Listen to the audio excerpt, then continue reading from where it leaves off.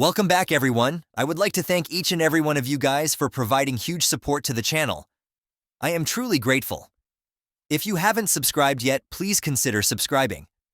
Today, we are diving into a new world where our protagonist becomes a part-time dragon and manages his full-time harem. On the eve of the year 2076, the boundary between reality and fantasy blurred as a game-like scenario descended upon the world. The arrival of countless perilous dungeons, teeming with hordes of monsters, marked the beginning of an unprecedented crisis. Powerful beings mercilessly decimated the human population, pushing humanity to the verge of extinction. Amidst the chaos, divine talents were bestowed upon select individuals, enabling them to awaken as formidable hunters. These hunters eventually turned the tide, rescuing the world from the monstrous onslaught and ushering in a new era where strength ruled supreme, and survival of the fittest became the undisputed law. Hunters were thus compelled to constantly enhance their abilities to maintain their positions in this newly established order.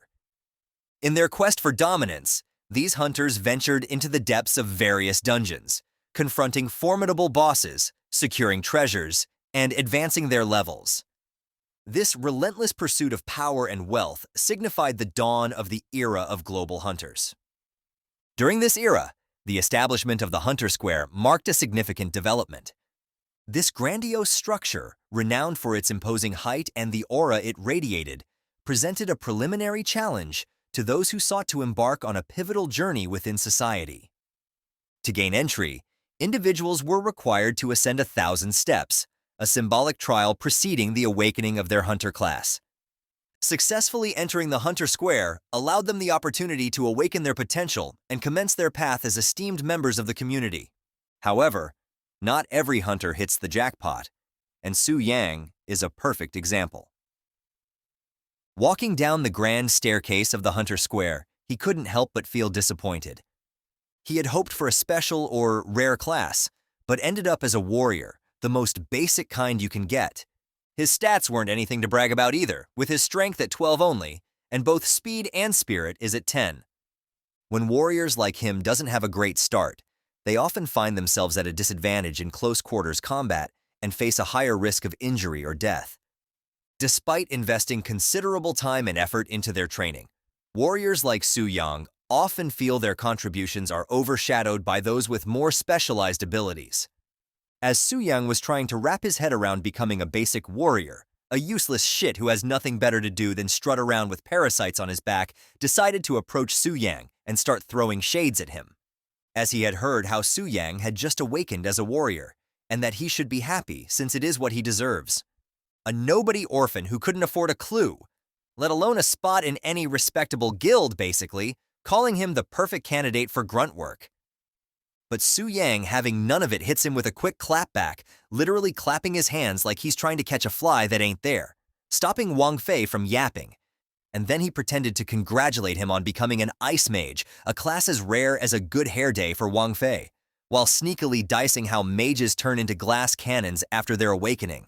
Strong in magic, but as sturdy as a wet paper bag in a fight, so if he's so courageous to provoke him, he should run them hands because he would gladly give him the smoke if he desperately wants to. But as Su Yang expected, Wang Fei can only muster up some weak threats while hiding behind his squad instead of squaring up to him like a man. And in the midst of an escalating standoff, the air was thick with anticipation as everyone braced for what seemed to be an inevitable clash. However, the dynamic shifted dramatically when one of the members of Wang Fei's group caught sight of something that instantly demanded everyone's attention. Turning their heads, the crowd was taken aback to find themselves in the presence of the Spirit Hunt Guild's raiding team. This wasn't just any guild, but an A-tier powerhouse known throughout East Spirit City for its formidable achievements and influence. The crowd's initial shock quickly morphed into excitement as they recognized Zhao Ming, the vice president of the Spirit Hunt Guild. Zhao Ming, a figure usually seen gracing the guild's posters and promotional material, stood there in the flesh, his presence commanding the space around him. Seizing the moment, Wang Fei stepped forward with a mix of eagerness and ambition. He approached the raiding team, full of praise for the Spirit Hunt Guild, and openly expressing his desire to become a part of their ranks. He didn't hold back in showcasing his rare Ice Mage profession, hoping to impress and secure a spot in the guild. Initially, his request was declined by another guild member of the Spirit Hunt Guild, stopping his advancement and redirected him to apply at their recruitment crew down the stairs. However, Zhao Ming respects the hustle that Wang Fei had just demonstrated, and the strategic advantage his control skill could bring to the guild. And so he decided to give Wang Fei a recruitment card. This gesture not only highlighted Wang Fei's potential value to the guild, but also served as a testament to the Spirit Hunt Guild's openness to scouting and embracing new talent. Witnessing this interaction, others in the vicinity were quick to jump on the bandwagon. They began voicing their own aspirations to join the Spirit Hunt Guild, each citing their unique professions and abilities in hopes of catching the raiding team's attention. However, the raiding team made it abundantly clear that their current mission was not centered on recruitment.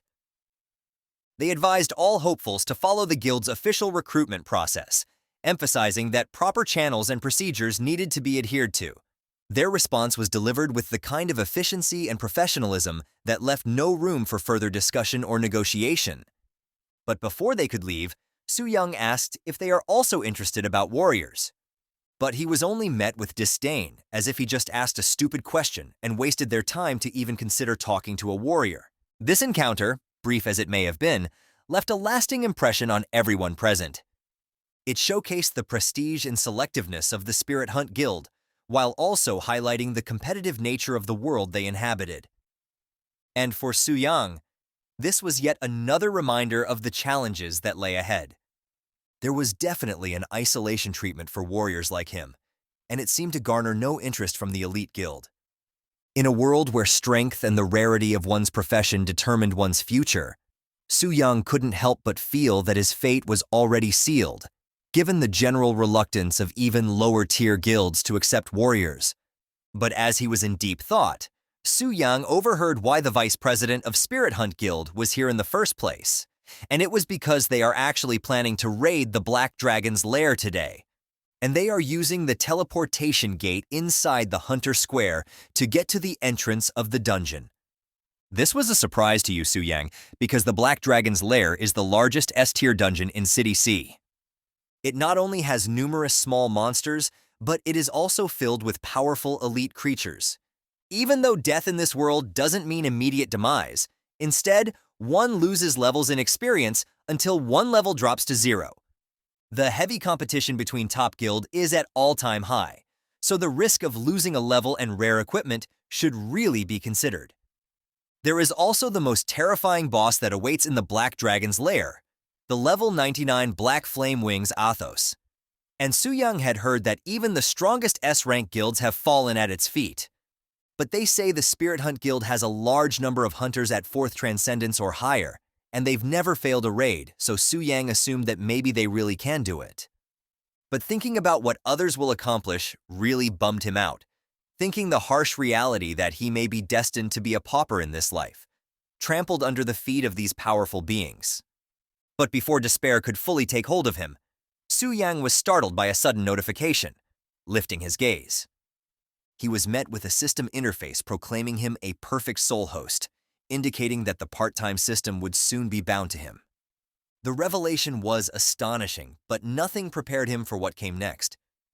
A notification asked him to activate the role. Su Yang confirmed, yes. New notification popped confirming the initiation of jump. Upon reopening his eyes, Su Yang found himself transformed into the level 99 Black Dragon, Athos, Black Flame Wing. His new form boasted an incredible health pool of 5 million, alongside staggering strength, speed, and spirit values. He was even equipped with talents that seemed straight out of a legend. The dragon bloodline gave him an incredible advantage, making him nearly impervious to both physical and magical attacks with an 80% immunity. His innate mastery over the destructive black flames allowed him to unleash powerful fire-based attacks without any cost, dealing massive magical damage to his adversaries. Not to mention his dragon's suppression ability, which lowered the attributes of any creature below his level by 20%, giving him an overwhelming edge in battles. Moreover, his arsenal of skills was nothing short of awe-inspiring. The Dragon Blast could inflict damage equal to 300% of his strength, while his dragon's roar had the power to stun all beings within a 300-meter radius, with lower spirit values than his for 5 seconds.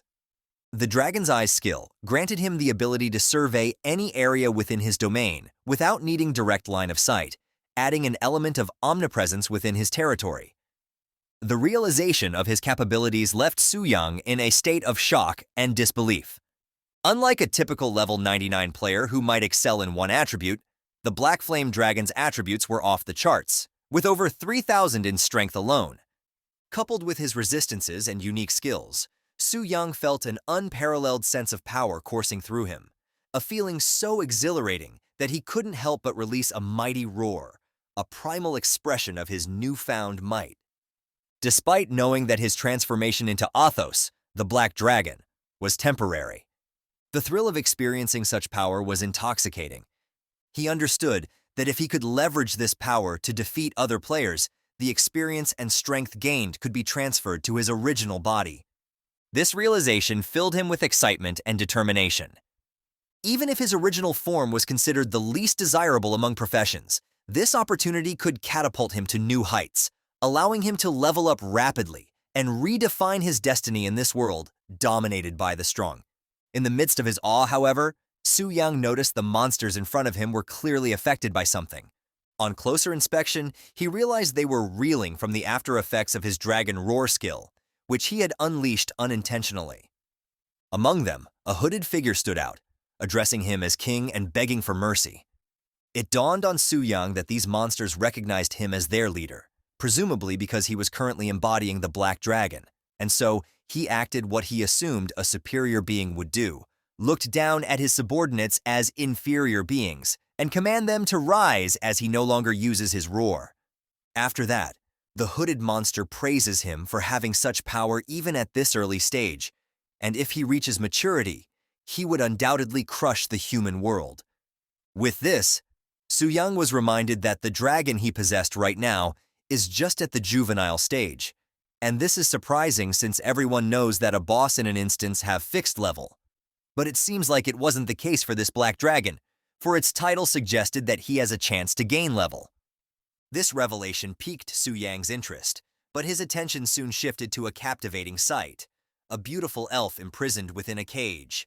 Her elegant silver hair and striking crimson eyes contrasted sharply with her distressed state, struggling to breathe under the influence of Su-yang's dragon aura. When she noticed his gaze, she demanded her release, threatening retribution from the elven race. However, Su-yang was more fascinated than intimidated. Since the merging of the game world with reality, various mythical races had emerged, and elves, known for their seclusion within instances, were among them. Seeing an elf was rare, and Su-yang was captivated by the opportunity to interact with one firsthand. However, their conversation was cut short by the sudden ripple of a spatial disturbance, a sign that a player was about to enter the scene. The elf, interpreting this as the arrival of a savior, openly taunted the dragon, believing her freedom was imminent. She was taken aback when the dragon, whom she expected to ignore her jibes, turned its attention towards her. This unusual behavior puzzled her, as dragons typically disregarded such provocations. However, Su-yang had more pressing concerns than engaging in banter with the elf. He was aware that the Spirit Hunt Guild was on its way, and despite their reputation for unbeaten strategies, Su-yang doubted their ability to overcome him in his current formidable state. Still, he reminded himself not to underestimate his opponents. Overconfidence could lead to defeat, and the Spirit Hunt Guild wouldn't dare face him without a solid plan. To get a better understanding of the guild's approach, Su-yang activated his Dragon's Eye ability, allowing him to oversee the guild's movements from afar.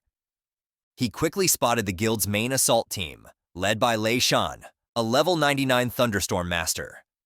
Accompanying Lei Shan were the guild's elite members: Zhao Ming, a level 95 Storm Archer, Chen Yuan, a level 96 Healing Paladin, and Li Dan, the level 98 Holy Shield Master. They were all marching towards his lair with a single goal in mind: to defeat the Black Dragon Athos and elevate their guild's status to the 5th stage of transformation.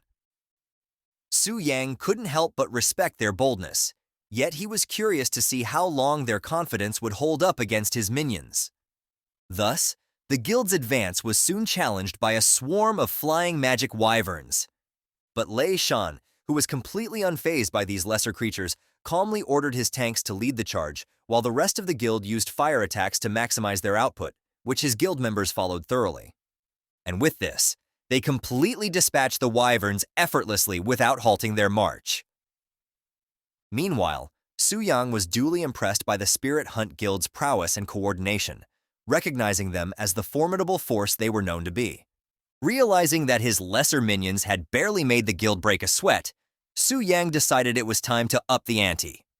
He summoned a dragon warrior, a behemoth that towered over the battlefield, causing even the seasoned members of the Spirit Hunt Guild to freeze momentarily in awe and apprehension. Even Lei Shan wasn't an exception. He was momentarily taken aback by the dragon warrior's sudden appearance and impressive capabilities. Still, he quickly organized his guild for defense. The dragon warrior, matching even the guild's elite and strength, presented a new level of threat with its ability to teleport short distances, catching the guild off guard and nearly overwhelming their DPS units. In a critical moment, Li Dan activated his Divine Light Shield barrier, thwarting the dragon warrior's assault and protecting his fellow guild members. While Zhao Ming seized control in the chaos, ordering the ranged attackers to retreat and the melee fighters to engage, his strategic use of the Storm Arrow skill was pivotal, taking down the elite dragon warrior and demonstrating the guild's resilience and strategic flexibility in the face of unexpected challenges. Despite the Spirit Hunt Guild's success, Su Yang remained composed. This just proved to him that an elite monster of that level could definitely challenge the guild. But the elf, on the other hand, tried to mock him again for even attempting to send his lackeys to do his bidding just to die like that. Little did she knew, he had a few more of those elite for him to command. Completely surprising the elf yet again, as Su Yang released 6 more elite dragons into the fray, the guild faced an unprecedented situation. Scaring all the members of the guild, even their elite units didn't know what to do, as there were no records that the dragon would send units after them even before encountering it, so it was definitely a strange occurrence. Still, Lei Shan remained calm, because to him, they are all but just elite monsters, and he specialized on dealing with elites, and so with his leadership alone, he is confident that they could overcome this, and due to their trust and respect to their leader, the guild members steeled their resolve and listened. And Lei Shan then commanded to reform their ranks, prioritize healing the tanks, as they would maintain aggro until the battle ends. Combining this tactic with their raw power, they managed to overpower the new threats. Meanwhile, Su Yang watched and was surprised by the outcome. Initially, he thought that using elite monsters and catching them by surprise would be enough to drive them away. But it seems like it wasn't the case. They are more tenacious than he thought, but still, he can't really understand why they are so eager to challenge him. It was no doubt they are strong, but they aren't strong enough to defeat him yet, and even the elite monsters that he sent made them struggle, unless they have an unused cards that will turn the tides in their favor. But as he was in deep thought, he was surprised to notice that the guild had decided to go to the other direction. This was such an unexpected thing, as they are just few steps away before they meet him. This prompted him to assume that there must be some secrets hidden in the direction the guild was heading. Utilizing his dragon vision, he discovered they were heading towards the Dragon Slayer's tomb. Inside it, there was a glowing item that caught his attention. It was the Dragon Slayer's heart, a quest item capable of negating dragon talents.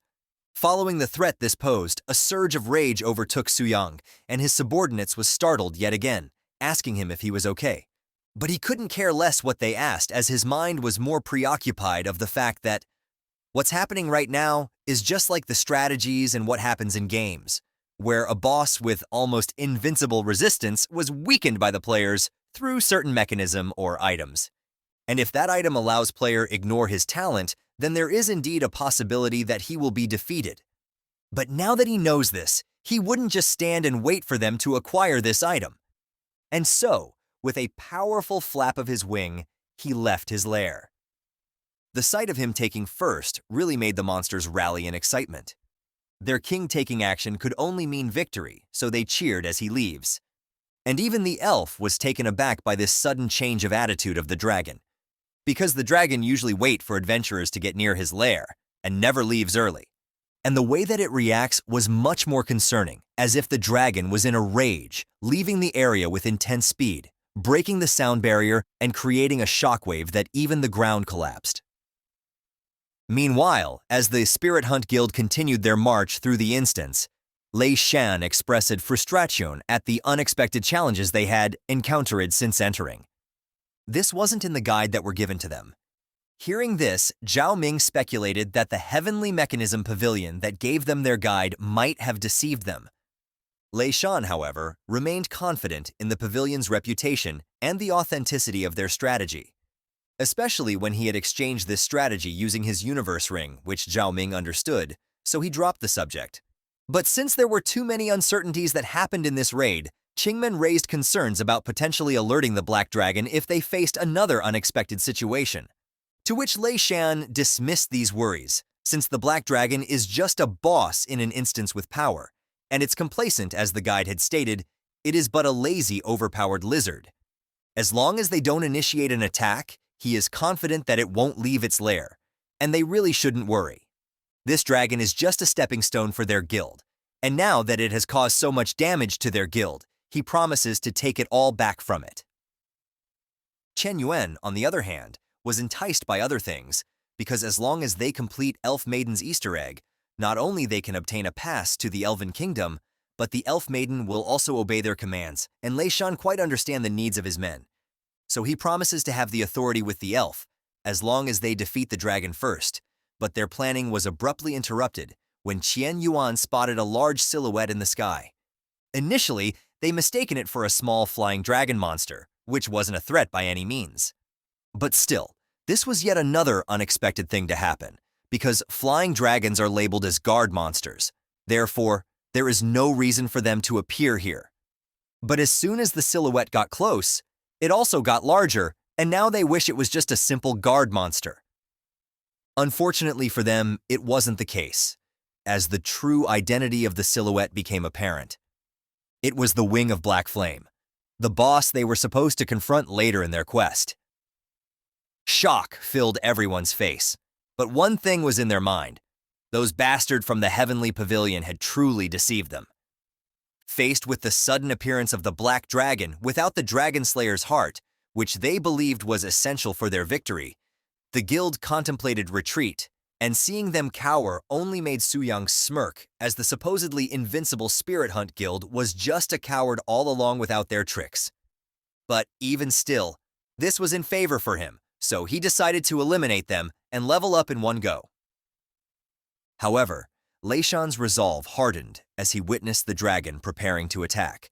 And so, before the dragon could release his skill, he quickly used his lightning ability. Although it wasn't the most powerful attack, it successfully interrupted the dragon's assault. Li Shan then radiated a powerful aura of electricity, signaling his determination to confront the dragon head-on. And he firmly instructed his guild that retreat was not an option, as he believed in everyone's ability, and there is nothing they can achieve. Though this dragon is strong, his guild members are strong as well, so they should get back to their position and get ready to slay this dragon, and if that's not enough to convince them, he promised to reward them generously. May it be money, equipment, or women. There are no such thing as impossible after they overcome this. With this, Li Shan had gained back everyone's spirit, even though the dragon was still looking menacing as before. They believed in the captain's words, and now believed they could overcome everything. Meanwhile, Su Yang was equally excited on what this renowned guild may show him. As the confrontation with the formidable Dragon Atos escalated, Li Shan swiftly issued commands to bolster their defenses and offensive capabilities. He instructed Li Dan to activate the strongest defense barrier, and called upon the healers to support him with mana regeneration, aiming to sustain their position. Meanwhile, the support classes apply all single-target buffs on him and Xiao Ming to maximize their output, as they just have to make an opening even for a little bit, because according to the guide, they are not far from the Dragon Slayer's tomb, so as long as they manage to open a fraction of a second of opportunity, there is still hope for them to defeat this dragon. However, their planning was abruptly cut short when Atos's tail crashed down among them, causing chaos and destruction. Since Su Yang was determined not to allow the guild any time to execute their plans, but to his surprise, amidst the settling debris and smoke, a light flicker and magic attacks came to his face soon after. It seems like the players were still alive, and it was all because of Li Dan, setting up his triple holy light barrier on the nick of time. It was uncharacteristic of a boss to make the move first, so they didn't expect this to happen.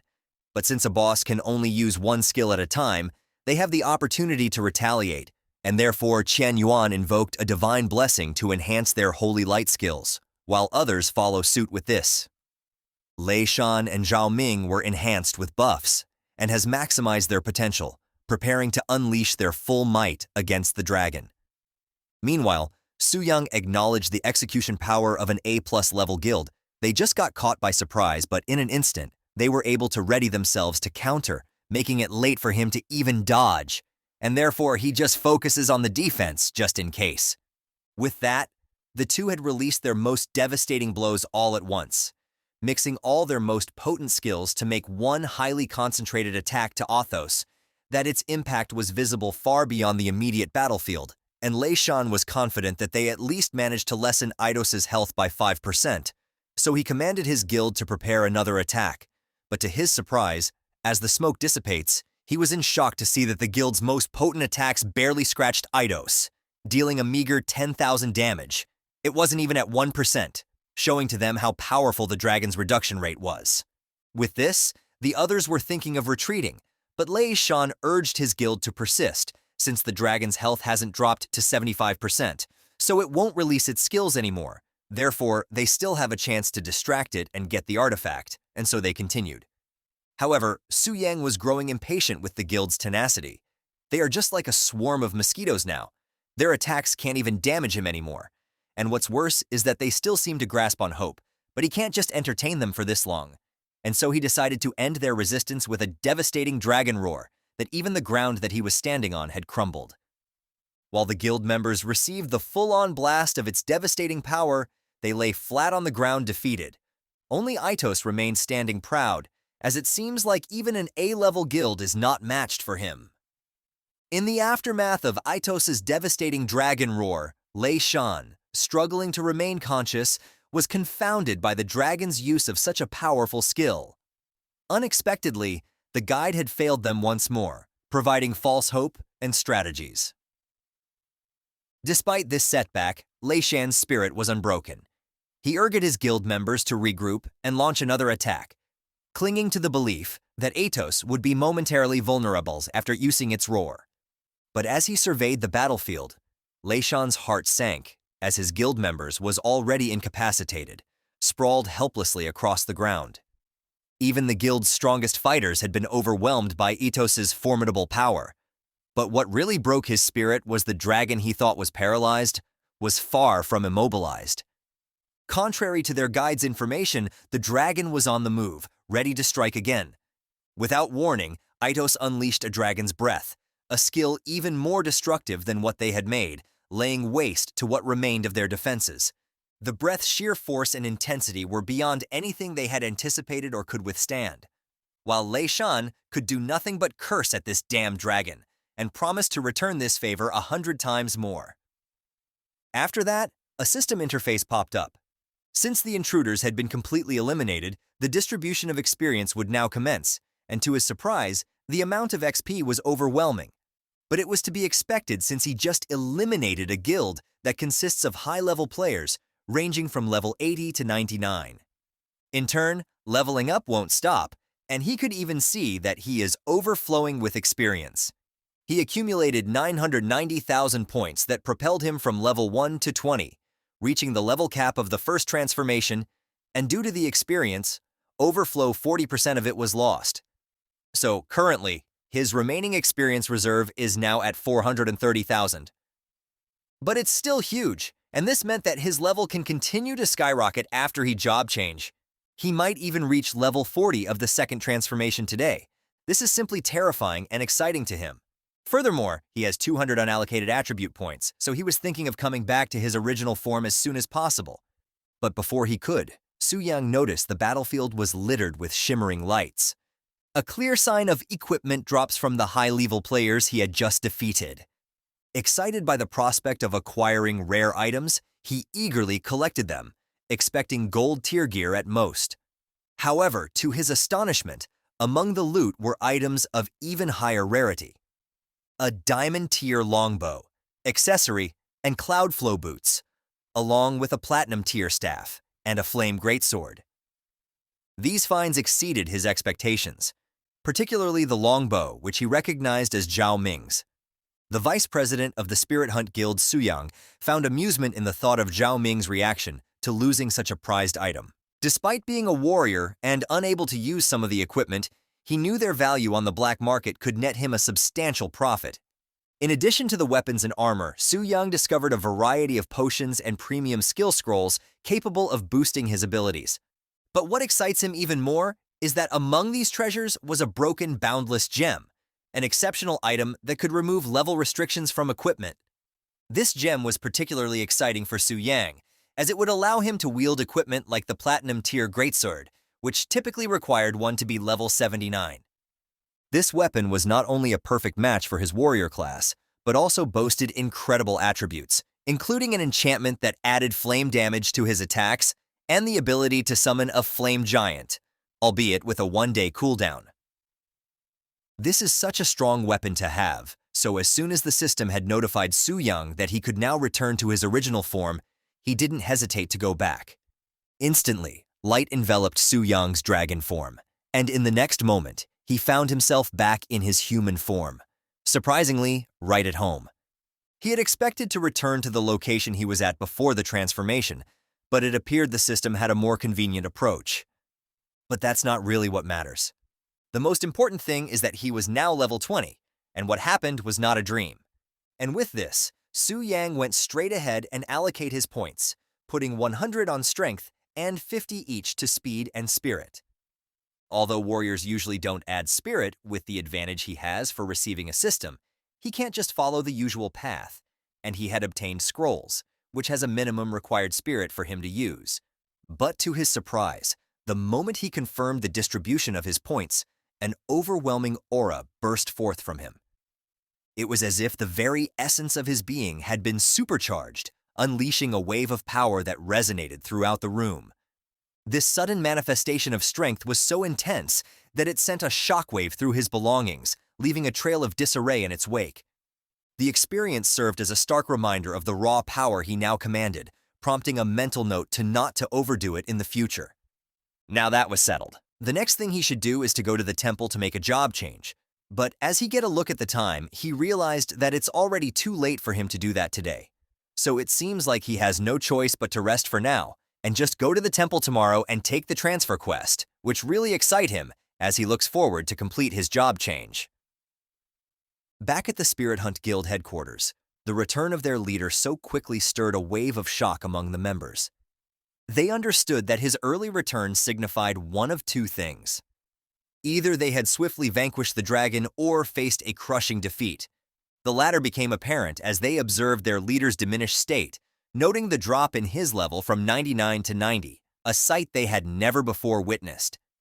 The guild had always prided itself on its invincibility, bolstered by their strategies, and they also have the guide from the Heavenly Mechanism Pavilion, so there was no chance that they could be defeated, but this just pissed the leader even more, and commanded them not to mention that backstabbing of a pavilion in front of his face ever again. He had traded his universe ring, but they just gave him a shit strategy that led them to their defeat. This is unforgivable, and his men had also taken an impact, especially his vice president, Zhao Ming, who not only had dropped his level to 86, but he has also lost his diamond tier weapon, which took a toll on a mental health. Even his priest is now having a tantrum as he had lost not only the boots, but the chance to have himself an elf girlfriend. With this turn of events, Li Shan's eyes sparked with the fury of thunder, a clear sign of the storm that was about to be unleashed as he vowed to seek retribution against the pavilion for their betrayal, and will not rest until he got answer from those deceiving shits. The next day had arrived, and the ancient orphanage was alive with activity. It was a scene unlike any typical day. Kids ran around playing, their laughter and shouts filling the air, while the adults were busy with their responsibilities, trying to keep everything under control. This particular day was far more chaotic than usual, because the orphanage received a surprising amount of deliveries. Piles of boxes and packages had arrived, addressed to the orphanage, which puzzled everyone, especially the elderly man in charge. He couldn't help but wonder if there had been some mistake, thinking perhaps these goods were meant for another place. However, the delivery staff were certain they were at the right location. They showed the paperwork, which clearly stated that these items were to be delivered to the Anshan Orphanage, and the person who ordered them was a young man named Su Yang. This detail shocked the old caretaker. He knew Su Yang very well, and was aware that Su Yang didn't have much money. The caretaker couldn't figure out how Su Yang could afford to send so much to the orphanage. But as the caretaker was lost in his thoughts, his attention was suddenly drawn to a more pressing matter. His parental instincts kicked in when he saw a little girl playing dangerously close to a stack of crates. And just as he feared, these crates were tipped over, and the little girl was about to get crushed by it. But because he was old, he couldn't reach her in time, and all he could do was shout. Fortunately, just as the crates began to fall, a figure rushed forward with remarkable speed, and arms shot out, catching and stabilizing the crates in the nick of time, preventing them from crashing down on the little girl. The rescuer was none other than Su Yang, the same person who had sent all the deliveries. He had arrived just in time to save the day, and it seems like he is well loved by the kids in the orphanage, as they immediately rushed towards him the moment they recognized him. And seeing them lively like this put Su Yang's mind at ease, and the old man was equally excited to greet him. And it seems like Su Yang becomes so powerful, holding the crate like it was nothing, making the old man proud that he had already received a profession. Despite his joy, the caretaker's concern for Su Yang's well-being lingered. It was second nature for him to worry about the children he had raised, prompting him to advise Su Yang to remain cautious and prioritize his safety. Su Yang could only offer an awkward smile and response, fully aware that he was the monster that others should beware of. Nevertheless, Su Yang was touched by the caretaker's care and concern. Having grown up an orphan, he felt fortunate to have someone who looked out for him like a family member. Eager to ease the caretaker's worries, Su Yang reassured him that he had nothing to fear, since the monster are pretty obedient towards him, and they can't even hurt him, thanks to his considerable strength. And he's even going to the temple right now to change his professions. That's how strong he was, and this brought a momentary sense of relief to the old man. Shortly after his departure from the orphanage, Su Yang made his way to the profession change hall. Upon arrival, he was immediately caught up in the whirlwind of rumors swirling around the place. The hot topic of the day was the shocking news that the Spirit Hunt Guild had been completely decimated. This disastrous event was traced back to an issue with the Heavenly Mechanism Pavilion's branch, specifically a fault in the guide they had provided. Known for its meticulous and highly regarded raid groups, was now under scrutiny for a mistake that seemed out of character for such a prestigious organization. As Su Yang mingled among the crowd, absorbing the gossip, he pieced together valuable information. The Heavenly Mechanism Pavilion was not just any raid group. It was a top-tier organization, boasting numerous experts of the 5th tier. The implications were clear. If there were indeed flaws in their raid strategy, the Heavenly Mechanism Pavilion would soon take steps to rectify their mistake, likely leading them directly to Su Yang as their next challenge. But this just put a smile on his face, and the thought of going up against the members of the Heavenly Mechanism Pavilion didn't intimidate him. Instead, it sparked excitement at the prospect of the high-quality equipment he could potentially acquire from them. However, his trains of thought were disrupted yet again by the same fucker who can't mind his own damn business. It was Wang Fei and his group of nobodies. And with Wang Fei's usual arrogance, he questioned why Su Yang still keeps on appearing at the temple when his profession is nothing but trash. And before he could respond, he emphasized that was a rhetorical question, as Wang Fei was well aware why, and that no guild had wanted Su Yang, so he asked to come every day to try his luck. A fact he found amusing. But all jokes aside, since he was now in front of him, it is a good time to continue what they couldn't the day before. He was lucky he lets him off yesterday because of the guild business, but now that his schedule is free and had allocated his points and learned some skills, why not he demonstrate this newfound abilities and teach him a lesson for crossing him? But unfortunately for Wang Fei, even before he could release his skill, Su Yang decided to act first and cast Fist, letting Wang catch his hands with his face, and he smacked him so hard that he practically became a human pinball. And this attack of his knocked Wang Fei's HP down to 5%. nearly killing the dude. Also, this sent a strong message to his band of goons to not mess with him anymore. Because if they did, he is free to let them feel his hands like what he did to Wang Fei, a proposition they decidedly weren't keen on, prompting them to collect their homeboy, Wang Fei, and make a hasty retreat from the scene. And as they vanished to view, an applause from his rear caught Su Yang's attention.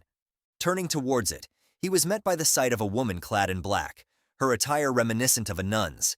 Yet the slit in her dress that revealed her thighs suggested she was anything but a nun. Cheer up, guys, I think the first thick waifu just appeared. Look at those curves, I mean clothes. Shit. With this, it became immediately clear that she was a temple profession transition guide, a key staff member of the Changing Hall, and she is really impressed by the prowess Su Yang displayed, leading her to inquire if there was any way she could assist him, which what Su Yang exactly need. So he expressed his desire for a profession transition, a service she was perfectly positioned to provide. With a welcoming nod, she asked Su Yang to follow her to begin the transition process. During their walk, the guide couldn't help but notice Su Yang's appearance, which suggested he was a newcomer to the world of hunters. As they arrived at their destination, before them stood the transition god statue, an imposing figure carved from marble that dwarfed them in its grandeur. This statue wasn't just a piece of art, it was imbued with magic capable of detecting a person's profession and level, assigning them a transition task based on these criteria. Successfully completing this task was the key to undergoing a profession transition, a critical step for any hunter wishing to advance their skills and status. Speaking about transition tasks, these are categorized into 4 levels of difficulty, each designed to test the hunter's capabilities. Before Su Yang could begin, the temple guide offered some advice, suggesting he attempt a 3-star task. This recommendation piqued Su Yang's interest, leading him to question why not aim for a 4-star task. The guide explained that 4-star tasks are significantly more challenging. While it might seem a bit harsh, she pointed out that Su Yang's current profession as a warrior comes with its set of challenges, especially since these tasks demand completion solo. Furthermore, she emphasized that transition tasks are not just any ordinary challenges. They are commitments for life. Opting for a 4-star task comes with the risk of a lifelong inability to transition should he fail. Understanding the gravity of the situation, Su Yang decided to proceed, extending his arm towards the statue to discover his task. A flash of lightning filled the room, a sign that the statue was evaluating his eligibility. Once it confirmed he met the prerequisites, various transition tasks appeared before him, each with its own set of challenges and rewards. The 1-star transition task was straightforward, requiring him to defeat 10 level 20 ordinary sharp-toothed boars. Success would grant him the opportunity to choose between becoming a charge warrior or a defense warrior. Progressing to the 2-star task, the difficulty slightly increased, maintaining similar objectives, but with the added reward of a common-grade first-tier warrior skill book. The complexity further escalated with the 3-star task, which also promised a superior-grade first-tier warrior skill book, enriching Su Yang's arsenal.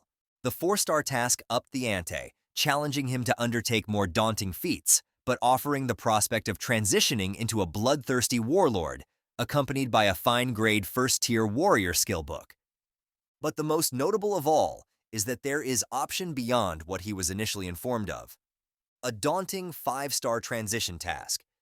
This task stood out with its unique, ominous background color, and looking at the information closely, it was indeed, on a whole, another level. It required him to venture into the perilous Cold Moon Forest, where he needed to kill 100 level 20 ordinary gray wolves, 10 level 20 elite savage wolves, and 1 level 20 boss-grade gray wolf. Furthermore, he was restricted from using any equipment or items obtained through gifts or trades, adding to the challenge's intensity. This is beyond overkill, but its rewards justified it, promising a special transition to the Path Demon Warrior, an additional 100 points of Spirit Attribute, an epic-grade first-tier Demon Warrior special skill, and the privilege of enjoying certain exclusive temple benefits. This revelation came as a shock to him, especially since he was initially informed that only 4-star tasks were available, and so he quickly turned around and confronted the nun about it. The nun promptly apologized for the oversight, explaining that the sheer difficulty of the 5-star task was the reason for it hadn't been mentioned. It was so difficult that not a single person in the Hua Kingdom has accepted this task for many years. Furthermore, with the advent of the transition era, the strength of each country's upper limit is determined by the transitioners. And so, rather than letting potential professionals remain stuck at level 20 forever due to a wrong choice, both the country and the temple advise against attempting the 5-star task in the hopes of cultivating more high-level professionals. Su-yang grasped the rationale behind this guidance. The 5-star task presented an extreme challenge. It requires him to take down a boss-level monster without any assistance or the use of equipment received as gifts or trades. Such daunting requirements explain why many opt to steer clear of this path. But still, the allure of gaining 100 spirit attribute points and the opportunity to transition into a demon warrior piqued Su-yang's interest, not to mention the mysterious temple privileges that accompanied the task. These factors solidified his decision to pursue this rigorous path. Meanwhile, the nun really tried her best to convince Su-yang to take the 3-star task. Unfortunately for her, he already made up his mind, and so Su-yang just thanked her for the advice, which made her happy.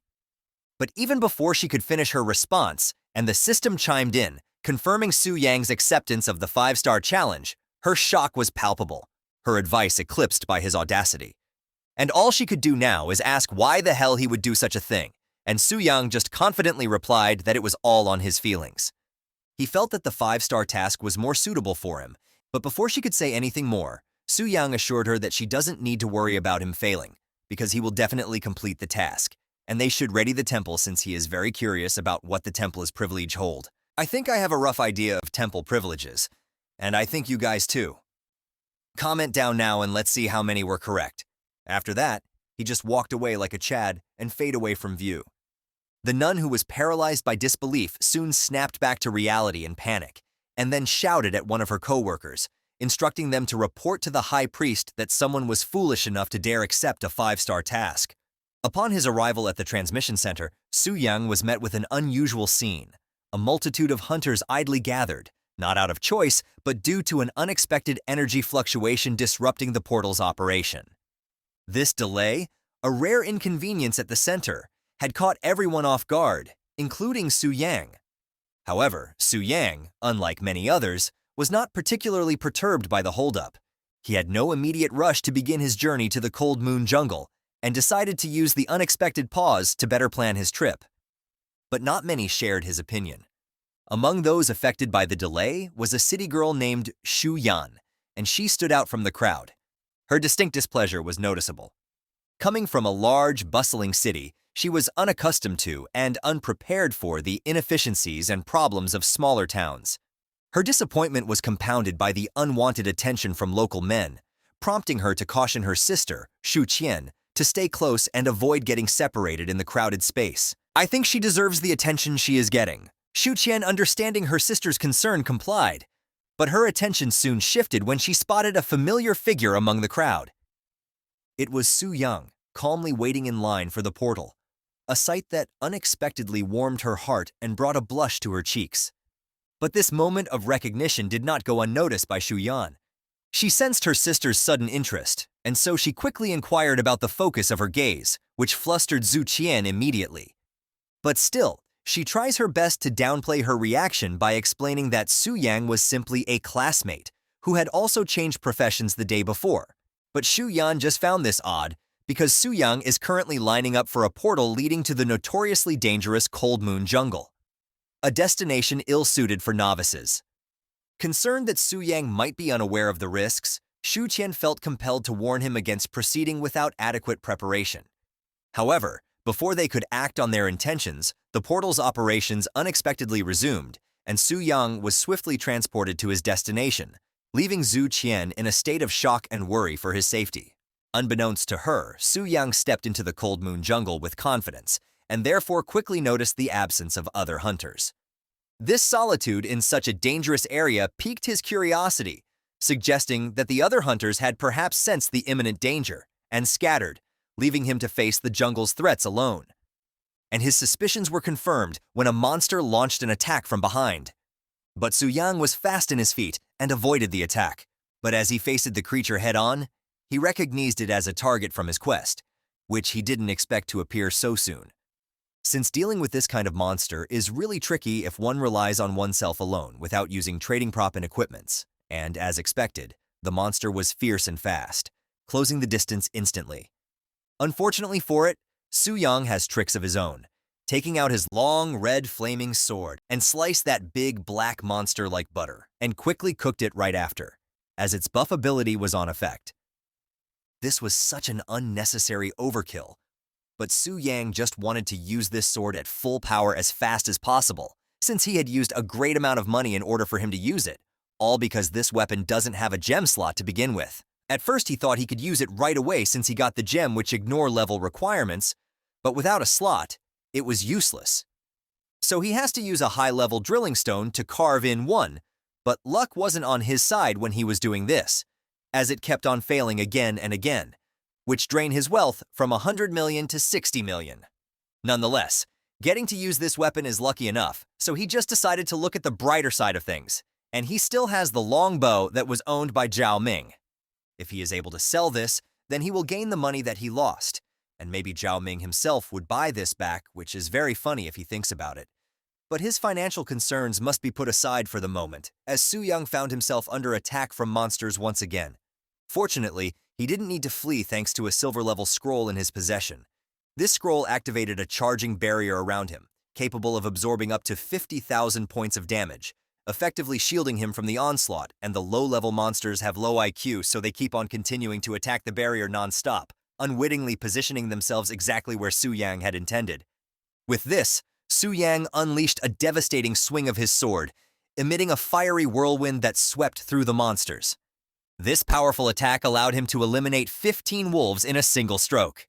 However, his quest required him to vanquish 100 wolves, and he realized that hunting them down individually would prove to be a troublesome and time-consuming task. To streamline this process, Su-young pulled a monster attraction stone from his inventory. This unique item, usually dropped by low-level bosses, had the ability to lure both ordinary and elite monsters within a considerable radius directly to him. Recognizing the tactical advantage this presented, Su-young activated the stone by tossing it into the sky, where it shattered and unleashed its magic, and almost immediately, the gem's power was evident as wolves swarmed from all directions, surrounding Su-young, leaving Su-young with nowhere to run, but retreat was never an option. He considered he was determined to fulfill his quest objectives in a decisive manner. To achieve this, he consumed an intermediate spirit potion, boosting his spirit points significantly, and unfurled a special baptism of fire skill scroll. This scroll allowed him to unleash a devastating area of effect fire attack, enveloping him in a pillar of fire that incinerated any monster daring to approach. This maneuver allowed him to meet the requirement of slaying 100 wolves. But it seems like the attraction stone proved to very effective, as he had attracted all the monsters in the forest. But he is not worried for one bit, as he had numerous amounts of scrolls at his disposal, so he can easily respond in kind against this large number of monsters. Meanwhile, in a remote part of the Cold Moon jungle, a puzzled group of hunters roamed, perplexed by the eerie silence that had replaced the usual cacophony of monstrous growls. Accustomed to fending off aggressive creatures at every turn, their 2-kilometer journey without a single monster encounter raised alarms. The mystery deepened when one hunter recalled seeing a monster that, instead of attacking, fled in the opposite direction. An unheard-of behavior for the typically hostile inhabitants of the forest. Piecing together this odd behavior, the group's most seasoned hunter deduced that a monster attraction stone must be at play, drawing all the monsters to a single point and away from them. And this is such a selfish tactic, as this just wasted the opportunity of other hunters. With this, the group was determined to confront this shameless son of a that wants to get all the rewards for himself, and teach him a lesson that he won't ever forget. But they may have to postpone that thought, as a sudden immense power emerged from where they were headed. The attack was so strong that it had reached the skis above, and the shockwave of it can't be ignored either, as the trio had felt it even from a distance, which made them curse out loud, as this level of magic fluctuation was likely from a third-level magician. So it's safe to say that confrontation was no longer an option. With this, they decided to quit now, and just do something else, as they can just complete their task next time. Meanwhile, back in the desolate aftermath where Soo-young stood, the scene was markedly different from moments ago. The vast number of monsters that had swarmed him were now nowhere in sight. Not a single corpse remained, and the landscape around him was scorched, devoid of vegetation, extending for miles in every direction. This level of destruction marked the completion of 2/3 of his ambitious 5-star job transfer task, leaving only the formidable boss as the final hurdle. A sense of anticipation lit up Soo-young's face.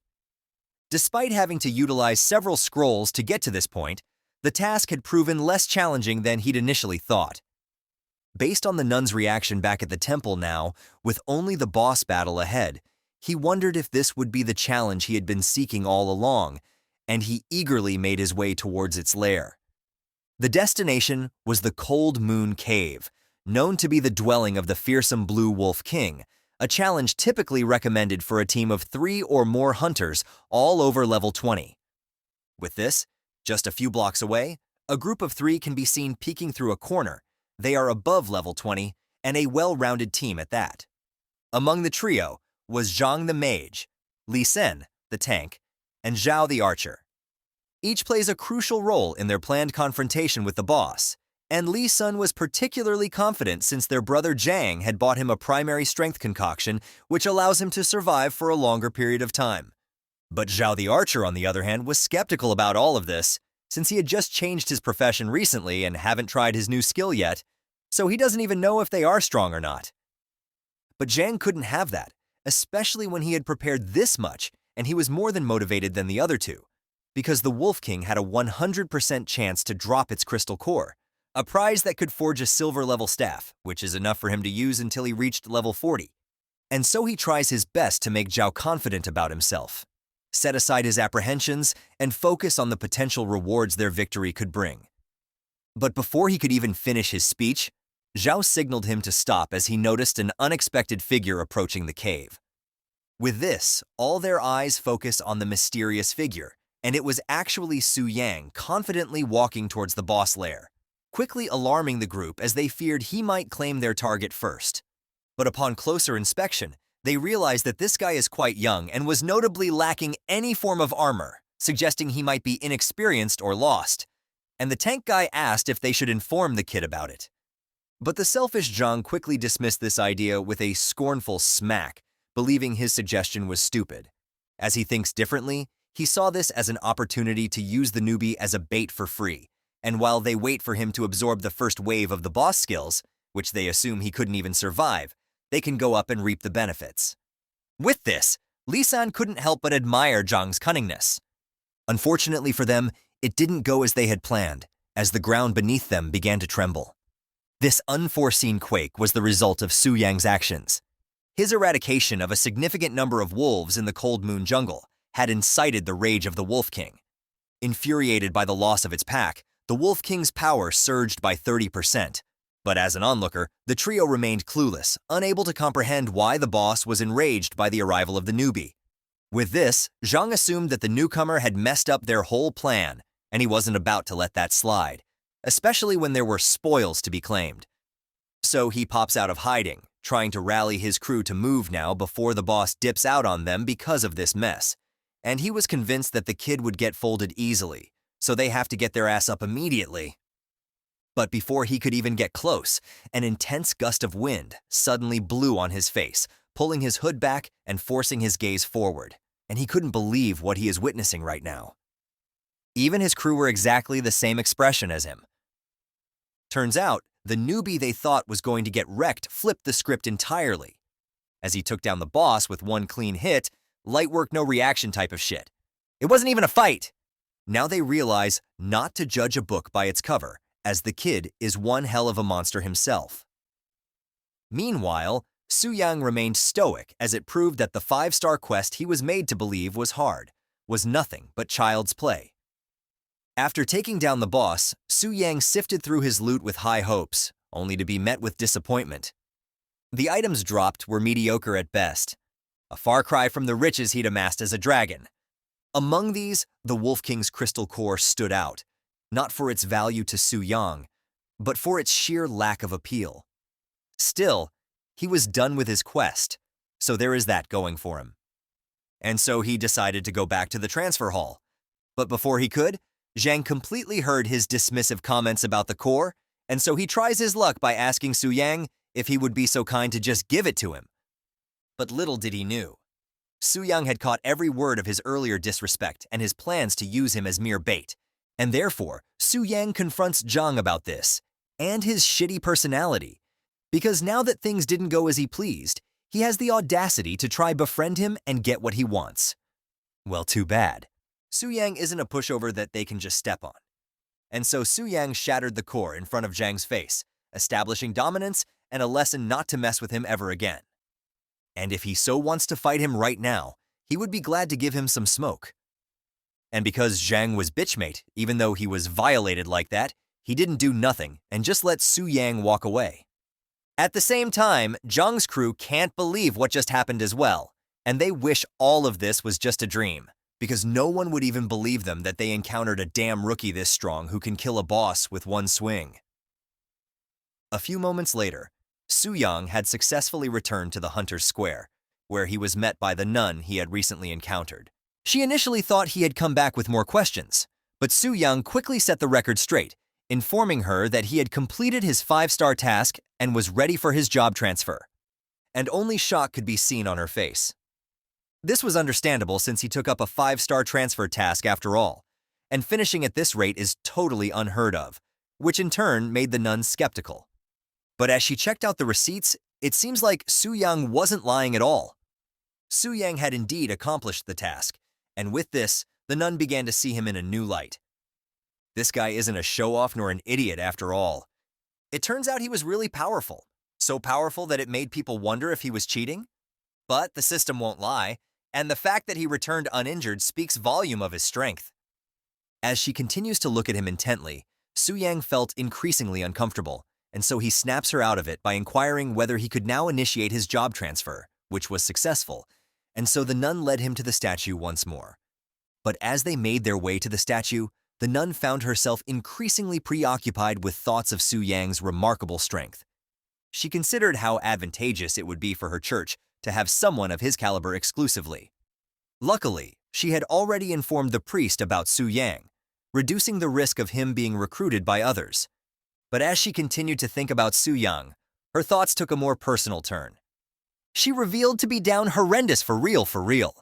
Like damn, she a nun, but she down to get dirty with Su Yang since he is also pretty handsome, and she was even thinking of getting his contact information after this ordeal was over, and the thought of being with this guy is already driving her crazy.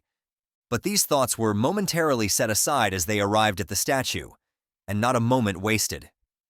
As Su Yang stepped closer, and almost instantly, a burst of light shines above, and then several beams of light descended swiftly and penetrated him in succession, filling him with powerful energy. This spectacle signaled that he had successfully passed the test and was now prepared to undergo his profession change. And then immediately, a golden halo started to materialize around his wrist. This was a job halo, a special reward given to players who complete the job change tasks, and its color and the bonuses it provides vary according to the difficulty of the task completed, starting from white for a 2% bonus, green for a 4% bonus, blue for a 6% bonus, purple for a 10% bonus, and then to orange for the highest tier, offering a staggering 25% bonus to basic attributes. This is beyond what he expected, and he could feel it. He had really grown significantly. Additionally, he also changes to a demon warrior class, a hybrid class, adept in both close combat physical skills and a broad range of magic abilities, enhancing his versatility and overall power.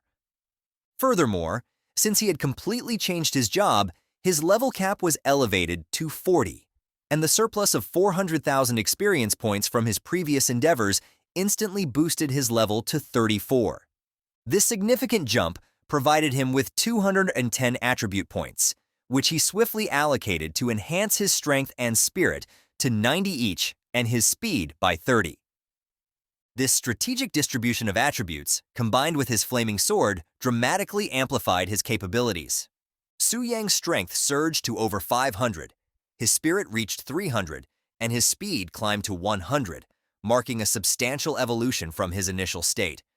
But the blessings didn't end there, as he had also received the promised epic skill book specific to the demon warrior profession, in which contains an epic grade skill named Magic Blade, enabling him to forge a weapon out of condensed magical power, inflicting full magic damage, and the damage of it increases with his strength and mental attributes.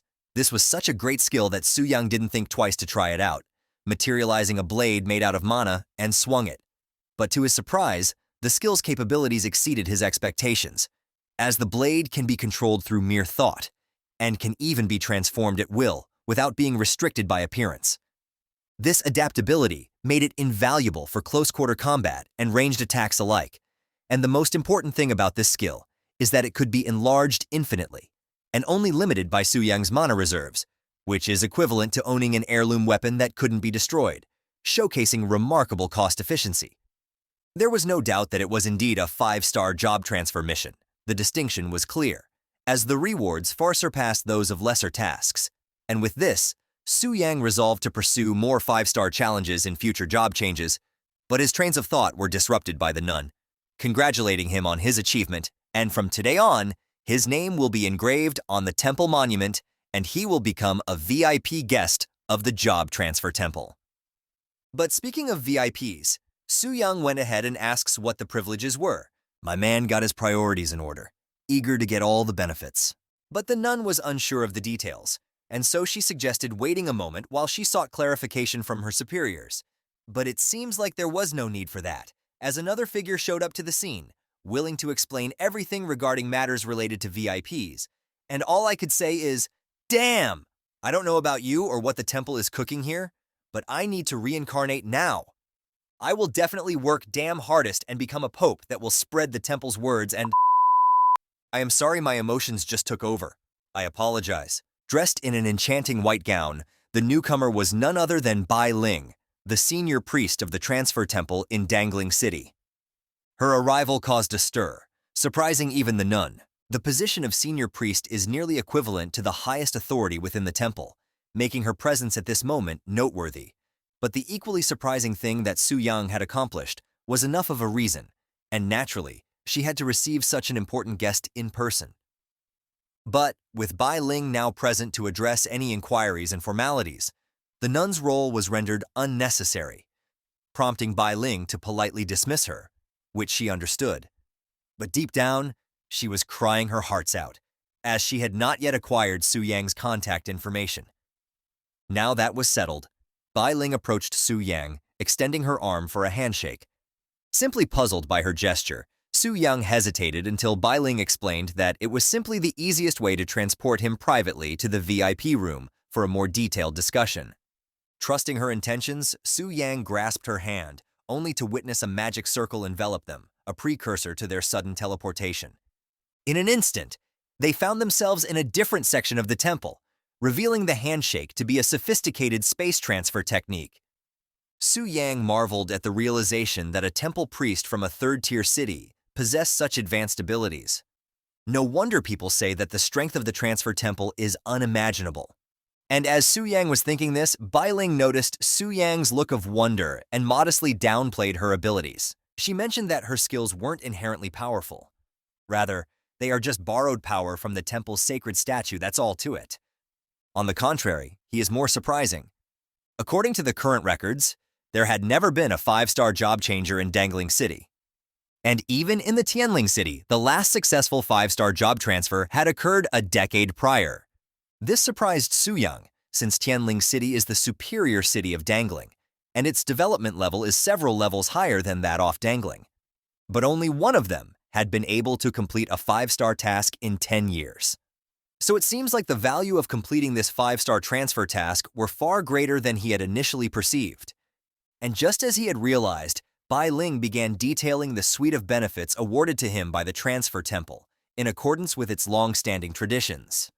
Firstly, Su-young was to receive a generous monthly allowance of 10 million in the national currency, a substantial sum that underscored the value placed on his accomplishment. Secondly, he was granted a black gold status authentication from the X-Alliance, entitling him to a 20% discount on all purchases and transactions, a privilege that would undoubtedly make his adventures and endeavors both more efficient and cost-effective.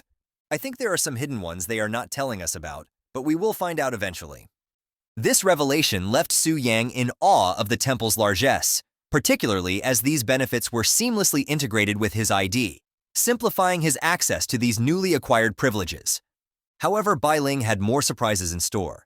She further explained that Su Yang's exceptional status also afforded him the opportunity to join any A-level guild within the city. But Su Yang, accustomed to operating solo, inquired Bai Ling if joining a guild was obligatory, which Bai Ling reassured him it wasn't a requirement, but strongly recommended considering it, as the collective resources and support a guild offers could significantly accelerate his growth and strength. An individual's ability is limited after all. Furthermore, joining a guild comes with added benefits like experience buffs, aura enhancements, and crucially, team protection, making it an attractive option over going it alone. And Su Yang understood this line of reasoning, and it is also true that a solo player can easily be targeted, especially those like him who had taken the spotlight. While confident in his abilities against a hunter of the same level, facing a significantly higher level hunter could pose real challenges, and having a guild would likely prevent that from ever happening. And he really needs any help that he could get. Since his aspirations extended far beyond the confines of Dangling City, he aimed to become a dominant figure across all realms, a prospect that puts a smile on Su Yang's face. Now that was decided. Su Yang asked Bai Ling what guilds are there to choose from, prompting her to reveal that there are currently only 2 A-level guilds in Dangling City, and based on various data, she recommended the Spirit Hunting Guild as the most suitable option for him.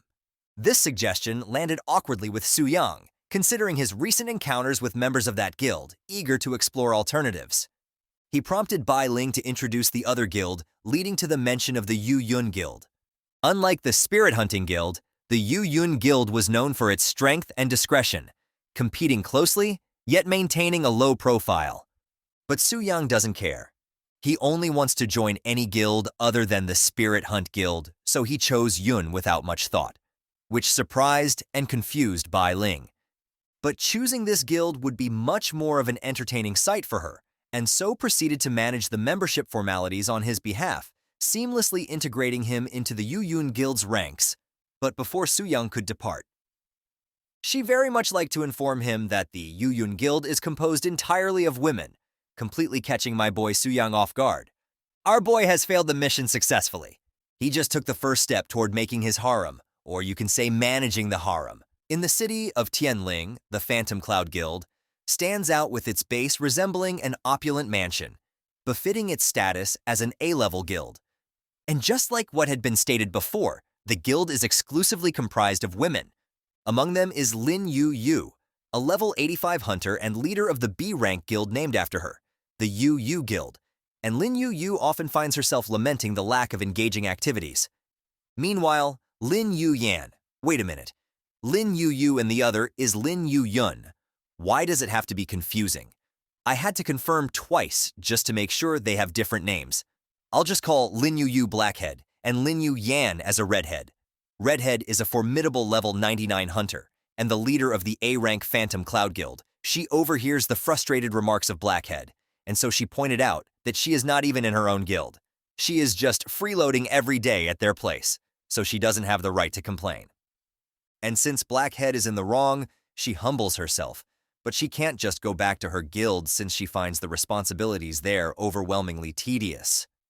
But before Redhead could respond, another familiar character had arrived at the scene, opening the door with such force and immediately responded to Blackhead that, even though Blackhead likes slacking, she can't just skip out on guild duties without notice, especially when it comes to welcoming new members. And this newcomer is none other than Zukian, who introduces herself as an ice elementalist. The head-turning lady and the cutie are here, guys. I bet the blonde cutie will be the first one to fall for him. While Blackhead finds Zukian's abilities satisfactory, she's particularly more interested in how cute Zukian looks, so she approves of her joining the guild, which surprises Zukian, but she barely gets a chance to respond as Redhead's reaction overtakes the conversation. As it seems like she was engrossed in some information displayed on a system window, Requesting Blackhead to inquire about the commotion, Redhead revealed that a male member had unexpectedly joined their guild, causing a stir among the guild members, all curious about the sudden new member.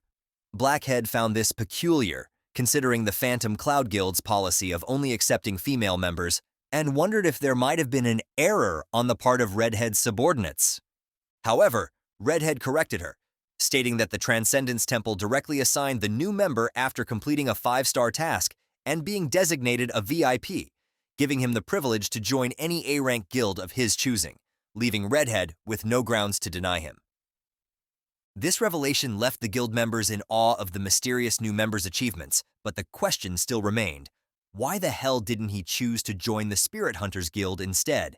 But Redhead is still the guild leader, so she maintains an open mind, refraining from jumping to conclusions without evidence.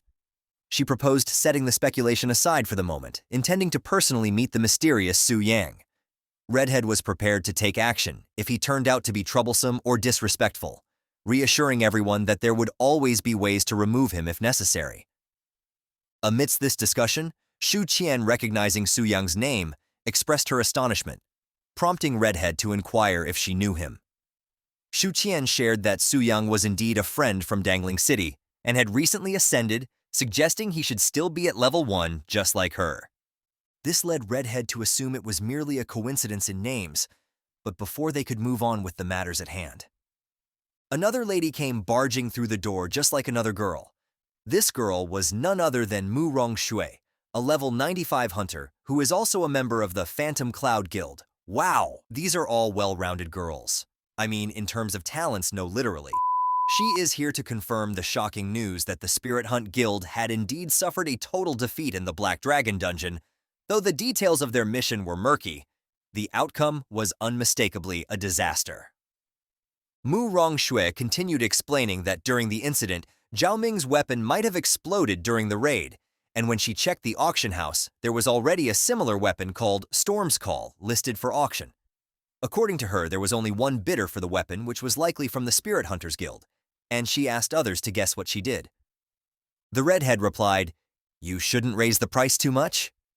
With a cheeky smile on her face, and in response, Mu Rong had a proud smile on her face while explaining that she kept pushing the bid with other bidders and raised the price over 12 billion, which caused a heavy loss to Spirit Hunter Guild.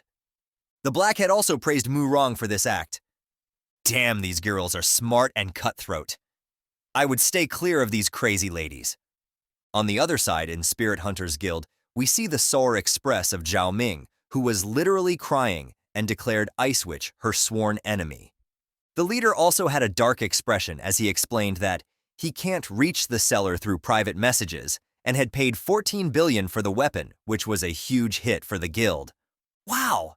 Our boy Su Yang must be super happy.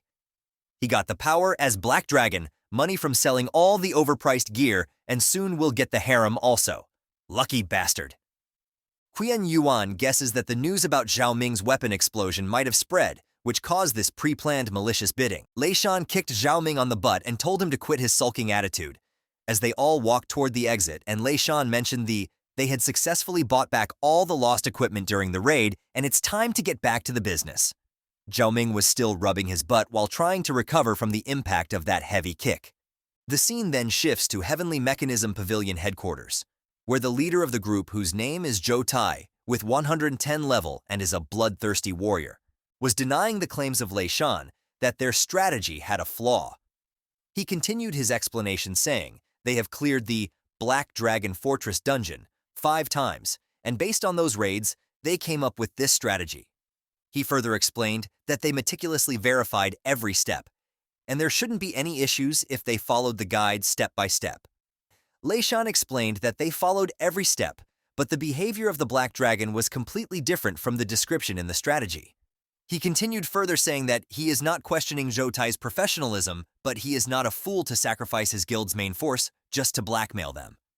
A hooded guy then called Lei Shan's guild members a bunch of useless people, as they had a clear strategy, yet still they lost, and now came back to demand money from the Heavenly Mechanism Pavilion. This guy looked like a typical thug who is first to get beat up when the fight starts. He is a regular thug who is trying to act cool while juggling his dagger during his whole remark.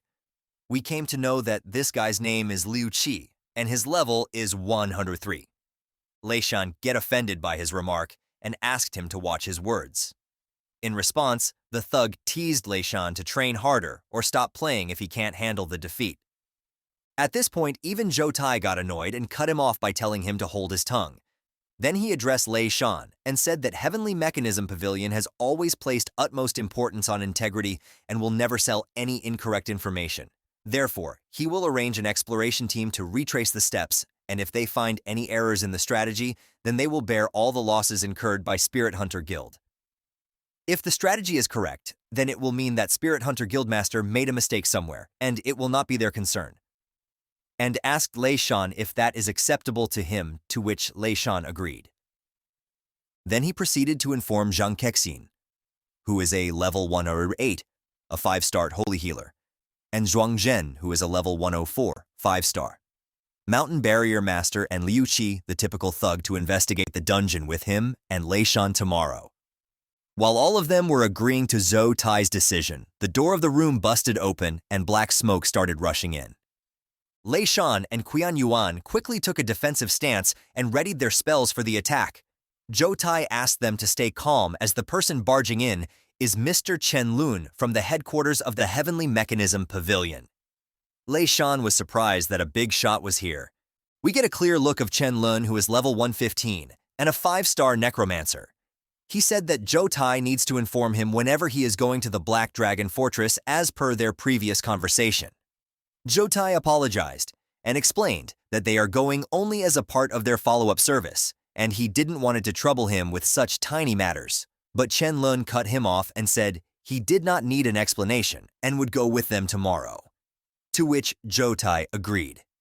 Chen Lun was excited for the Black Dragon raid as he called his soul delicious, and every harvest made his treasure even stronger. He looks like an old pervert, and Zhou Tai fully agrees with me. Lei Shan was surprised that a team of 5-5-star professionals, plus an expert from the Heavenly Mechanism Pavilion headquarters, will do a raid, and with that much power, can easily clear up the 4th-rank dungeon.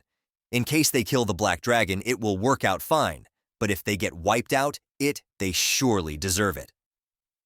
Whether it's a genuine strategy or a fake one, with the heavy losses on his side, these self-righteous strategy groups should pay some price. He had an evil smile on his face just by the fact that the Black Dragon and Exploration team will kill each other. The whole day passes and it's nighttime now. Our playboy Su Yang is lying defeated on the bed. He is annoyed by the continued buzzing of the chat channel and all the females talking about him. He is thankful that he blocked it quickly, otherwise he would be annoyed to death. Another notification gets his attention, which is from the auction house informing him about the continued bidding on the weapon. He wondered if both of the bidders might have a grudge against each other, as Ice Witch kept bidding 1 yuan up from Elf Noble. Eventually, the price reached 14 billion, which was 40% higher than average. He immediately confirmed the sale. He thanked Ice Witch for helping him raise the bid. The transaction was confirmed, and in the next notification, his temple benefits came into the clutch. As he was the Black Gold member, he was exempted from the auction fees and also received a 5% additional bonus on the auction price. He received a whooping 15 billion from this transaction, and his new balance came to 15 billion. He was quite satisfied with the transaction and wondered that he earned another billion just from 5% exemption, which was equal to 10% profit. He thought of taking a break and looking for a part-time job tomorrow. He wondered that after experiencing this pleasure, who would want to laboriously grind monsters like he did in the past? At 7:00 p.m., his part-time boss cooldown was complete and a 5-member team was challenging the dungeon. The notification asked him to confirm his transfer. The notification further explained that it is a renowned exploration team who are known as Dungeon Killers and has conquered numerous dungeons and made strategies based on them. He wondered why there were 5-star professionals above level 100. They should have already cleared this dungeon before, so this sudden visit must be related to Spirit Hunter's wipeout incident. Regardless of their intention, since they bought only 6 people, they must be extremely confident of their abilities, and he won't hold back. With a smile on his face, He confirmed the connection and started his second part-time challenge. Please hit the like button so more people can enjoy this awesome story, and subscribe to the channel for more videos. Now let's get back to the story. When he opened his eyes, all the elite monsters that died before were resurrected, and it was no surprise to Su Yang as he knew that the Black Dragon Fortress was just a diamond-level realm that gets refreshed like a game, and only the star-level or higher realms become non-replicable. While Su Yang was lost in these thoughts, the elf lady questioned him, saying, "What are you up to again?" But Su Yang ignored her question, and thought that from the perspective of the Black Dragon, this elf looked like a beautiful pet. What a pet! Look at our boy wondering the right things. I also wonder how the dragon and a small little elf work out. You know what I am wondering about. Sorry, I get distracted easily, my bad. He wondered the reason for her abduction, and he thought the Black Dragon must have acted according to the established rules when he was not connected to the body. Maybe this dragon is also just a pervert. Or he wants a harem too. Well, I don't blame him. Who doesn't? Su Yang then used his skill to take a look at the raiding team. This confirmed his suspicion as Lei Shan from the Spirit Hunter Guild was also here in the team, which means they were here to clean up the previous mess, and he also complimented the after-sales services of the Heavenly Mechanism Pavilion. As all raiding party members were 5th-level professionals, Su Yang thought that their combat power is much stronger than last time, but as long as they didn't get their hands on the Dragon Slayer's heart, they should not be able to cause him much harm. Just to be on the safe side, he thought of testing them and finding their weaknesses, as he should not be careless against level 5 professionals. He ordered 2 of his dragon warriors to take all the wyverns and go outside to deal with the intruders. They obeyed his command and started to leave, but Su Yang stopped one of them to stay behind. The scene shifted to the raiding team. They were swiftly dealing with all the monsters, but they hadn't come across any anomalies so far, and everything was matching the strategy so far. They thought that the Spirit Hunter Guild might have messed up on their own, deliberately looking for the trouble. The healer Zhang Kexin warned everyone to not be careless, and to keep up the defensive barriers until they take down the boss steadily. The random trash thug guy noticed a lot of dust from one direction, and wondered what that is. To his surprise, in the next moment, everyone felt the killing intent coming from the dust, and all the dragon warriors and wyverns jumped out of the dust cloud, screaming, "Kill them all! Leave no intruder alive," watching all the monsters coming at full speed.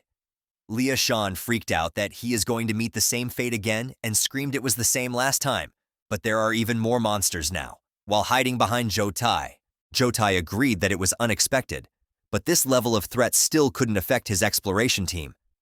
In an instant, the trash-talking thug jumped ahead and said he would draw the aggro of the elite monsters, and everyone can eliminate small fries in the meantime and then focus on the elites. I guess this fool has some skills after all. He is not just an idiot with a loud mouth.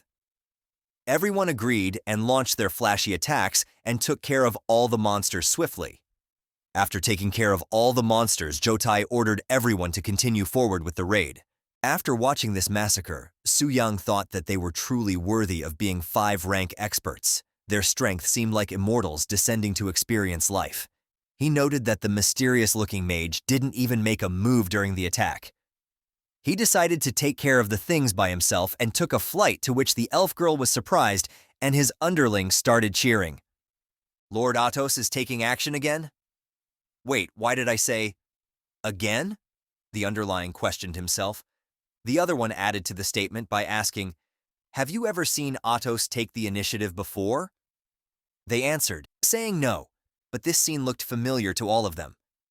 The elf girl questioned, how could this be? The dragon is acting ahead again. What was happening to the dragon, and it was not like this when she was captured? The scene shifted to Zhou Tai's team, where Lei Shan was praising the strategy team for their top-notch strength. He also added that the situation they just witnessed is not mentioned in the strategy guide. Zhou Tai agreed to the statement and promised to look into it after the raid ended. The creepy old necromancer mocked Lei Shan, saying that he can't handle even these small fries and still calls himself the Never Fail Guild. He laughed while adding all the corpses to his necromancer army. To this statement, Lei Shan replied by saying that maybe in Master Chen's eyes, his guild does not have noteworthy strength, but there is surely an issue in the strategy they provided, and as a leader of Sky Pavilion, he should take responsibility and speak fairly. This statement pissed the necromancer and like a cranky old man. With glowing eyes and creepy smile, he dared Lei Shan to say a couple more words and he would kill him and add him to his dead army collection. This scared the shit out of Lei Shan, but before the situation escalated, Zhou Tai came in between them and sled the necromancer to stop scaring the clients and calm down. Man, this old man is like a sketchy neighborhood drug dealer who sells you crappy products and threatens to kill you if you complain. Lei Shan wondered that for a moment he thought he was done for, and the old man was really going to kill him. Zhou Tai questioned the old guy, saying he should consider the consequences of his actions.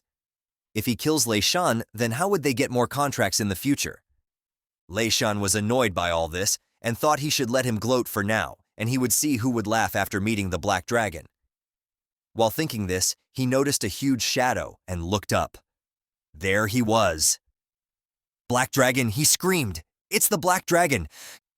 Guys, I think this guy is traumatized from the last meeting with the Black Dragon. The boss actually acted ahead of schedule. How is this possible? Zhou Tai wondered. Is this a bug? Spirit Hunter didn't deceive us. Everyone was shocked by the sudden appearance of the Black Dragon boss. In an instant, Zhou ordered everyone. He told Lao Zhuang to maintain the barrier, Lucy to be ready to transform at any moment, and the healer to prioritize healing Liu Si and keep his health at 30%. Everyone agreed and shouted understood. Zhou Tai activated his skill-frenzied blood song, which is a berserker talent that significantly increases all attributes when his health drops below 30%. It also reduces the amount of damage taken by the user. They landed multiple attacks in the next instant. Physical damage dealt 15,893. Physical damage dealt 14519. Shadow damage dealt 13774. Magic damage dealt 13343. Magic damage dealt 112678. To all these attacks, Su Yang wondered that something was off. Due to damage reduction skill, even the 5-star professionals can't deal him much damage. This Black Dragon has damage reduction buffs, keep chipping away, Zhou Tai shouted while dodging an attack. The hooded crappy thug was behind Zhou Tai and shouted that he saw the attack coming from miles away. This pissed off our boy Su Yang. I guess this guy has a unique quality to piss off everyone he speaks to. Can you guess what I'll do next? Su Yang instantly switched his target to the priest standing in the back line and launched himself with a dragon charge attack. But Zhou Tai blocked his attack, and Su Yang wondered if he wasted the opportunity to eliminate the support team. While the dragon's attack was blocked, the crappy thug took shadow form, which significantly increased the attack, speed, and critical hit ratio. All of his skills also increased the dark attribute damage. He yelled, "Taste my strike! All of your vulnerabilities are behind you," while jumping toward the back of the dragon. He started attacing frantically and dealt some physical and shadow damage. He used his most powerful skill, called Shadow Stab, which can even take down small bosses in straight-tier instances with millions of HP. Yet he wondered why it was dealing so little damage to this dragon boss. Is the damage reduction of this boss, is this outrageous? Now it's your time to reveal your vulnerabilities. Go to hell! The dragon smashed the thug with his wing, which did major damage to the thug and left him only with 1% HP. He landed on the ground defeated, and everyone ran toward him wondering how many times his luck can save him. Zhou Tai was glad that he shielded the healer earlier and ordered him to heal the thug. But the dragon was not gonna let them just heal the dude. I think the thug really pissed him off. The healer looked at the dragon, and it was ready to launch the next attack. This move, could it be Breath of Annihilation? But isn't that supposed to be the transition ultimate skill that's used when health is below 70%? Why is it being used at the beginning? Our boy Su Yang is really abusing the major power-up and launching special skill attacks one after another. In the next instant, he launched the attack and the entire field was covered with fire. When he looked down to check the aftermath, to his surprise, everyone was alive and the thug was getting healed by the healer. He's still alive, but that move should be the last resort defense skill of the Barrier Master, which reduces damage taken by the allies inside the sanctuary by 90%, and it also restores the health continuously and lasts for 10 seconds with a cooldown of 360 seconds. The next breath of annihilation should finish them off, he wondered. Why isn't the boss following the usual pattern, and it seems to have gained some intelligence and stated understanding of tactics and exploiting the vulnerabilities? Everyone was wondering about the different behavior of the boss dragon. Zhoutai questioned that it's a stone-tier boss and its behavior patterns should be fixed. How could it suddenly grow a brain and start acting differently? The necromancer started floating in air, while calling everyone a useless trash, and stated in the end he had to take action himself. He started casting a large-level spell and summoned the bone dragon, Malthus. Looking at the summoned dragon, Su Yang remembered that necromancers are extremely rare occupations. It is usually said that high-level necromancers can even summon the creatures at a dungeon boss level. He questioned if the summoned dragon would have a comparable strength to him. While he was lost in thoughts, the necromancer commanded the summoned dragon to attack. In an instant, the bone dragon rushed toward the black dragon, and they locked claws with each other. The impact of the collisions causes shockwaves in the surroundings. Such immense power! Does this seemingly fragile bone dragon actually have such strength? Su Yang wondered. Su Yang threw the dragon back while yelling "Het lost!" The bone dragon was knocked back, but instantly gained footing and launched a counterattack with Cloud Crop Inferno, a giant fire breath attack. Su Yang also responded with the Breath of Destruction, and a massive explosion covered the entire area in flames. Lishan was amazed to see that the bone dragon was actually countering the ultimate move of the black dragon. Zhoutai also added that the pervert old geezer is annoying, but his strength is real. Meanwhile, the dragons were still using the fire breath attacks and trying to overpower each other. Su Yang thought that the bone dragon's breath was powerful, but he himself is holding back for now. Then he put in some more strength in his attack and overpowered the bone dragon. The entire field was covered in fire, and only the bones remained in the end. He started walking toward the necromancer, but something grabbed his feet. He looked down, and it was the bone dragon. It was resurrected after being destroyed from last attack. The necromancer geezer smiled and commanded Bone Dragon to keep raising and fighting back. The Bone Dragon launched multiple attacks, dealing physical damage, 5941 on 8, dealing magic damage, 491, dealing magic damage, 119652, dealing magic damage, 80313. Multiple notifications popped indicating a major amount of damage to the Black Dragon. Its health was lowered to 81%. This damage is much higher than that of a class changer. This continues, I might lose. Su Yang wondered and took a flight back to catch his breath, while he was worried that the Bone Dragon would catch up with him and that he needed to recover soon. He looked at the dragon, which was still on the ground, looking at him. This guy can't fly. Su Yang figured it out. Geezer Necromancer commanded the Bone Dragon to continue attacking from the distance, and it launched multiple fire attacks at the Black Dragon. But our boy was able to easily dodge all those attacks because he can see them coming from a mile, literally. Su Yang looked at the Necromancer and saw he was defenseless and prepared to attack him. The old geezer realized this and commanded the Bone Dragon to protect him. But the Black Dragon actually fooled him. He grabbed the Bone Dragon and threw him at the Necromancer, which reduced his HP to 20%, and they landed on the ground, creating a large dust cloud. Su Yang was amazed that the Necromancer still had 20% HP. He thought he was just a squishy mage and would die in a second.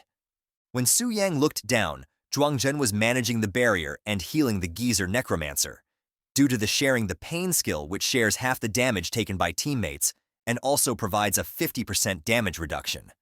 Everyone was still able to hold on somehow. Zhoutai was the main reason of their survival, as he was assisting everyone at the right time. Has Liu Qi not returned yet? The Necromance questioned.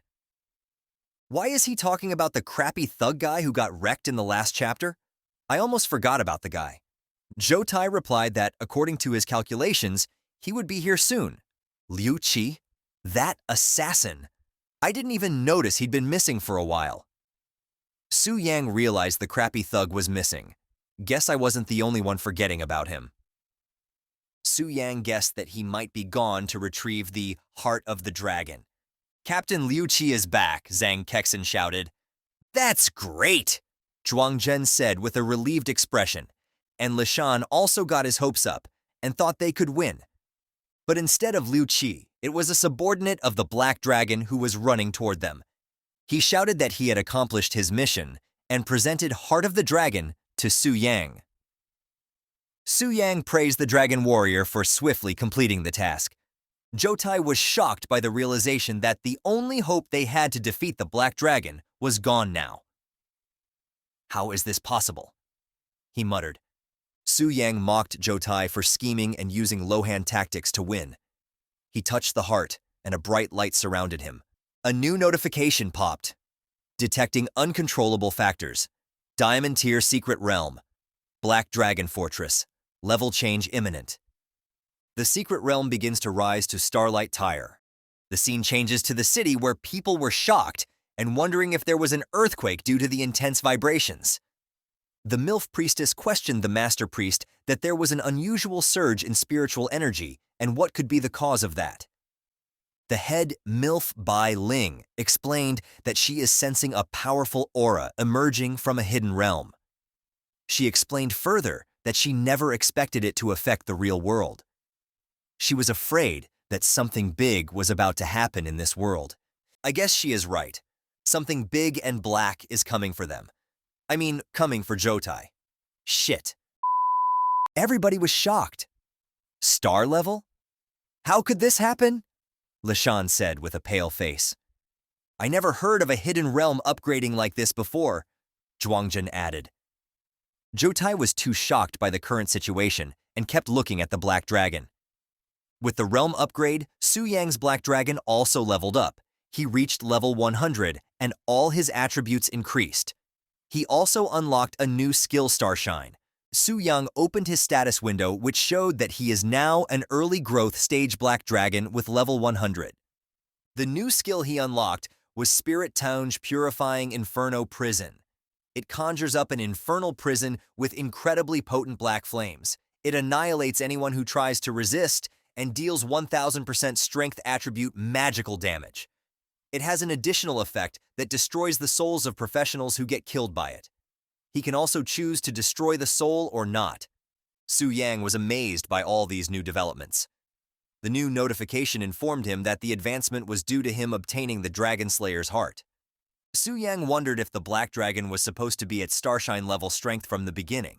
The only reason holding the realm back was the presence of the Dragon Slayer's heart, which was the weakness of the Black Dragon. Now that he has the Dragon Slayer heart, the difficulty naturally increases. Su Yang was still wondering about the meaning of the early growth stage title while looking at the Dragon Slayer heart in his hand. He also realized that the situation is changed now.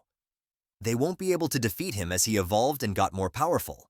While he was lost in his thoughts, he heard the footsteps of someone approaching toward the battlefield. Surely it was the crappy thug who has successfully failed his mission. While still running toward Jotai, he shouted that he searched the tomb but couldn't find the heart. He looked toward the Black Dragon and it was holding the heart. Noticing this, the thug instantly changed his direction and started running toward the Black Dragon. Jotai tried to stop him and shouted not to act on his own and to come back. He wondered why this idiot didn't notice the system notification earlier. The stupid thug ignored his warning and boasted that the stupid bidfool dragon can't possibly keep up with his speed. See, I told you guys last time that this guy is going to die first. I could clearly see a dead thug written on his face. In an instant, the dragon lifted his front paw and smashed the thug into a pulp. The notification announced his death to all the team members. Lei Shan asked Jotai what should they do now. He responded by saying that usually, Starshine tier realm bosses require a team of 10 to 25-star players to defeat them. With the number of people they have now, there's no hope of winning at all. According to him, there was only one option available. After saying this, he started running back toward the entrance of the dungeon with full speed. Watching this, the geezer necromancer questioned him, saying that he shouldn't run at this critical moment. He ignores the geezer and replies that it's foolish to fight under these circumstances. Looking at Jotai running back, Su Yang praised him for making a wise decision, but he was not planning to let anyone leave alive. While everyone running toward the portal, the dragon dashed past them and stood in front of the portal, blocking the only escape route the team had. Seeing the Black Dragon in front, Jotai ordered everyone to stack all the defensive buffs and charge in with all their might. He wanted to make it out alive. the Black Dragon used Annihilation Breath. It was a massive breath, and it left the whole team in shambles. Everyone was lying on the ground, and Jotai was barely standing with the help of his axe. The attack instantly shattered the barrier, and everyone's mana and health were at the lowest points, and they would not be able to handle the next attack. Jotai recommended everyone to put their valuable items in the Infinite Ring to prevent losses, as he announced that there is no hope for escape. At this remark, the old necromancer geezer was not happy, and replied saying that he will not give up as he had already killed the Black Dragon thousands of times before. He stated that he knew all of his abilities like the back of his hand, and even if I has advanced to Starshine level, he will kill it once more. He was surrounded by an ominous green mist while casting his spell, and in the next moment when he raised his staff, thousands of undead creatures were standing behind him. It was a skill that raised all the dead creatures with infinite duration, but it will continuously consume his health and mana. He commanded his army to attack, and all the creatures rushed toward Su Yang. But our Giga Chad boy Su Yang is on a totally different level now. He shouted, "Die you worthless trash," and attacked with his tail to take care of all the low-level monsters. The Bone Dragon launched its flame attack, but Su Yang laughed it off, saying that it couldn't even scratch his skin. He punched Bone Dragon to the ground and held his broken skull while looking at the necromancer. The old geezer mocked Black Dragon, saying that transmigrators are immortal, and even if he fails this time, he will keep coming back again to torment him until he devoured his soul completely. He added that it's too bad that Starshine dungeons can't be repeated, and he wanted to kill him a couple more times. Our boy got annoyed by this statement and said, since it had come to this point, how could he let them leave this easily? He took a flight to the sky and used his new skill. There was a big bowl of fire in the area. Everyone was burning and screaming in the fire, and the necromancer replied that he will make the dragon taste this pain 100 times more. There won't be next time, the dragon replied. The necromancer was shocked with this answer and noticed his HP had reached 0, but the transfer hadn't started. His body was decomposing and falling apart. You have no chance of resurrection anymore. Disappear, Su Yang mocked the necromancer. Multiple notification windows popped. You killed level 110 bloodthirsty warrior Jotai. Gained experience +2198763. You killed level 110 bloodthirsty warrior Jotai. Gained experience +221986763. You killed level 108 healing priest Jung Hexen. Gained experience 1986123. You killed level 104 mountain barrier master Zhuang Zhen. Gained experience 1577633. You killed level 103 Shadow Hunter Liu Qi. Gained experience 16,62321. You have completely killed level 115 Necromancer Chen Lun. Gained experience 25,46198. Total experience gained 9.91 million. Su Yang's level rose from 34 to 40, and he reached the limit of pre-transformation level. Due to experience overflow, 40% of experience is lost, and the remaining experience was 5.99 million. With this, the chapter ends here. Our boy has made some major leaps and already reached level 40. Let's see what happens on his first day in the guild. Jotai was sitting in the room holding his head, probably reflection upon the beating they just recently received. Nobody was uttering a single word, and there was a dead silence in the room. To everyone's surprise, somebody came rushing in while yelling, "I am back!" It was the healer, Zhang Kexen. Any news from the Master Chen? Jotai asked the healer. None, he replied. He told everyone that all the information about the necromancer, Master Chen, was disappeared from the Heavenly Secrets Pavilion. This means only two things. First, that someone deliberately erased the information, or he was dead. This revelation shocked everyone, and a chill ran down their spine. Jotai started wondering that how can the Black Dragon ignore the level protection mechanism and erased Master Chen? He wondered what kind of monster that Black Dragon is. With shaking body and a weak voice, he told everyone that this is no longer a problem that they can solve on their own. He decided to compensate Lishan's guild for their losses and leave the rest to the headquarters for decision-making. He wondered that only the geezer necromancer was killed, so there might be a special mechanism. Or did the boss dragon kill him intentionally and let the rest of them go? The scene then changes to our boy Su Yang. He was sitting on the sofa exhausted. He was drinking some cola to relax himself. He exclaimed that he was so tired because the level in the exploration group was beyond the spirit hunter. It took him so much effort just to defeat them. But it was worth it because the hard work paid off in the form of high-level loot. All the weapons he received were really rare, which shows that these guild are incredibly rich. The loot included some scrolls, potions, and some Diamond and Star Blessing tier equipment. The most valuable thing according to the Su Yang was the Starforge tier dagger that the crappy thug dropped. Its name was Shadow's Bloodthirst. He read the description, which explained that it was the pinnacle of assassination from the Abyss of Shadows. It claimed the lives of countless beings. It doesn't have any level restrictions, and it provided plus 180 agility and full 400 strength to the user. It has two abilities. The first one was named Shadow's Body. It consumed mana to achieve a short-term invisibility effect and gain 50% speed boost to the user. The second was Compassion Mark. It consumes mana to mark the target, launch an attack without being noticed, and deal 300% increased damage to the target. The next item was Legendary Skill Scroll. It had 5 charges, which can be activated unconditionally, a 5-stage skill known as Storm Snow 4000 Blades. Su Yang was super happy at his luck, because last time he got a Diamond tier weapon, and this time he got a Starlight tier weapon that he can wield without any problem. And the scroll is also super powerful as it can kill a 4-stage transformation in an instant on top of it. It doesn't have any usage restrictions. Due to the experience he got from his recent massacre, his level is now 40, and he is now eligible for second transformation. He wondered if the geezer necromancer was truly dead and won't resurrect again. The system responded saying yes, that the geezer mega was completely eradicated by him. The system further informed that his decision was correct, and according to the system analysis, the necromancer had a high probability of killing Su Yang after obtaining the dragon heart. The system further warned Su Yang that if he was killed by others transformators while in the dragon boss form, he will die immediately. After hearing this, Su Yang thought it was a right decision to kill the geezer.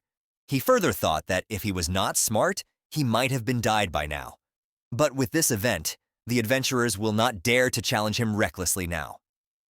Su Yang then remembered that Starlight tier bosses were called true spirit creatures who has their own consciousness.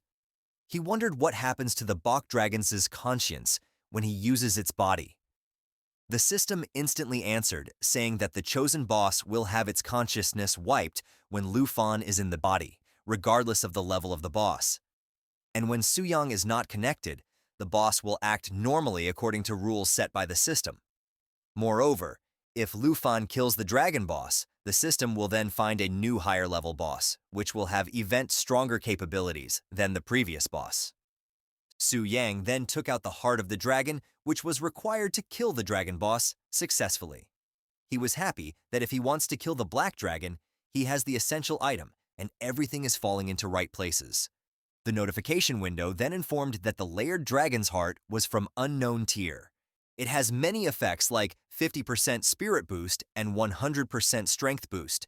The other feature include Radiance of the Dragon Slayer, which ignores the giant dragon's racial talents and increases the damage done to the dragon by 500%. It also had the ability to summon the blood soul of Ancient Hero, which can aid the player during the battle with the black dragon. The unlocking condition for this equipment was to kill the giant dragon alone. Currently, the amulet does not have any charges, as no dragon was killed by our boy Su Yang. Reading the information, Su Yang wondered that the blood soul of the heroic spirit skill most likely referred to the hero who slayed the dragon. He thought that someone who can be given the title of a dragon-slaying hero is definitely a person with super strong combat power. This hero will definitely be much more powerful than a 5th level professional. He chuckled, saying that with this super little brother, who is he afraid of? As his next goal, he declared that he will kill the black dragon and change part-time job title to unlock all the summons. This will be his goal for the next stage. He then opened the apartment door and went out, saying that it's time to go and accept the second transformation mission. The scene then changes to a new location, where our half-naked MILF priestess where our beautiful waifu priestess was waiting for someone. People around her were wondering, that is she the temple priestess, and is she waiting for someone? They were questioning who has the status to make the temple priestess date at the door. Of course, they don't know about our Giga Chad boy Su Yang. If they knew, they would not be talking this trash. They were feeling envious, and they wanted a beauty like her to wait for them also. The priestess then opened her eyes and said, blessing of the statue. Excuse me, brave sir, how can I assist you? To these words, Su Yang was speechless and dumbfounded. He questioned, brave sir? And how do you know I was coming? The head priestess explained that just now, the transformation statue emitted a guiding light, which was the signal that a VIP of the temple was about to arrive, and in the entire East Spirit City, there was only one VIP, which was Su Yang, and for the address, it was temple requirement. She urged him to don't mind. Su Yang smiled awkwardly and thought it was so edgy. Our well-rounded buy for priestess was also feeling awkward by following these weird specific rituals set by the temple. I want to find out what other weird rituals they have, and you know what I'm talking about. I promise that she won't feel this weird following all the other hidden rituals. Maybe they are all performed in the private area, somewhere hidden from regular people. Inside the temple, Su Yang then accepted the 5-star transformation task. The requirements to clear this task were to solo clear 2 silver tier instances and killing the final boss within 3 minutes of encountering it. To this requirement, Su Yang thought the same level instances usually required teaming up, but this task required a solar run is putting obstacles in plain sight. But for Su Yang, it was almost the same as no conditions. He had a smile on his face as he knew he can easily clear the task. Watching Su Yang accepting other 5-star mission, the priestess praised him and said that he is truly worthy of being called a brave man. Su Yang then asked the head priestess that it was nothing major, and he requested if she can provide him with the map of Silver Tier instance near East Spirit City. The priestess asked Su Yang to wait for a moment, and then she handed the map, which included all the information about Silver Tier and other information such as refresh locations and times of Bronze and Gold Tier dungeons. He thanked the priestess and got ready to leave, but before he can leave, the priestess asked him to wait for a moment. She informed him that not long ago, a terrible incident occurred in a dungeon. The difficulty of the dungeon suddenly increased, and it also resulted in a death of a professional. She continued her explanation, saying that the low-level wilderness areas have been crowded due to this accident, and now they often result in bloody conflicts due to competition for dungeons. She warned him to be extra careful. To this reminder, Su Yang thanked her and told her that he will be careful. He thought with so many low-level dungeons around the East Spirit City, he should be able to find 2 silver tier ones. Then the scene shifted to a dungeon, or somebody was already in the dungeon and he could not read it. A lot of people were standing in front of it and waiting for their turn to enter. He visited many other dungeons, and it was the same for all of them. By the end of the day, he was fully tired and exhausted due to all this running around and not being able to enter any dungeon. He said that after running 7 or 8 dungeons in a row, they were all taken by someone else. He was feeling that this was too unlucky, and he thought that it could be because he have been too lucky picking up all the equipment recently, and triggered the law of conservation of luck. In the next scene, he was looking at the map which was provided by the priestess, and he was trying to find the entrance to the Cave of Suffering. He noticed that there were a lot of people waiting in front of this dungeon as well. Upon looking closely, he recognized a familiar face. It was Gusuekian. He wondered what she was doing here. She was trying to defend herself from a douchebag, saying that she arrived first at the dungeon, and she does not want the douchebag to snatch it from her. Su Yang also recognized the useless shit Wang Fei. Wang Fei, being a stupid shit that he is, was trying to take the dungeon away from Gusuekian. He said that this dungeon doesn't have Phantom Cloud written on it, and if they want to enter the dungeon, they need to rely on their strength to compete with him. At this statement, Su Yang wondered, Phantom Cloud? Isn't that the sister guild of Phantom Cloud? It was a coincidence, he thought. Since they all are acquainted, it should be easy to negotiate. He then jumped down from the hill, saying that he's not planning to let go of this dungeon again. The chapter starts with 2 stupid guys bullying our pretty girl, Gu Sueqian. They mentioned that the stupid piece of shit Wang Fei has got the attention of their biggest shitty leader of the guild. The other creepy thug tried to take advantage of her and said that she should stay and play with them. At this remark, Gu Sueqian took a step back and suddenly a red sword appeared in front of the creepy guy who was trying to grab her. The owner of the red sword was a cool-looking beauty, and her name was Helan. She was a level 61 class 3rd Transformation Ranger sportsman, and she was part of Reigning Guild. She warned the douchebag to watch his mouth or she don't mind cutting his head. To this threat, the crappy guy hid behind their crappy thug boss and yelled, "What is there to be afraid of?" They had a 3rd Transformation class guy also. The guy he was trying to hide behind was Li Zhen. He was a typical-looking, big, crappy thug guy with the big build, who just eats, go to gym, and doesn't have a single bit of common sense of what and when to speak or how to behave in certain situations. He warned the woman to not be presumptuous here. The status window showed that he was also level 60 3rd Transformation martial artist. He was a part of Green Mountain Pavilion Guild. Helan mocked him saying that, "Are you an uncivilized monkey? Or is your brain all muscles not understanding the basic rule of manners?" To this response, the creepy thug clenched his fist and replied, "I only know that those with big fists are the one with the reason." He continued his threat saying, "Do you want to fight?" He stated if they start fighting, then his teammates won't hesitate or spare the little girl she was trying to defend earlier. Helan thought that they are all low-level newcomers, and if they really start messing with those hooligans, they are bound to lose. But if she back down here now, then these guys will not hesitate to take advantage of them later on. She reached to grab her sword and questioned that should she be the first one to strike. In the middle of this commotion, somebody walked toward them and announced that since this place is where the biggest fist rules, he might have some say in it. It was our boy Su Yang announcing his arrival. To this declaration, all the tugs questioned him saying who he is, and Gu Zueqian realized that it was Su Yang. She wondered that she last saw him at the teleportation center, and it's great that he's safe. She further questioned that why is he provoking the big shots from both the sides right now? The good-for-nothing, creepy thug whose name I don't even remember at this point questioned, "How come it is Su Yang again standing in front of him looking for trouble?" Su Yang replied saying, "That's my line. Why are you everywhere, you little fly?"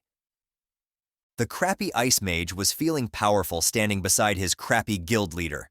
"Do you have the guts to provoke me like this in front of the 3rd Transformation powerhouse with just a flick of finger he could wipe you out?" The crappy douchebag smirked while making this remark. Li Zhen, the stupid musclehead guild leader, asked Su Yang to be smart and kneel down to beg for mercy. He continued saying maybe he will spare him and leave him as a full corpse. But Su Yang, being the Giga Chad he is, totally ignored the musclehead and asked Gu Kexen that it's been a long time they saw each other. She was a bit stunned, but she responded saying that it has been a long time. This interaction pissed off the crappy ice mage and he yelled saying that how dare Su Yang ignore him. "Do you know each other?" Helan asked Gu Zueqian. She replied saying that yes, they were both classmates before. "Classmates? Then you guys should have transformed together. How dare he come here to provoke us? This is a silver level instance. Are you sure you are not lost?" Helan questioned Lu Fan. "The transformation task for the 2nd transformation requires clearing a silver level instance?" Lu Fan replied in an annoying tone. At this response, Helan was shocked. "2nd transformation?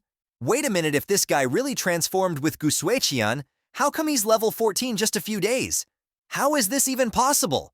Do you think you are so cool? Acting like a big shot every day, you are just a garbage warrior. If you don't act, you will die, right?" The crappy ice mage prepared his spell in his hand. He continued saying, "If you are so capable, why don't you open your personal information for everyone to see your level?" He asked Su Yang to stop pretending someone he's not. He said his little trick are nothing here, and he is just here to kneel and worship their boss. The status window then revealed that the Ice Mage Wang Fei was level 10 Ice Mage and a member of Green Mountain Pavilion Guild. Looking at the status window, Su Yang had an evil smile on his face and said, "Only level 10? If you were below level 2, I wouldn't even bother, but now." He prepared his spell. The spell he was casting was a dangerous one, and the system window informed that it has death penalty for players. Below level 10, players will drop 2 levels. If the player is below level 2, they will be unable to resurrect. In an instant, he casted his spell, which went straight through the crappy ice mage. Su Yang announced, "Go back to the city and soak in the spring water." The attack was so big that it pierced right through the mage and knocked his HP 0% in an instant. The status window informed that he has successfully defeated a level 10 ice mage, and he gained 100 experience points in return. The other members of the guild ran toward the defeated crappy ice mage while calling his name, and the crappy muscle-head guild leader launched an attack towards Su Yang, which he dodged without any effort. The crappy muscle-head guild leader then mocked Su Yang, saying, "Ambush! How dishonorable." He announced that Su Yang will not be able to get away unscratched after killing his team member. Su Yang took out his sword and said that, "Depend upon the ability of the guild leader." He also pointed toward Helan, saying that if she wants to join in, she can, and that way he will not have to go through the same process later on. This comment pissed Helan. She replied saying that who gave him the courage to challenge 2/3 transformation professionals at the same time. She questioned, that is he too arrogant, even if he is friends with Gu Suixian, she can't let him go off lightly. She then suggested to Musclehead that they should put aside their issues and teach Su Yang a lesson. The Musclehead leader agreed with her and jumped toward Su Yang for a left punch. He launched multiple punches toward our boy Su Yang, but he dodged all of them with no effort. How can this kid be so fast? I don't believe it. Thunder Tiger Fist. He launched another attack towards Su Yang, but to his surprise, Su Yang blocked his final attack with the sword, and with the swift motion of his sword, he threw him away into the edge of the valley mountain. While he was dealing with the crappy thug guild leader, Helan sneaked up on him and launched the attack, but to her surprise, her attack was blocked by the shield. You are ambushing too? The morality of this batch of third transformation professionals is lacking. Su Yang mocked Helan with this remark. The notification informed that he was using a one-time scroll that generated a shield barrier which was capable of withstanding a total of 80,000 points of damage. Helan was wondering that the sword strike just now barely even scratched half of the shield value. The shield is definitely an advanced shield scroll, and the weapon Su Yang is using does not look like a silver tier, it may be a gold or even a platinum tier weapon. She wondered that the way he killed the ice mage earlier in an instant was so fast that she could barely see it. She kept her guard up. She wondered how could Su Yang fight like this and who exactly is he? The crappy thug guild leader was pissed that he got beaten by a kid's attack. You are not getting away. I won't rest until I have killed you, he replied in an angry tone. But before he could finish his sentence, Su Yang already had his next attack ready. He replied saying, I have already said I am in a hurry, so disappear, and he launched a big fire attack toward the musclehead thug. A huge fire appeared as the aftermath of the attack. You have defeated level 16 martial artist Li Zhen, the status window informed. He also gained 3125 experience points. With the cool pose and sword on his right shoulder, he asked Helan if she still wants to fight. Helan instantly put her sword away and replied, How can we even fight now? That's good then. After all, we are sister guilds. I don't want things to get too ugly. Su Yang replied while walking toward the portal. Helan was confused at this statement. Apologize to your guild leader for me? I will take down this dungeon first, Su Yang replied while walking into the dungeon portal. The notification window then appeared showing Su Yang's information. He was level 40 magic warrior, and he was a member of Phantom Cloud Guild. Another notification informed that he has entered the Cabin of Pain dungeon, and his transformation task has now began. The level required to clear this dungeon was 20 to 40, and the party limit was 1 to 8 people. Su Yang was inside the dungeon, walking in a cave with big crystals popping out of all the walls. He thought aside from the Black Dragon Fortress, this was the first dungeon that he has ever entered officially. He also remembered that this dungeon is supposed to be the lair of goblins. While he was thinking this, someone aimed an arrow at him. Only one monster? Su Yang questioned. It was a level 35 evil goblin who was about to fire his arrow at Su Yang. He took out his sword and deflected the arrow easily. He thought that as a first dungeon mob of his life, it felt pretty pathetic. As he was underestimating the goblin, another goblin jumped from behind him while trying to stab him. Su Yang detected the goblin in a nick of time. He grabbed it from the neck and then threw it toward the other goblin. Before both the goblins can recover from this, Su Yang launched a sword slash toward them, killing them in an instant. He was rewarded +549 and +537 experience for both the goblins. Su Yang thought that there was a sneak attack by a straggler goblin, and this dungeon was a bit sinister. If he was not fast enough, he might have been in a trouble.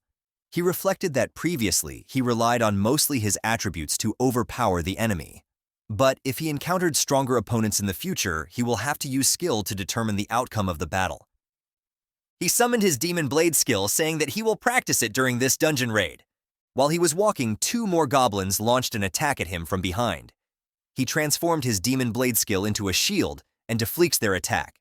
Then he transformed the skill into a hammer and crushed both the goblins in an instant. He dealt with a couple more goblins by using his skill as a bow and arrow. Then he got tired of killing all the goblins one by one and defending himself. He started running through the dungeon, and all the monsters came out of their hiding spot and started chasing him. He was about to reach the boss room, so he thought it would be best to take care of the monsters before encountering the boss. Su Yang then transformed his skill into a longsword and launched it at the monsters. He was happy that this skill was so versatile that it can be used as both long and short-range attacks and defense. He was looking forward to the new 5-star Transcendence skill he will get after completing this mission. All the monsters were killed in a single attack by Su Yang, and he gained a bunch of experience. The boss monster then appeared in front of Su Yang. It was a Ice Frost giant tiger. It was a level 40 boss monster of this dungeon. Su Yang was not impressed by this monster, but he found the design of this monster quite funny. He figured that the dialogues of this boss monster were also fixed. The reason was that because it was a boss below Starlight level, and these bosses does not have their own consciousness and act on predefined patterns. He then launched his new attack and killed the boss monster without any effort. The system notification then informed that he has defeated the silver tier dungeon boss, Ice Frost Giant Tiger. He gained 6321 experience points. Another system notification informed that he has successfully cleared the silver tier dungeon solo twice. After encountering the boss, he killed it within 3 minutes, 1 of 2. Su Yang boasted, saying it was an instant kill, no need for 3 minutes. He then started walking toward the dungeon exit to start his next raid in New Dungeon. When he exited the dungeon, Helene and Gu Suekian were hiding behind the rocks. "Why are you hiding so far away?" "I am not going to eat you," Su Yang questioned. "Don't mind us, just go your way," Helene replied. He said bye to both of them and left. Helene thought that he only took 5 minutes to clear the dungeon known as the Underworld. She wondered what kind of monster Su Yang is. Gu Zuexian wondered that not long ago they went to school together, but now it feels like they no longer in the same world. Multiple system notifications popped. You have defeated the silver tier dungeon boss Blood Boil Orc. Another system notification informed. He also gained plus 187 experience. Another system notification informed him that he has successfully cleared the silver tier dungeon solo twice. After encountering the boss, he killed it within 3 minutes. 2 of 2. 5-star Transcendence mission completed. With this, Su Yang completed his mission. But to his surprise, another interesting notification appeared. Detected perfect completion of 5-star Transcendence mission series. Hidden Transcendence mission unlocked. Hidden mission, he wondered. He confirmed the mission, and the system informed him that he has to travel to a marked location, and there is a terrifying beast lurking. It seems like it is guarding something. An addition reward to clear this mission is 5% increase in all attributes and a special class, Battle Mage Legendary Skill Book. Su Yang was happy because just the 5% increase in all attributes was a very tempting reward. He was getting a Legendary Skill Book on top of it. Based on the task description, there will be a second phase to this mission.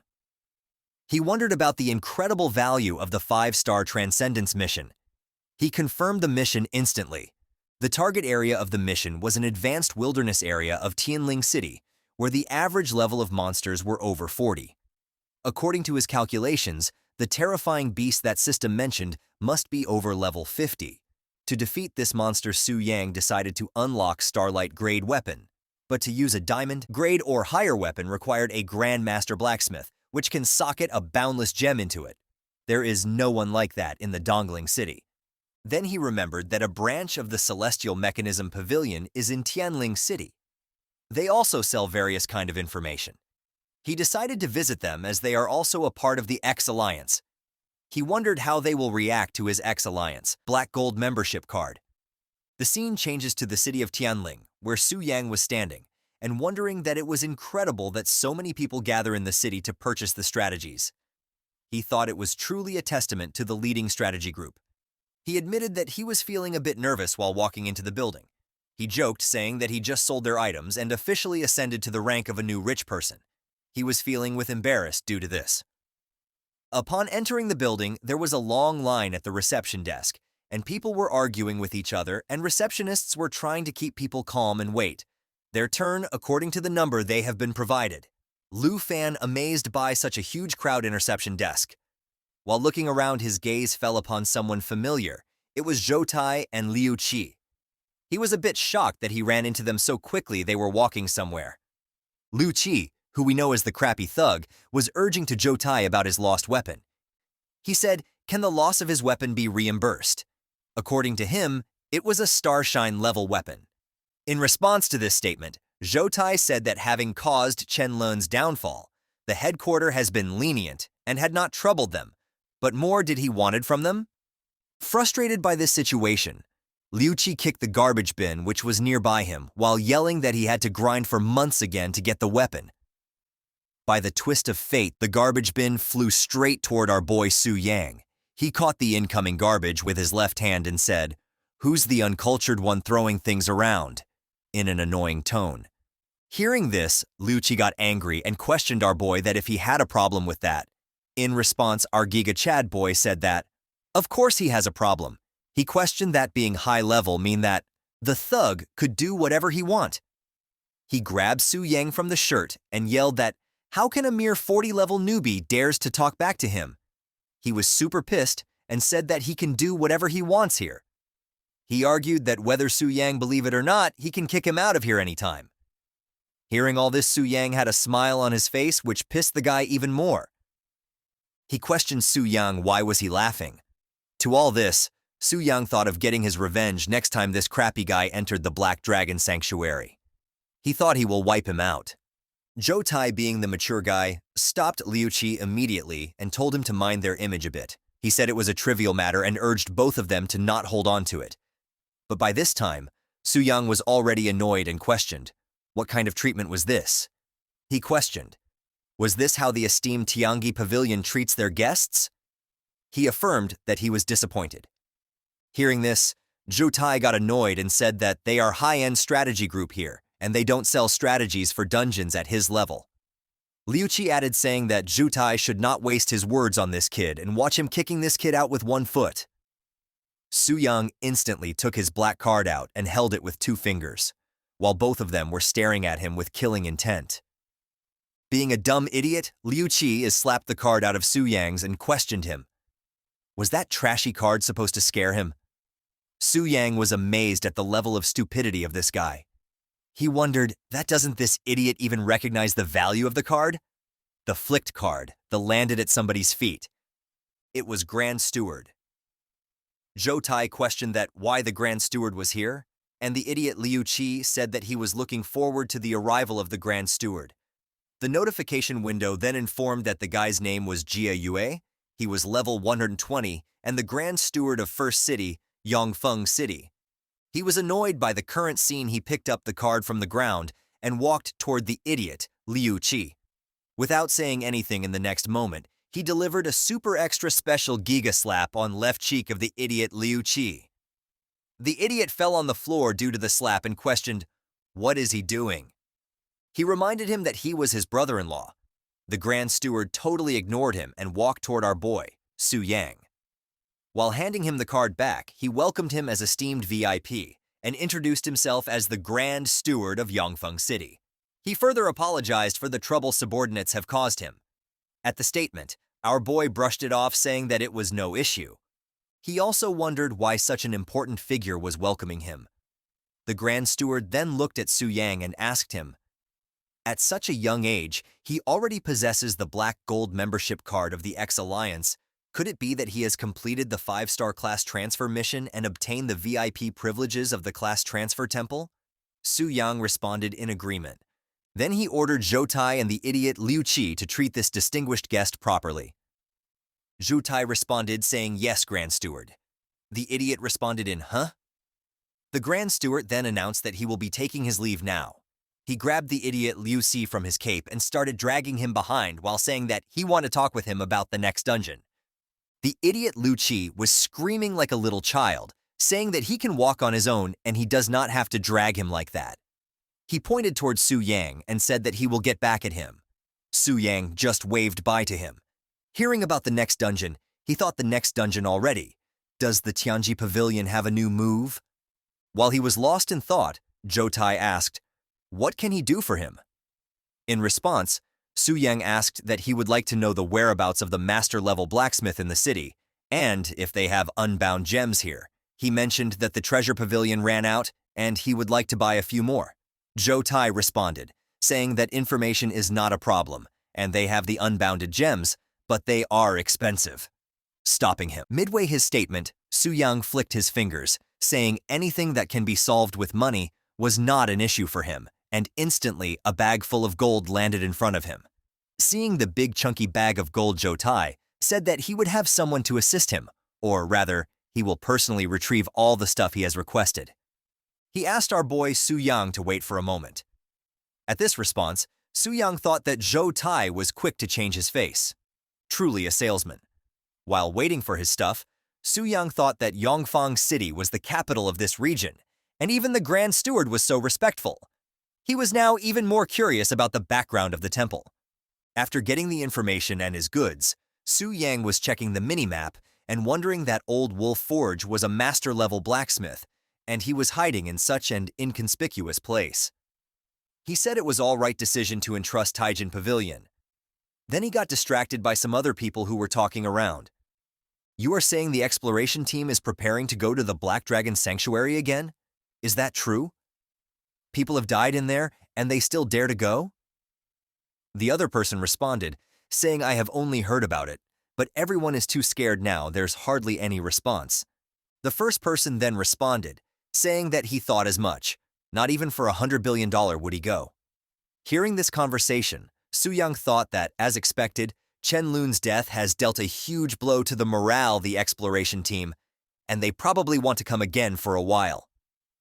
He thought that it's better to subdue the Black Dragon sooner rather than later, to avoid any complications. The scene then changes to the shop, where Su Yang asked that he was looking for Mr. Guyang while entering the shop. There were two beauties and a bald man working in the background. The beauties instantly looked towards Su Yang. Both the beauties were from Yuyun Guild. One had white hairs and pink eyes, and the other had pink hair and shades. According to the system notification window, the name of the pink eyes girl was Murong Shui, and she was level 95. The other girl who was wearing shades, her name was An Yu. She was level 92. Su Yang greeted them saying, "Hello, sisters. Are you here to get your equipment done too?" The pink-haired girl. An Yu instantly rushed at Su Yang, which scared him a little. She loudly asked him, "That was he the new brother who joined? How old is he? Does he have a girlfriend? Does he like older sister?" Wow. Look at this speedy lady asking all the right questions. Maybe she's going to be the next in the line to be a waifu. I hope she becomes one because she is pretty well-rounded. You know what I mean. The white-haired girl grabbed her face and pushed her back while saying, "Su Yang, right? This is a master-level forge. You don't need to come here at your level. Just go to the blacksmith shop on Commercial Street." Hearing this, Su Yang sighed. This is the second time today I have heard something like this. Sometimes I really don't feel like explaining. Then he waved his hand saying, "Is my weapon qualified to be here?" It was the dagger and gem. Both of the ladies were stunned after looking at the items. This couldn't be. A Starshine level weapon? The pink-haired girl added saying, and a complete unbounded gem. Each one is worth several hundred million. Looking at the items, the blacksmith was intrigued. It's been a long time since I have seen such a fine weapon, he said while looking at the dagger. Su Yang then passed both the items to the master, saying that he entrust it to him. Holding the dagger in his left hand, the blacksmith turned into Super Saiyan, which caused his shirt to be ripped apart. He affirmed Su Yang saying that he can rest assured and he will pour his life work into strengthen this weapon, and he will not disappoint him. The blacksmith started hammering the dagger, and sparks began to fill the room. He continued his hammering process without paying any attention to his surrounding environment. But the two ladies were amazed by the beautiful sparks flying around. The white-haired girl was looking at the sparks with puppy dog eyes. She speculated that the stars were the result of the enhancing process of Starshine tier weapon. She said that it was her first time witnessing such a marvelous scene. The girl with pink hairs and shades also added, saying that the scene was splendid. But to their dismay, when they looked toward our boy Su-yang, he was sitting at the bench with blank, unimpressed face. Both the girls thought that he is unimpressed because he seemed familiar with these kinds of spectacles. The pink-haired girl noticed the other girl looking at So-young and questioned her teasingly, saying that she has been staring at Su-yang intently. She questioned, that was she starting to like him? And this question, the white-haired girl got surprised and rejected the acquisition, saying that she was just lost in the thought. Countering this argument, the pink-haired girl said that it was pretty rare to see her distracted. The white hair shouted at her, saying that this was enough. Su-yang was overhearing the conversation, and he was contemplating his decision of choosing this guild.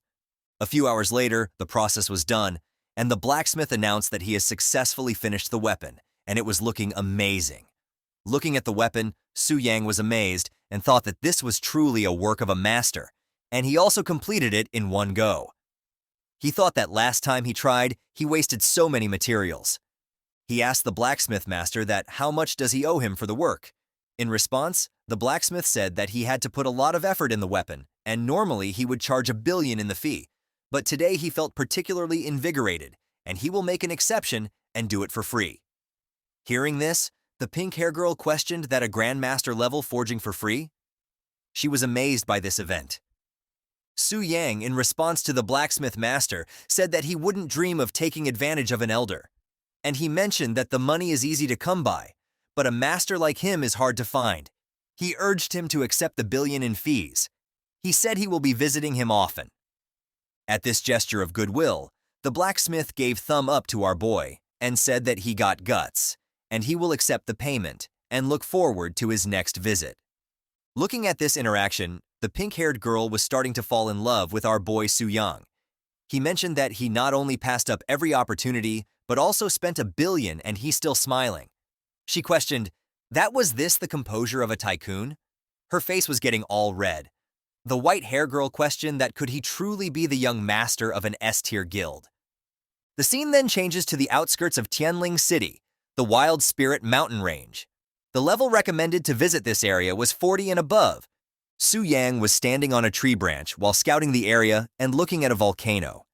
He mentioned that this area was indeed for those above the second transformation. He started distributing start points to face the challenges ahead. The Shadow Bloodlust scale required 300 points in speed and spirit, so he added all those points and then distributed all the remaining points to other stats. With this, he was all prepared to face any challenges ahead. He mentioned that with his current strength, he can easily drive away 4th transformation powerhouse. He consumed 1 meditative elixir, which permanently increased his spirit attribute by 50 points. 2 swift elixirs, which permanently increased speed attribute by 50 points. Elixir of celestial speed, which permanently increased speed attribute by 100 points. After preparing the best he can, he jumped from the branch into the darkness and started falling down. During his fall, 2 monsters attacked him. One was a level 45 Wrathbat, and another was a level 44 Resentful Soldier. To deal with these monsters, Su-yang activated his Shadow Form skill, which consumed mana for a short period of invisibility, and provided him with 60% increase in the speed. With this increased speed, he took care of both the monsters, without even breaking a sweat. He was amazed that the most basic warrior skill Double Slash, empowered by a Starshine tier weapon, exhibits such strength to kill high-level monsters in one attack. He landed on the ground, and as he stood up, he was surrounded by a lot of beasts. Looking at the situation, he said that he's not planning to push through the map, honestly.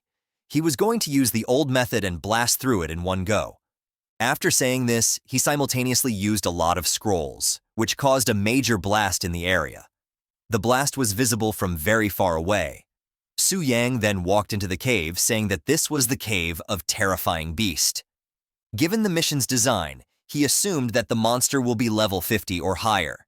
He wondered how many hits the monster would be able to take from him. He went into the cave and there were no lesser monsters on the way, and finally he reached his destination. There was a lot of light coming from a section of the cave which led him to the area of the boss monster. Upon entering, Su-Yang saw that the monster was sleeping in the middle of Big Cave. It was a hideous-looking beast. The system window informed that it was a mutated beast that devoured an unknown chunk of flesh. It was level 55 and belonged to the Undead race. Su-Yang was confused because, apart from the level and name, there was no information visible about the monster. He thought that he needed to buy a higher-tier skill book for clairvoyance. He prepared himself, saying that one must never underestimate a boss with unknown information. He prepared for a tough battle and launched an attack on the monster by using the Shadow Form skill. The attack dealt 522281 damage to the beast. Su-Yang successfully used Wraithmark skill, and his dealt damage was increased by 300%. Experiencing Su-Yang's attack, the beast roared in pain. Looking at the beast in pain, Su-Yang muttered, "As expected, it can't be taken down in one hit." After noticing Su-Yang, the beast instantly launched an attack toward him, which Su-Yang dodged effortlessly by jumping into the air. He also launched a counterattack in the form of multiple slashes. He didn't want the beast to recover, so he took out his sword and launched a sword slash at the beast. To his surprise, the notification window informed that he had successfully slain the mutated beast that devoured an unknown chunk of flesh. He also gained 4,321 experience. Su-Yang was dumbfounded by the sudden death of the beast. I think he was hoping for a tougher fight, but at this point, he is too OP. As a reward of killing the mutated beast, he obtained an aged key and an unknown rotting chunk of flesh. The system informed that the aged key seems to be very old with mottled marks, will be used to open a certain door in the future. The unknown rotting chunk of flesh was very powerful once, and now its power has been dissipated. It's a symbol of decay, and its origin is unknown. Su-Yang thought that the key was mentioned in the mission, but he was confused about the rotten flesh. The description hinted that its owner was immensely powerful, even with its might have gone. The flash was powerful enough to mutate the beast. He grabbed both items, saying that he will put these aside for now and return to submit the class change mission. The scene changes to inside the temple. Multiple system notifications informed that the inspection was complete in the class change mission was successfully completed. His base attributes increased by 25%. He also obtained the exclusive passive skill for magic warriors, named Dual Spirit Enhancement. It was a skill that increases the spirit attribute by 10% of the strength and increases strength attribute by 10% of spirit. As the hidden mission was also complete, Su-Yang received additional rewards. 5% increase in all attributes, a special class magic warrior, 1 legendary skill book. Due to his successful completion, the level cap was unlocked and the reserve experience was used, and his level goes from 40 to 58. He also gained 360 attribute points. He instantly distributed all those points evenly between strength and spirit. His strength attributes rose to 539.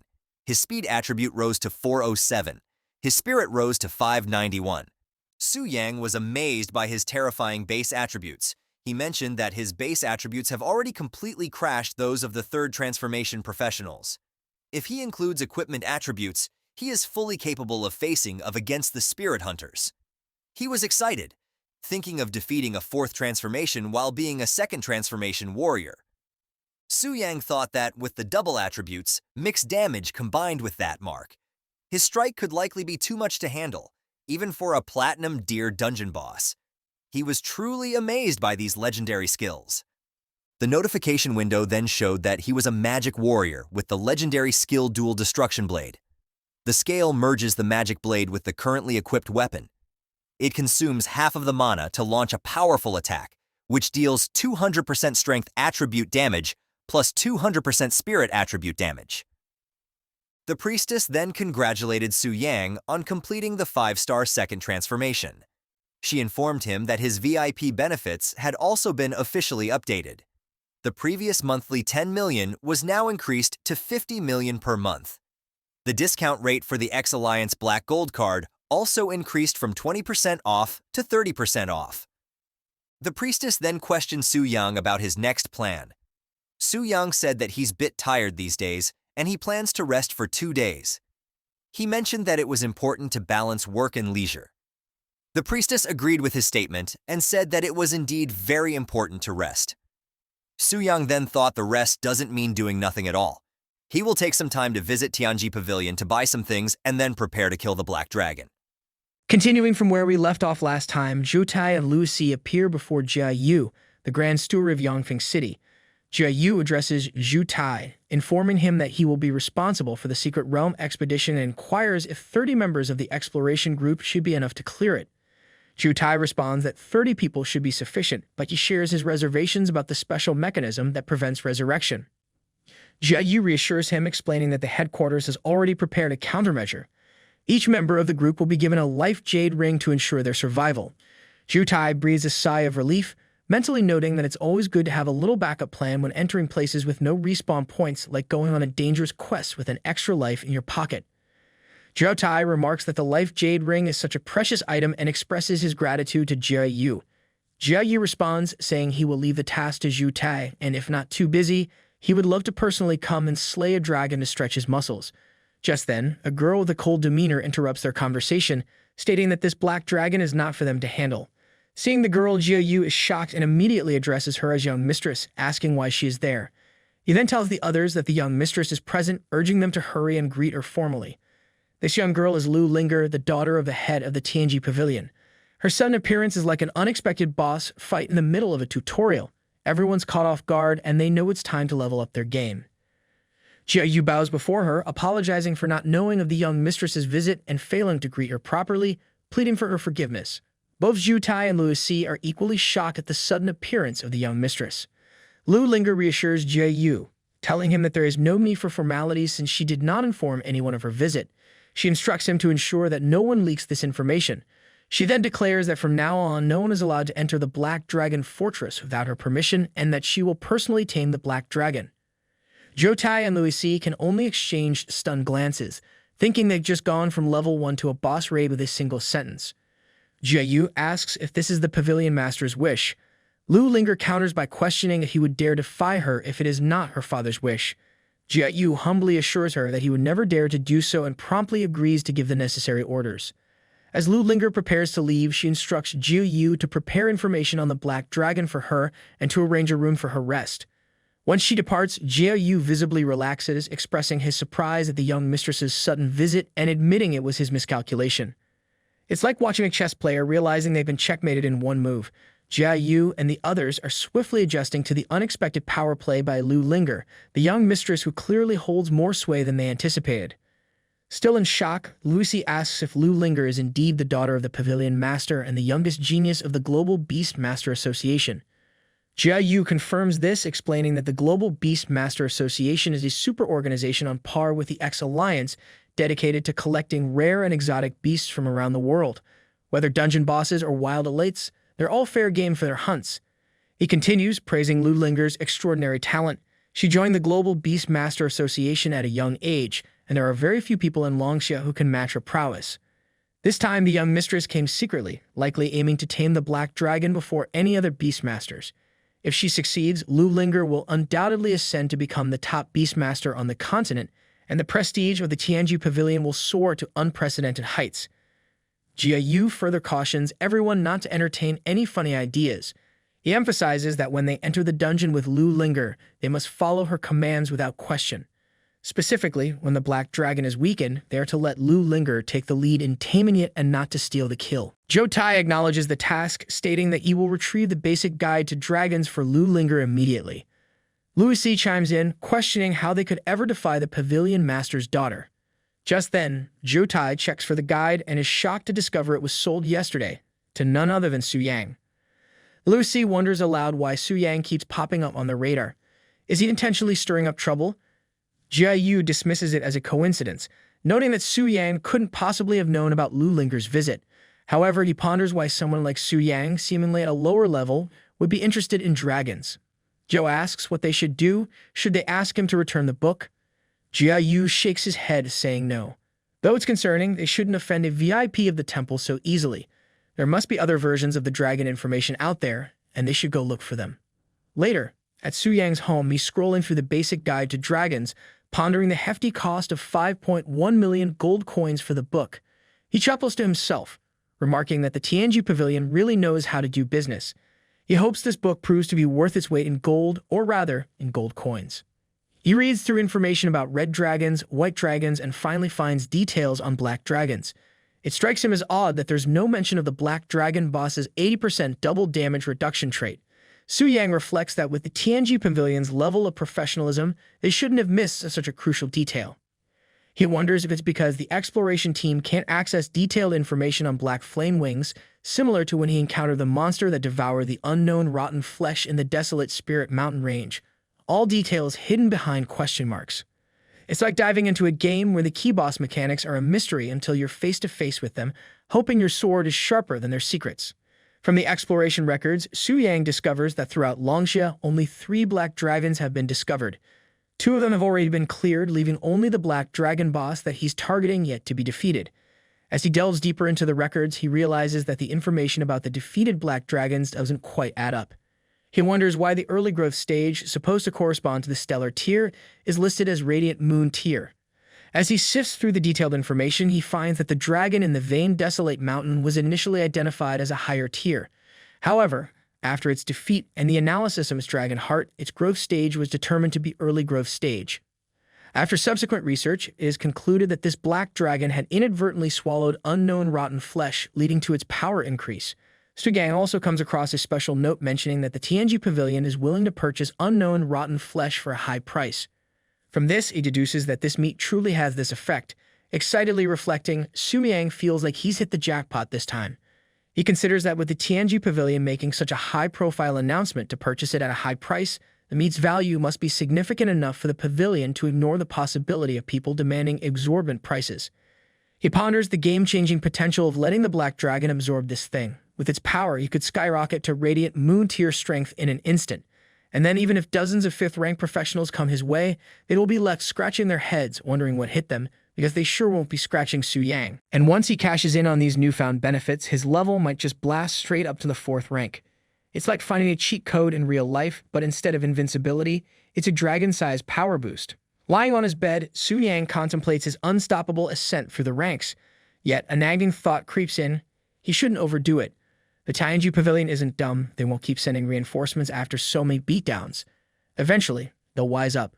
At that point, Su Yang acknowledges that it will eventually be necessary to eliminate the Black Dragon and move on to the next boss.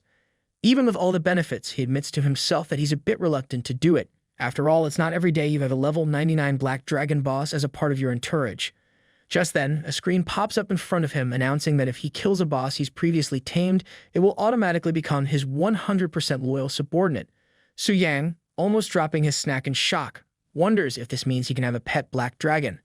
The system, in its usual no-nonsense manner, confirms this is standard procedure and advises him not to get too excited. Su Yang can't help but exclaim in disbelief. How could he not be excited? It's a dragon, the epitome of majesty, power, and dominance. Even the SSS tier Super Guild, the Global Beastmaster Association, doesn't have many members who can claim a dragon as a pet. It's like winning the lottery and being told to calm down because taxes exist. He muses about the sheer epicness of summoning a dragon pet during a guild war. The mere thought of it brings a grin to his face. It would be a scene straight out of a blockbuster movie.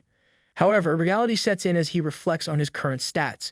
Even armed with a dragon-slaying weapon, taking down the Black Dragon would be a marathon, not a sprint. It would take forever to chip away at its health, and if someone challenges him midway, he would be toast. He acknowledges that his current strategy still relies on tackling side boss tasks. If no one challenges him within a certain time, his leveling speed will drop significantly. He sighs, realizing that while having a dragon pet would be amazing, his path to power still involves a lot of grunt work. It's like dreaming of riding a sports car, but still stuck with a bicycle. Plus, with his low level, every time he takes on a side boss, he hemorrhages experience points. Facing the next exploration team, especially if there's an overflow, would be a massive loss for him. He needs to level up quickly, so he ponders grinding in a high-level wild area or dungeon. Just then, a message from the guild pops up. Checking it, he discovers the leader has summoned everyone to the Giant Forest at 3:00 p.m. for a dungeon raid. He recalls that the Giant Forest is a diamond-tiered dungeon, and this raid is exactly what he needs. It's a rare opportunity, so he decides to join them, hoping it's his ticket out of the beginners group and into the big leagues. He chuckles to himself, thinking it is time to trade his training wheels for a jet engine. He instantly replies to the group, confirming he has received the information. The group erupts in excitement, buzzing over Su Yang's first-ever response in the chat. Moments later, the guild leader Lin Yuan messages him privately, expressing concern about his decision to join the raid on the diamond-tier dungeon, warning him of the dangers lurking inside. Su Yang reassures her, stating he's absolutely sure and will head there first. He adds with a grin that they can take their time catching up. Meanwhile, at the job transfer temple, Lei Shan emerges with a sour expression. Zhao Ming, noticing his friend's mood, asks why he looks so unhappy. Lei Shan sighs, explaining that reaching level 99 again has been a monumental struggle. He just received the level 5 job change quest, and unfortunately, the required materials are located in the giant forest. He adds that the difficulty of the giant forest is on par with the Black Dragon Fortress, and at their current levels, it's a no-go. Zhao Ming, always the bearer of bad news, mentions hearing that Yuan's team is gearing up to raid the giant forest. He suggests that it looks like they'll have to forfeit this year's trial dungeon ticket to Yuan's team, which will only widen the gap between their two guilds even further. Lei Shan, with a sinister glint in his eye, responds that it's not necessarily over. There's still one way to stop Yuan from taking the ticket. Zhao Ming, puzzled, asks what he means. With a wicked smile, Lei Shan reveals his plan. Since they have no other options left, they have nothing to lose. He proposes they kill Yuan's team, making them experience the same despair they feel. Giant Forest, a diamond-tier dungeon, is shrouded in darkness as towering ancient trees block out the sunlight in the canyon. Deep within the forest, the frequent roars of giant beasts warn outsiders that they are not welcome. A countdown indicates that the gate to Giant Forest will open in 35 minutes. Meanwhile, Su Yang is already there surveying the scene. He notes that quite a few people have gathered. He muses that the Giant Forest, being a high-tier dungeon comparable to the Black Dragon Fortress, must present a similar level of difficulty. He figures that Yuan probably chose this specific time to challenge it for that very reason. The so-called Trial Dungeon is a special event hosted by the Transfer Temple in Yongfeng City, opening once a year.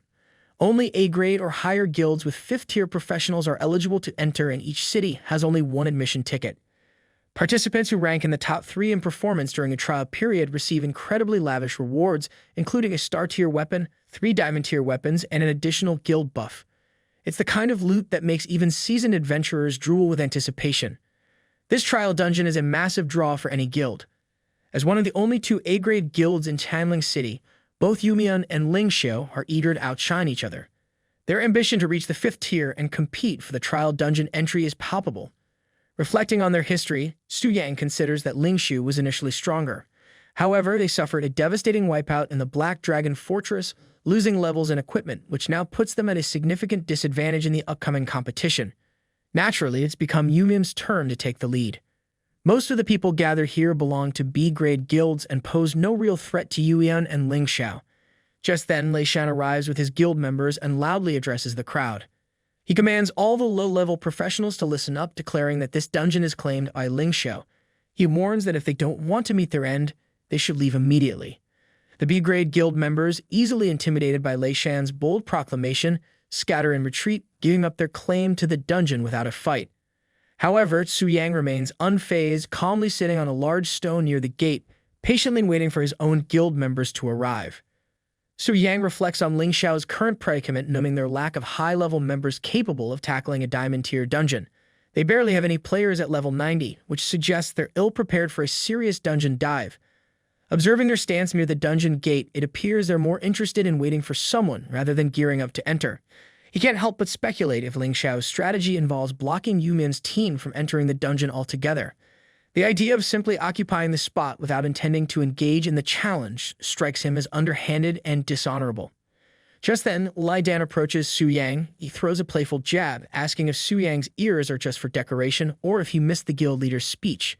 Su Yang, with a nonchalant grin, retorts that he's just here exploring the area and couldn't care less about their guild affairs, essentially telling them to carry on without him. Lai Dan, seething with rage, attempts to grab Su Yang's shoulder, accusing him of disrespect. Unfazed, Su Yang swiftly grabs Lai Dan's hand, effortlessly twists his arm, and sends him soaring into the forest like a catapulted acrobat. With a smirk, Su Yang warns Lai Dan never to cross his path again. Lei Shan rushes over to Su Yang, bewildered by the spectacle. demanding to know who he is and why he's taken down Lai Dan so dramatically. Su Yang shrugs casually, explaining that Lai Dan seemed eager to pick a fight, so he simply defended himself. Zhou Ming cuts in with a mix of disbelief and humor, questioning Su Yang's version of self-defense when he practically left Li Dan on life support. He quips about Su Yang's ongoing display of arrogance. Lei Shen intervenes, trying to calm the escalating tension. He reminds Zhou Ming that it was Li Dan who started the trouble, admitting that perhaps Su Yang's lesson was well-deserved. He suggests they leave it at that to avoid further chaos. Su Yang nods in agreement, showing he has no objections to Lei Shen's suggestion. Zhou Ming, still skeptical, turns to Lei Shen, questioning whether they're truly letting Su Yang off so easily. Lei Shen rationalizes, pointing out that being able to knock out a third-tier rogue in one shot suggests Su Yang is at least a seasoned fourth-tier professional. He emphasizes their main goal, confronting Yumian without unnecessary complications. Zhou Ming concedes the point but speculates aloud, wondering if Su Yang could be hired by Yumian. He muses that why else would he be here alone? Lei Shen considers this, responding that it's unlikely, noting that Yuan's associates are typically female and not known to keep company with men. Just then, Lin Yuan swoops in with her guild members, clearly less than thrilled to find Lei Shan and his crew loitering in their forest hangout. She shoots Lei Shan a pointed look, demanding to know what on earth he's up to. Lei Shan, always ready with a quip, raises his hands innocently and replies with a half-smile, nothing much, mentioning that they have just got here first and occupied the Gaint Forest. Lei Shan, with a sly grin, suggests to Lin Yuan that perhaps they should consider exploring a different dungeon. Lin Yuan responds sharply, dismissing Lei Shan's suggestion as absurd. She points out that her Lingshu guild has just suffered a devastating defeat. How could Lei Shan possibly have the strength to tackle a diamond-tier dungeon? She quickly pieces it together, realizing Lei Shan's group is here to pick a fight. Given their guild's recent wipeout, Lin Yuan questions their motive, asking pointedly how blocking them out of spite benefits them. With a raised eyebrow, she challenges Lei Shan and his crew, questioning if they still have any pride left or if they're itching to kickstart a guild war right then and there. Lei Shan, with a straight face and no hint of shame, calmly states their objective: to drag Lin Yuan's guild down with them by blocking access to the trial dungeon. He asserts firmly that no one will be entering the giant forest today. Just as the tension mounts, Murong Su swiftly assumes a fighting stance. Lei Shan, somewhat surprised, remarks to her that her guild leader has not even said anything about fighting and she is already making a move. Murong Su shows her resolve, ready to throw down. If they want to fight, she's all in.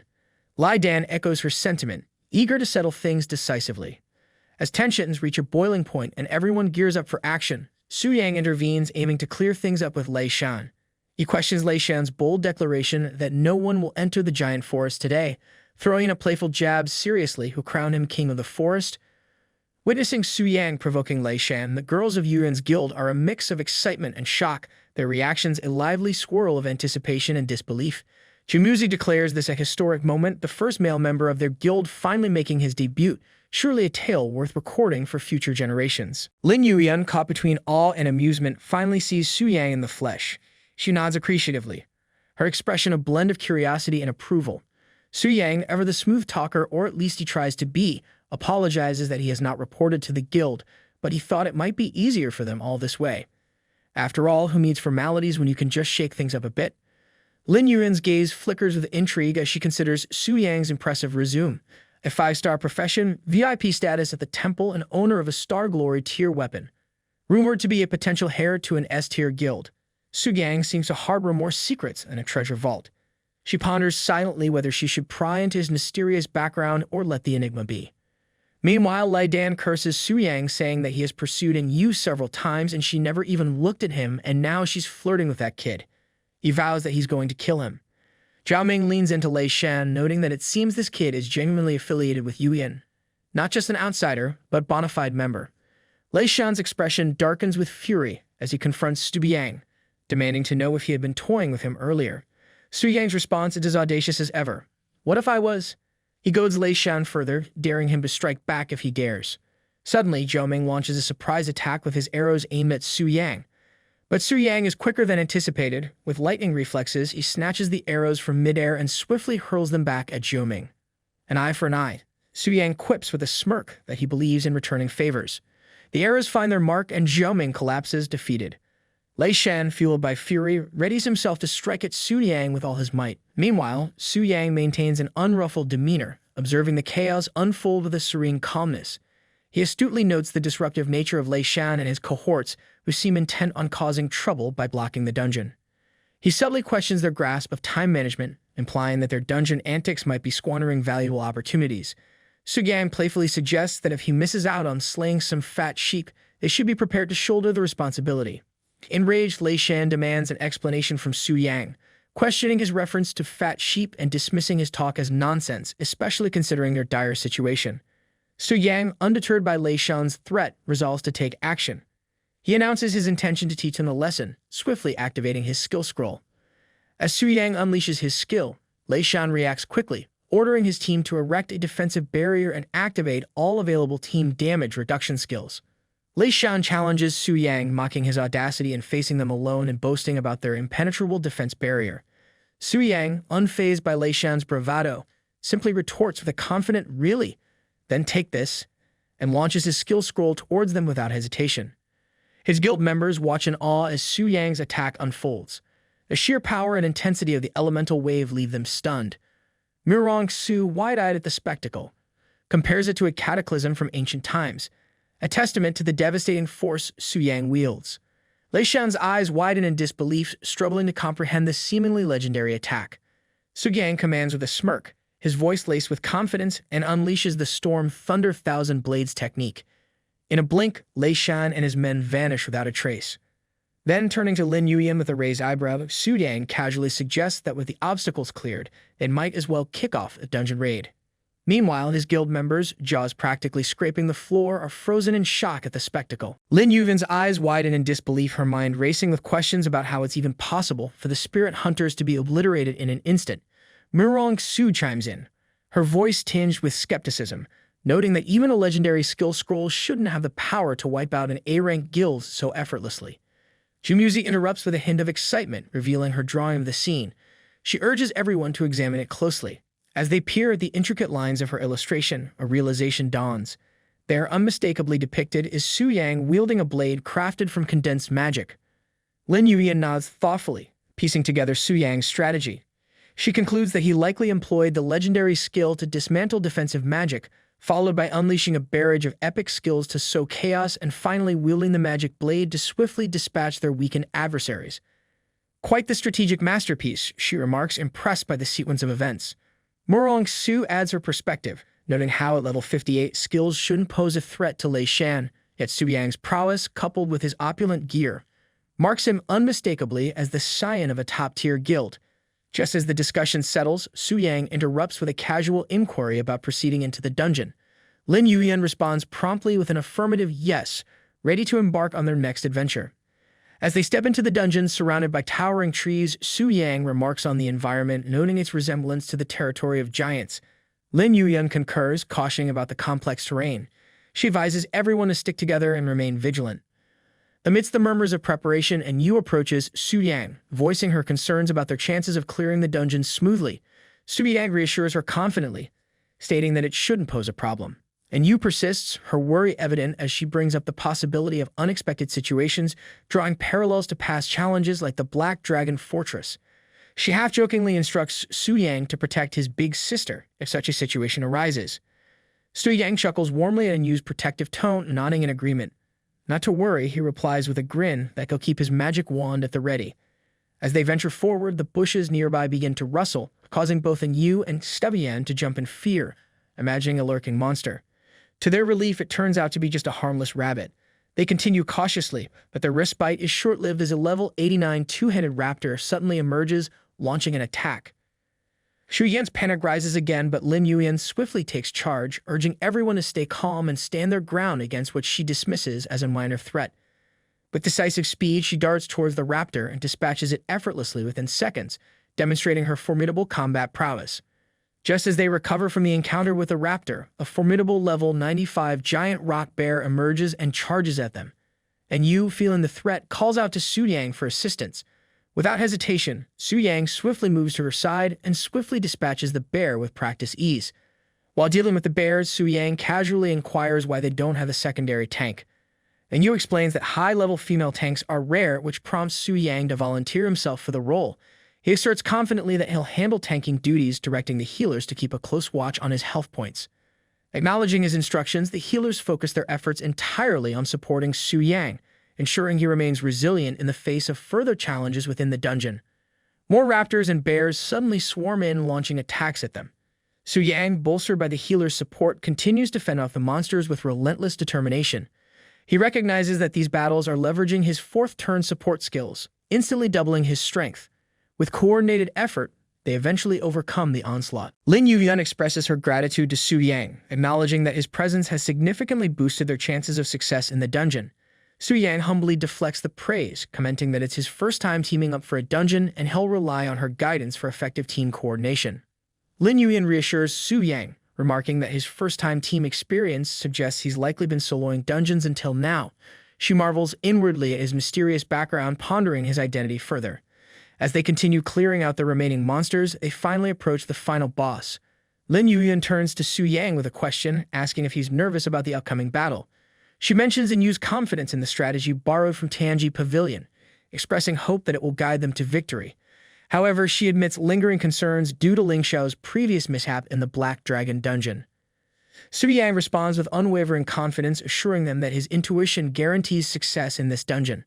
Lin Yuyan is intrigued by his inexplicable assurance, finding herself surprisingly convinced by his words.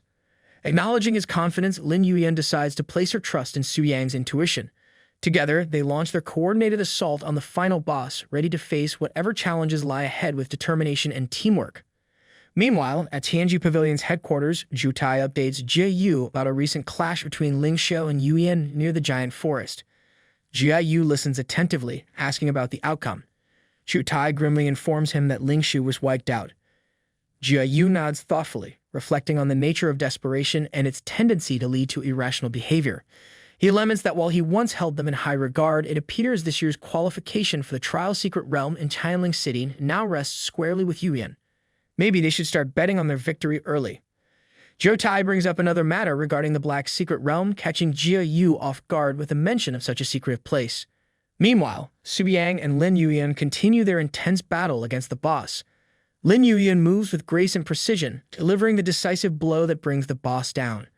A screen promptly appears, confirming the completion of the Secret Realm challenge by the Yuyan Guild.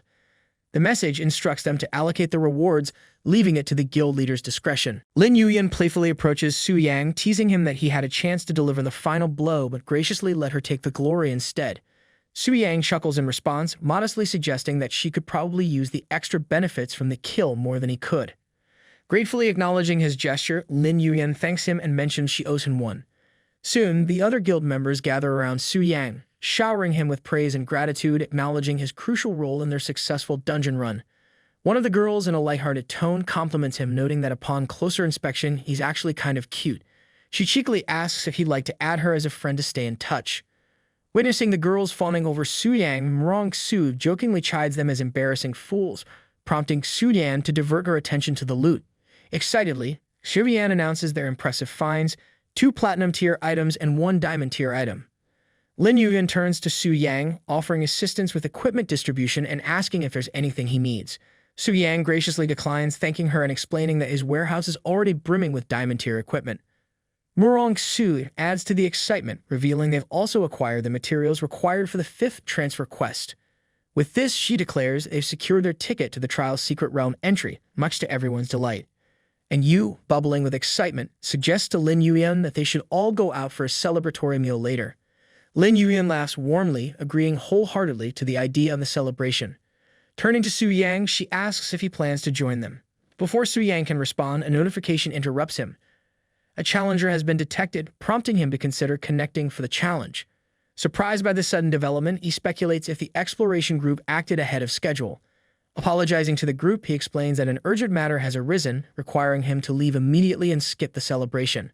With a quick farewell, Su Yang hurries towards the teleportation mark, promising to join them again soon.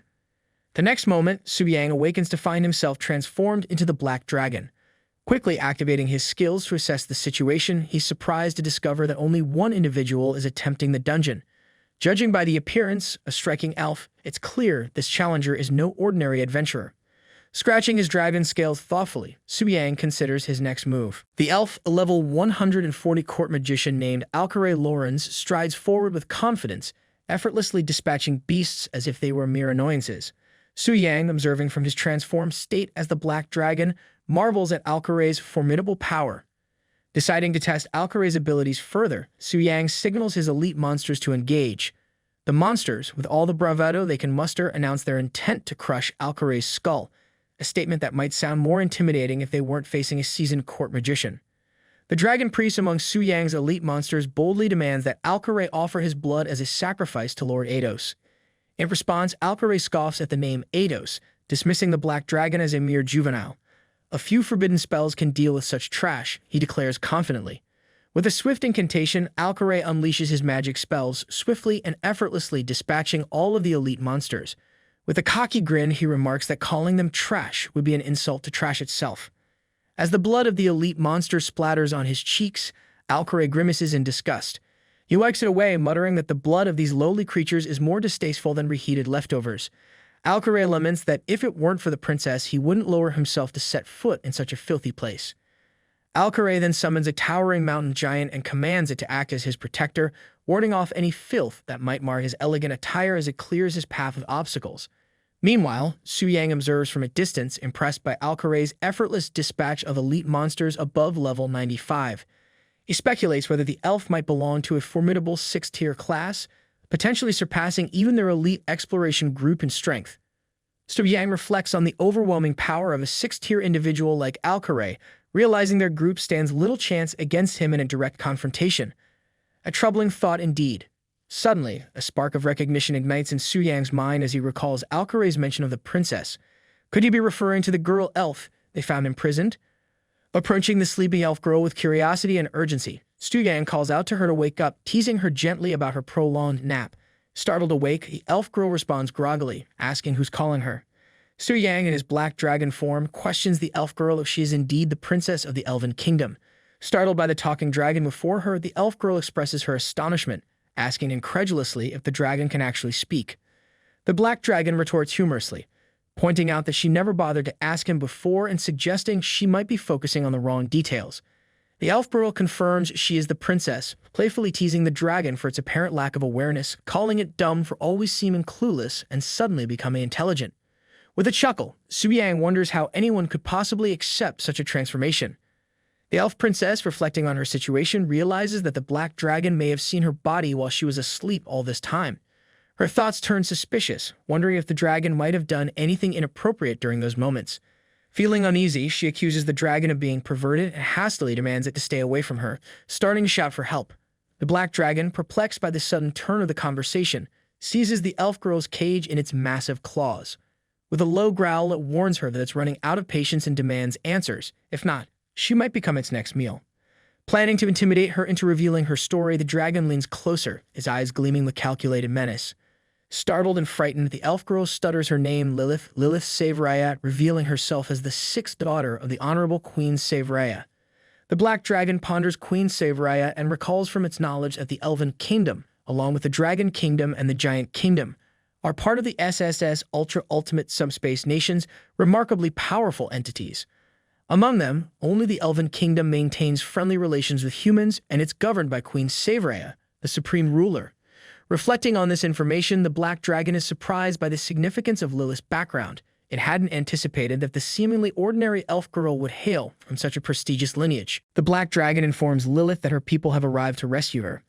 Lilith expresses relief and gratitude upon hearing the news.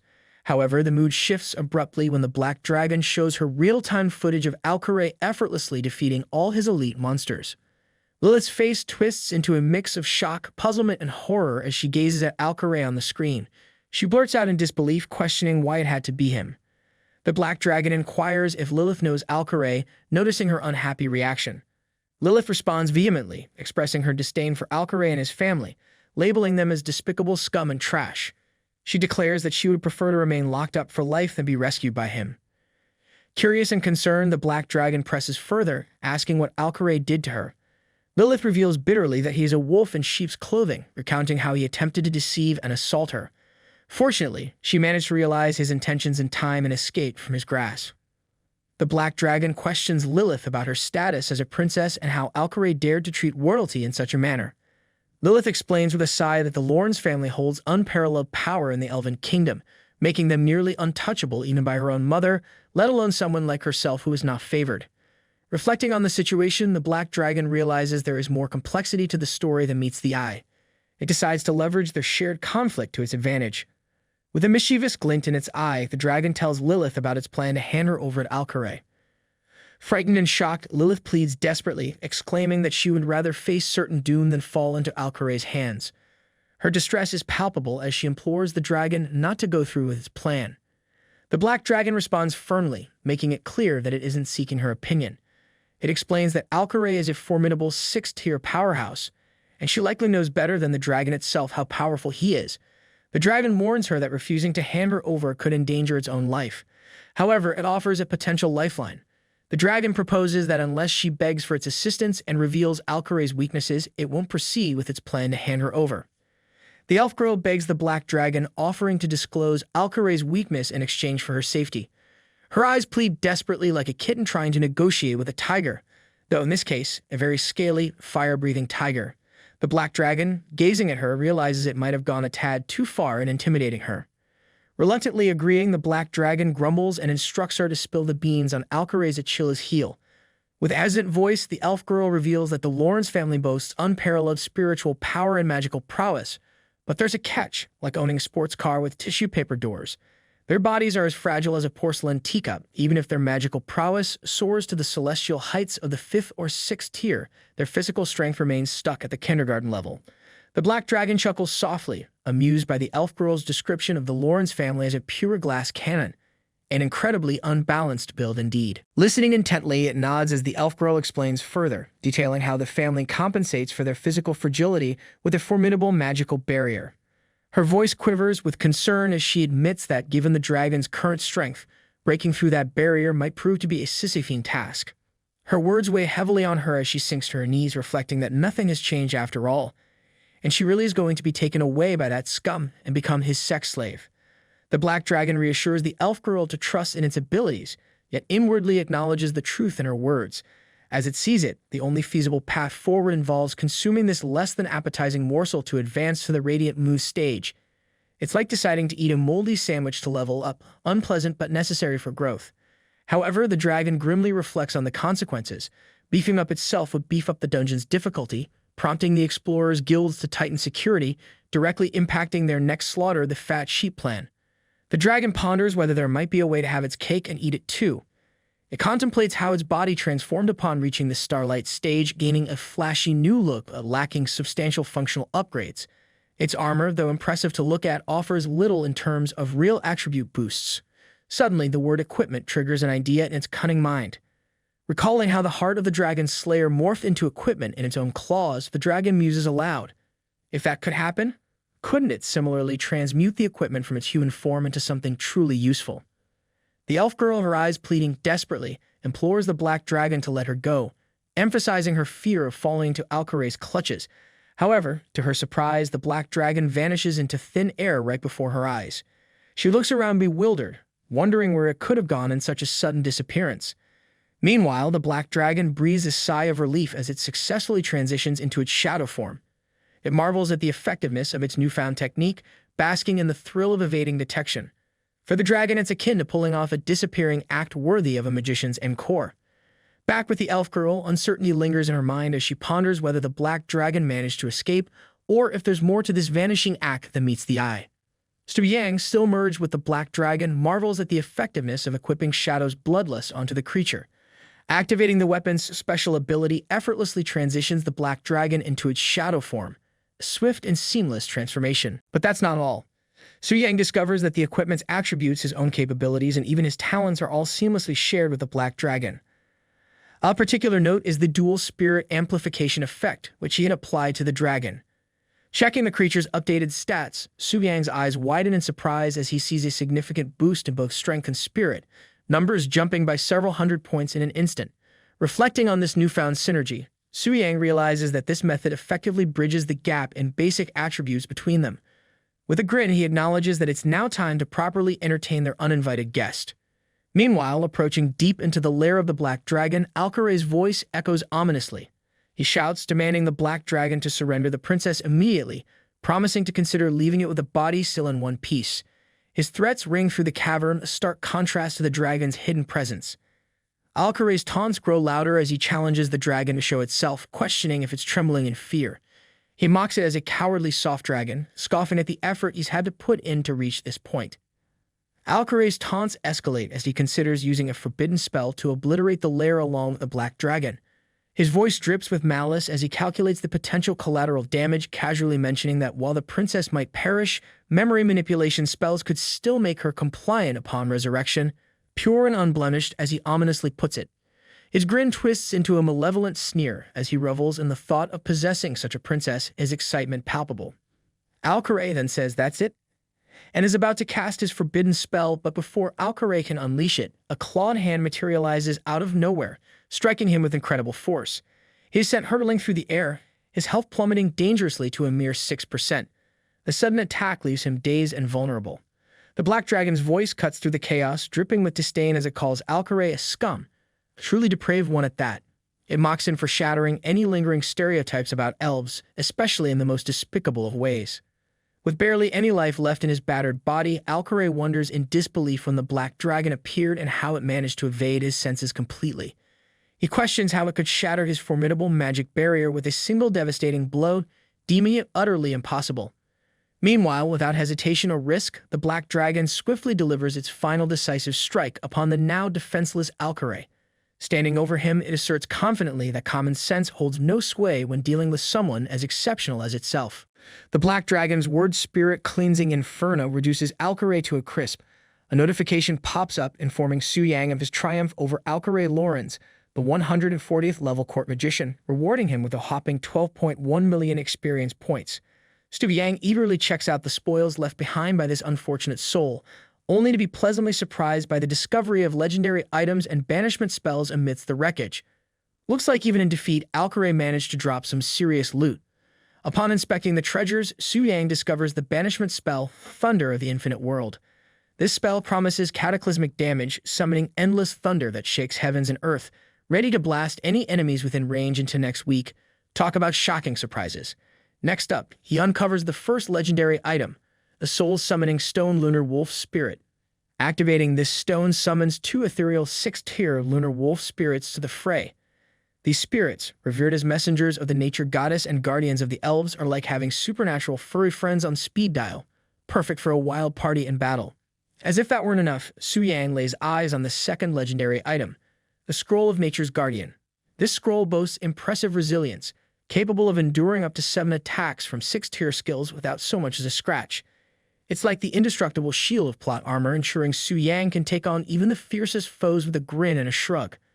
Reflecting on the banishment spell's potency, Su Yang realizes these punishment spells are the pinnacle of magic, rumored to level cities with their sheer power. However, most mages lack the mana to cast such spells regularly, relegating them to scroll form for safekeeping, a bit like storing dynamite in a piggy bank. Despite Alcaray's departure from the mortal coil, he did leave behind quite the parting gift. Yet, upon further pondering, Su Yang can't help but feel a tad miffed. Alcaray's staff, robe, and accessories were all top-tier Starlight quality or better, yet not a single one dropped for him. Killing Alcaray might have seemed like striking gold, but in reality, Su Yang is feeling more like he's lost a bet on a horse race. Where will he find another plunk sheep like that to fleece again? Meanwhile, the elf girl ponders the sudden disappearance of the evil dragon. Did it go off to face Alcaray alone? She can't help but worry about the outcome. If the dragon loses, what then? The thought of being tainted by someone as despicable as Alcaray sends shivers down her spine. Just as she's lost in her thoughts, the black dragon reappears before her. Immediately, she demands answers. Where did he vanish to just now, and where is Alcaray? The black dragon coolly responds, admitting to using invisibility to launch a surprise attack. With a grim finality, he informs her that Alcaray has been reduced to nothing but ash. The elf girl breathes a sigh of relief, grateful to be rid of such a vile presence, though the method of departure leaves much to be desired in terms of closure. The elf girl's mind whirls with disbelief at the notion that the black dragon could have single-handedly dispatched Alcaray. After all, invisibility magic is a trademark of rainbow dragons. How could this black dragon possess such an ability? The mysteries only deepen. Turning her attention to the dragon, she questions its intent gaze. Why is it staring at her so intently? In response, the Black Dragon recalls the renowned magical prowess of the royal elf family, puzzled by her apparent lack of strength. The elf girl explains solemnly that she bears a curse inflicted by the ancient giant king upon the elves, a curse that not only seals their magical talents but also drastically shortens their lifespans. She reveals that in each generation of the elven royal family, one individual must bear the brunt of this curse as a sacrificial lamb. This time around, it's her turn, and as a result, she is disregarded and undervalued within her own family. Soo-yang reflects on the elf girl's plight, finding it surprising to consider her circumstances. Without the chi he acquired, he might have led a similarly futile existence. The Black Dragon, too, faces an uncertain future, vulnerable to being vanquished by another, leaving her at the mercy of Alcaray or other unsavory characters. In this light, it's clear that he has altered her destiny significantly. Responding to his musings, the elf girl presses the Black Dragon for its plans now that she has aided in defeating Alcaray. She reminds it that it cannot backtrack on its promises. The Black Dragon declares that within this secret realm, the elf girl, Lilith, is now free from any constraints. Perplexed, Lilith questions the dragon's sudden benevolence. In response, the dragon asserts that true goodness should endure till the very end, assuring her that she can live in peace here. He hints that soon she will find the proof of her newfound freedom. Addressing his loyal servants, the dragon commands them to obey his decree. None are to harm Lilith. The monstrous servants kneel before him in obedience, swearing allegiance to Ato's commands. Seeking clarity, Lilith asks why the dragon has suddenly shown such kindness towards her and what his true intentions are, particularly regarding her true freedom. However, before she can receive answers, the connection between them fades and Soo-yang finds himself back in the human realm. Lilith is left wondering why the Black Dragon abruptly fell asleep, leaving their conversation unfinished. Back at his home, Soo-yang reflects on the fruitful adventure he just had, feeling more confident about facing the expedition team next time. Just as he settles in, he notices a message notification and wonders if it's from Lin Yuyan. To his surprise, he finds over 99 messages waiting for him from his guild members. It seems he's been infected with the notorious Vanishing Act virus. Curious and slightly overwhelmed, he begins reading through the flood of messages. The first one expresses concern about his whereabouts and why he hasn't responded, highlighting their worry for his well-being. The second message politely suggests that next time he give them a heads up before disappearing, hoping for better communication in the future. Interestingly, Jamusic has messaged him if she can sketch him naked, but then she says that nothing abnormal one is fine. Meanwhile, and Yu asks if Soo-yang is available tomorrow to accompany her to the commercial street. Sorting through these messages, Soo-yang chuckles at the enthusiasm of these women. However, he decides to respond only to Lin Yuyan, trusting her to handle the others. In his message to Lin Yuyan, he apologizes for his sudden departure and any inconvenience caused. Lin Yuyan reads Soo-yang's message and responds understandingly, reassuring him that she knows he's busy too. She suggests they plan to meet up next time they have a chance and expresses gratitude for his help earlier. Along with her message, she shares a picture from their celebration party. Looking at the picture, Soo-yang remarks on the lively atmosphere, noting that this is what a guild should ideally be, a place of camaraderie and fun. He reflects on Lin Yuan's amiable nature, contrasting it humorously with Ling Xiao and the expedition team, whom he dubs utilitarianists, implying they might not be as socially adept or friendly. At the job transfer temple the next day, Soo-yang runs into Gu Xiaoqian. Curious, Gu Xiaoqian asks Soo-yang if he's there to change jobs as well. Soo-yang confirms, returning the question about her purpose at the temple. Gu Xiaoqian nods affirmatively, sharing that she's here for her first job change after reaching level 20 with the help of senior players. Intrigued, she inquires if Soo-yang indeed ventured into the Diamond Tier's secret realm with Lin Yuyan and the others yesterday. Soo-yang confirms with a grin, mentioning that he hit level 60 during their adventure and has returned today to pick up his third job change mission. Gu Xiaoqian congratulates him, noting his incredible achievements. She thinks about how they seem to be in different worlds now, and if this continues, she'll be left far behind. Soo-yang reassures her, saying she has great potential as a hidden class, and maybe one day she will surpass him. Gu Xiaoqian wonders if that's true, thinking he might just be trying to keep her spirits up. Soo-yang confidently says it is, urging her to keep going because he looks forward to fighting alongside her one day. Maybe they'll even have matching battle scars to compare. Gu Xiaoqian promises to do her best, imagining herself as a powerful warrior and not just a sidekick. She reflects on how, despite his strength, Soo-yang still gently encourages her. He remains the same Soo-yang after all, even if he now comes with extra sparkles and heroic poses. Later, Soo-yang's 5-star third job change mission turns out to be the Perilous Demon Warrior Occupation mission, a double test of magic and strength. He has to devour the spirit ghost of the ruined mansion single-handedly and defeat the rocky abyss earth dragon of the wilderness mountains. Su Yang reflects that this new mission has really upped its intensity by giving him 2 tasks at once and with so many restrictions. Just as he's processing this, the priestess warns him to be careful, especially since there might be a red moon phenomenon soon. Looks like the universe decided to throw in a creepy red moon for added drama. Su Yang inquires about the red moon, and the priestess explains that it's a special phenomenon where monsters in the wild and in dungeons become more ferocious and bloodthirsty. She mentions that dungeons like the ruined mansion, filled with various spiritual creatures, are most affected by the red moon. She adds that the appearance of the red moon has no fixed pattern, but there are early signs on the day it appears. At that time, the staff of the Adventurers Association will announce it, so he should pay attention. Su Yang nods, thinking that as if his mission wasn't tough enough, now he has to worry about moody monsters too. Su Yang tells her that he understands. However, he reflects that no matter how dangerous it is, with his actual 4th-level strength, it should be a walk in the park. Unfortunately, he can't tell her this, so he can only let her worry in vain. The Ruined Mansion is a Platinum-tier secret realm, and the recommended level to clear it is 60 or above. This place used to be the mansion of a high-ranking official. Legend has it that the nobleman was cursed and went mad, killing everyone in the mansion overnight. He then turned into a terrifying, devouring ghost, haunting the deepest part of the mansion. Any creature that attempts to enter will become his next prey. So basically, it's a haunted house, but on nightmare mode. Meanwhile, the guard of the mansion, who had dozed off, wakes up to see the red moon in the sky.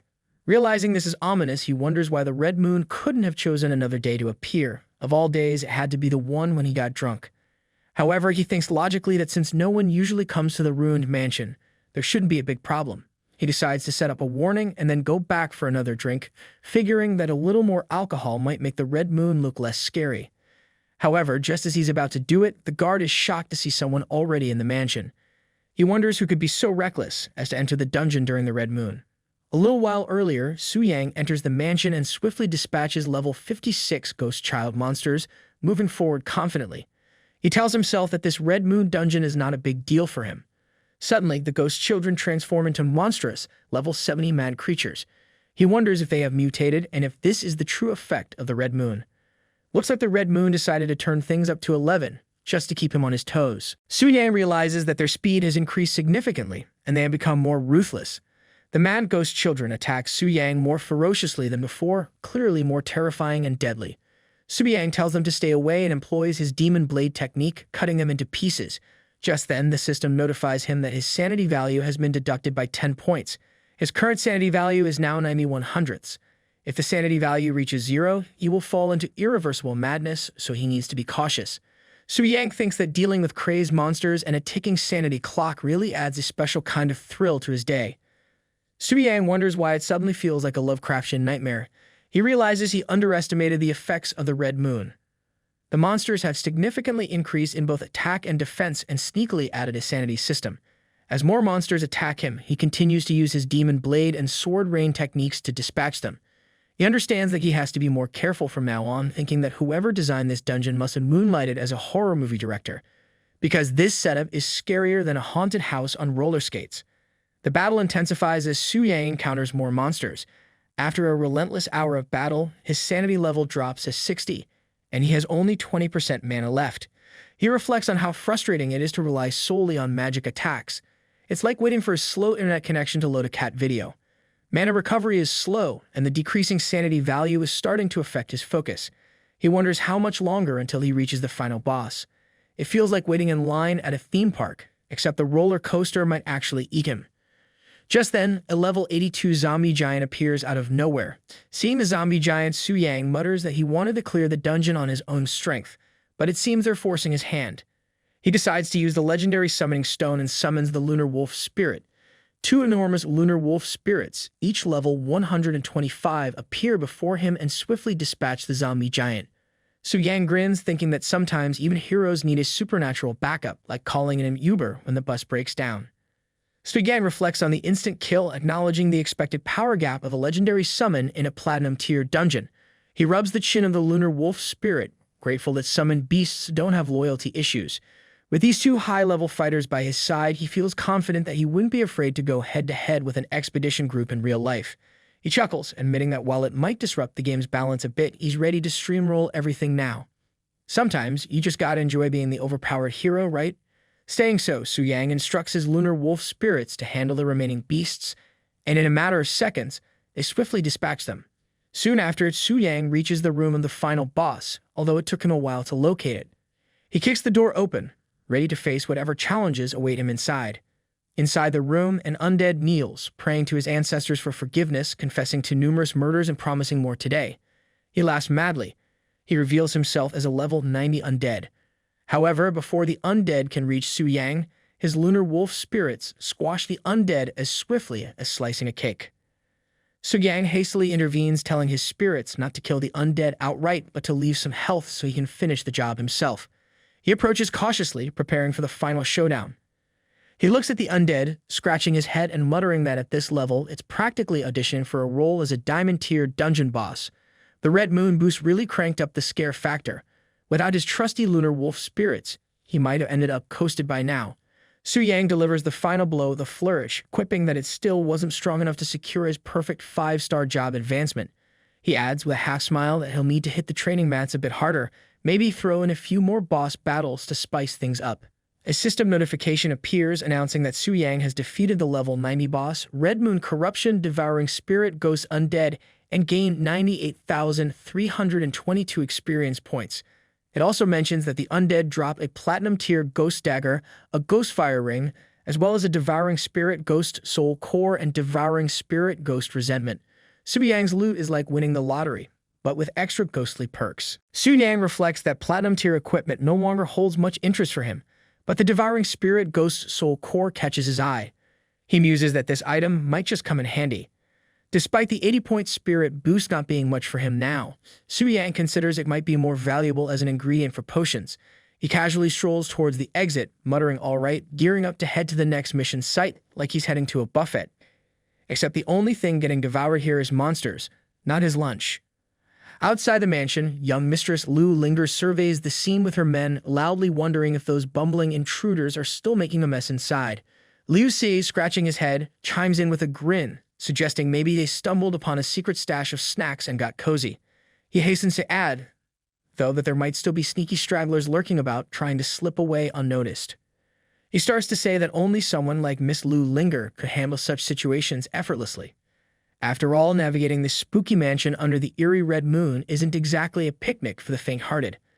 Before he can continue, she interrupts, dismissing his remark as nonsense with a playful eye roll.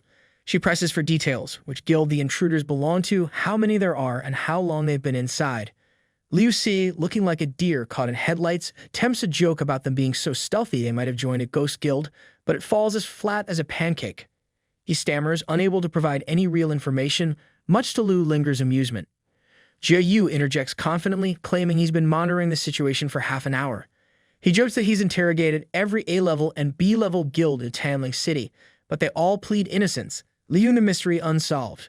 Lu Linger, pondering the situation, remarks that the ruined mansion under the red moon is tougher than cracking a diamond-tier dungeon. She quips that even she needs to tread carefully in such a place, lest she end up as Monster Chow herself, a fate she's not particularly eager to experience firsthand. She wonders aloud why no one has emerged yet, musing that the monsters inside should have turned the intruders into takeout by now. Just then, a portal begins to shimmer, indicating someone's about to emerge. Everyone's attention snaps to the portal.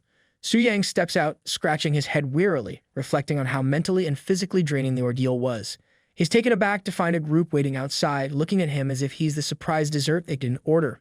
Seeing Su Yang, Jia Yu's eyes widen in surprise.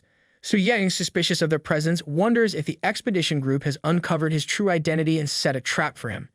Meanwhile, Jia Yu reflects aloud that there's only one person coming out, Su Yang.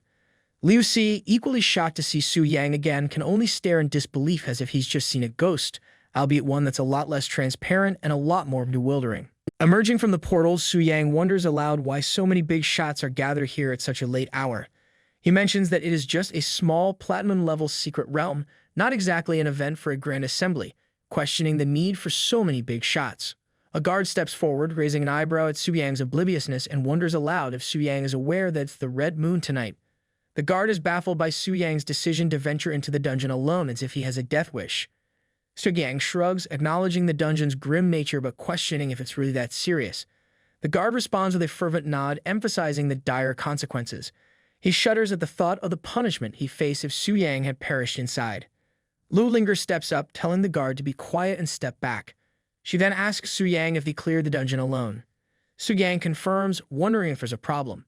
Lu Linger, impressed, comments on his strength, noting that clearing the Red Moon's ruined mansion solo is no small feat. She then requests the crystal core that dropped from the boss he killed, asking him to name his price. Su Yang, puzzled, asks who she is and why he should hand over the core just because she asked.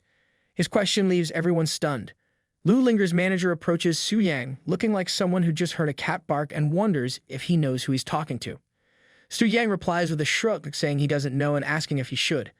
The manager calls him insolent and tells him to open his eyes wide. Standing before him, she announces, is the youngest genius of the Global Beastmaster Association, the precious daughter of the master of Tianji Pavilion, and the stunning beauty who captivates countless talents, Miss Lu Linger. The manager, furious, brandishes her weapon and declares that Su Yang must be punished for ignoring the Miss's generous request.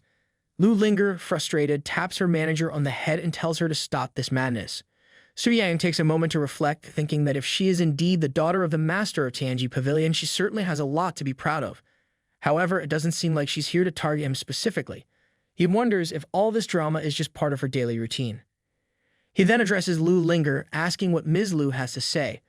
Lu Linger explains that she originally sought some top-grade food for her spirit horse and didn't expect him to get it first.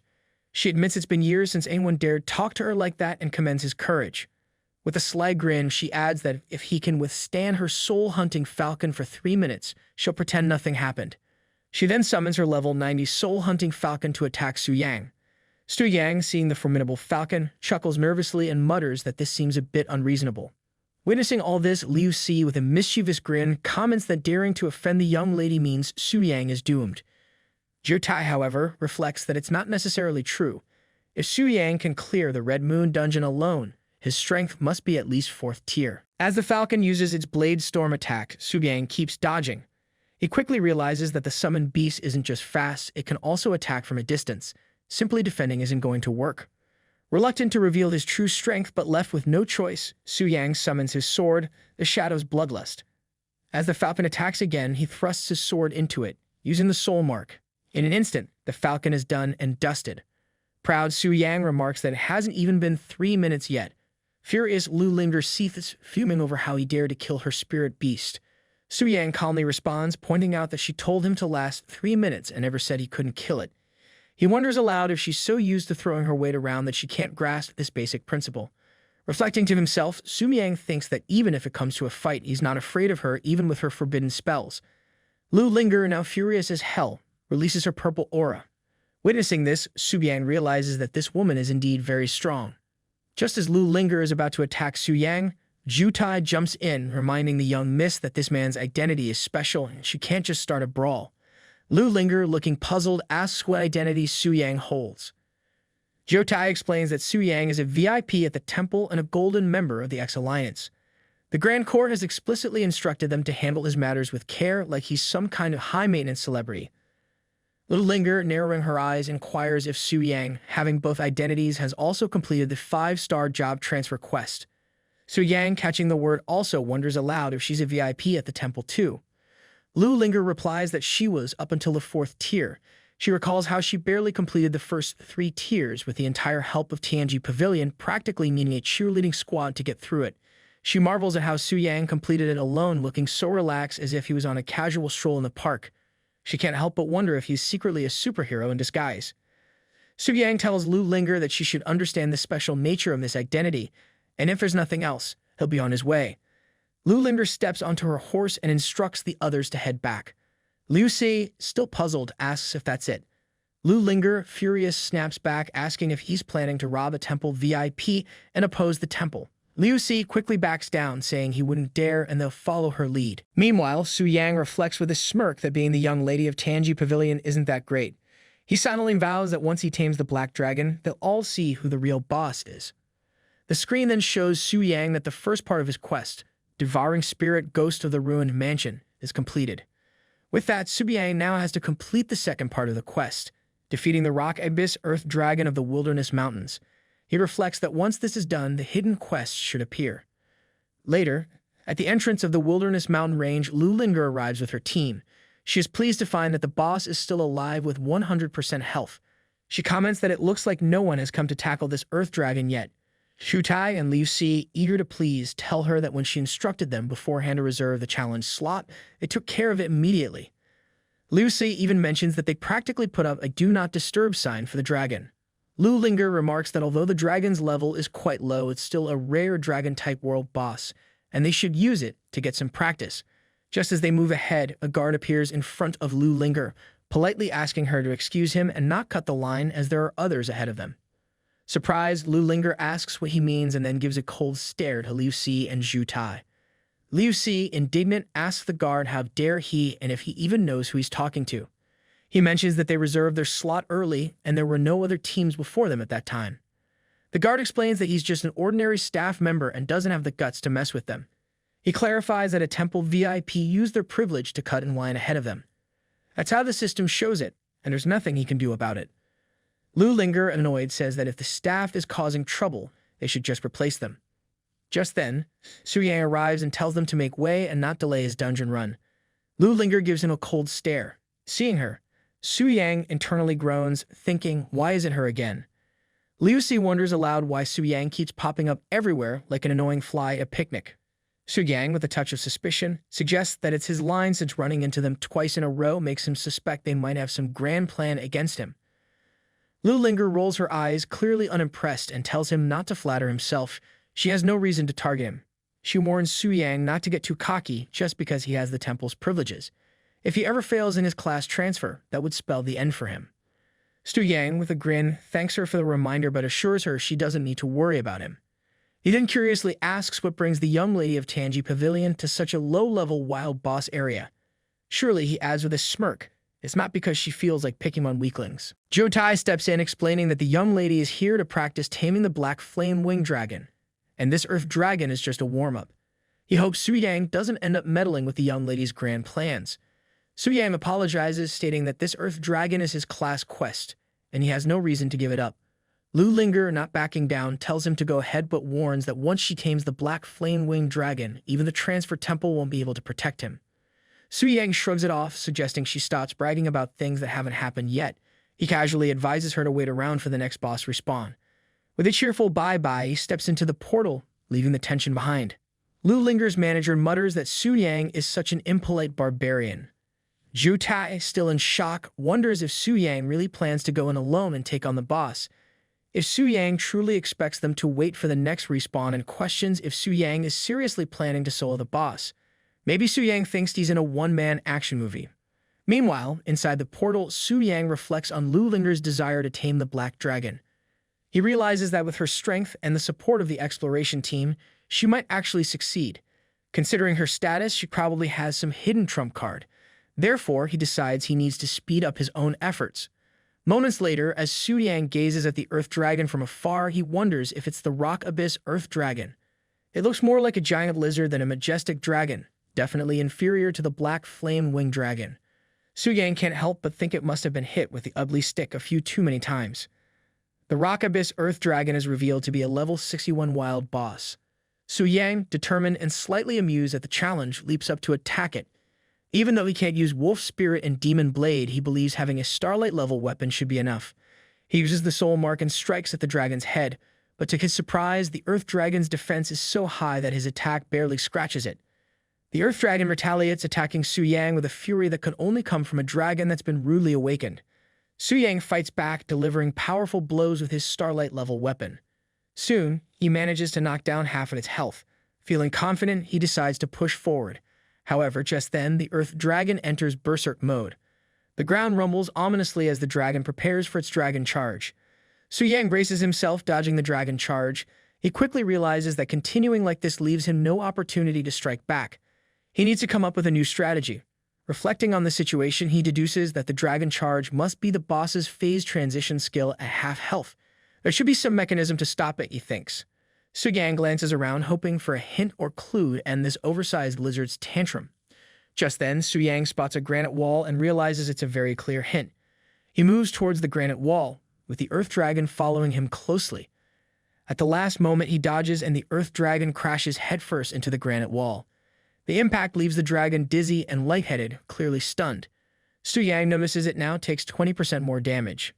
Seizing the opportunity, Su-Yang declares that he won't hold back and prepares for the final blow. Meanwhile, outside the portal, Liu Si, growing impatient, asks Zhu Tai if they are just going to stand around and wait, or maybe they should start taking bets on whether Su-Yang makes it out in one piece. Zhu Tai responds, telling Liu Si that if he has any complaints, he should take them up with the young lady himself.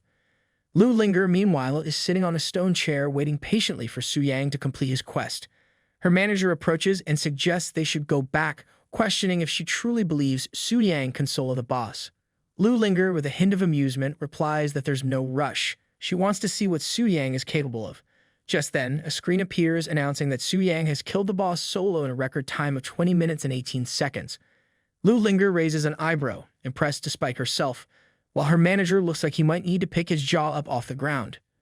They all stand there in shock. Liu Si exclaims that Su-Yang really soloed the boss and set a new kill record. He wonders aloud how that's even possible and suggests that Su-Yang must be cheating. Meanwhile, Su-Yang steps out of the portal and asks why they are still there. Su-Yang is clad in an odd, bulky brown armor that makes him look like an overgrown potato. The sight of him in this ridiculous getup is too much, and they can barely contain their laughter. Su-Yang, puzzled by their laughter, asks what is so funny. He reflects that he should have cleaned out his bag sooner since it got full without him noticing, leaving him no choice but to wear this ugly earth dragon set. He facepalms himself, realizing just how ridiculous he looks. Despite his embarrassment, Su-Yang challenges them, telling them that if they really have the skills, they should stop making fun of him and try setting a solo record at his level. As Su-Yang is about to depart, Lu Linger admits he is skilled but questions what there is to be proud of with just an earth dragon, pointing out that her target is far more challenging. Su-Yang, never one to back down, replies with a smirk that if that's the case, he will just tame the black dragon before she does. Lu Linger is shocked by his bold reply. Furious, she demands to know if he is kidding and who he thinks he is. With an evil grin, Su-Yang introduces himself, declaring that he is not only a VIP at the Transfer Temple, but also the one who will tame the Black Dragon. His determination is clear, even if he currently looks like a walking fashion disaster. Just then, a screen appears confirming the completion of Su-Yang's 5-star job change task. The screen lists the confirmed items, a rusty key and the blood of the Rock Abyss Earth Dragon. It also notifies him that a hidden job change task, Glory of Blood, has been unlocked. The task description reads, "Deep in the Sleepy Mountains lies an underground prison that no one dares to approach. It was once the secret laboratory of a great wizard who explored the power of blood, known as the Glory of Blood." Su-Yang recalls that the Sleepy Mountains are on the border of Taiyang City, known for monsters tougher than those in the Wild Spirit Mountains. However, he shrugs it off, thinking it shouldn't be a problem for someone as talented and modest as himself. He also reflects on the screen's specific confirmation of the task items and the task's intriguing name, Glory of Blood. He wonders if this task might involve these items. Turning to Lu Linger, he grins and informs her that he has some heroic tasks to attend to, so he'll catch her later. Su-Yang reflects that first he'll handle the transformation and then immediately tackle the task. As he leaves, Liu Si comments that this guy is too arrogant, possibly thinking he's the star of his own action movie. Zhu Tai asks Lu Linger what they should do next. Lu Linger instructs him and Liu Si to keep a close watch on Su-Yang in the near future, and as soon as he prepares to proceed with the next phase of the job change, they should report it to her immediately. Later, Su-Yang finally finishes the transformation. He feels a surge of new power and excitement, ready to face whatever the Sleepy Mountains have in store for him. Maybe now they'll look a bit less like a fashion disaster and more like a true hero. Su-Yang checks the stats of his Rock Abyss Earth Dragon set and realizes it's actually pretty good value for money, aside from being a bit of an eyesore. After the transformation, it should last him until the 4th job change. Reflecting on his current strength, he thinks it would be a bit wasteful to use his precious borderless gems on mere platinum equipment. Later, Su-Yang reaches the Sleepy Mountains. The system notifies him that this place is shrouded in fog all year round, and it is said that countless beings are buried here. Legend has it that an adventurer once went to explore it but was never seen again. The recommended level to clear this mountain is between 70 to 90. As Su-Yang moves forward, he finds the fog so thick he can barely see his own hand in front of his face. No wonder it's called the Sleepy Mountains. It feels as cold and silent as a graveyard, like it's perpetually waiting for a Halloween party that never happens. Checking his map, he's shocked to find out the underground prison is far away and will take some time to reach. Just then, he senses someone nearby and mutters to himself that he'll have to clear the mobs along the way. As if on cue, a monster appears. Before Su Yang can react, a lady emerges and cuts the monster in half in a matter of seconds. She asks Su Yang if he's okay and then adds, with a hint of amusement, what he's doing in the sleepy mountains at this level and if he's wandered into the wrong place by mistake. This lady is Zhang Yan, a level 75 Thunder Sword Master. Su Yang thanks her for the help but explains that he is here for a task. Zhang Yan, taken aback, asks what kind of mission would drag him to the sleepy mountains at level 60, wondering if he has been tricked. She jokes that these mountains aren't exactly the vacation hotspot she had in mind either. She mentions she's also here to gather materials for her 4th job change and suggests he join her team, offering to let Big Sister take care of him, adding with a wink that she makes a mean cup of mountain tea. Su Yang politely declines, explaining that his task does not allow for team play. He then bids her farewell, assuring her he will be careful on his own. As he leaves, Zhang Yan comments on the mysterious nature of his task, shaking her head in curiosity. Leaving her far behind, Su Yang grins, thinking that cheating is more his style than proper gameplay. He then summons his spirit wolves. As they appear, his spirit wolves change color from blue to blooded. Riding one of his spirit wolves, Su Yang wonders if this change in color is because the soul-summoning stone is influenced by the red moon. It seems fine for now, but he decides to check it with a job change artifact later, just in case it turns out to be a ticking time bomb. He hopes his ride doesn't explode mid-quest. With the high-speed charge of the spirit wolves, Su Yang reaches the well-hidden gate in a matter of seconds. As he enters through the gate, he is hit by a foul stench like someone decided to have a BBQ with rotting meat. Soon he arrives at another gate made of iron rods, flanked by heaps of dead human bodies. Su Yang wonders about the sheer number of bodies, noticing how it looks like they died instantly, their blood drained. He thinks this must be the so-called lorry of blood. No wonder there were no monsters on the way, they must have all been part of the buffet. He kicks the gate open and reaches a room where a skeleton in a black robe sits within a magic circle, one eye flashing like a rave light. As he reaches for the flashing eye, the skeleton springs to life. It's the level 75 boss, a zombie of the dead wizard's resentment. A system description appears, mentioning it was once a mad wizard who pursued the glory of blood. For some special reason, he had to die, but even in death, his resentment lingers, demanding any intruder use their blood to nourish his decayed body. Su Yang, unimpressed, tells the zombie skeleton to stop screaming because it's annoying. In the next instant, he dispatches it with ease, leaving the room eerily silent. A system notification appears announcing that Su Yang has killed the special boss, the zombie of the dead wizard's resentment, earning over 200,000 experience points and obtaining the item Mad Wizard's experimental notes. Su Yang grips the notebook in his hand and starts reading it. After skimming through the pages, Su Yang comments that this madman conducted a bunch of human experiments and still failed in the end. He chuckles to himself, wondering aloud how this helps him. He flips through the pages, hoping there's at least a how to make a wizard smoothie recipe hidden somewhere inside. As he wonders about the usefulness of the notebook, the system notifies him that he has obtained a reward, the blood blessing ritual. Su Yang grins, saying he knew there must be something good in it. The blood blessing ritual is a special rite recorded in a mysterious book, granting the power of blood, pressing back the glory of the bloodline. To perform this ritual, one must stand in the blood blessing ritual circle, consume the blood of a powerful creature, and begin the blessing. Su Yang notes that it seems like a permanent enhancement buff. However, the mad wizard who tried it ended up meeting an unfortunate and explosive end. Su Yang wonders if it's too risky. Then, a light bulb goes off in his head. The system wouldn't wake up a human customer service rep just to handle a random issue. He pieces it together. The instructions say it needs the blood of a powerful creature. The mad wizard had used ordinary human blood, which is why he failed. Su Yang realizes he has the earth dragon blood, and the hidden task also hinted at it. It all starts to click into place for him. But when it comes to powerful creatures who can compare to the black flame-winged dragon, this thought sparks a bold idea in Su Yang's mind. He imagines the incredible potential, feeling a mix of excitement and a hint of recklessness bubbling up inside him. Su Yang wonders if the system can connect to the boss when there are no intruders in the secret realm. The system informs him that as long as the connection count refreshes, the connection can be completed. However, it also assures him that he will be automatically alerted if there are any intruders. Su Yang finds this fantastic. He instructs his spirit wolves to stay put and guard against any outsiders disrupting the magic formation while he connects with the system. He commands the system to initiate the connection. A golden light appears, and the system notifies him to wait as it connects to the boss. Meanwhile, the elf princess, stuck beside the black flame-winged dragon, feels a wave of boredom so intense she could knit a sweater out of it. She muses about the dragon's broken promise of freedom. It does nothing but snooze like a lazy cat. She reflects on her long captivity, realizing that only that scumbag Lawrence tried to rescue her. It's pretty clear the royal family cares about her as much as they care about their collection of royal dust bunnies. As she's lost in these thoughts, the black dragon suddenly wakes up with a roar loud enough to wake the dead, or at least the very bored. She gets frightened and asks the black dragon why it's getting up all grumpy. The black dragon casually mentions that it roared out of habit, like a dragon version of a morning stretch. However, the black dragon realizes it should get down to business. Without wasting any time, it immediately stabs itself and golden blood starts flowing from the wound. The elf princess is utterly shocked by this unexpected turn of events. Meanwhile, Su Yang, now in the black dragon's body, reflects that this dragon definitely has noble blood.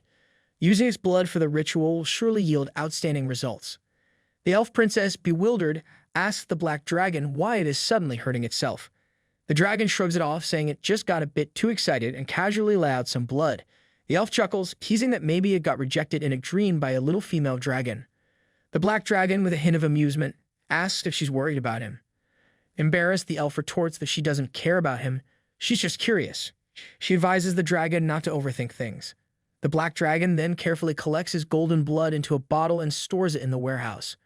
With a yawn, he tells the elf that his business is done here and that he will continue sleeping. The elf, rolling her eyes, remarks about the dragon sleeping again, joking if he's still dreaming of his elusive female dragon.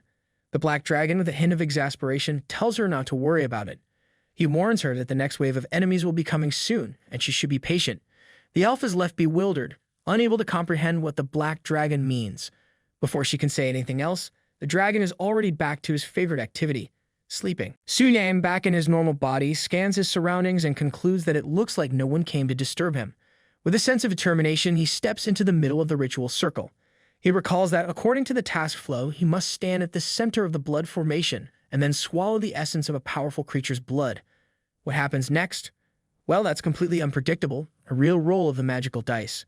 Su Yang takes out the black dragon's essence blood, thinking to himself that fortune favors the bold and sometimes the slightly reckless. He gulps down the blood, bracing for impact.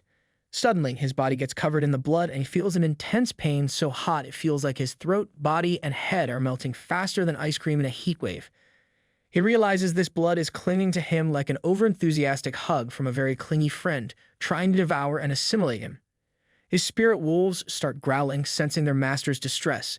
Su Yang, through gritted teeth, instructs them to stay away, assuring them it's just part of the ritual. He reflects that the weaker must endure this pain to become worthy of the strong's blessing.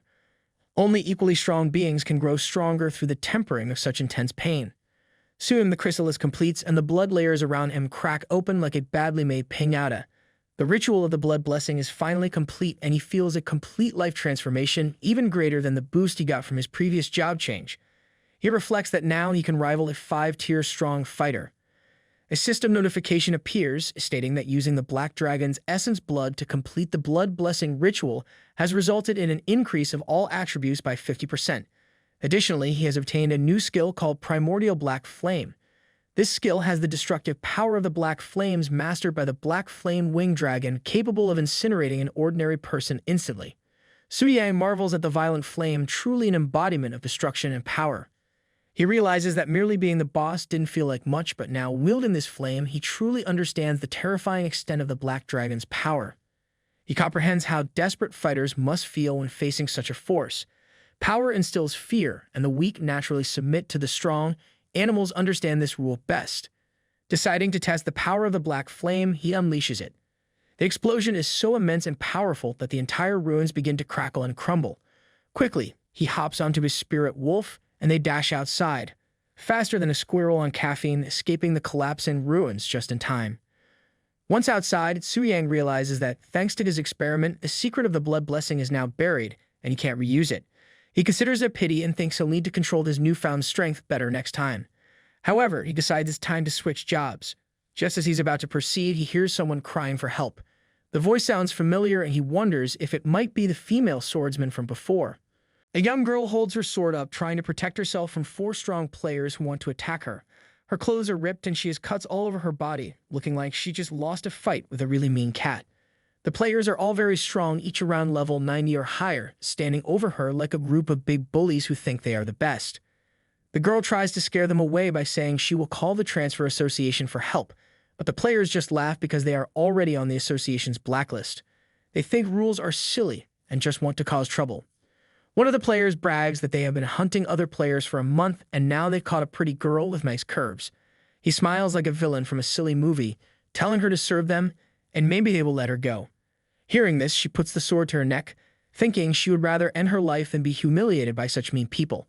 Just as she is about to hurt herself, one of the players suddenly loses his hand, and Sun Yang shows up like a hero from a cheesy action movie. Well, he is wearing clothes at least. I thought he was going to show up naked.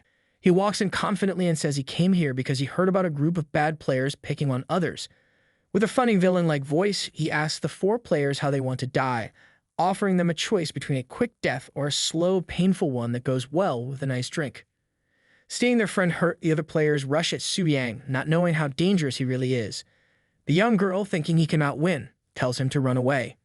Yang smirks, saying that he might have had a hard time fighting against 4 4th-class players in the past, but now it is different. They attack Yang, but he dodges their moves as fast as lightning, shaking them like maracas in a bad band because now Yang is not as weak as he used to be. Easily, he kicks all 3 of them, sending them flying through the air like confused birds. The 4th player sees an opening and tries to attack him from behind, but Yang slices through his attack like cutting through butter. It's so easy that even a butter knife would be jealous. Seeing that the platinum-grade dagger cuts in half with just a single touch, the enemy thinks that Yang's weapon must be at least a star-grade weapon. He shouts to his friends that Yang is more valuable than the girl, thinking they should start a treasure hunt instead of a fight. Hearing this, the other players start daydreaming and charge at Yang again, convinced they can beat a main character. Yang uses his flames to attack them because he doesn't want to show mercy to such greedy and bad players. He quickly defeats all of them, gaining a lot of experience points. As loot, he finds some strange items that make him wonder if he accidentally walked into the Eero game. After a moment, the flames fade away, and he asks if the girl is alright. But she is completely shocked by his power and asks him about it. Yang doesn't tell her anything and just says it's a secret. She feels relieved and laughs, telling him that she didn't believe Yang would be that strong and thanks him for saving her life because if he hadn't come, she would have hurt herself.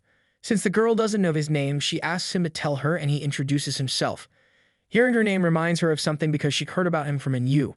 She reveals that yesterday she was at a party with Yumian and the others, wherein Yu got so drunk and started bragging about Yang solo and the boss alone. She laughs and tells Yang that everyone at the party knows about him, making Yang feel like he's become the star of a reality show he never wanted to be in. Yang decides to leave and asks her if she has a scroll so he can get away. She tells him that she has a scroll and thanks him again. After he leaves, she compliments him on being an interesting man. Later, Yang goes to the location to complete his task and receives many blessings and rewards. He levels up to a new class and gets a new weapon that is perfect for fighting against mages. Because the weapon will nullify magic if the user's spirit is higher than the caster's, Yang shows off his new arcane armor.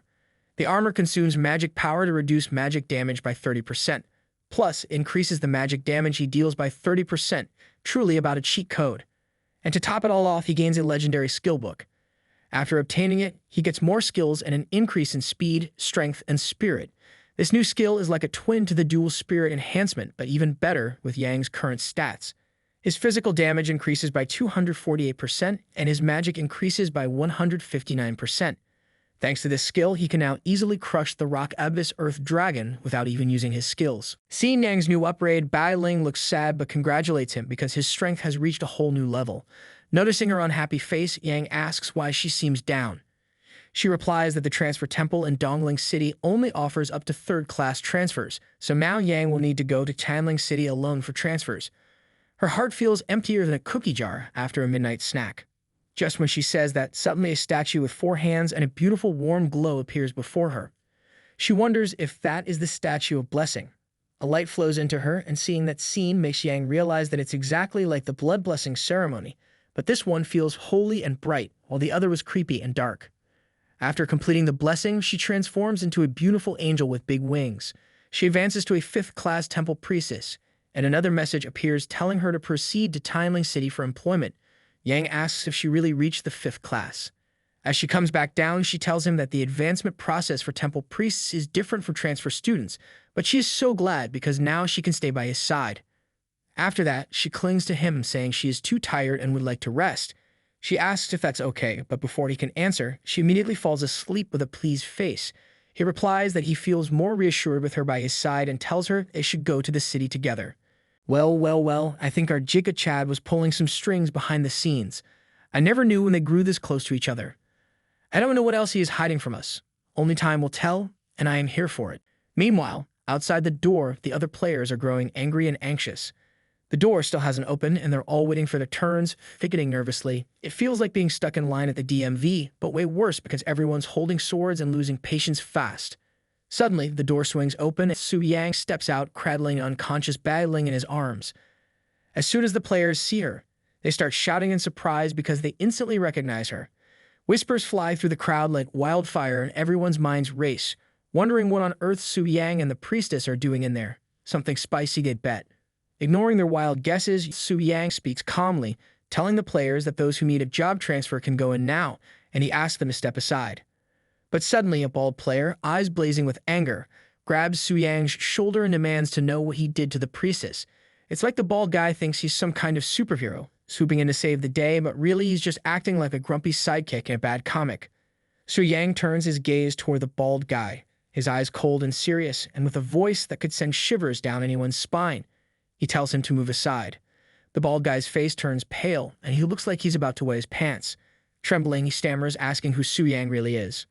The bald guy is too scared to move, frozen in place as Su Yang starts to walk away. Just then, another priestess calls out to him, breathless like she just sprinted a mile to catch up. She asks if Bai Ling is going to Tianling City with him. Su Yang nods and congratulates her on her promotion and pay raise.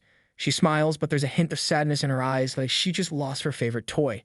She tells him it makes her sad because she won't be able to see him and Bai Ling for a long time. Hearing that, Su Yang gives her a reassuring smile, promising they can have a meal and some tea together when he visits. She breathes a sigh of relief and makes him promise, wishing him safe travels. After a while, Su Yang and Bai Ling arrive at the temple, where the current priestess greets them. She gently takes Bai Ling, who is still fast asleep, and assures Su Yang that she'll take care of everything once Bai Ling wakes up. She also lets him know that his promotion benefits and other important matters will still be handled by her. After making sure everything's set, Su Yang decides to establish a base in Tianling City. He needs to buy a property and make arrangements for his grandparents. He sends them a letter, along with some money, to let them know he's doing well. After that, he heads to a real estate office to check out a penthouse. The house is stunning, but Su Yang tells the broker it might be tough to manage. The broker quickly reassures him, saying that for an extra $1 million, he can have a dedicated maid team to handle all the chores and daily tasks. All the beautiful maids greet Su Yang warmly, and with that, he decides to buy the house without hesitation. The scene shifts to Su Yang living the good life, relaxing by the pool, enjoying delicious food served by the maids, taking luxurious baths, and lying down on a huge, comfy bed. It feels amazing to have money, especially since not too long ago, Su Yang couldn't even dream of living like this. As he lies on the bed, he decides to get some sleep and check on Bai Ling's condition the next day. Meanwhile, Bai Ling finally wakes up from her deep sleep, dressed in a flashy black nightie that makes her look even more stunning. She looks around, confused, and asks where she is. The temple priest, who's already by her side, hands her some herbal soup to help her recover. She sips it happily, feeling a lot better. Did the priest exorcise our priestess inside? How dare he? Doesn't he know not to touch our Giga Chav's waifu? Getting serious again, the priest shares his curiosity about Su Yang, wondering why the statue hasn't given any revelations for a long time. She asked Bai Ling what she thinks of Su Yang, since she spent the most time with him. Bai Ling's face lights up as she speaks, saying Su Yang has incredible courage and strength, but more than that, he has a kind and resilient heart. She truly believes that Su Yang will bring new hope to their world. Hearing this, the priest gazes at the red moon and nods, trusting Bai Ling's judgment. She's happy to leave Tianling City in her capable hands. Then, she mentions an event that's about to happen because the red moon has been hanging in the sky for days. The sight of the red moon triggers a memory in Bai Ling's mind. She remembers that she forgot something really important, realizing that she needs to warn Su Yang immediately.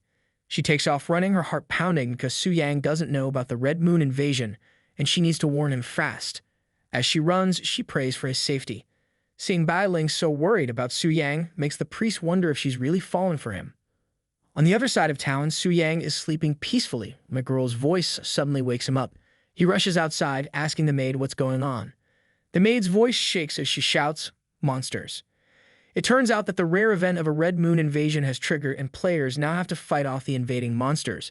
A terrifying demon clan boss, the Stitch Giant Axeman, suddenly appears in front of Su Yang. The monster's level is unknown. The monster's there to kill Su Yang, which makes him furious and not only disturbed his sleep, but also interrupted his luxurious life. He decides to take down the monster quickly so he can get back to bed. Littlinger arrives on the scene and quickly realizes Su Yang is the target of the Red Moon's invasion. She frowns in disgust and tells him to stand back, saying he's no match for the monster and that she'll handle it. Su Yang hears the words and immediately shouts, his voice filled with alarm as he tries to understand what a Red Moon invasion means. His concern is met with a dismissive reaction as Lu giggles, clearly amused, and tells him she has no obligation to explain. Without further delay, she directs her power toward the monster, but her efforts prove useless. The attack leaves the creature unharmed while parts of Su Yang's newly built house crumble under the force, adding to his growing frustration. Great, just what he needed. More repairs. Suddenly, Bai Ling appears, running toward him with urgency. As he notices her approach, concern flashes across his face, and he urges her to be careful. Despite his warning, she throws herself into his arms, confessing that she just woke up and realized she hadn't informed him about the Red Moon invasion. Her anxiety and rush of emotions lead her straight to him, seeking comfort and understanding. Out of nowhere, a chair slides toward them and Su Yang gently places her on it, urging her to provide more details.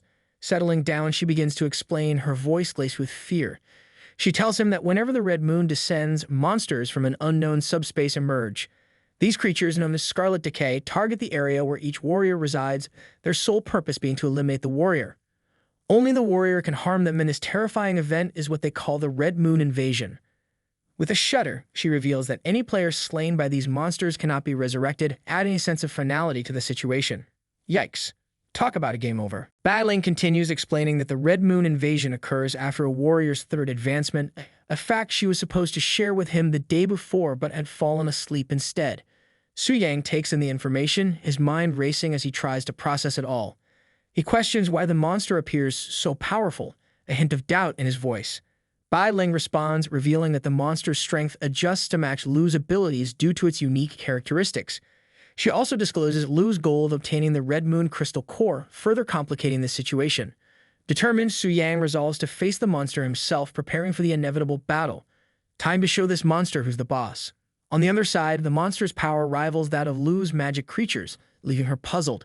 She wonders how a mere third advancement Scarlet Decay could possess such overwhelming strength. Su Yang approaches her, his tone firm as he urges her to stop, concerned that her continued attacks will only cause more damage to his home. He insists on handling the situation himself, knowing that the monster is targeting him specifically. Lu, maintaining her usual rude demeanor, dismisses him with a warning, sarcastically suggesting that he shouldn't come crying back for help if things go wrong. With a sense of determination, Su Yang summons his sword, adopting a heroic stance. He instructs her to stay on the sidelines and observe as he takes on the fight. The purple shadow materializes within his range, and with a swift gesture, he directs it toward the monster. The creature manages to evade the initial strike, but Su Yang quickly follows up with a shadow body and soul mark attack. The impact is devastating, reducing the monster's health by 60% in a single blow. Lu watches in disbelief, her mind struggling to comprehend how such a feat is possible. Su Yang realizes that the monster's strength fluctuates based on its current target, meaning that at this moment, the creature is merely a third advancement boss. With a confident stride, Su Yang dodges the monster's attacks, closing the distance between them effortlessly. He steps on the monster's axe, feeling the power within him, the result of his extreme dual cultivation skill. Approaching the monster's midsection, he delivers a powerful punch, reminiscent of Goku's signature move, sending the creature crashing into a wall. The wall crumbles and a flicker of concern crosses Su Yang's face as he mentally calculates the additional repair costs. The monster, enraged by the attack, enters a berserk state, its eyes glowing red with fury. It charges at Su Yang, intent on retaliating. But Su Yang is ready, powering up his arm and delivering a decisive punch, declaring that the monster is unworthy of hunting warriors. That's right, you picked the wrong warrior to mess with. The force of the blow tears the monster's arm apart, and with its health depleted, the creature collapses, lifeless. In the aftermath of the battle, Su Yang gains a wealth of experience points and 3 Red Moon Crystal Cores. Bai Ling stands in awe, marveling at his strength and how effortlessly he dispatched the Scarlet Decay. Lu calls for her horse, her mind racing as she reflects on her own encounters with the Red Moon invasion. She has witnessed many battles, but never one as brutal as this. A thought crosses her mind, a hint of fear, as she wonders if there is something monstrous hidden beneath Su Yang's appearance. Still irritated by Su Yang's earlier antics, she warns him not to view this as a victory, vowing to make him pay next time. Su Yang, slightly puzzled, wonders why Lu always seems to be talking to herself. Is she okay? Maybe she needs some snacks. Shifting his focus, he turns to Bai Ling, asking for more information about the core. She is about to explain when suddenly a massive red eye appears before Su Yang. He spins around, trying to comprehend what he is seeing, but before he can react, he loses control of his body, his consciousness slipping away. Su Yang wakes up the next day, feeling the warmth and softness of Bai Ling's embrace. His eyes widen in surprise as he realizes he is half naked like a startled cat that just found itself in a bathtub. Bai Ling blushes, a soft pink hue spreading across her cheeks, and expresses relief that he is awake. He feels a mix of embarrassment and confusion, trying to maintain a stern demeanor as he demands an explanation for why they are in the same bed. I think our MC did something with the waifu without even realizing it, or the waifu performed the secret ritual on him.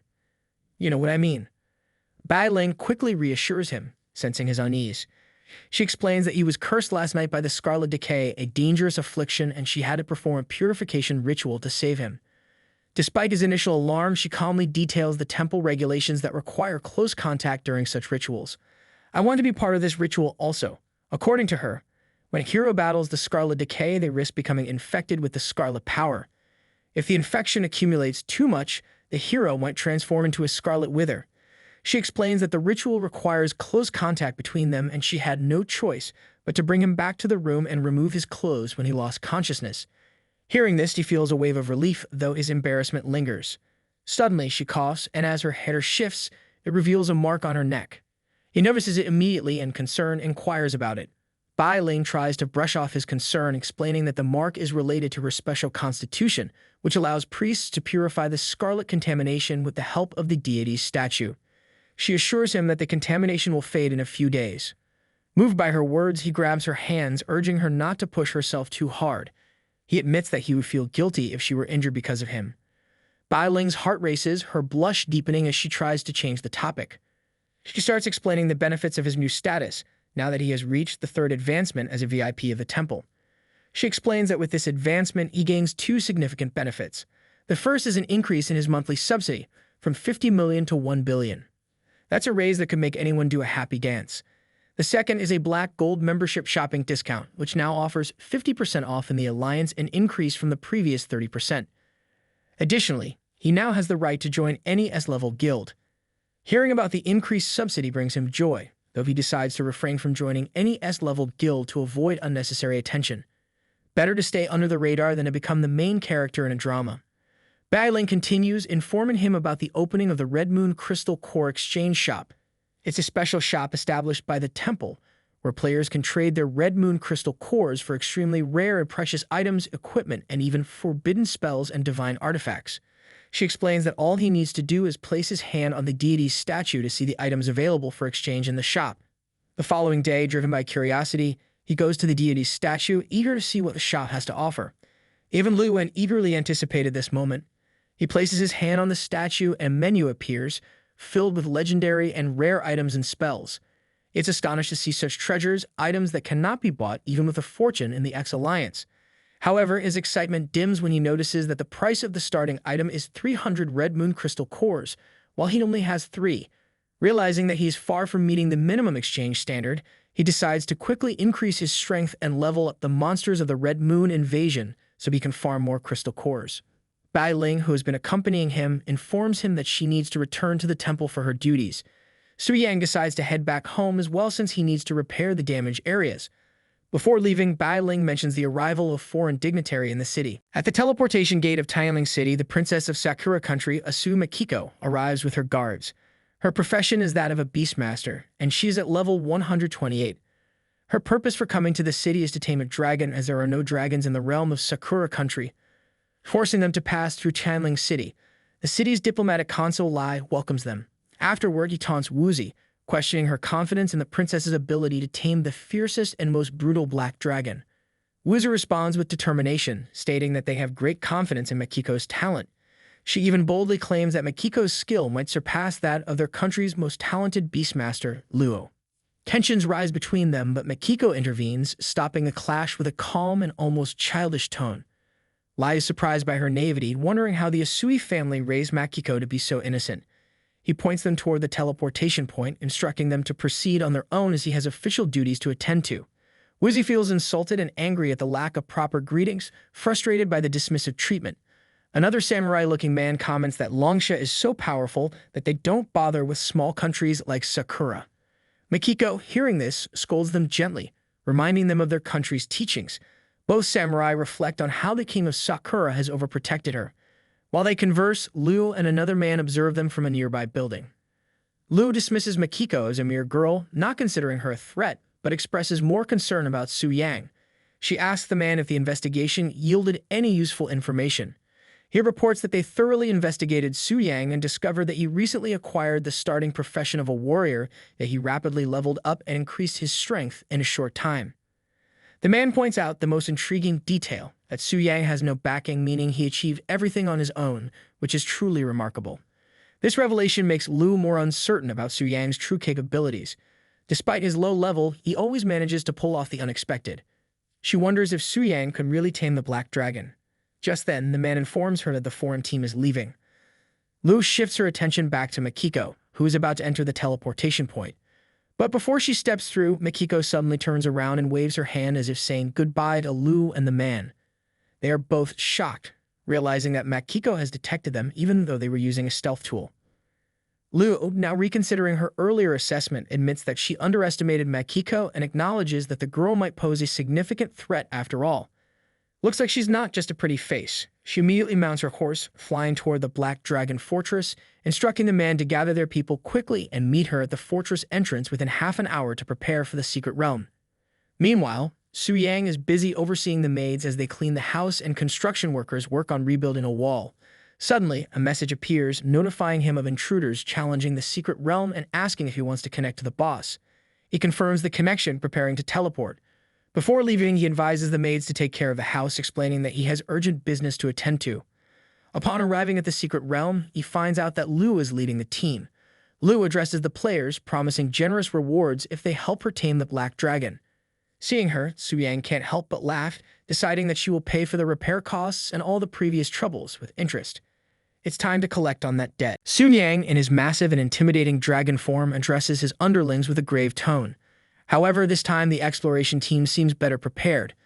Not only do they have more people than before, but they also appear to be seasoned fighters with top-notch equipment. They won't be easy to deal with, he says. One of the dragon warriors, his chest puffed with unwavering confidence, strides forward and addresses his leader with a tone of absolute command. "My king, have no fear. Leave the intruders to us," he declares, his voice echoing through the cavernous hall like a foreboding promise of doom. The walls seem to tremble slightly under the weight of his words, underscoring the gravity of the situation. Standing beside him, another warrior, equally resolute and brimming with fiery determination, adds with intense conviction, "We will drive them all out, not leaving a single one behind." This powerful display emphasizes the sheer might and formidable presence of these dragon warriors. Their stats are nothing short of imposing: level 95, elite boss, mutated dragon blood warrior. These attributes are more than mere numbers. They represent a level of strength and resilience that sets them apart as nearly invincible. Their stats reflect their vast physical prowess, magical resistance, and combat capabilities, painting them as an almost insurmountable force. They move with an effortless grace that belies their immense power, each step exuding an aura of terror and dominance. The very air seems to crackle with their formidable presence, creating an atmosphere charged with the anticipation of an imminent and devastating clash. Amidst the confident banter and the palpable tension, Su Yang's sharp eyes catch sight of two unfamiliar creatures mingling among the ranks. His brow furrows as he murmurs to himself, "Strange. I haven't seen you two before." His gaze narrows, filled with a mix of curiosity and concern as he tries to piece together the significance of these mysterious new additions to the formidable dragon army. The elf nervously begins to explain, "Remember the day you suddenly went berserk and started hating yourself? After those two licked the blood that spewed out, it turned into this." Su Yang, intrigued, observes them closely. "Oh, so directly consuming dragon blood has an effect too," he muses. The elf continues, "Only these two successfully mutated. There are others. Over there." She gestures toward two visibly anxious creatures who are desperately apologizing. They look very weak and frail. Su Yang surveys the unfolding situation, his thoughts racing. What is this? It seems like that fleeting dragon blood army won't cut it. He quickly dismisses the thought with a shrug, thinking, "No matter. These two aren't to be underestimated. Although they may not match my current strength, they could be comparable to the pre-evolved Black Flame Wing." Without hesitation, Su Yang commands, "You two go intercept the enemy."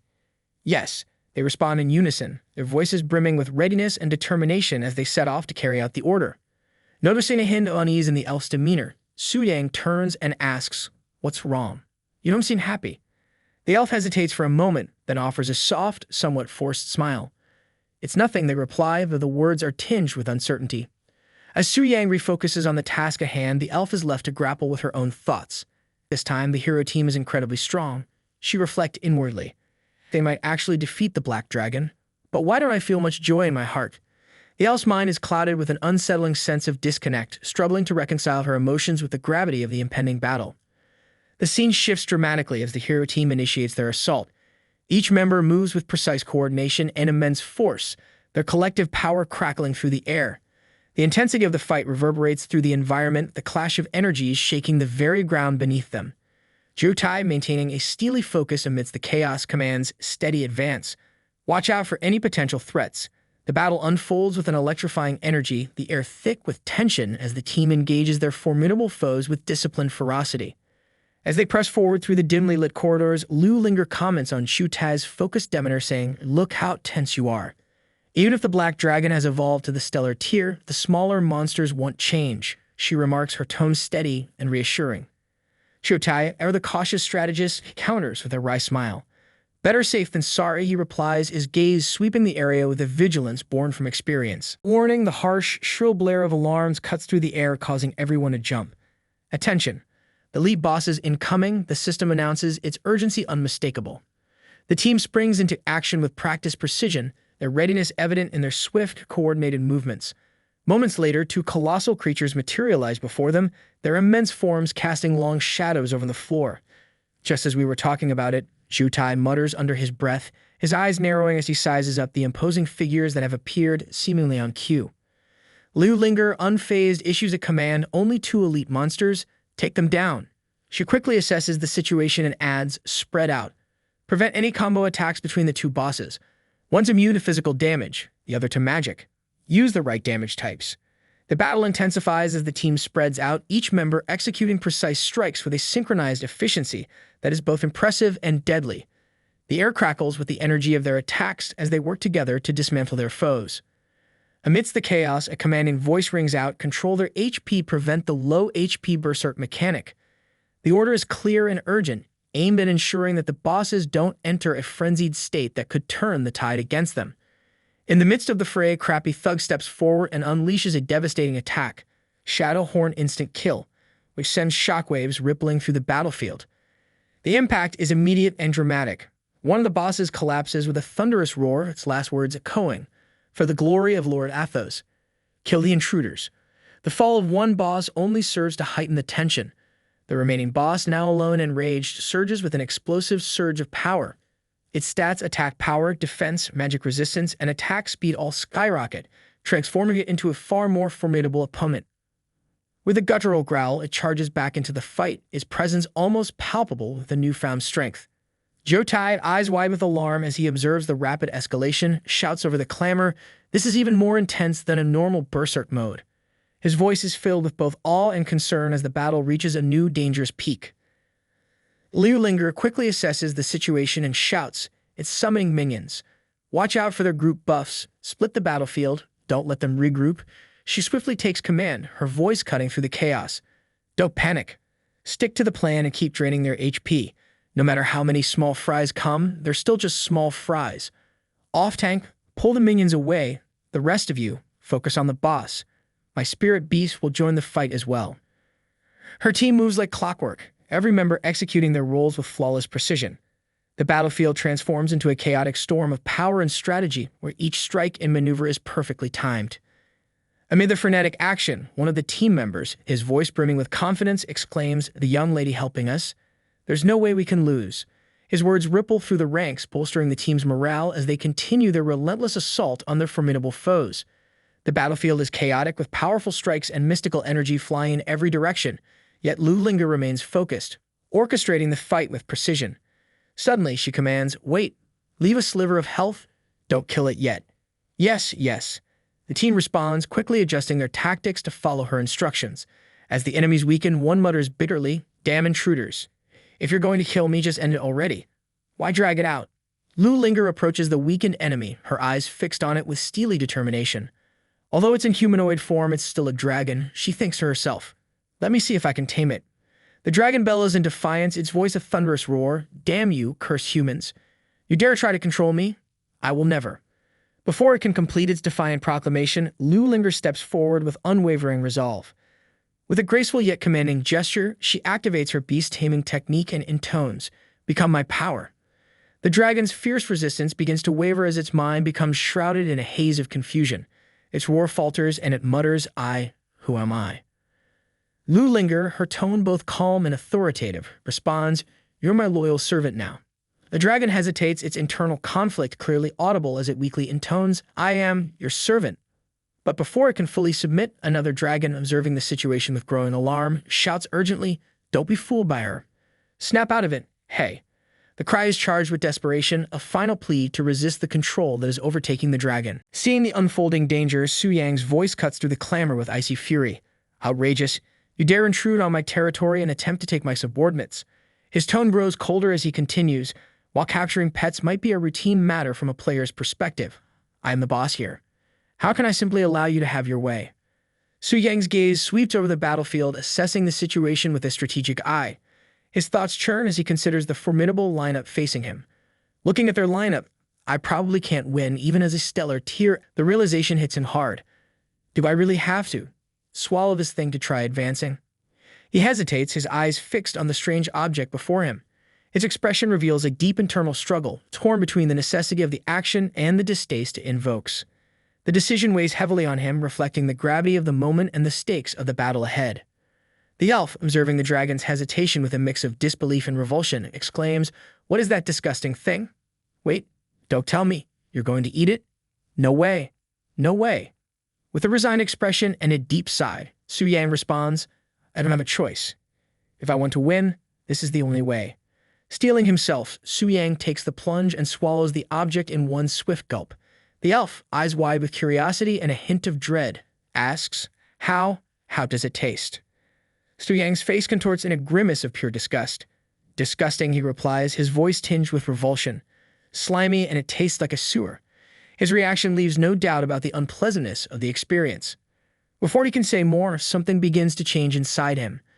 A sudden surge of energy courses through his body, and in an instant, a massive explosion of light erupts, blinding the entire battlefield. The ground shakes violently as a powerful golden beam shoots up into the sky, piercing through the clouds. The dragons, momentarily stunned by this sudden and extraordinary display, can only watch in awe. One of them breaks the silence, exclaiming, "A shining golden light. Could it be the Lord?" Another dragon, voice barely above a whisper, adds in disbelief, "My king." As the golden light continues to radiate, intensifying with every passing moment, Lu Linger's eyes widen in shock. She gasps, "A powerful force. It's coming from the fortress. What's happening?" Shielding her eyes from the blinding brilliance, Lu Linger is overwhelmed with a mix of surprise and realization. Something big is about to happen, she thinks, her mind racing. Her eyes widen further as recognition dawns, and she whispers, "That's." The battlefield falls silent as a massive shadow looms over the horizon. Emerging from the golden light is the fully evolved black dragon, its wings spread wide, casting an ominous darkness across the land. The sheer power radiating from its form is palpable, striking fear into all who witness it. Lu Linger gasps, her heart racing. System notifications flash. Unknown factor detected. Dungeon boss. Black Flame Wing, Black Dragon O's has undergone a mutation. The dragon, now towering and more fearsome than ever, exudes an overwhelming aura. Its evolution is complete, not just a threat, but a force of nature. More notifications appear. Boss. Black Flame Wing Athos, post-maturity stage, level 15, Radiant Moon tier. The reality of the situation sinks in as the secret realm itself ascends, matching the dragon's newfound strength. The stakes have never been higher. With cold, calculated resolve, Su Yang declares successful evolution. Next up, time to crush them. After saying this, Su Yang took flight in the sky. The entire raiding team was shocked and confused.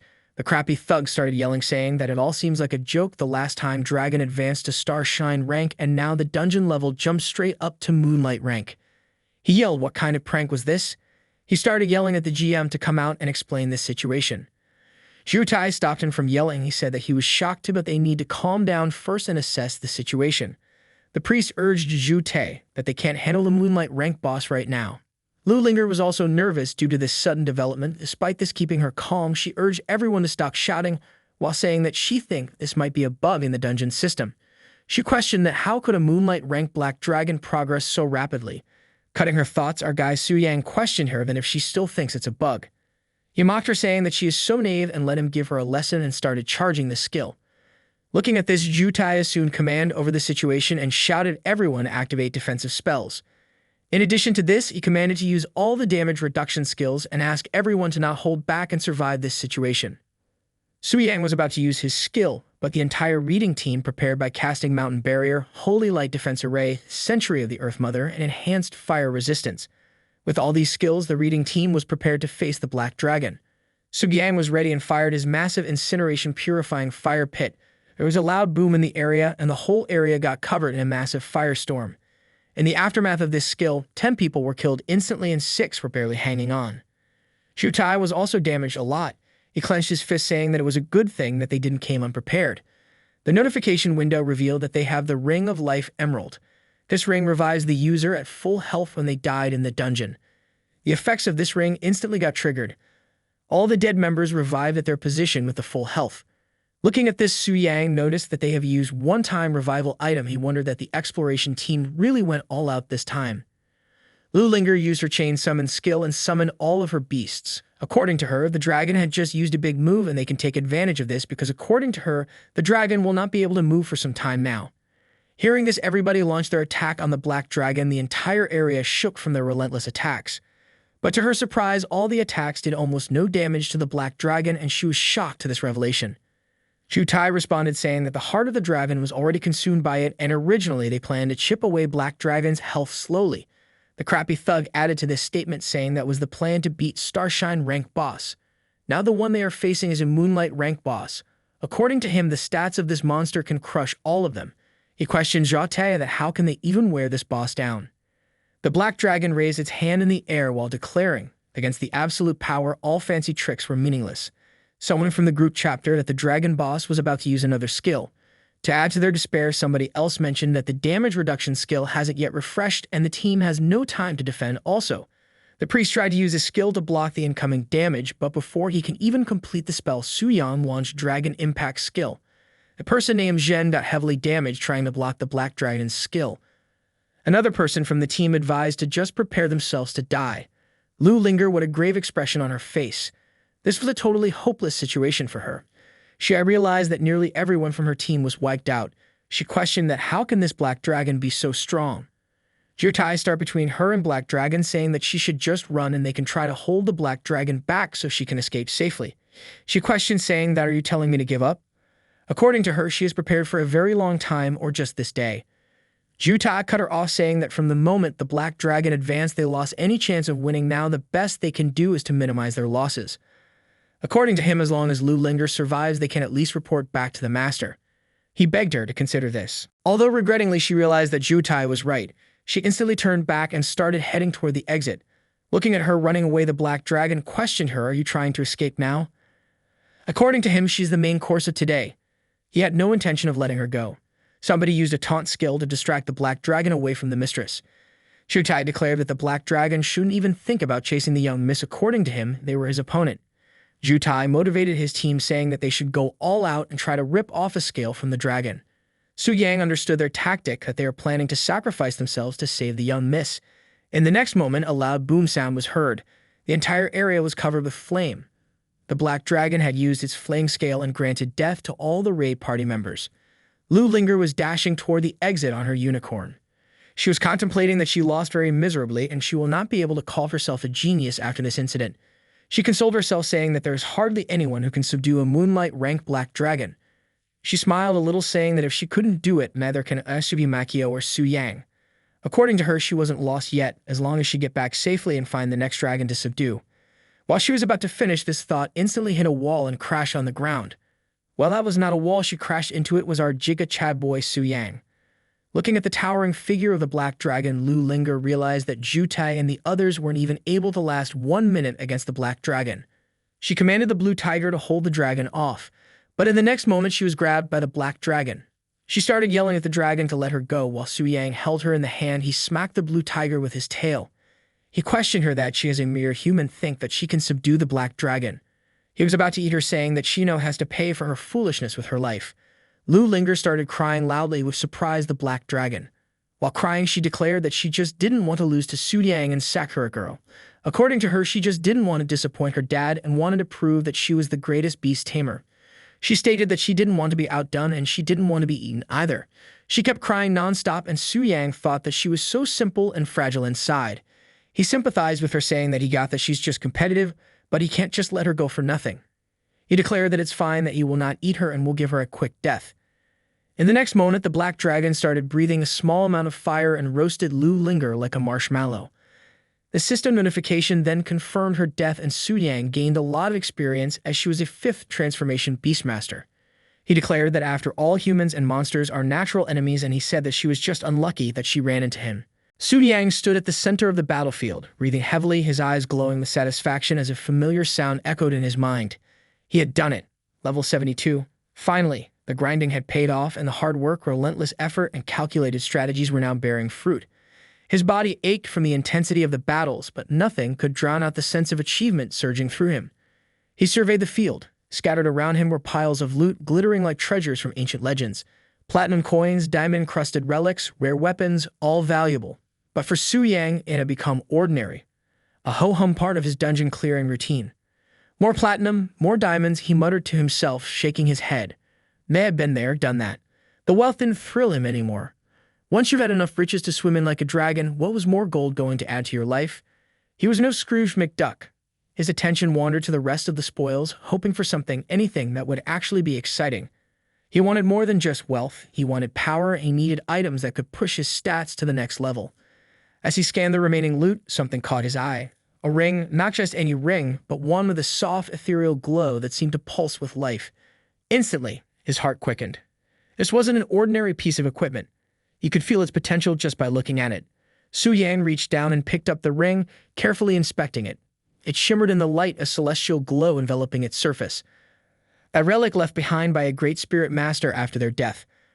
Perhaps it has been soaked in spiritual resonance for so long that even after the original owner passed away, it continued to whisper in meditation. The whisper from the ring permanently increases the wearer's spirit power by 1% each day, up to a total increase of 10%. Consumes mana to render the wearer completely immune to any mental interference for the next hour. Su Yang's eyes gleamed. This wasn't just a normal accessory, it was a game changer. It was rare for an accessory to offer both a stat boost and resistance bonuses like this, and the fact that it came with such powerful traits was mind-blowing. He had seen plenty of powerful weapons and armors, but accessories like this were few and far between. What really got him excited was the passive trait. A permanent increase in spirit power by 1% per day? That was incredible. With this ring, he could exponentially boost his power in a short time. It wasn't an immediate game changer, but it was the kind of item that would make a massive difference in the long run. Combine that with the Spirit Master's Blessing active ability, which made him immune to mental attacks, and Su Yang knew he had just found something that could tip the scales in any future battle. And then, as if that wasn't enough, Su Yang's eyes widened when he noticed the gem slot. Those were legendary. Infinite stones could continuously absorb mana from the surroundings, making sure the item they were embedded in never ran out of power. The sheer rarity of infinite stones made them priceless, and the idea of combining such a gem with the Spirit Whisper Ring was almost too good to be true. Lu Linger, you really outdid yourself this time, he said aloud, though Lu Linger was nowhere around to hear him. She had dropped some incredible loot upon her defeat, but this ring, it was beyond anything he'd expected. As Su Yang slipped the ring onto his finger, he felt a surge of energy coursing through him. His spirit power instantly spiked, and the world around him seemed to slow down as his mind became sharper. This was the kind of boost he needed. But that wasn't all. As he admired his new ring, Su Yang felt another surge of energy, this one far more intense than before. His fingers tingled, and his vision blurred for a moment before a new item appeared in his inventory. What? Another one, he muttered, opening his inventory to investigate. There, glowing with an eerie light, was a forbidden scroll. The wrath of the wind god tears apart anyone who dares to provoke him. Su Yang's jaw dropped. This was no ordinary spell. This was a forbidden spell, and not just any forbidden spell, but a first-tier one at that. Forbidden spells were the stuff of legends, spells so powerful they were restricted by the world's laws. Just having one in your possession was enough to make you a target for every ambitious mage and warrior out there. With 2 forbidden spells now in his arsenal, Su Yang's grin widened. He felt invincible.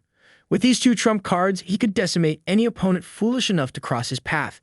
The sheer destructive power of the Wrath of the Wind God combined with his existing forbidden spell meant that Su Yang now had options. Whether it was a one-on-one duel or a battlefield full of enemies, he had the tools to destroy them all. Well, Lu Linger, I guess I owe you a thank you after all, Su Yang thought to himself. He hadn't expected to walk away from this battle with so much power, but sometimes the world had a way of surprising even someone like him. Su Yang straightened his posture and decided it was time to head back to base. Word of the expedition team's defeat had likely already spread through the land, and it wouldn't be long before people started talking about him again. The rumors were probably circulating at that very moment, each more exaggerated than the last. But Su Yang wasn't concerned about what others thought. He had bigger plans in mind. The mission for the Black Flame Wings, Su Yang muttered to himself, clenching his fist as he teleported back to his base. It's time to bring an end to it. Meanwhile, far from the smugness of Su Yang's victory, another scene was unfolding. The remnants of the defeated expedition team were licking their wounds both physically and emotionally. They had thrown everything they had at the Black Dragon, only to be sent packing in disgrace. It was one thing to lose, but it was another to lose after bringing an entire army with you. The team huddled together in a makeshift camp, many still in shock. Some murmured to themselves, others sat in sullen silence, unable to process how things had gone so wrong. The bitterness in their voices was palpable. These were seasoned warriors, mages, and beast tamers. None of them were strangers to battle. Yet they had been utterly humiliated by the Black Dragon, a beast that seemed to defy logic. Jotai, the team's de facto leader, had been standing off to the side, listening to the complaints with a frown on his face. He had tolerated their grumbling long enough. Enough, Jotai snapped, his voice cutting through the air like a whip. We lost. Deal with it. His words silenced the group immediately. The team looked at him, waiting for him to continue. Has anyone seen the young miss? Jotai asked, scanning the group. His question hung in the air, and for a moment, no one spoke. That realization dawned on them all at once. The young miss, Lu Linger, was missing. A collective sense of dread settled over the team. They all remembered the last time when the grumpy old geezer necromancer got killed by the Black Dragon. The look on their faces was akin to that of children who knew they were about to get in trouble with their mother. Jotai cursed under his breath, his worry for the young miss outweighing his frustration. Where is she? He growled, striding off toward the edge of the camp. He had to find her, and fast. It didn't take long before he spotted her, huddled in a quiet corner, her shoulders shaking as she sobbed. She was sitting on the ground, her face buried in her hands. Her normally composed and regal demeanor had completely crumbled. Jotai's heart sank. He had seen the young miss upset before, but never like this. Miss, he started, his voice softer now as he approached her. Miss Lu Linger. She didn't respond, lost in her own world of despair. She had come here with one goal in mind: to tame the Black Dragon.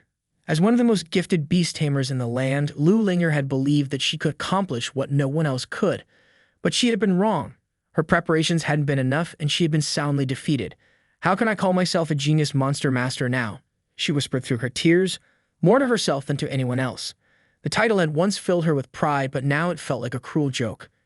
She had believed taming the Black Dragon would be the pinnacle of her achievements, but the task had turned out to be far more difficult than any of her previous conquests. I thought I could do it, she sobbed, her voice breaking. I really thought this would be it. Jotai kneeled beside her, his expression softening. He wasn't always the most compassionate person, but seeing the young miss like this tugged at his heartstrings. Miss, you're one of the best beastmasters out there. Don't let this one defeat ruin everything. Lu Linger shook her head, still crying. How can I be a genius if I can't even tame a dragon? Her voice was small and filled with self-doubt. You're not just any genius, Jotai said firmly. You're the daughter of the TNG Pavilion, and besides, no one could have predicted that the Black Dragon would evolve mid-fight. There's no shame in losing to a Moonlight Tier dragon. Lu Linger sniffled, wiping her eyes with the back of her hand. Do you really think so? Jotai nodded. Even Su Yang couldn't defeat a Moonlight Tier Black Dragon, at least not easily. Lu Linger perked up slightly at the mention of Su Yang's name. Su Yang, the infamous dungeon conqueror, had a reputation for being nearly unbeatable. If even he would struggle against the Black Dragon, maybe her failure wasn't so catastrophic after all. Besides, Jotai continued, it's not over yet. There's still the Red Dragon and the Silver Dragon. The Red Dragon is a bit weaker, but the Silver Dragon, if you could tame it, It might be the most powerful dragon ever tamed by a beast master. A spark of hope ignited in Lu Linger's chest. Taming the silver dragon. That would be an achievement no one could dispute. The thought filled her mind, and for a brief moment her tears stopped. She was already fantasizing about what it would be like to have the silver dragon by her side, its majestic form towering over all who dared challenge her. "You're right, Zhu Tai," she said, her voice gaining strength. "I won't give up. If I can't have the black dragon, then I'll tame the silver dragon. And when I do, I'll be the most powerful beast master in the world." Zhu Tai smiled. "That's the spirit, miss." Feeling revitalized by her newfound goal, Lu Linger stood up, wiping away the last of her tears. "Report the losses to the Tianji Pavilion," she ordered. "We'll cover the expenses."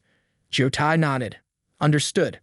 The rest of the team of low-lifes, who had been watching from a distance, erupted into cheers.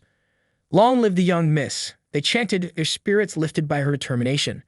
They had all been worried about how she would react to the loss, but now it seemed like they were back on track.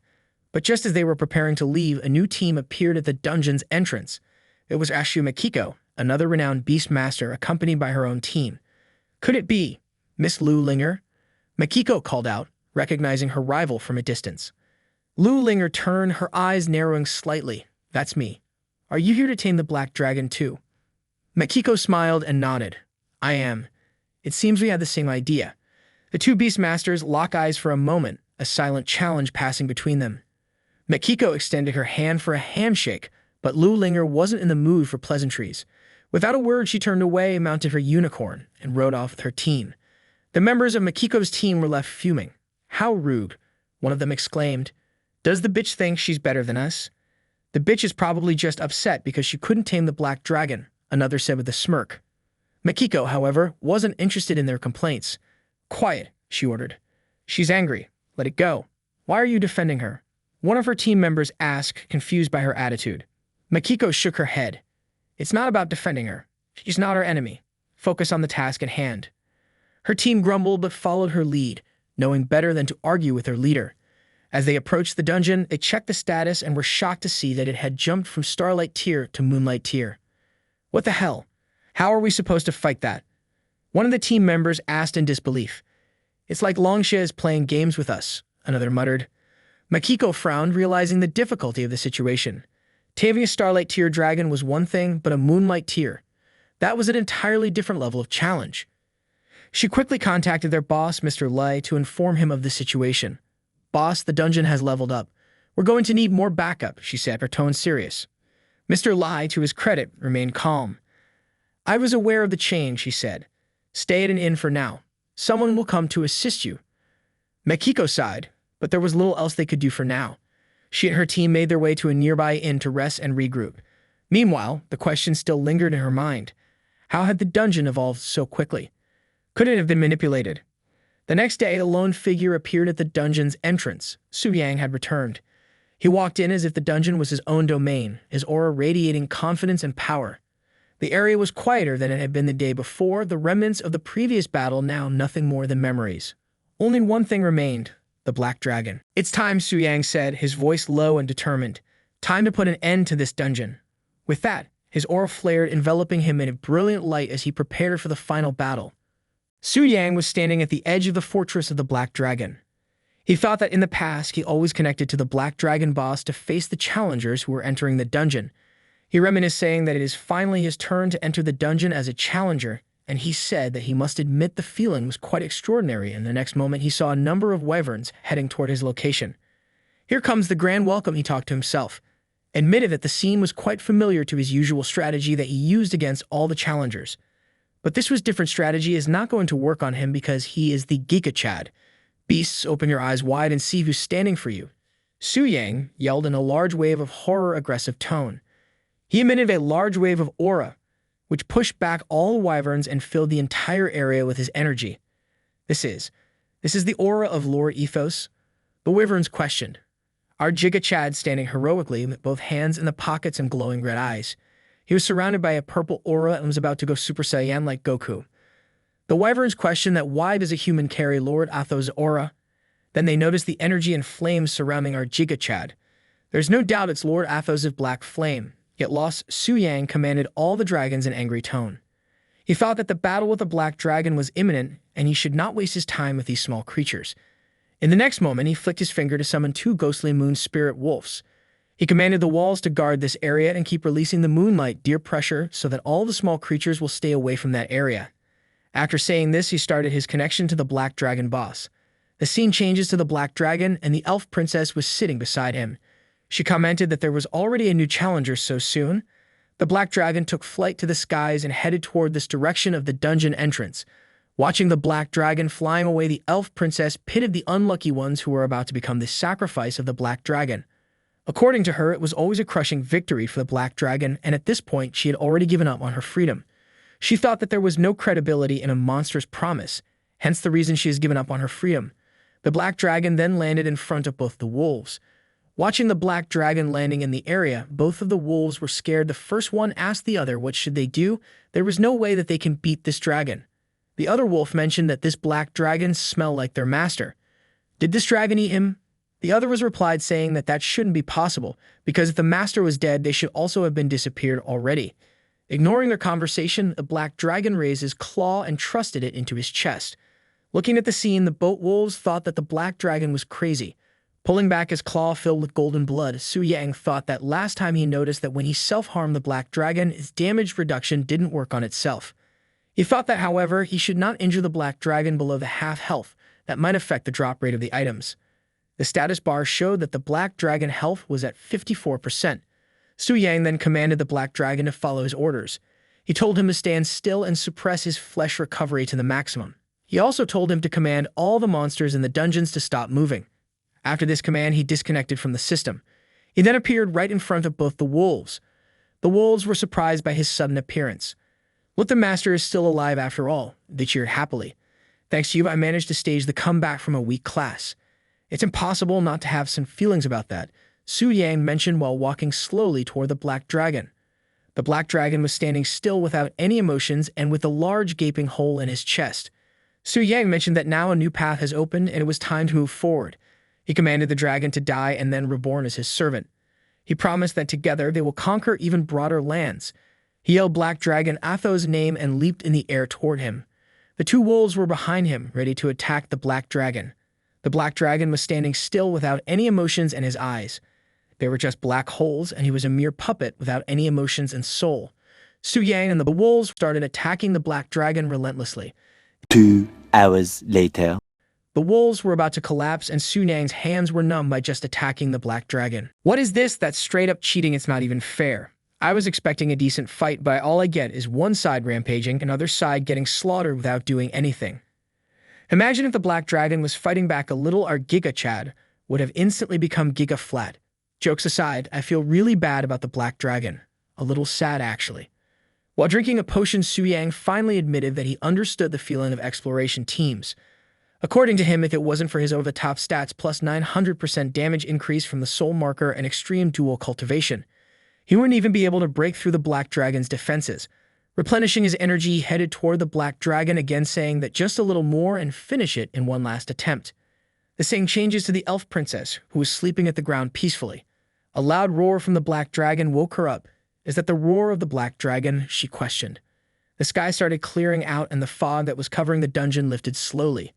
All the dragon minions started to disappear. She realized that the aura of the black dragon has been vanished. The scene changes to Su Yang, where he realized that it was finally over. The body of the black dragon started to disintegrate into thin air. The system notification informed him that he has slain the Moonlight tier boss Black Flame Wing Ethos and gained 103.21 million experience points. Another notification confirmed that the master of the dungeon has been killed and all the monsters in the dungeons have automatically died. He gained additional 8.02 million experience points from this. His level rose from 79 to 80, a massive amount of experience. It was 3 times more than the total amount he got after wiping out dozens of 5th tier members in Lu Linger's group. As expected of a Moonlight tier boss, Su Yang muttered. The body of the black dragon then turned into a bright glowing yellow sword. "Is this the weapon dropped by the black dragon?" Su Yang questioned. He realized that it was definitely not an ordinary item. He walked toward the sword and lifted it. It was a huge sword made out of bones. A massive surge of power instantly flowed through Su Yang's body. He mentioned that the power was about to burst from his body. The notification window then informed the name of the sword. It was Dragonbone Great Sword, Devourer of Ethos. It was a sword made out of the bones of the Black Dragon. There were no level requirements and no special or attribute requirements to use this weapon. It provided 500 strength, spirit, and speed to its user. It provided 10% boost to the physical damage, magical damage, and spiritual resistance. The special feature of this sword was that when a dragon was killed by this sword, it will devour its corpse and add 10% of the dragon's attributes to the weapon. It will also not drop upon the death of the user. Feeling that instant urge to use this sword, Su Yang took an offensive stance and launched a slash toward the mountain in front. An instant surge of blue energy rushed toward the mountain, devastating everything in the path. Looking at the damage done by the sword, Su Yang mentioned that it was unbelievably strong. Although the primary state boosts were not top tier, but the key feature of this sword was growth potential. According to him, it was a terrifying feature, as expected of a weapon dropped by the Black Dragon. Then he noticed that the Black Dragon must have been the offspring of ancient Devourer. The dragon had strength compared to the other dragons in their mature stage, while it was still in its juvenile stage. He thought that was the reason of the system chose this dragon. As a bonus of killing the Black Dragon, he also received the Heart of the Dragon Slayer. The system informed that he has received the Dragon Slayer's heart. It provided 50% boost to the spirit and 100% boost to the strength. The key feature of this item was that it ignored dragon races' all talents and increased the damage to dragon creature by 500%. It also had a single-use charge that can summon the blood soul of slumbering hero to aid in the battle. After acquiring all these items, Su Yang thought that right now calling him a walking humanoid boss wouldn't be an exaggeration. He then noticed that it was finally the time for the last reward. The system then notified that a boss co-op kill was detected and started generating a boss minion. In the next moment, the Black Dragon Athos was resurrected in its full glory and stood in front of Su Yang, roaring loudly. The system completed its process and announced that the Black Flame Dragon Athos will serve him as a minion and fight by his side from now on. The Black Dragon bowed his head and Su Yang walked toward the dragon, while saying that we meet again, old friend. He gently touched the Black Dragon, saying that although erasing his mind was indeed a bit cruel, he mentioned that he should have fallen in the previous attempts. Was it a blessing or a curse? Su Yang then requested that the Black Dragon should not hold any hard feelings against him as they are partners now. He jumped on the head of the Black Dragon and said that there was no time for being sentimental right now. He commanded the Black Dragon to go to the fortress. The Black Dragon instantly took to the sky here in this command. The elf princess was walking alone in the fortress while wondering that there were no dragonkin left, which means that Black Dragon Ethos was finally defeated. She wondered that who could have killed the Black Dragon. While she was in the middle of her thoughts, she saw the silhouette of the Black Dragon in the sky. The Black Dragon started landing in front of her, and she wondered that how was this possible. She was sure that the Black Dragon died. Before completing her thought, she noticed that there was a young man on top of the dragon. The realization hit her like you guys hit the subscribe button. Indeed, it was our Giga Chad boy Su Yang. He stretched his hand toward the princess while mentioning that he has come to rescue her. She was even more confused and wondered why that there was a human on the back of the Black Dragon. The princess watches in disbelief, but before she can process what's happening, Su Yang reaches out to her with a casual, fearless confidence, saying that he's here to rescue her. Su Yang lifts the elf onto the dragon's back with smooth precision, wasting no words, just pure action. The elf, completely starstruck, can barely comprehend what she's seeing. She asks him if he really tamed the Black Dragon. Su Yang stands firm, offering only a simple nod. The impossible is now real. The Black Dragon, once feared and deemed untamable, now obedient under the control of a human. The elf princess is speechless. No one, not even the most powerful elves, had ever come close to such a feat. Yet here is this boy casually riding the very beast that had crushed the hopes of countless warriors. She wonders if he is the legendary dragon slayer. She's still trying to process it when Su Yang snaps her back to reality, urging her to get on quickly. A bit taken aback, the elf blinks before following his instruction. Su Yang wastes no time. Hold on tight, he commands as the Black Dragon takes to the skies. The elf grips tightly, her fear almost palpable, but Su Yang remains calm, steering the massive beast effortlessly through the air. The kind of confidence that says, I've done this 100 times and it's never gotten old. Glancing over his shoulder, he encourages her to open her eyes, and after some hesitation, she finally does. The view hits her like a shockwave. Mountains, clouds, and the endless skies stretch out before them, freedom, pure and unfiltered. Su Yang lets her soak in the moment, knowing it's not just the scenery but the feeling that matters. For the first time in a long while, she tastes real freedom. Glancing at the horizon, she whispers about how free she feels, as though every chain has finally been broken. Even the black dragon's eyes flicker as if it too understands the feeling, its gaze carrying a strange intensity. She wonders if it is yearning for the same freedom. Su-yang notices the look but doesn't comment, realizing the elf has misunderstood something. He keeps his focus on the portal ahead. Almost there, hang tight. Outside the black dragon's fortress, chaos reigns. Soldiers struggle to hold off wave after wave of monsters, their leader barking orders to keep fighting. But something catches his eye, something far beyond the usual battlefield madness. Su-yang, with his tamed legendary black dragon, makes his entrance, and chaos quickly turns to panic. Monsters they could handle, but a dragon, that's a different level of terror. One Knight freezes, his eyes wide, struggling to process what's unfolding above him. The black dragon's massive shadow looms over the battlefield, casting a blanket of fear across soldiers and monsters alike. This isn't just a battle anymore, it's a scene out of a nightmare, where the rules of what's possible just shattered. And Su-yang, calm as ever, rides that nightmare into reality. Because when you roll up with a dragon, everything else looks like child's play. As the black dragon landed with a thundering roar, the ground shook beneath their feet, sending ripples of fear through the already panicked crowd. Su-yang, completely in control, confidently steps forward and addresses the chaos. He didn't mean to cause a scene, but hey, what's a dragon without a dramatic entrance? His attempt to ease the tension doesn't quite land as gracefully as he hopes, but he's used to it. The elf behind him sighs. She tells him that the way he talks makes him sound like a villain, which, given his knack for entrances, isn't far off. Su-yang suggests heading to the Lord's mansion to figure out how to return her to the Elf Kingdom. But to his surprise, she refuses, shyly asking if she can stay with him for now. Internally, she's a mess, embarrassed by the unspoken vow she's made to herself to marry her savior, but externally, she's trying to keep it cool. Su-yang, however, reflects that he never had any intention of saving a princess. Now they'll be stuck with her, and let's face it, shaking off an elf with starry eyes isn't as easy as slaying a dragon. Deciding it's easier to just go with it, he agrees to let her stay. She playfully asks him how he managed to tame the black dragon, but Su-yang, always one to tease, keeps it a secret. He loves leaving her in confusion, it's practically his new hobby. Meanwhile, back in the city, the peaceful city skyline is shattered by a fierce roar that cuts through the air. Panic spreads quickly as the citizens scramble, fearing the worst. Lu Linger hears the roar too and immediately questions if the black dragon has somehow escaped its dungeon. How could a dungeon boss be outside its usual boundaries? She wonders, clearly rattled by the impossible. Jutai scrambles, just as confused, struggling to make sense of how this could be happening. Across the city, Asuya Makiko senses the disturbance as well, wondering if a dragon has truly descended upon Chamling City. Permission is swiftly granted by a mysterious figure, allowing them to investigate the city where the dragon's presence is felt. It's never a good day when a dragon decides to show up uninvited. Back at the entrance of the Black Dragon Fortress, Su-yang and the elf sit calmly amidst the growing chaos. The world may be falling apart, but Su-yang's as relaxed as someone who just finished their afternoon tea. The elf is eager to leave, clearly feeling the tension, but Su-yang suggests they wait a little longer, far too comfortable with the situation. Finally, after what feels like an eternity, a cloud of dust appears in the distance. Their awaited company has arrived.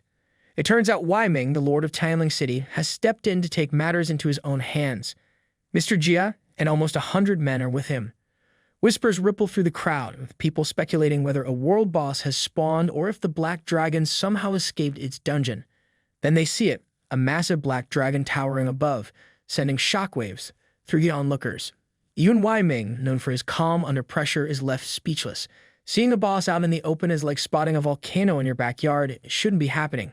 Yet here it is. Just as the group approaches the legendary black dragon, Su-yang greets Mr. Jia with a knowing smile, hinting at a long-standing connection.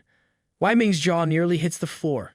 It's not just the dragon that has him in disbelief, but the casual familiarity Su-yang shows. Wei Ming, still struggling to grasp the situation, turns to Su-yang, asking if he truly tamed the black dragon. Su-yang, ever calm and confident, responds with a simple gesture, letting the dragon's presence speak for itself. As you can see, his posture says, "I'm riding it, aren't I?" Wei Ming, still not fully convinced, demands proof, because when a legendary dragon is standing in front of you, apparently seeing isn't enough. Without hesitation, Su-yang commands the black dragon to roar. The resulting sound isn't just a roar, it's an earth-shattering force that rattles the very ground beneath them. Everyone around, including Wei Ming, is paralyzed by fear. The black dragon's terrifying display shakes even the most hardened soldiers, and Wei Ming finds himself panicking, desperately begging Su-yang to stop. Lesson learned: when you ask for proof, be ready for an answer that might make you regret asking. The elf princess, clinging tightly to the dragon in fright, scolds Su Yang for scaring her like that, but Su Yang, unfazed, simply grins. Who knew taming a dragon came with so much sass? Wei Ming, equally shaken, profusely apologizes for ever doubting Su Yang. He starts piecing together the puzzle. Could this dragon be the legendary secret dungeon egg, a rare find even after defeating such a beast? He is utterly baffled by Su Yang's strength. Taming a moonlight-tier black dragon is unheard of, especially for someone so young. Suspicion begins to grow in his mind. Could Su Yang secretly be a powerful deity in disguise? His thoughts spiral, racing to comprehend how anyone could possibly achieve such a feat. Even the Global Beast Taming Association, a group filled with powerful deities, has only one known dragon tamer. Yet here is Su Yang, casually strolling in with a dragon like it's no big deal. Wei Ming stumbles in disbelief, his mind overwhelmed. Just how powerful is Su Yang, and why has such an immense force come to this small tiling city? Silence falls across the scene as Wei Ming, realizing he's way out of his league, bows in submission, utterly stunned. Su Yang, extending his hand with a casual smile, accepts the bow with an air of someone who has done this 1,000 times before. It's hard to be humble when you're riding a dragon after all. Just then, a system notification dings in Su Yang's mind. He successfully completed the first stage of his boss mission. But before he can bask in the moment, another alert catches his attention, a notification that the next stage boss has been located, much to his surprise. Because apparently, one legendary dragon just isn't enough for Su Yang's day. Wei Ming nervously apologizes to Su Yang. He assumes Su Yang must be a prominent figure from the Global Beast Tamer Association. Su Yang, however, just stares back, clearly confused by the assumption. If he's a member, no one gave him the memo. The advisor beside Wei Ming whispers that no major figures have been recorded arriving in the city recently, leaving Wei Ming wondering if Su Yang's visit was a secretive one, possibly off the books. The advisor briefly contemplates this, but dismisses the idea, thinking there's no teleportation record that could confirm such a secret arrival. Just as the situation seems tense, Asui Makiko bursts into the conversation with a wide, beaming smile, her enthusiasm catching everyone off guard. It's like someone opened a door and let a ray of sunshine into an awkward board meeting. Wei Ming and his advisor are thrown off by her sudden appearance, but Asui, completely unfazed, introduces herself as a beast tamer from Sakura country. Clearly amazed by Su Yang, she immediately starts asking him for advice on how to tame a dragon, because, nothing breaks the ice quite like asking someone to spill their most powerful secrets. Su Yang is left speechless, staring at her boundless enthusiasm. There's a level of energy here he's not entirely prepared for. Asui continues, eagerly inquiring about his dragon taming methods before quickly realizing that dragon taming secrets are probably restricted to actual beast tamers. Su Yang, however, drops a bombshell on the group. He's not a beast tamer. The air practically freezes around them as the shock sets in. Wei Ming and the others are completely stunned. How could someone who isn't even a beast tamer manage to tame a black dragon, something not even the Global Beast Tamer Association could pull off? The black dragon, feared and considered untamable, was beyond even the most skilled tamer's reach, yet here Su Yang, a guy with apparently no membership card to the association, just casually did the impossible. Remaining calm as ever, Su Yang merely states that he has his own method, though he keeps the details under wraps. Because when you're taming legendary beasts left and right, a little mystery goes a long way. He then politely asks Wei Ming to inform the citizens in advance so they don't panic when he flies into the city on his black dragon. Wei Ming, still reeling from everything, quickly agrees to handle the announcement. It's not every day you have to calm an entire city down over an unexpected dragon flavor. As Wei Ming rushes to make arrangements, he finds himself struck by Su Yang's humility. Unlike the arrogant show-offs who flaunt their strength, Su Yang possesses true power but carries it with a calm, quiet confidence. It's in sharp contrast to the usual look-at-me types who strut around pretending to be powerful. Su Yang, on the other hand, just flies in on a dragon and lets the facts do the talking. Asuhi, a bit hesitant, asks if she can report Su Yang's success to her teacher, who is a high-ranking member of the Beast Tamer Association. Wei Ming, eager to compare notes, chimes in, complimenting Asui's brilliance and noting how she rivals Lu Linger in skill. Su Yang notes that even Asui and Lu Linger are at same level. Their personalities couldn't be more different. It's like comparing a lightning bolt to a soft breeze, both powerful, but worlds apart. Su Yang's curiosity is piqued, especially when Asui reveals that her teacher is one of the 9 heads of the association. She hints that someone of such high status might even seek Su Yang's guidance on dragon taming. Su Yang, who can't fathom the idea of advising the top-tier beast tamers of the world, is momentarily speechless. The thought of teaching professionals how to tame a black dragon when he's not even in their club. Ridiculous. He quickly excuses himself, telling Asubi and Wei Ming that he has other matters to attend to, and suggests they can discuss things later. Before the awkwardness can grow, he makes his exit like a true hero, on Dragonback. With a swift farewell, he mounts the black dragon and flies off, leaving Asui and Wei Ming stunned. It's the ultimate McDrop except with wings. Wei Ming turns to Asui, informing her that the taming of the black dragon has already been reported to Elder Li. He suggests that she return to the city to rest and continue their discussions later. Asui agrees but can't help daydreaming about taming her own dragon one day. Because, let's be honest, watching Su Yang just did wonders for her goals. Meanwhile, the black dragon soars through the sky, its massive form casting a shadow over the mountains below, a sight both awe-inspiring and terrifying for anyone watching. Far off, Lu Linger watches from a distance, her eyes locked on the black dragon's impressive silhouette. Annoyance bubbles up inside her, partly at the dragon, but mostly at herself. The idea that Su Yang actually tamed the black dragon, something she had deemed impossible, leaves her stunned. Though impressed, envy seeps into her thoughts as she realizes how much further she needs to grow. Determined, she vows to become stronger, to tame her own dragon, and to one day challenge Su Yang head-on. Because nothing says rivalry goals like wanting to out-dragon your competition. Meanwhile, back in Chanling City, an announcement is broadcasted to calm the citizens. They're informed that the black dragon boss has been tamed, and they're advised not to panic if they happen to see it flying overhead. It's not every day that a city has to reassure its citizens about casual dragon sightings. As the black dragon descends into the city, its massive presence stirs awe among the people. Conversations break out, with onlookers buzzing about how such a powerful beast, once a moonlight tier creature, was defeated and tamed. They're left wondering what kind of superhuman could possibly pull off such a feat. Amidst the commotion, the maids in Su Yang's villa are minding their own business. One of the maids is working in the lawn with a broom in hand. Suddenly, the ground shakes as Su Yang lands the black dragon right in front of his house. The thunderous boom knocks the broom right out of her hands. Startled, the girl is about to panic when Su Yang steps forward, apologizing for the dramatic entrance. You never wanted this kind of attention, but when you've got no dragon garage, you do what you have to. The maid recognizes him immediately as her master and calms down, relieved. Su Yang reflects on the ironies, always tried to keep a low profile, but not being a beast tamer means he can't just tuck the dragon away into a neat pocket dimension. It's not showing off if you have no other choice, right? Turning to the elf princess, Su Yang offers her the freedom to choose any ruse she likes. He then leaves the elf princess in the capable hands of his staff while he handles pressing matters. The elf, now comfortably settled in, admires Su Yang's clean and spacious home. She's confident it will be a good place to stay, much better than the castles and courtly politics she's used to. Internally, Su Yang breathes a sigh of relief. Sure, she's a princess, but her down-to-earth attitude is a blessing, none of the princess syndrome he had feared. Turning his attention back to business, Su Yang sits down and summons the system. Almost immediately, the system responds, revealing the details of his next challenge.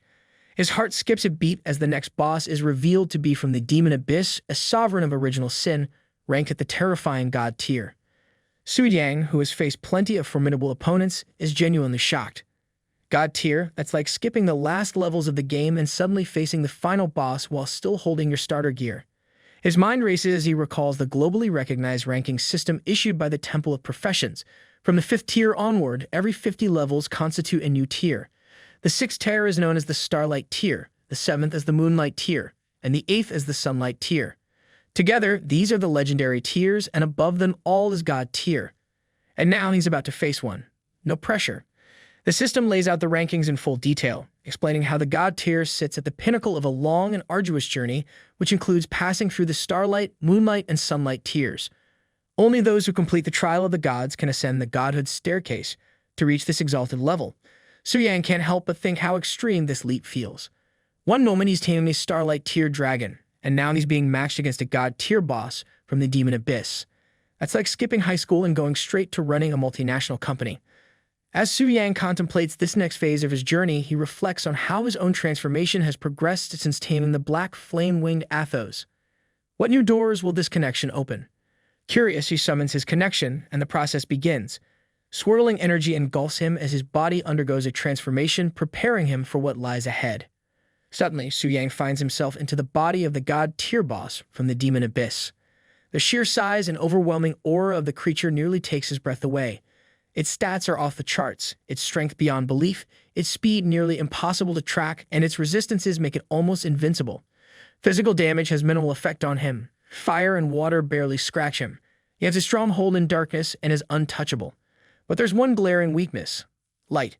Su Yang studies the boss's talents carefully, trying to formulate a strategy. The boss controls everything in the abyss, which would be bad enough, but then Su Yang discovers the worst part: it can revive its subordinates endlessly. And the most terrifying revelation is that the boss itself can resurrect as long as any demon in the abyss survives. It's like trying to kill a boss that comes with an endless supply of extra lives. The realization sinks in: if anyone wants to defeat this monster, they'll have to erase every single demon in the abyss. All of them. The enormity of the task feels borderline impossible.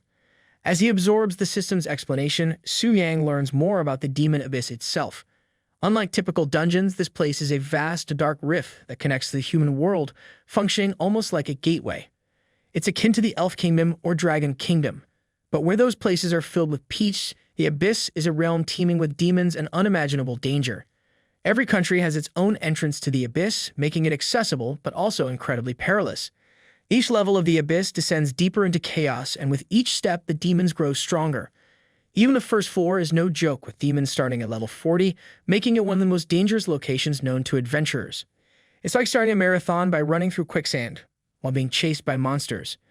Su Yang finds his mind racing as he analyzes the demon abyss. This place isn't just a dungeon, it's a whole different beast, a rift to another world, filled with endless challenges that would give even the bravest adventurer nightmares.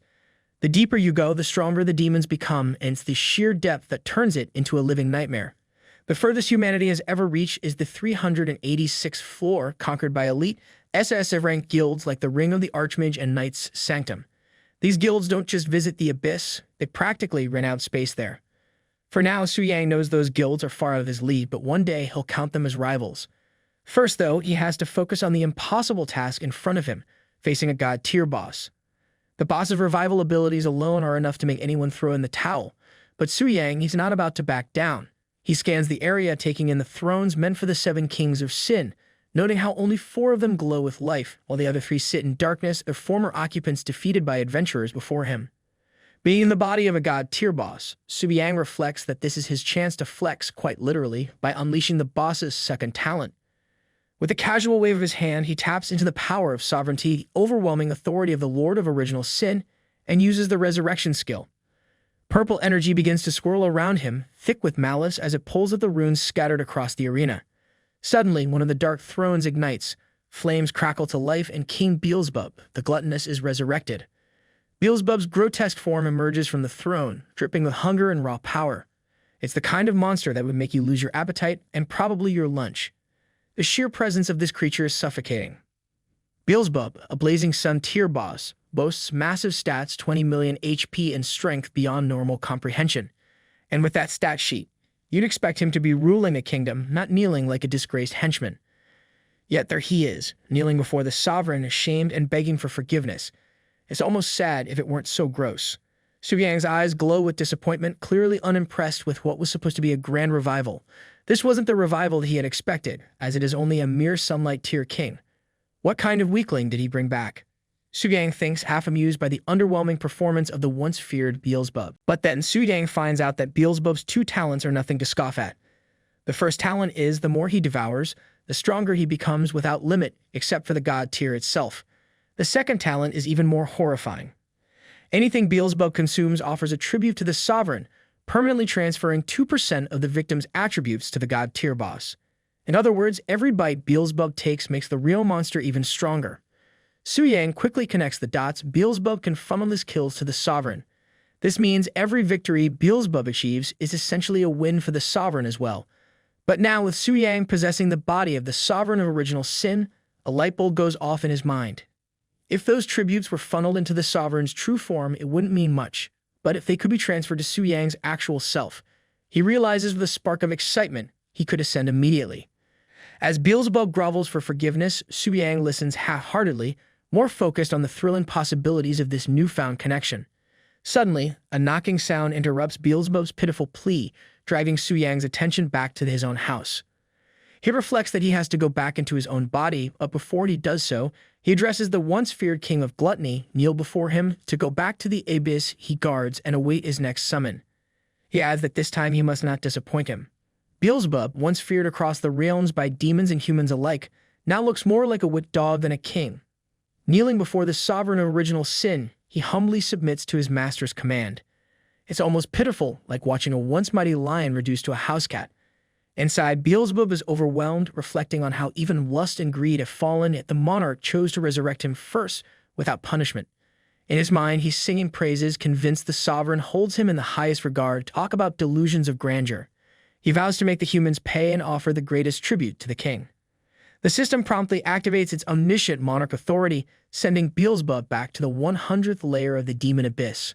Su Yang, still connected to the sovereign's power, reflects on this detail. The 100th layer, so Beelzebub was resurrected to guard his old stomping grounds. Of course, they resurrect the weakest of the 7 great demon kings. Luck of the draw, I guess. Su Yang shakes his head, bemused by the situation. Disconnecting from the system, Su Yang returns to his own body, sitting cross-legged on the floor of his home. Shifting from being an all-powerful demon lord back to regular life is like waking up from the wildest dream. One minute you're controlling armies, the next you're thinking about what to have for lunch. He reflects on how exhilarating it feels to take on the form of the sinful lord. That level of absolute control, the sense of ruling everything with just a flick of the hand, it's dangerously addictive. No wonder so many ancient rulers fought tooth and nail for power. Su Yang can't help but wonder when, if ever, he'll reach that same level of dominance. After all, who wouldn't want to wake up feeling like a boss every day? Before he can sink too deep into his thoughts, a persistent knock on the door snaps him back to reality. As much as he'd love to daydream about ultimate power, there's always someone meaning something typical. His maid outside calls for him, asking if he is there. Su Yang sighs, turning toward the door as he tells his maid to hold on. Opening the door, he's met with the news that City Lord Wai Ming has arrived and wishes to speak with him personally. Su Yang nods, stepping out to meet Wai Ming, who eagerly greets him. The City Lord looks like he's been waiting for this moment, practically vibrating with excitement, as if meeting Su Yang is the highlight of his week. Wai Ming exclaims how relieved he is that Su Yang has come, and with his usual calm demeanor, Su Yang asks what the City Lord needs. It's always something big when someone rushes over with that kind of enthusiasm. What is it now? A dragon tax. Wai Ming, practically bursting with excitement, informs Su Yang that the news of his feat, taming the black dragon, has spread not just across Longxia, but globally. Because of course the world can't keep quiet when someone pulls off the impossible.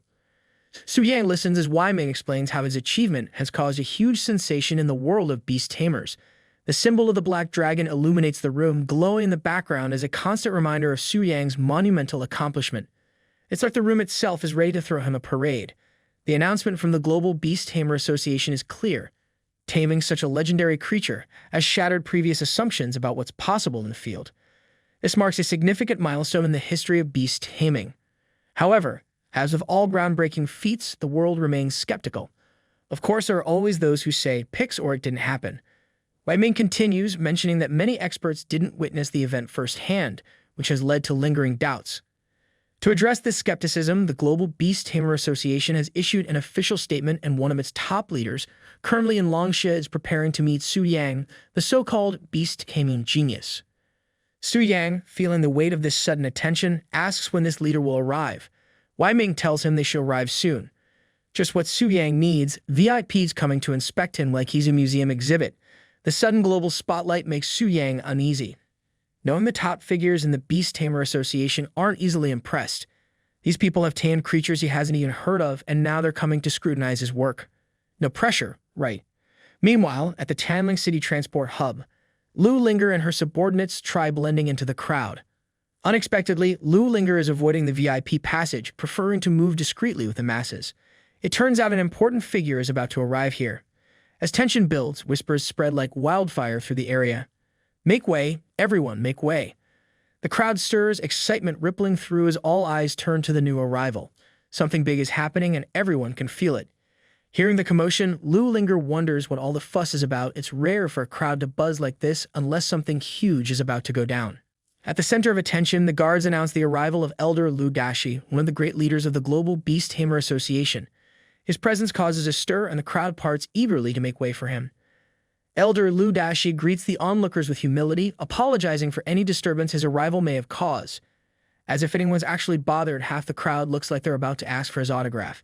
His reputation as one of the most respected and mysterious figures in the beast-taming world only adds to the air of awe around him. With his calm and dignified aura, Elder Lu quickly becomes the focal point of the entire area. It's not every day you get to see a legend in the flesh after all. People whisper excitedly that it's a rare sight to see him in person, and the buzz only intensifies when he addresses Lu Linger, the young lady from the Tianyi Pavilion, expressing surprise at seeing her there. They exchange pleasantries, and even Elder Lu shows clear respect for her position in the world of beast tamers. Clearly, Lu Linger isn't just another face in the crowd.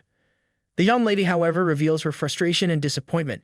She admits that she wasn't strong enough to tame the black dragon, a feat that would have solidified her position as Longshia's top beast tamer. With a resigned smile, she acknowledges that her title may soon belong to someone else.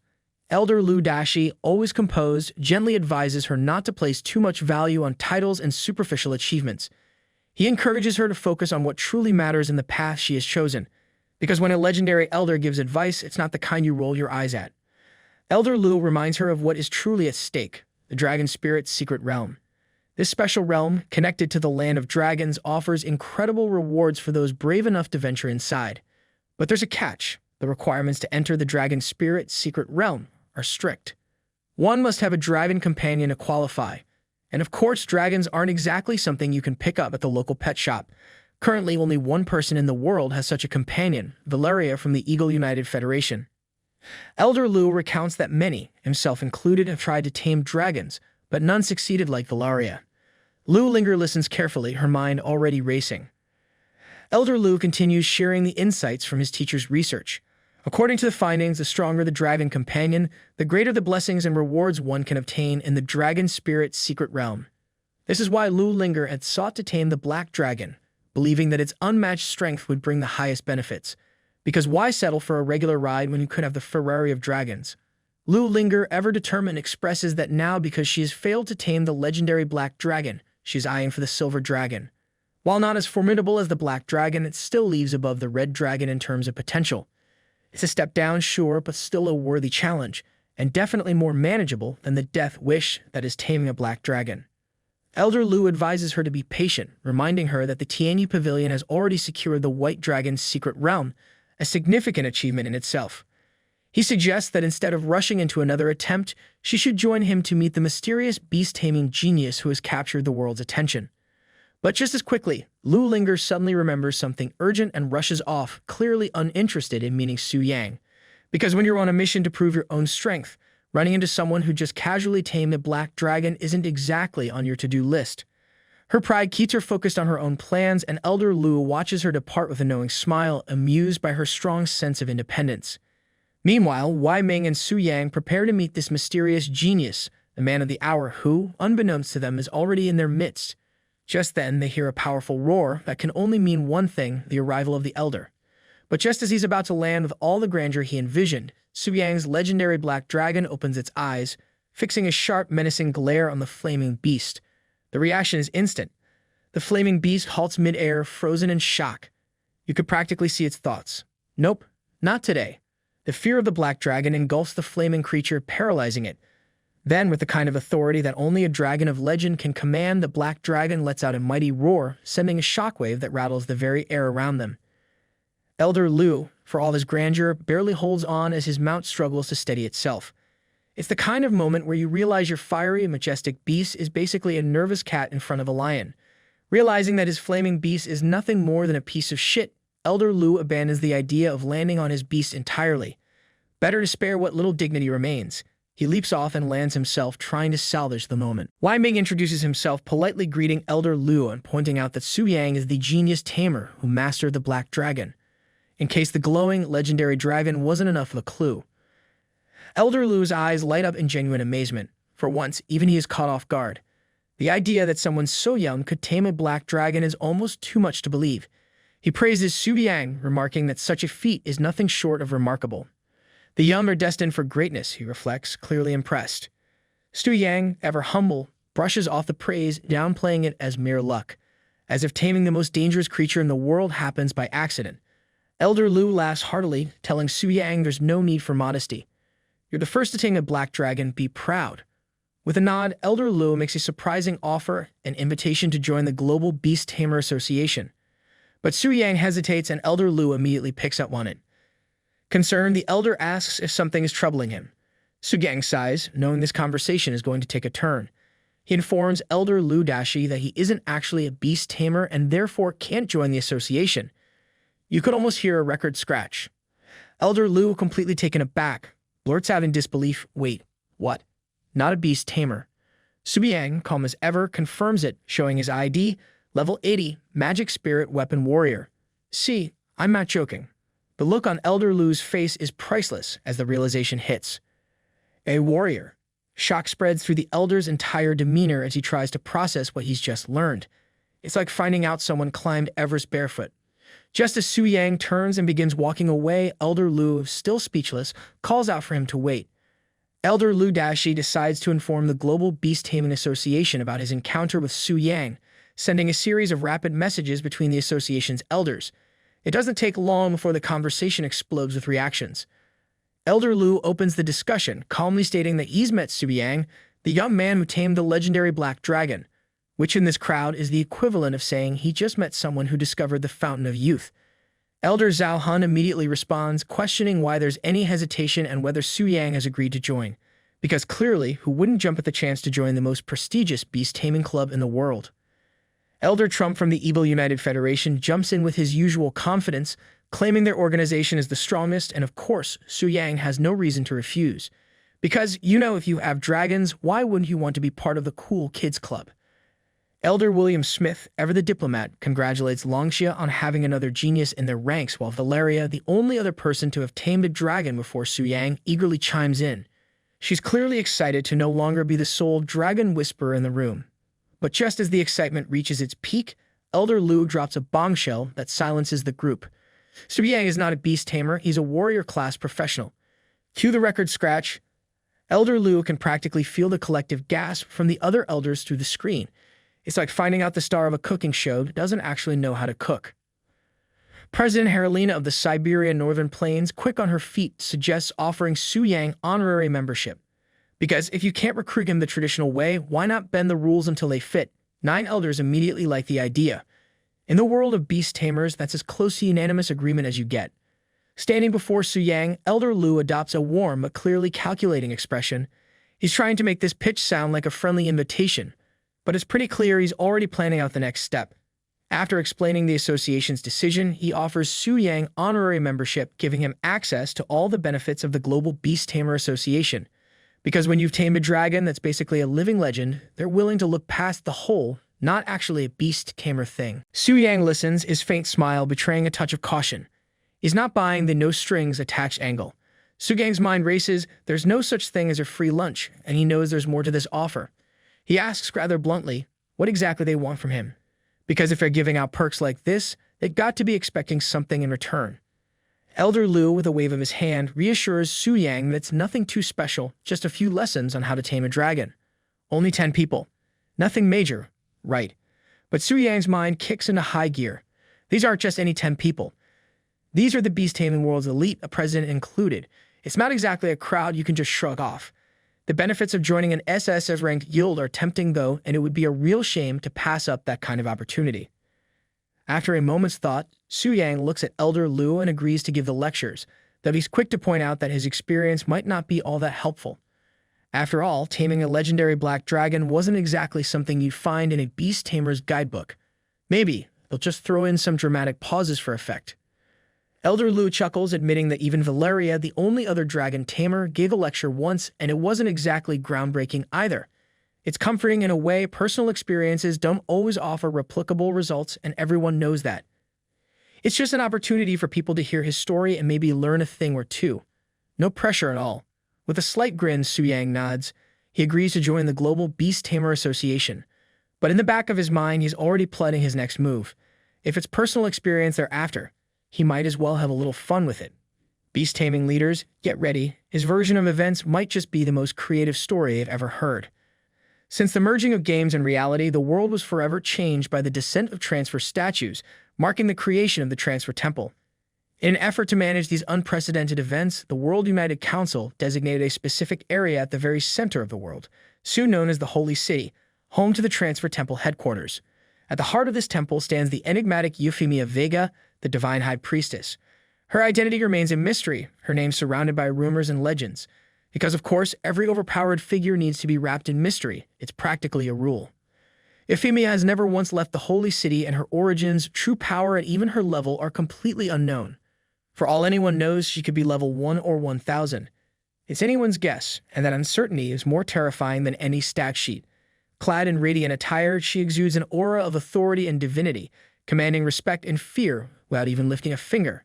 Basically, she's the kind of person who walks into a room and everyone suddenly remembers they have somewhere else to be.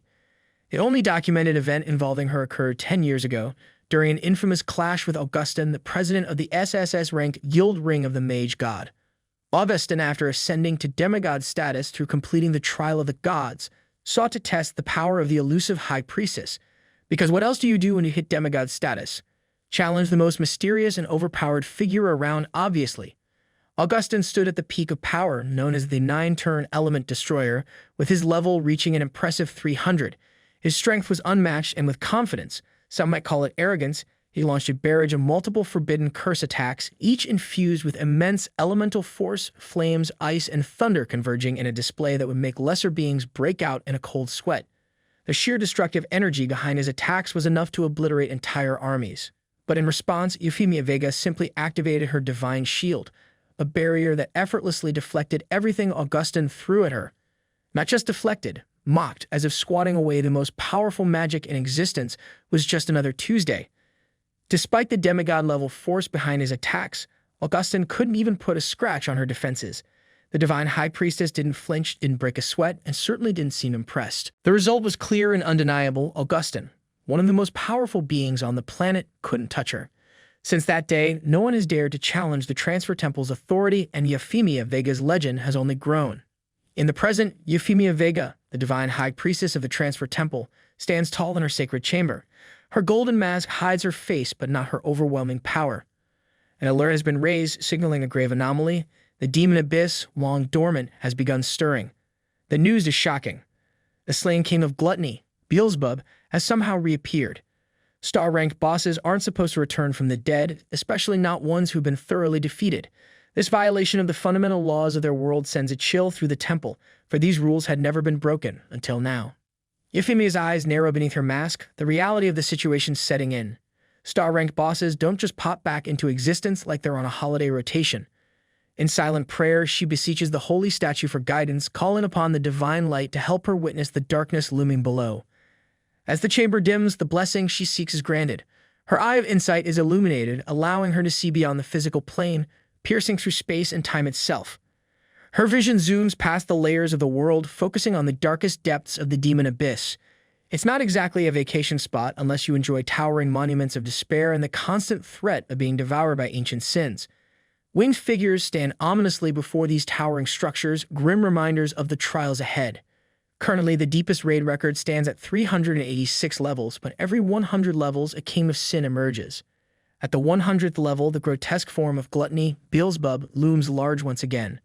Further down the 200th level, lust as Moya waits in shadow, while the 300th level holds greed, Mammon. They were supposed to be defeated, locked away in some eternal hellhole. And yet somehow, gluttony has revived, leaving only 2 thrones dim and unclaimed. The situation just went from bad to who messed with the world's coding. Euphemia's eye of insight strains to understand the full nature of the magic flowing from the abyss.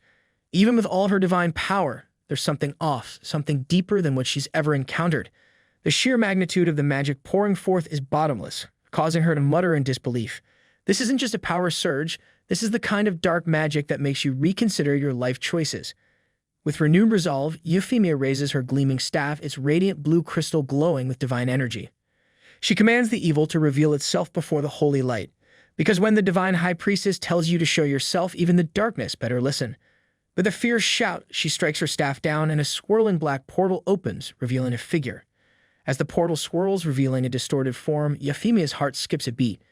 Through the haze of dark magic, she stares at what appears to be a human figure, yet twisted and corrupted beyond recognition. This shouldn't be happening. A human. In the depths of the demon abyss, it's like finding a goldfish in a volcano.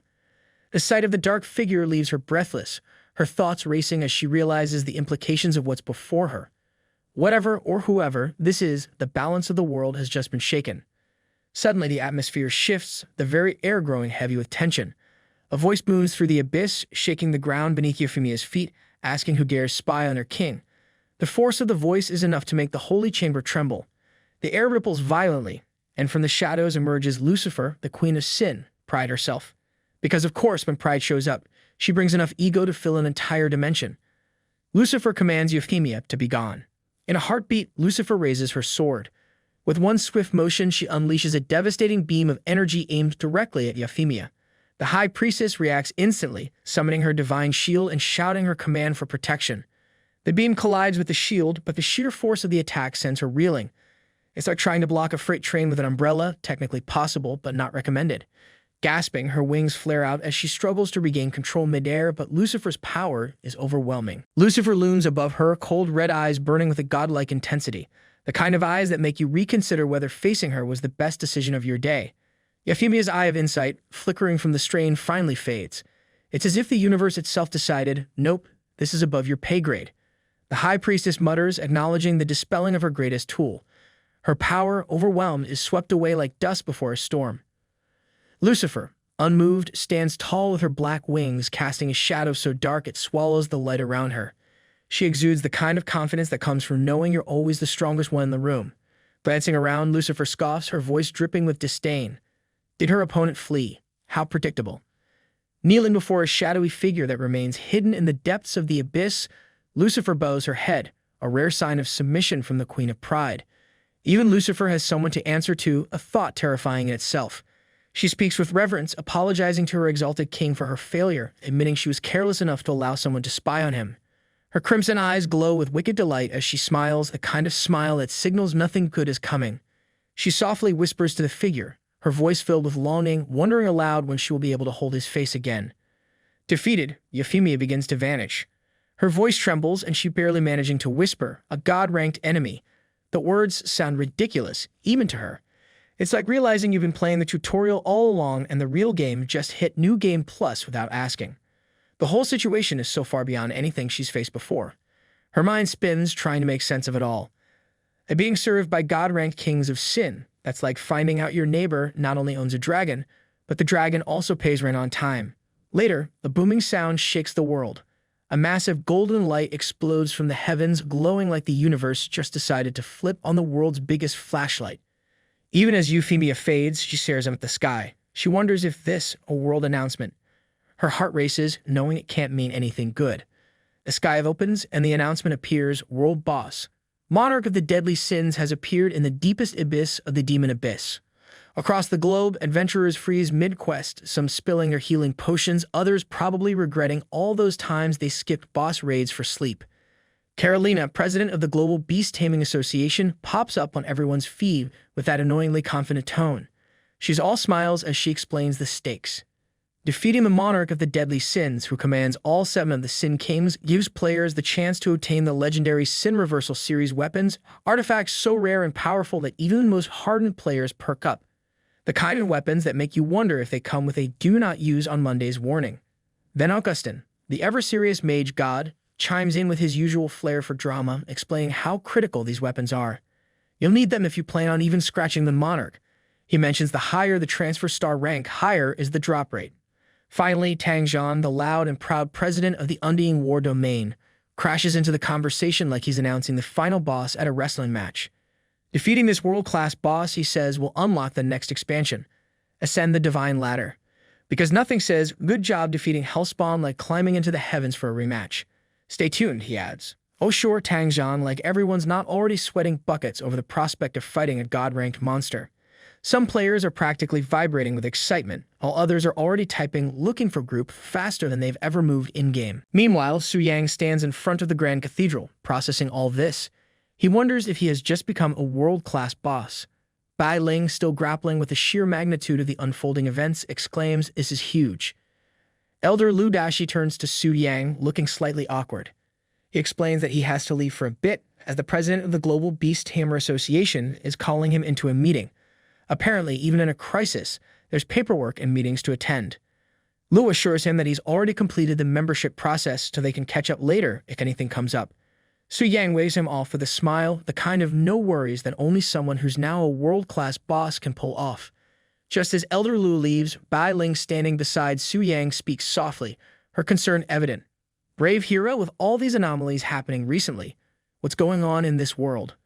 Su Yang places a reassuring hand on her shoulder, telling her not to worry because nothing says it's fine like standing next to a guy who just realized he's the boss everyone else will be hunting. She gives him a small, relieved smile, trusting in his strength. Su Yang, ever the confident strategist, smirks as he gazes ahead.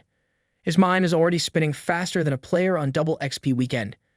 He knows the major SSS guilds are undoubtedly mobilizing by now, and it's only a matter of time before the monarch of the deadly sins becomes their target. But before the chaos erupts, he needs to make his own preparations, because if there's one thing Su Yang isn't going to do, it's wait around to be raided like some NPC. His thoughts narrow with laser-sharp focus. The Kings of Sin drop unique, limited Sin Reversal Series weapons, god-tier items that are essential for defeating the monarch of the deadly sins. And because when it comes to endgame loot, Su Yang is more determined than a loot goblin in a dungeon raid. These weapons could provide a massive boost to his already considerable power. After all, who wouldn't want an artifact that sounds like it could reverse sins? But then it hits him like a rogue spellcaster's crit. If he, as the monarch of the deadly sins, defeats the Kings of Sin, could they drop the Sin Reversal Series weapons for him too? A world-class boss farming his own minions for god-tier loot, it's like realizing you could rig the final boss fight to win the ultimate prize. The idea sparks a flicker of ambition in his eyes. Su Yang pauses for a moment, a sudden realization dawning on him. If he, as the monarch of the deadly sins, were to defeat the Kings of Sin, could they also drop the Sin Reversal Series weapons for him? His mind races, piecing together the possibilities like a gamer planning the ultimate exploit. As the ruler of the Abyss, the original Sin Monarch, it's only natural that his subordinates would dedicate themselves to him, right? After all, he can resurrect them without much burden. He contemplates further, watching the glowing orbs around him. The only hitch is that the resurrection cooldown is annoyingly long, like waiting for your mana to recharge in the middle of a boss fight. Su Yang's thoughts churn as he stands before the golden statue of the divine high priestess, mentally strategizing. If only he could shorten that cooldown, he'd have a near-perfect farming loop. As his mind whirls, another thought strikes him. The current strongest professionals are only at semi-god rank, but with the next patch, Ascension Ladder, it seems that defeating the original Sin Monarch is the key to true ascension.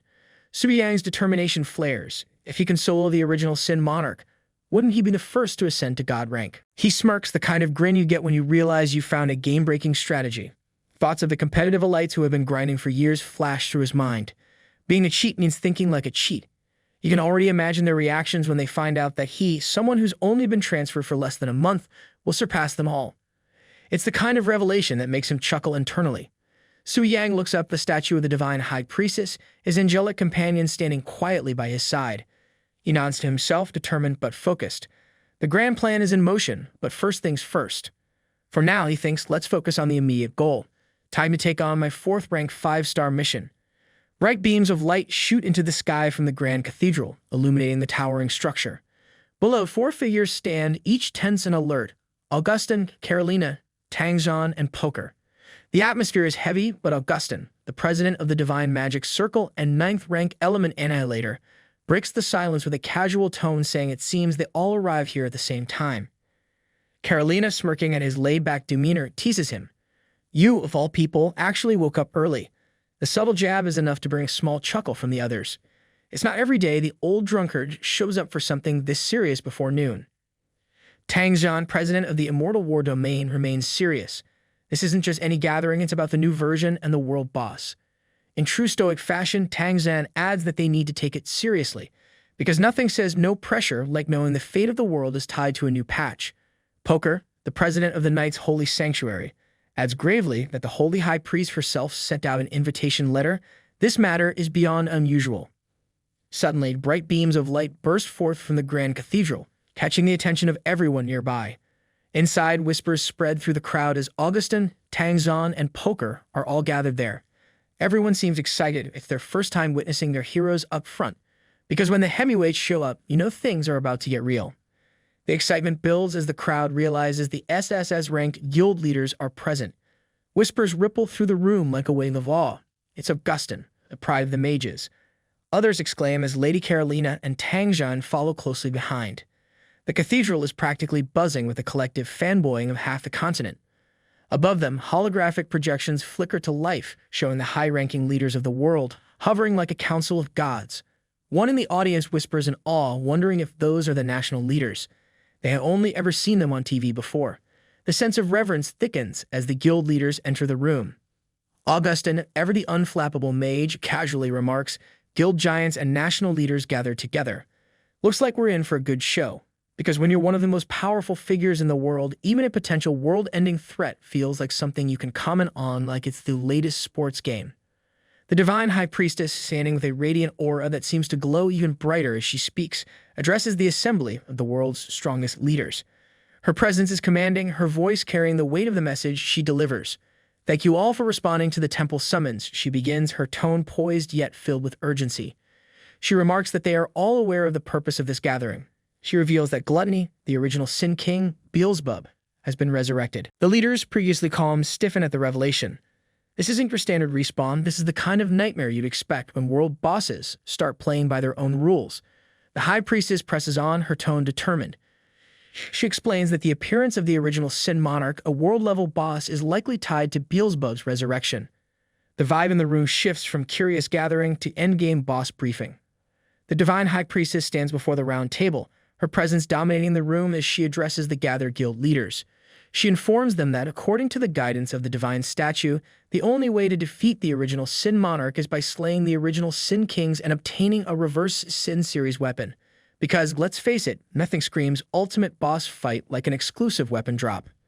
She lets that sink in before turning her gaze around the room, locking eyes with each leader as they sit silently, absorbing her words. She drops another crucial detail: the final blow against each king of sins must be dealt by a high star rank transfer to increase the probability of obtaining the coveted weapon. No pressure or anything, it's only the fate of the world resting on one final blow. The responsibility rests squarely on the shoulders of those in the room. Her gaze moves across the gathered leaders, each of them fully aware that they are the best combatants the world has to offer. There is no one else. The task ahead is clear. They must work together to face this unprecedented threat. The burden of saving the world, defeating the original Sin Monarch, and acquiring the powerful weapons lies with them. A holographic projection flickers to life, illuminating the grim details of the Demon Abyss. The current record for the deepest level conquered is level 386, where the extermination team encountered 3 of the original Sin Kings: Gluttony, Lust, and Greed. The High Priestess explains that based on the pattern, they encounter a new Sin King every 100 levels. This means there are still 314 more levels before they can face the final boss, the original Sin Monarch. The room tenses as the enormity of the task looms before them. Hundreds of levels filled with unimaginable dangers await.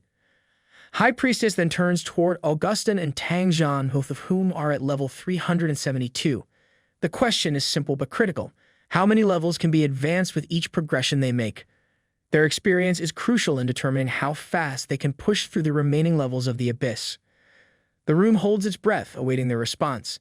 Every leader knows the road ahead is steep and treacherous, but the prize at the end, victory over the monarch and the chance at ascension, drives them forward. The world hangs in the balance, and the battle is about to begin. Augustin hesitates, taking a long swig from his drink before finally responding, his voice gruff but laced with a hint of reluctance. He admits that for him, handling about 3 levels at a time is the limit. Any more, and this old man won't be able to keep up with the intense grind. Because, let's face it, even legendary mages need a break now and then. Tang Zhan quickly backs him up, noting that the deeper they venture into the Demon Abyss, the greater the difference in strength between each level becomes. It's not exactly a stroll in the park, more like a death march with occasional monster ambushes. Even with their incredible power, taking on multiple levels at once would be suicide.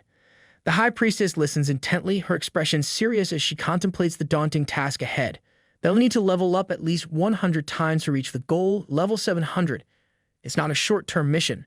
Her eyes reveal the heavy burden of the journey, a silent acknowledgement that this will be a grueling process.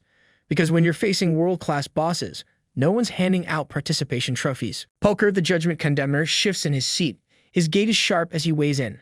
He cautiously suggests that the experience gained from killing an original Sin King could give the entire team a massive boost in levels. It's not just about the grind, it's about exploiting every opportunity, even if it means gaming the system a bit. He hints at if somehow they can resurrect the Sin Kings multiple times to farm experience, their chances of obtaining the coveted reverse Sin series weapons will potentially increase. His strategy is clear but risky, Arun feeling the gravity of the idea. The High Priestess shifts the discussion toward how these powerful reverse Sin series weapons dropped by the bosses should be distributed. And here's where things get really tricky, because nothing brings out the tension like talking loot distribution in a room full of legendary warriors. The armored warrior, sitting regally, cuts through the tension with a firm reminder. These weapons aren't just shiny trophies that are the key to defeating the original Sin Monarch, and ultimately, the path to ascension. Everyone's eyes narrow at this, fully understanding that without these weapons, their chances of victory and survival drop drastically. It's not just about being the strongest in the room, but about having the right tools to finish the job. The tension in the room thickens as they discuss the future and who should lay claim to the weapons, each knowing that these reverse Sin series weapons could tip the scales in their favor, not just against the Monarch, but in their quest for ultimate power. Amidst the heated conversation, the High Priestess rises to command silence with a single powerful strike of her staff. The shockwave ripples through the gathered warriors, immediately cutting off the murmurs and bringing focus back to her. Because nothing says pay attention like a literal shockwave through the room. Her presence is undeniable, and she explains with calm authority the critical importance of the reverse Sin weapons in achieving ascension. She urges the group to be patient, reminding them that the Transfer Temple is closely monitoring their actions. When the extermination team is set, the real decisions will be made, and there's no room for reckless behavior until then. The armored warrior, realizing the gravity of the situation, apologizes for acting rashly. The High Priestess is understanding, acknowledging the intensity of the moment. After all, it's hard to keep your cool when world-ending bosses and god-tier weapons are on the line. Tang Zhan, ever practical, suggests a strategy to organize the extermination team. He proposes that countries pool their resources and form national teams, each taking turns hunting the original Sin Kings. Weapon drops would be determined by luck, keeping the competition fierce by reducing direct conflict. It's a plan that tempers chaos while keeping the stakes high, because nothing keeps a bunch of legendary warriors in line like a fair system with a lot of randomness. The room buzzes with tension as the proposal is presented. Poker, always the tactician, sees the value in Tang Zhan's approach. He recognizes how using entire countries as units fits perfectly with Tang Zhan's strategic mindset. It's the kind of move that turns every nation into a cog in a much larger machine, one that crushes Sin Kings and collects god-tier loot. Meanwhile, the High Priestess stands as the ultimate authority, listening carefully as the discussion unfolds. She weighs the potential benefits of managing and coordinating these extermination forces, knowing that the stakes are too high for disorganization. Yet a question arises: what about the weaker countries? Would they be overshadowed and left without a real chance in this strategy? Tang Zhan, unshaken, dismisses the concern without hesitation. For him, defeating the original Sin Kings depends solely on strength, not the political or geographical power of a country. The High Priestess, sensing the urgency of the moment, announces a vote on Tang Zhan's proposal, keeping the council focused on the critical decisions at hand. The tension in the room continues to build as the votes are counted, with an overwhelming majority, 80%, in favor of the plan. The proposal passes, and the High Priestess solemnly declares the first agenda of the meeting complete. With this milestone, the path forward starts to take shape, but it's clear that more challenges lie ahead. The discussion then shifts to a delicate issue: nations lacking 9th-ranked professionals will not be allowed to participate in the upcoming challenges. Instead, their fates will be decided by lottery, the results to be announced later. It's a harsh reality, but in a game where strength is everything, some are bound to be left behind. As the room settles into this uncomfortable truth, attention turns to the second agenda item. President Carolina steps forward, clearly eager and ready to have her say. With confidence radiating off her, she begins to explain the situation. Muscles flexing, voice strong, Carolina isn't just talking, she's commanding the room's attention. She reveals that due to the emergence of the dragon spirit realm, the gates to the dragon kingdom have finally opened from the human world. Inside lies a vast, treacherous realm, filled with powerful bosses and incredible rewards. Conquering this supergiant subspace nation would drastically increase their leveling efficiency, providing them with the edge needed to take on the demon abyss. Before the room can fully process this, Augustin interjects with a note of caution, reminding the group that entry into the dragon's spirit realm is restricted. Only those who have successfully tamed a dragon can enter, because taming one of these bad boys is like holding the golden ticket to a next-level dungeon raid. He reminds them that only Valeria from the Global Beast Tamer Association is the only person known to have tamed a dragon. But with a raised eyebrow, he asks if something has changed. Carolina's lips curl into a knowing smile. Of course, she's been waiting for this moment, the dramatic reveal. She confirms the rumors that the council has been buzzing about. A genius boy from Longxia, the honorary member of the Beast Tamer Association, has done the impossible. He tamed a black dragon. because when you've got an ace up your sleeve like that, you can't help but smile. Before Carolina can continue, a voice rises from across the room, the armored one interrupting with skepticism. The question is pointed: if this kid tamed a black dragon, shouldn't he be a regular member or even a leader of the association? Why is he only an honorary member? Honorary memberships, after all, are usually reserved for non-tamers. Carolina's voice cuts through the noise, sharp and clear. She reveals the full truth. Su Yang isn't a beast tamer. He's a warrior-type professional.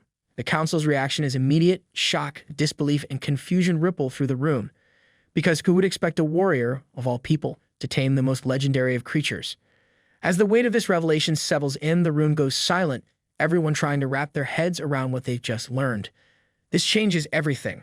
The presence of a warrior in possession of such a powerful beast disrupts the very expectations the council had set, leaving them to wonder just how far Su Yang's power could go. Augustin, visibly frustrated, struggles to contain his disbelief. He shouts, stating that he's tried countless times to force dragons into submission, using every ounce of power he has. He's taken down dragons from the Starlight tier to the Sunlight tier, and every last one of them would rather die than submit. He wonders aloud how anyone could, especially a non-beast tamer, possibly tame a dragon. To him, it's like hearing someone tamed a storm with a paper fan. He sits there, seething. His frustration cleared everyone in the room. He refuses to believe what he's hearing. Carolina, unimpressed by his theatrics, reminds him coolly that just because he couldn't do it doesn't mean it's impossible for others. After all, even the head of the prestigious Ring of the Mage God might need to accept he doesn't know everything. Augustin's irritation flares and he snaps back, pointing an accusing finger her way. He's quick to challenge her, implying that if she's so capable, she should try taming a dragon herself. It's the kind of comeback you'd expect from someone cornered, clutching at straws. But the woman's expression hardens instantly, her eyes blazing with a fierce response. It's clear that calling her old was a mistake he won't be allowed to forget.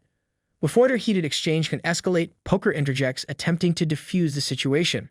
After all, there's a crowd watching, and this is hardly the place for a verbal showdown. Murmurs ripple through the onlookers, each person grappling with the revelation. Many recall their own attempts at taming dragons and agree slaying a dragon might be within reach, but taming one is an entirely different feat. The High Priestess observes the tension, her gaze thoughtful as she considers the possibility. She wonders aloud if it's true, if this young warrior has indeed managed to accomplish something that even the strongest 8th and 9th tier professionals couldn't achieve.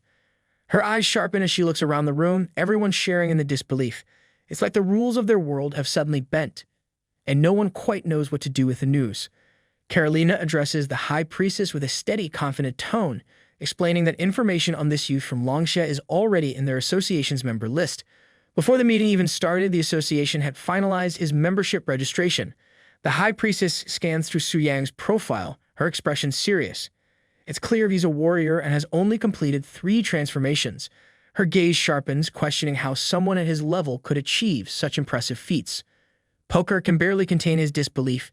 It's one thing to hear rumors, but the idea that Su Yang defeated the Black Flame Wyvern with just 3 transformations leaves him stunned. He seems to be asking himself, baffled, who on earth is this guy? Tang Zhan joins in, filled with a mix of shock and admiration.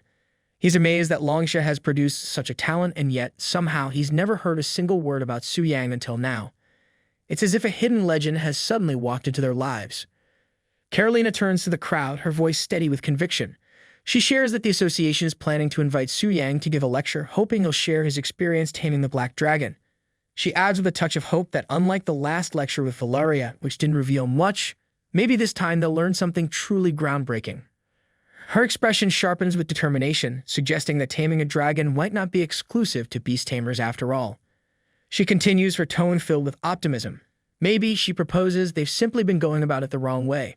If they can uncover the right method, they might be on the brink of an era where taming beasts becomes possible for everyone. Whispers spread quickly through the crowd as people exchange astonished looks. One person leans over to a friend, barely containing his excitement at the thought that even without being a beast tamer, one could actually tame a dragon. The idea of having a dragon mount of their own seems almost too good to be true. Another one, still a bit skeptical but clearly intrigued, mutters that they'd normally laugh at such a claim, but since it's coming from the president of the Global Beast Tamer Association, maybe there's actually something to it. After all, who wouldn't want a fire-breathing friend at their side if it turns out to be real? However, tension rises as Poker raises a concern. If anyone could tame dragons, the exclusive hold that the Global Beast Tamer Association has over the dragon's spirit realm might slip away. He casts a challenging look at Carolina, questioning if she's really okay with that possibility. With a resolute look, Carolina makes it clear that the chance for universal beast taming excites her more than any idea of exclusivity. In her mind, the thought of everyone taming beasts is more thrilling than holding onto any secret realm.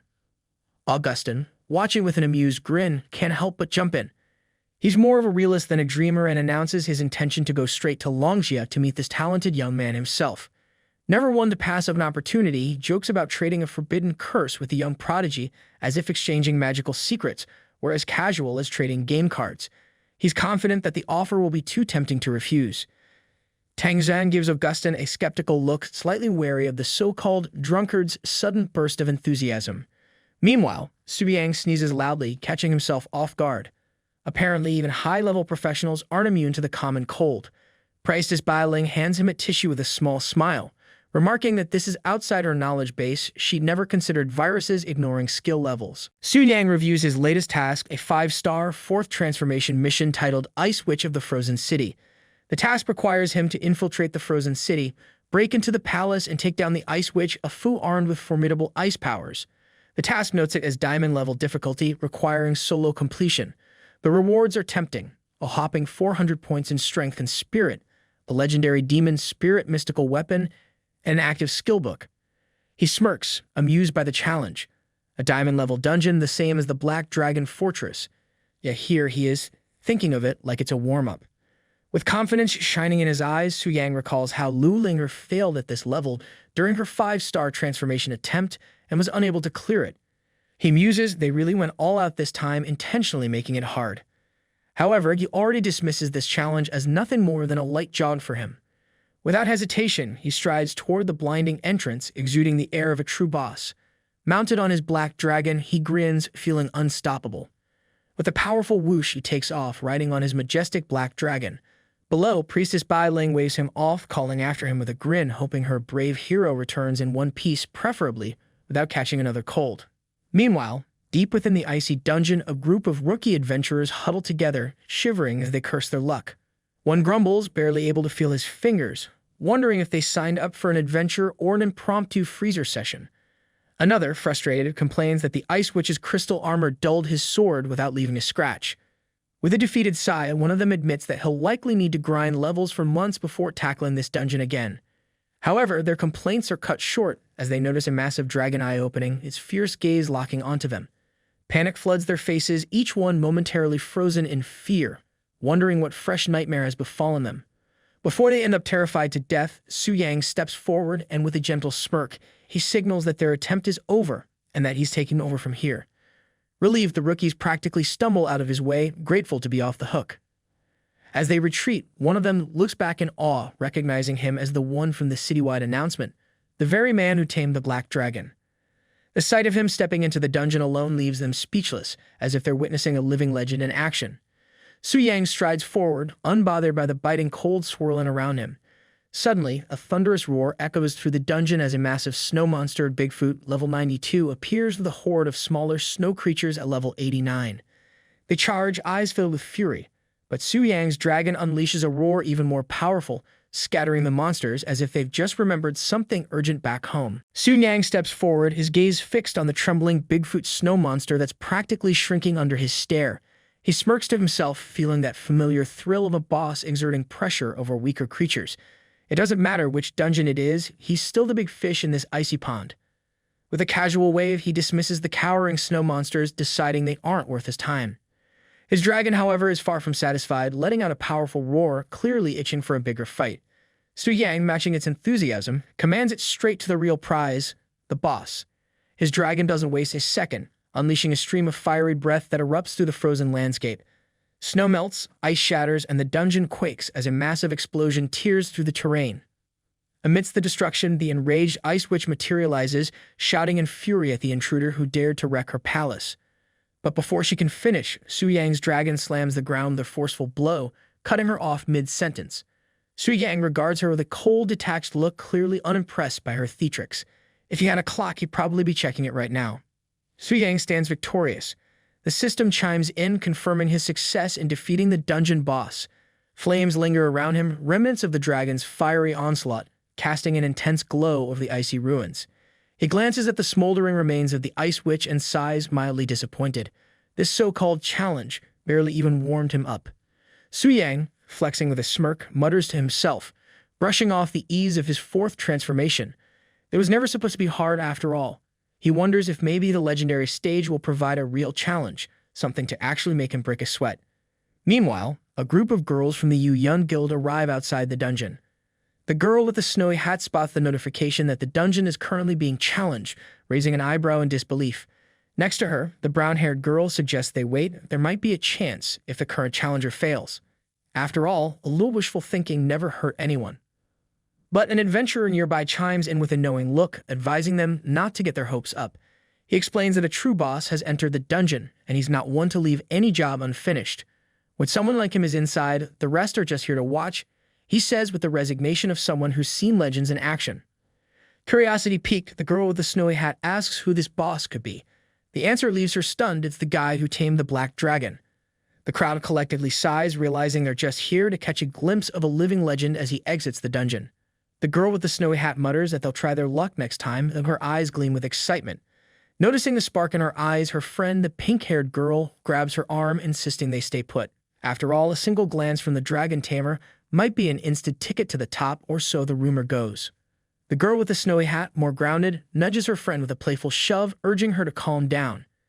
The other adventurer nearby agrees they might as well wait, pointing out a few yards away, where even two older adventurers stand with the same look of anticipation. Because legends don't come around every day, and even the oldies wouldn't want to miss a glimpse of glory in action. It turns out that two of the oldies in the crowd are none other than Augustin and Tang Zhan. Augustin, with a wistful smile on his face, stares off into the distance, daydreaming about having a beautiful companion by his side to keep him warm in this icy weather. Perhaps he's feeling a bit tipsy, but the cold seems to have sunk deeper than usual today. Beside him, Tang Zhan stands unfazed, as steady as a rock despite the freezing conditions. Suddenly, a wave of excitement ripples through the crowd as whispers spread. The boss is coming out. The pink-haired girl's eyes light up with anticipation, and she calls out eagerly, hoping for an autograph. She looks up at the imposing black dragon with admiration, sighing in awe at the creature's raw power and majesty. In her mind, the person who can tame such a beast must be a top guild's handsome elite. Hearts practically radiate from her gaze as she squeals, captivated by the sight. At that moment, Su-yang steps forward, his calm, casual demeanor instantly catching the attention of everyone gathered. The girls are stunned for a moment, slowly realizing that the legendary figure before them is, in fact, Su-yang. Yu-Yun, the guild leader, gasps in disbelief. She whispers in awe, marveling that it's really him, the one who tamed the black dragon. She can't quite grasp how someone only level 80 could manage such a feat. Su-Yang glances over at his guildmates, his presence radiating the quiet confidence of a true boss. He greets them with a look that says, "Long time no see." The girls standing there are momentarily stunned, struggling to process that a living legend is standing right before them. Yu-Yun, still half in disbelief, studies him carefully. She asks if he's truly the one who tamed the black dragon and became famous worldwide, almost as if she needs a final confirmation that this isn't a dream. Su-Yang gives her a nod, asking if they're here for leveling up. Yu-Yun explains that she was planning to help Xiao Yu gather materials, but it looks like they'll have to wait until the dungeon's next cooldown. Her disappointment is hard to miss. Su-Yang takes a moment to glance through his inventory, pausing as he spots something. He pulls out a glowing, frost-colored orb labeled Heart of Frost, Epic, the very material that had dropped from the boss he just defeated. Without a second thought, he offers it to the girl with the snowy hat. She hesitates, clearly torn, insisting she can't accept it. It's a rare item after all, and she's not about to take such a valuable piece from a legend. She tries to politely refuse, saying she'll wait for the next dungeon reset, but Su-Yang insists, gently pressing it into her hand. He reassures her it's fine, adding the casual shrug that he doesn't need it anyway, and that it suits her perfectly. A blush spreads across the girl's cheeks as she clutches the Heart of Frost, silently wondering why he has to be such a legend. Just then, the pink-haired girl chimes in, nudging her friend. She points out that if the handsome young master himself is offering, he genuinely doesn't need it. She should just take it. Reluctantly, the girl with the snowy hat holds the Heart of Frost close, murmuring her acceptance.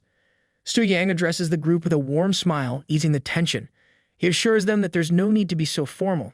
After all, they've tackled dungeons together as friends, not just allies.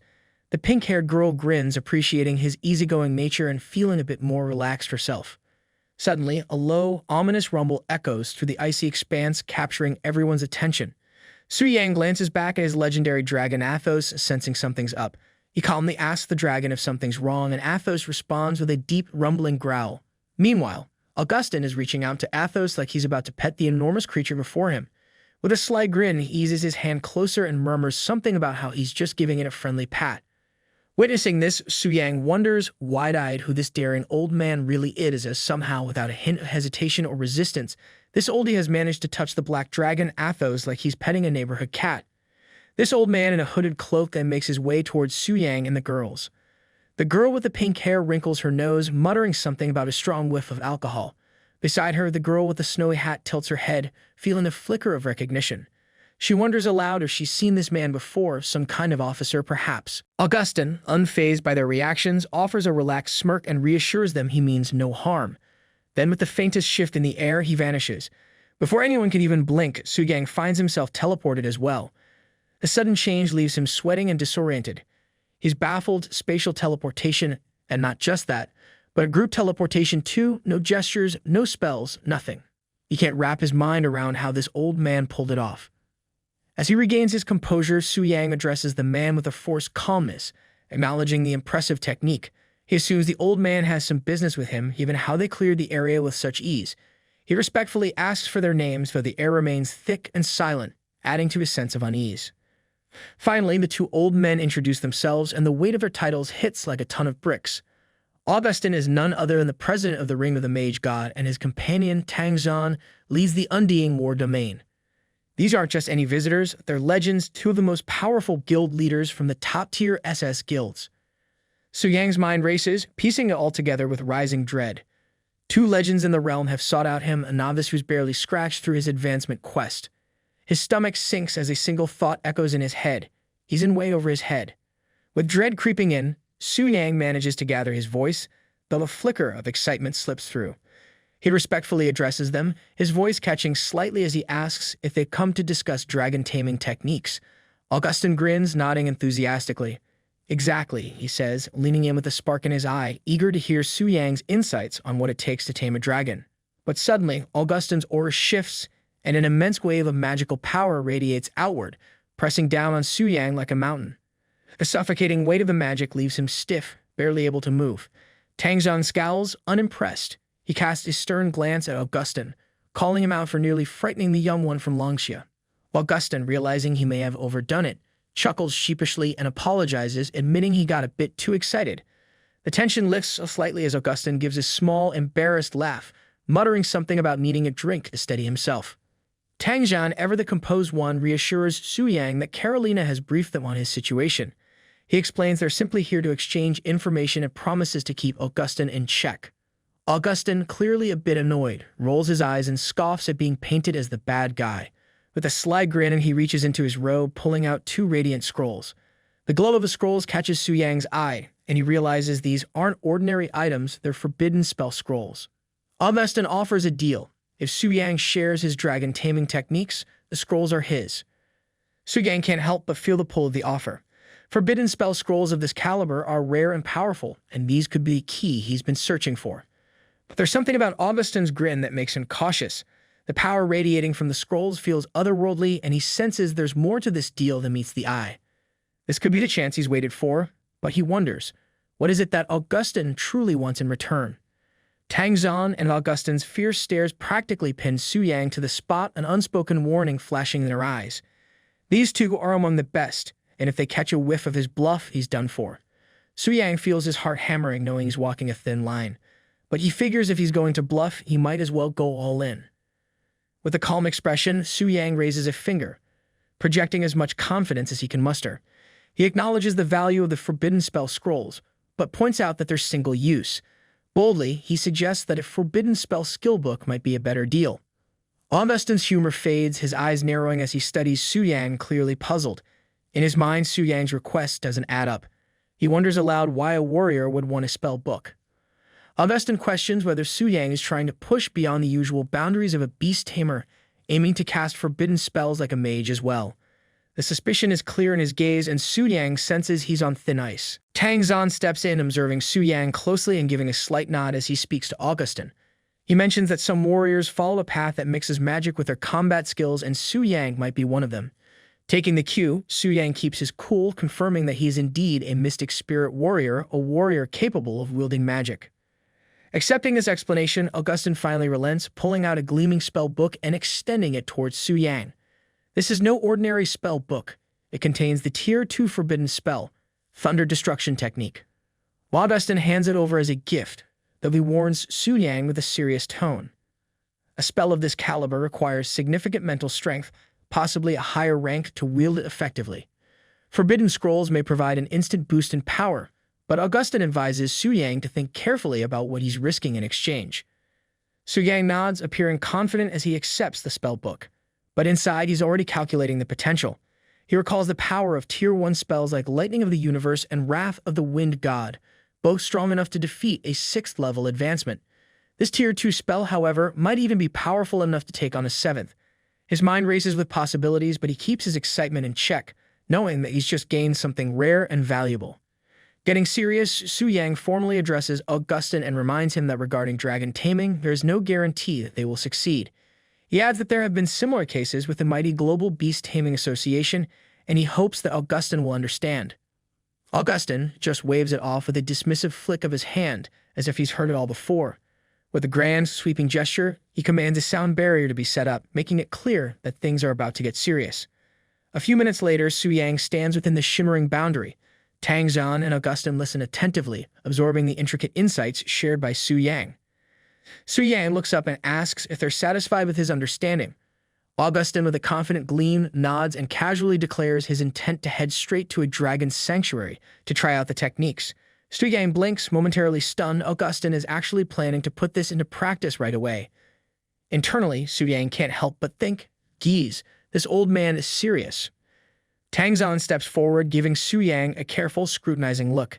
He admits that he had his doubts at first, but Su Yang's detailed understanding of the Black Dragon Fortress mechanisms has won him over.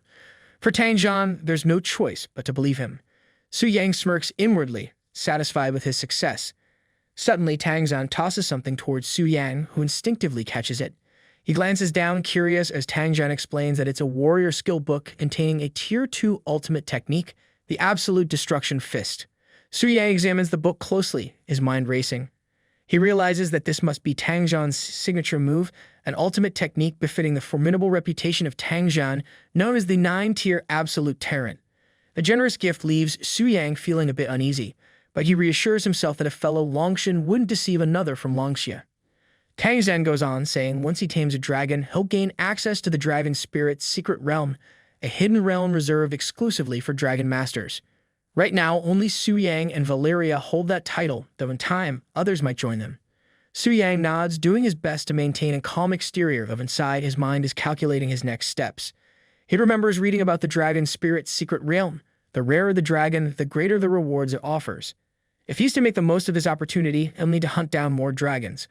But beneath his confident facade, he knows his knowledge is an elaborate bluff.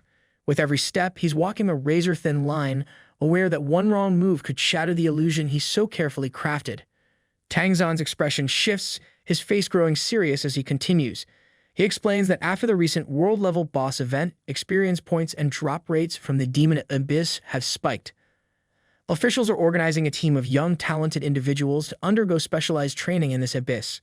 He then casts a nod of respect towards Su Yang, noting that his profile speaks volumes. His advancement quests, all rated at 5-star difficulty, are a testament to his exceptional talent. Tang Zhan states plainly that Su Yang is more than qualified to join. Su Yang acknowledges this with a simple nod, but can't shake a sense of doubt, wondering why the Demon Abyss specifically for training. Surely there are other, safer options, and the boosted experience and drop rates seem like a small reason for such a choice.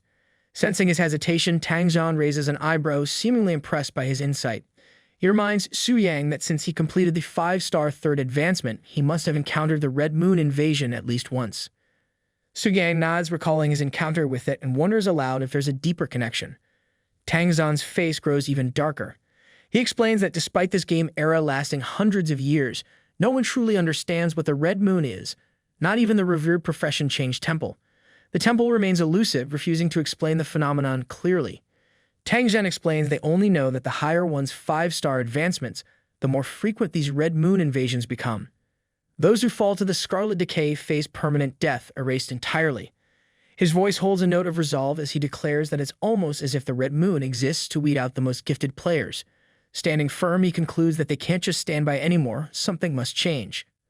The monsters in the Demon Abyss, with their uncanny resemblance to the Scarlet Decay, make it an ideal training ground.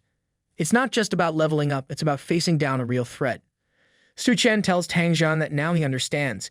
He then reflects that the Profession Change Temple seems to recognize this, even going so far as to open a store where rare items can be exchanged for Red Moon crystals and assigning temple priests to purify warriors who encounter contamination. Su Yang wonders if there's more to it, a hidden purpose, but he knows he's missing key information. For now, though, there are no additional clues. Just as they prepare to part ways, Tang Jian gives him a nod and mentions that the Demon Abyss assembly is about to begin. Then, with a polite farewell, Tang Jian departs, leaving Su Yang with a sense of curiosity. Standing alone, Su Yang reflects on everything that's unfolded. Tang Jian's strength and presence made him feel utterly powerless. He thought taming the Black Dragon would set him apart, would be enough to claim some distinction. Yet, in the presence of a 9-tier expert, he realizes how far he still has to go. His gaze hardens and he clenches his fist, a new resolve igniting within him. He knows he needs to speed up his progress in the Demon Abyss. He's done playing catch-up. If he wants to stand on the same level as legends like Tang Jian, he'll need to get stronger and fast. Back at the temple, Su Yang approaches the statue, which suddenly activates in a blaze of light, confirming his quest progress. His fourth advancement, a 5-star quest, stands at 100% complete. Su Yang braces as radiant fire energy surrounds him, surging through his body. With a resolute voice, he silently vows to get stronger, feeling a new determination solidify within him. The system quickly recognizes his achievements, blessing him with the statue's radiant approval. His life strength surges, all base attributes boosted by a hefty 25%.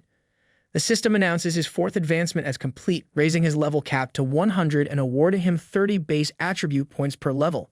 With 52.3 million experience detected, he levels up from 80 to 85, gaining an impressive 150 free attribute points, along with 400 strength points, 400 mental points, and a legendary skill book for Mystic Spirit Warrior. Talk about a shopping spree, courtesy of Divine. Su Yang's stats now read like the start of a powerlifting challenge. 7,692 in strength, 2,646 in speed, and 3,970 in mental power. As he examines his new skill, he can't help but feel intrigued. This legendary skill, Mystic Spirit, allows him to summon a combat spirit with half his attributes and switch places with it instantly during battle. The spirit lasts 10 minutes, perfect for strategic maneuvers. Kingside castling in a duel, he thinks with a smirk. Now that's a move worthy of a legend. Yet despite the new power surging through him, there's a nagging feeling. After witnessing true top-tier strength, he knows it's not enough. His hunger for power has only grown.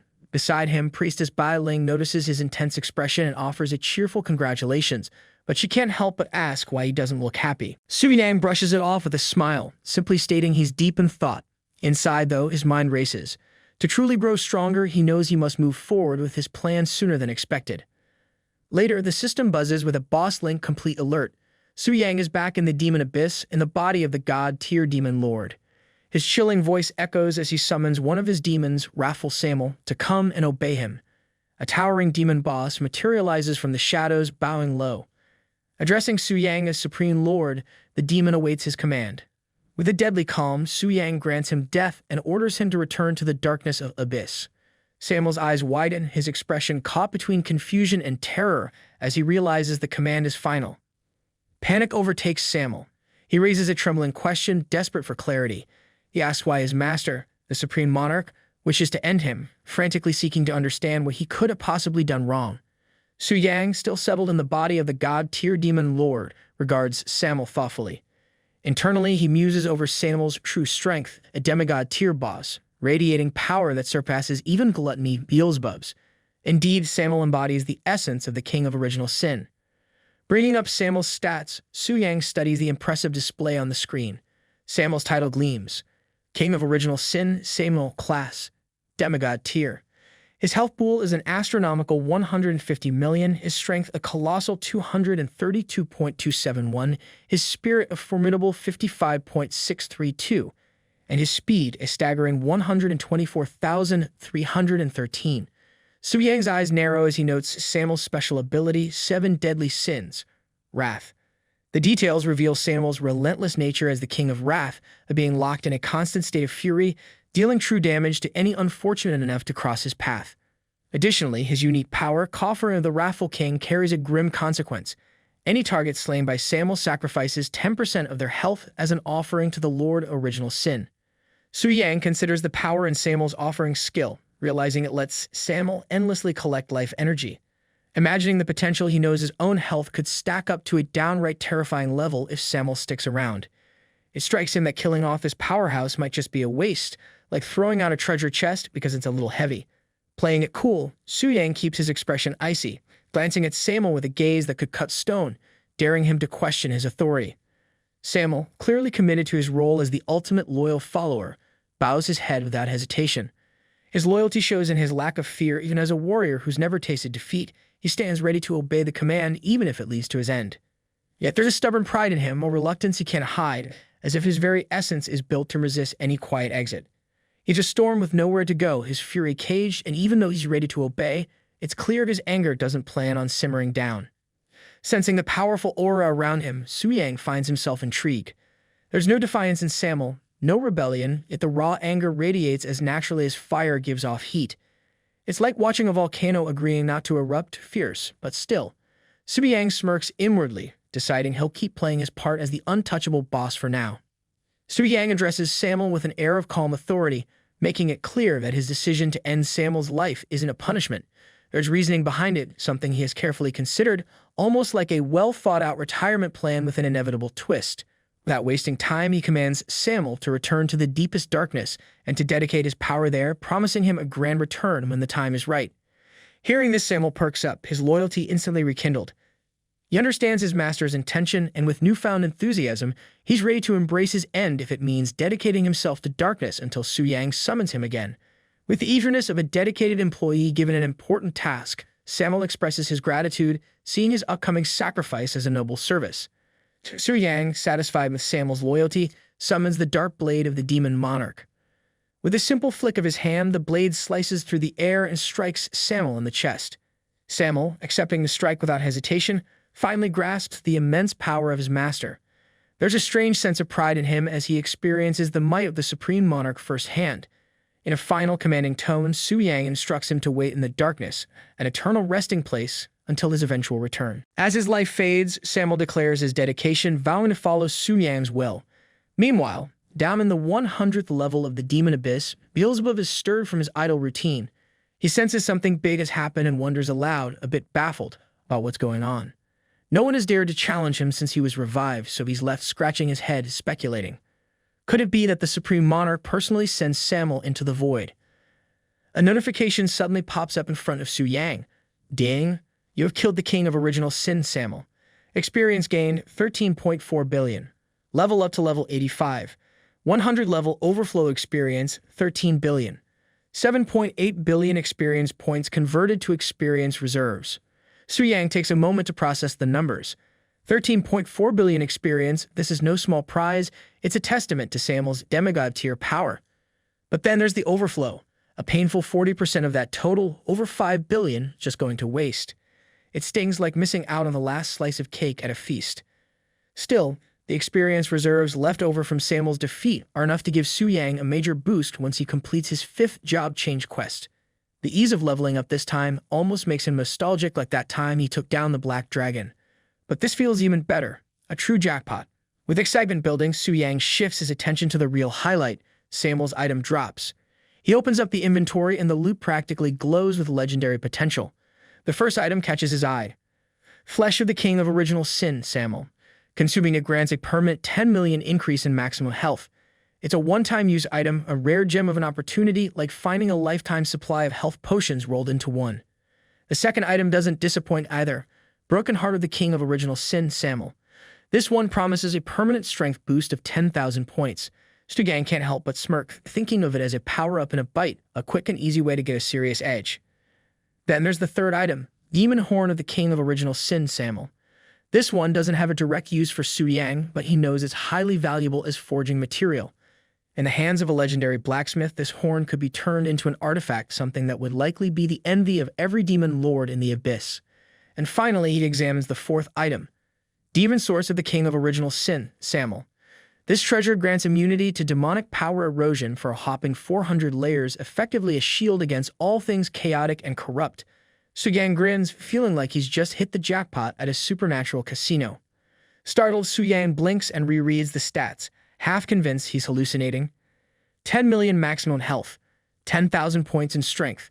These items seem like they belong in a fairy tale rather than his inventory.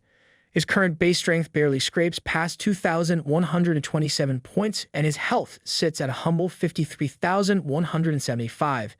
These items would multiply his stats into the stratosphere, giving him 5 times his current strength and a health bar so massive it would make him practically unbreakable.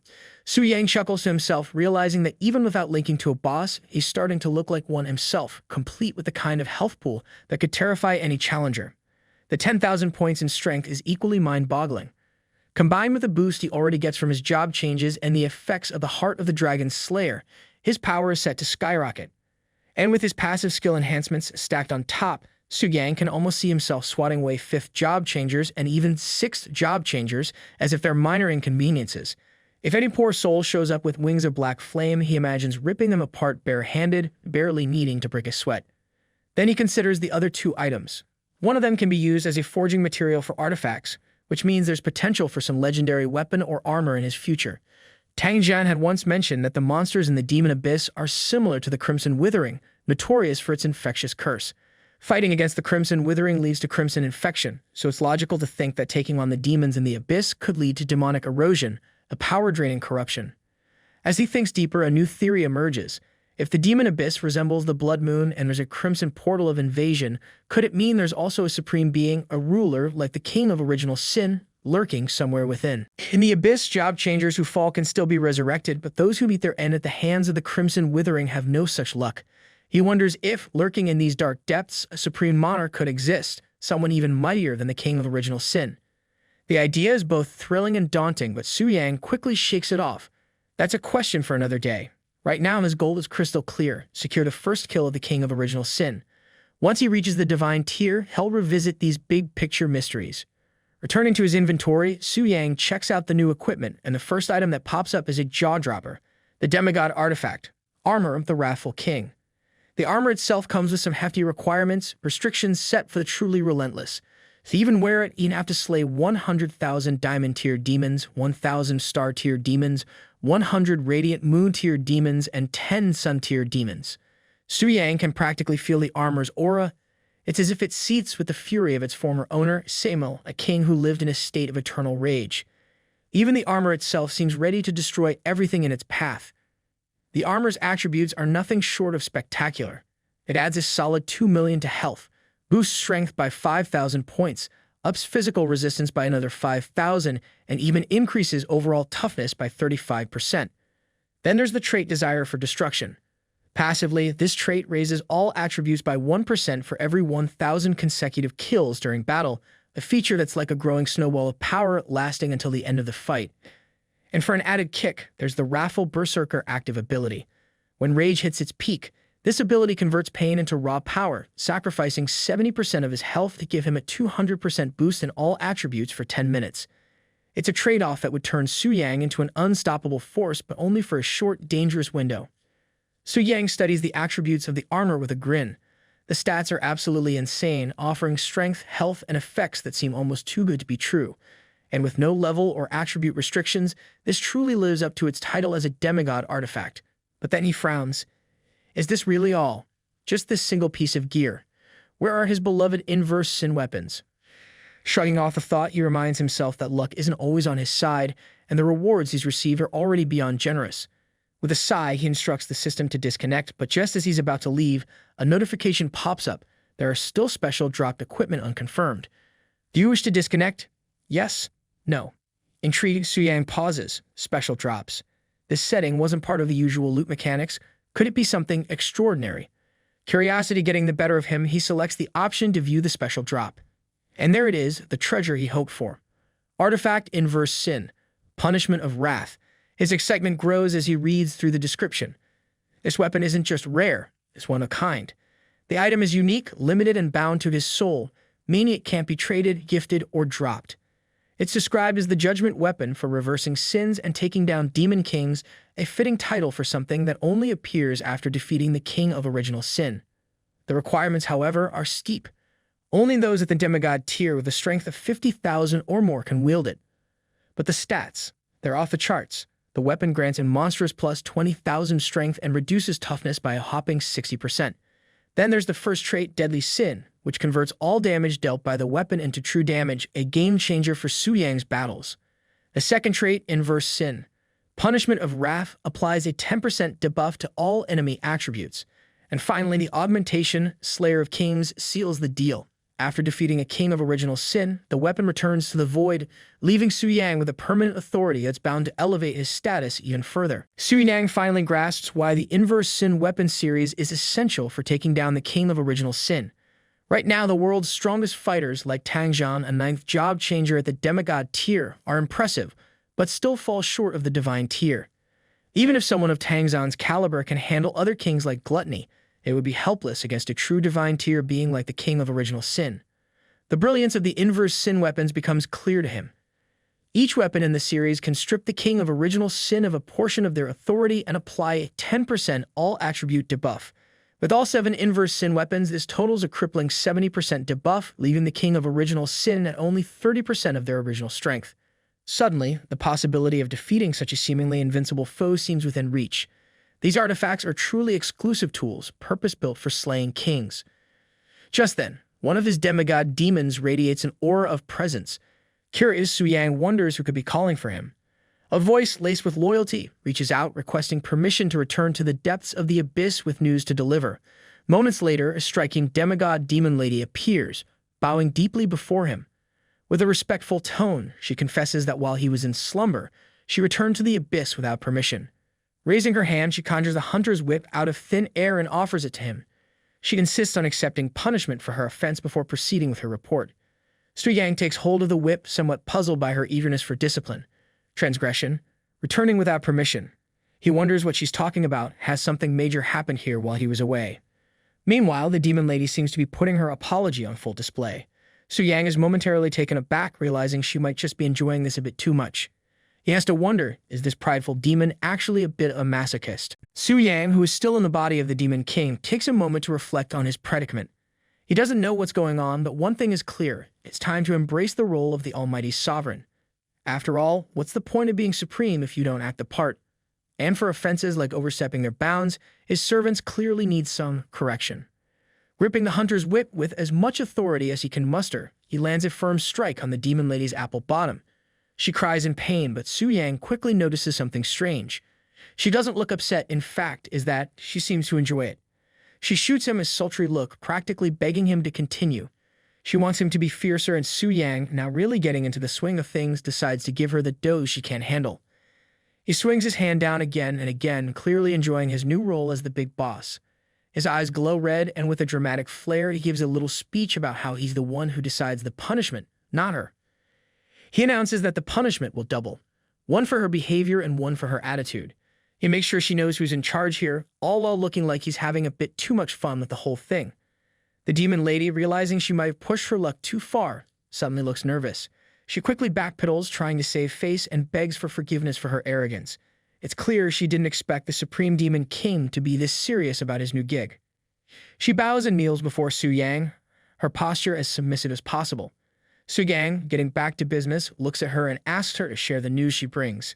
While kneeling, she speaks, her voice steady but with a hint of urgency.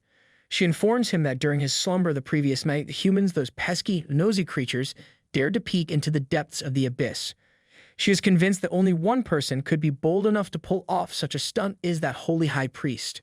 Su Yang reflects on the situation, connecting the dots. He realizes that this event happened right after he disconnected the connection. And at that precise moment, the Transmutation Temple had announced him as a world-class boss. The timing couldn't be worse. He thinks about how even powerful beings like Tang Zhan with his 9-turn powerhouses could only advance slowly with careful strategy. Yet this holy high priest managed to peer directly into the deepest part of the demon abyss, which could only mean one thing: the strength of this priest is formidable. The more Su Yang considers it, the more he suspects that this priest might have already reached the divine tier. Su Yang gives a nod of understanding and tells the demon lady to return to her post. She bows and leaves, but as she walks away, her mind starts to wander. She can't help but wonder if Samuel is really dead, but quickly dismisses the thought. It must be something granted by the king, she thinks. The mortals couldn't have stirred him to such fury so fast. Her mind shifts to her mighty king, and a blush creeps up her face as she walks. She gets a little lost in her thoughts, thinking that she'd do anything for him, even if it meant throwing herself into a pit of danger. She quickly snaps out of it, reminding herself to focus on her duties and not get too carried away. Sitting on the throne of the Supreme Demon King, Sun Yang reflects on the hidden powerhouses within the Transmutation Temple. He hadn't expected them to be so strong, and it's clear now why their authority has been so unshakable for so long. However, he quickly pushes those thoughts aside. Right now, the only thing that matters is increasing his own strength. The path forward is clear. Complete the 5th transmutation task and make his official advance to the legendary stage. It's a big step, and he knows he has to focus all his energy on reaching that goal. Meanwhile, at the Eagle Beauty Federation's new Silver Lake Dragon nest, Augustin stands in front of a green dragon that looks like it's barely holding on to consciousness. He's frustrated beyond words. He's followed Su Yang's so-called foolproof method step by step, but the dragon just lies there refusing to obey. He opens his system to check his progress or lack of it. 3 dragon secret realms in one day and nothing. Not a single success. Worse, he's almost out of dragon realms in the Federation. Just as he's about to throw his hands up in exasperation, a system notification pops up. It announces that the first weapon of the Reverse Sin series has been obtained and that someone has completed one of the 7 world-class boss subjugations. Augustin stares at the message, stunned. His expression shifts from disbelief to pure rage in record time. He looks like a kettle about to whistle, steam practically pouring out of him. The thought of someone defeating the king of original sin in a single day makes his head spin. It's not just annoying, it's insulting. He wonders who could have pulled off something so outrageous. Tang Zhan pops into his mind, but the idea only fuels his anger. Meanwhile, the green dragon lazily opens one eye, probably wondering if Augustin plans to leave anytime soon or just stand there fuming all day. Augustin's eyes glow with a fiery rage as his anger boils over. To him, this is not just about someone breaking the rules, it's an insult to his beloved High Priest Euphemia. He clenches his fists, vowing that anyone bold enough to disrespect Euphemia, and by extension himself, will face consequences they'll regret. His fury simmers, promising retribution for this audacious act. Meanwhile, in Sakura County, Kyoto, Lord Takugawa gathers his men for an update. He turns to Asui Sonakiro, head of the Asui family, and asks about his daughter's readiness to subdue a dragon. Asui, with a composed yet determined air, shares the latest news. Word has it that the Black Dragon has already been subdued by some genius, raising the stakes for Sakura County. They simply can't afford to lag behind. Asui assures Lord Takugawa that while the Black Dragon may be off the table, their plans are far from over. Negotiations with Longjia continue, and they've arranged for his daughter to face a red dragon instead. Unlike the fearsome Black Dragon, the red dragon presents a far lesser threat. Based on his daughter's abilities, Asui confidently estimates a 70% chance of success. Lord Takugawa sits back with a satisfied nod, pleased with the preparations so far. He confidently shifts the conversation to the Demon Abyss, emphasizing how lucky they are to have the chance to challenge the King of Original Sin first. This is their moment to shine, and he wants everyone to understand the importance of grabbing this opportunity. Just as the room begins to buzz with determination, a system notification cuts through the air. The announcement is like a slap. Someone has already obtained the first weapon of the Reverse Sin series. Lord Takugawa's face changes faster than the seasons, from calm and composed to absolutely furious. His mood nosedives, and the whole room feels the shift. The murmurs start immediately. Someone in the back mutters about how they were supposed to go first. Another one laments the absurd luck of whoever managed to claim the weapon. The room quickly turns into a symphony of confusion and annoyance, with everyone trying to figure out who could have pulled off such a stunt. Lord Takugawa sits still for a moment, his mind racing. He knows there aren't many countries capable of pulling off a strategy against the King of Original Sin in a single day. His thoughts land squarely on the Eagle Beauty Federation, and just the idea makes him grind his teeth. If they're behind this, they're about to have a serious problem. With a dramatic rise from his seat, he orders action. He turns to the shogunate leaders, declaring it's time to march to the Holy City. Answers are needed, and he's not planning to leave without them. Meanwhile, in the Holy City, a flustered priest rushes to High Priest Euphemia, sharing the news that leaders, executives from various nations, and presidents of SSS-level guilds are on their way to the city. The priest looks understandably nervous. It's not every day that who's who of the world storms in after a dramatic world announcement. She anxiously asks Euphemia to make a decision. Without missing a beat, Euphemia calmly orders the barriers to be shut down and the gates opened. There's no sense in delaying the inevitable, and she'd rather meet this storm head-on. The priest hurries off to carry out the command, relieved to have her marching orders. Euphemia gazes at the sky, her expression thoughtful. Since the dawn of the game era, the Transmutation Temple has guided the world, calming the chaos of war and restoring order. Under its influence, nations stopped fighting long enough to keep the world running smoothly. An incident like today's, a betrayal of the Alliance, is not only rare but dangerously unsettling. She reflects on the consequences, realizing that if this matter escalates into renewed conflict between nations, the existing power and influence of the Transmuters could take a significant hit. At a time when the future is already shrouded in uncertainty, such an outcome could spell disaster. With a sigh, Euphemia prepares to face what promises to be a very long and tense meeting. Later, at the round table meeting, Lord Takugawa wastes no time diving into his grievances. He stands up and speaks, reminding everyone that yesterday, under the holy priest Euphemia's leadership, they had all agreed that Sakura country would be the first to challenge the king of original sin in 3 days. Yet now, thanks to some sneaky and shameless thief, that chance and their divine artifact has been stolen. He points an accusing finger at others, his voice rising as he demands justice, insisting they identify the culprit and make them return what rightfully belongs to Sakura country. The room feels like it's about to burst into flames from all the collective rage. Augustin looks ready to punch a wall, Tangjun is silently fuming, and Carolina seems like she's missed Black Friday's sale. Everyone stands there, stewing in their frustration, as if daring someone to admit guilt. Euphemia, calm as ever, finally speaks. Her voice carries authority as she acknowledges that someone has indeed broken the rules. The killing of the king of original sin and the theft of the artifact are more than just provocations to the nations. It's a direct challenge to the Transmutation Temple itself. Still, she reminds everyone of the merciful nature of their god, offering the sinner a chance for redemption.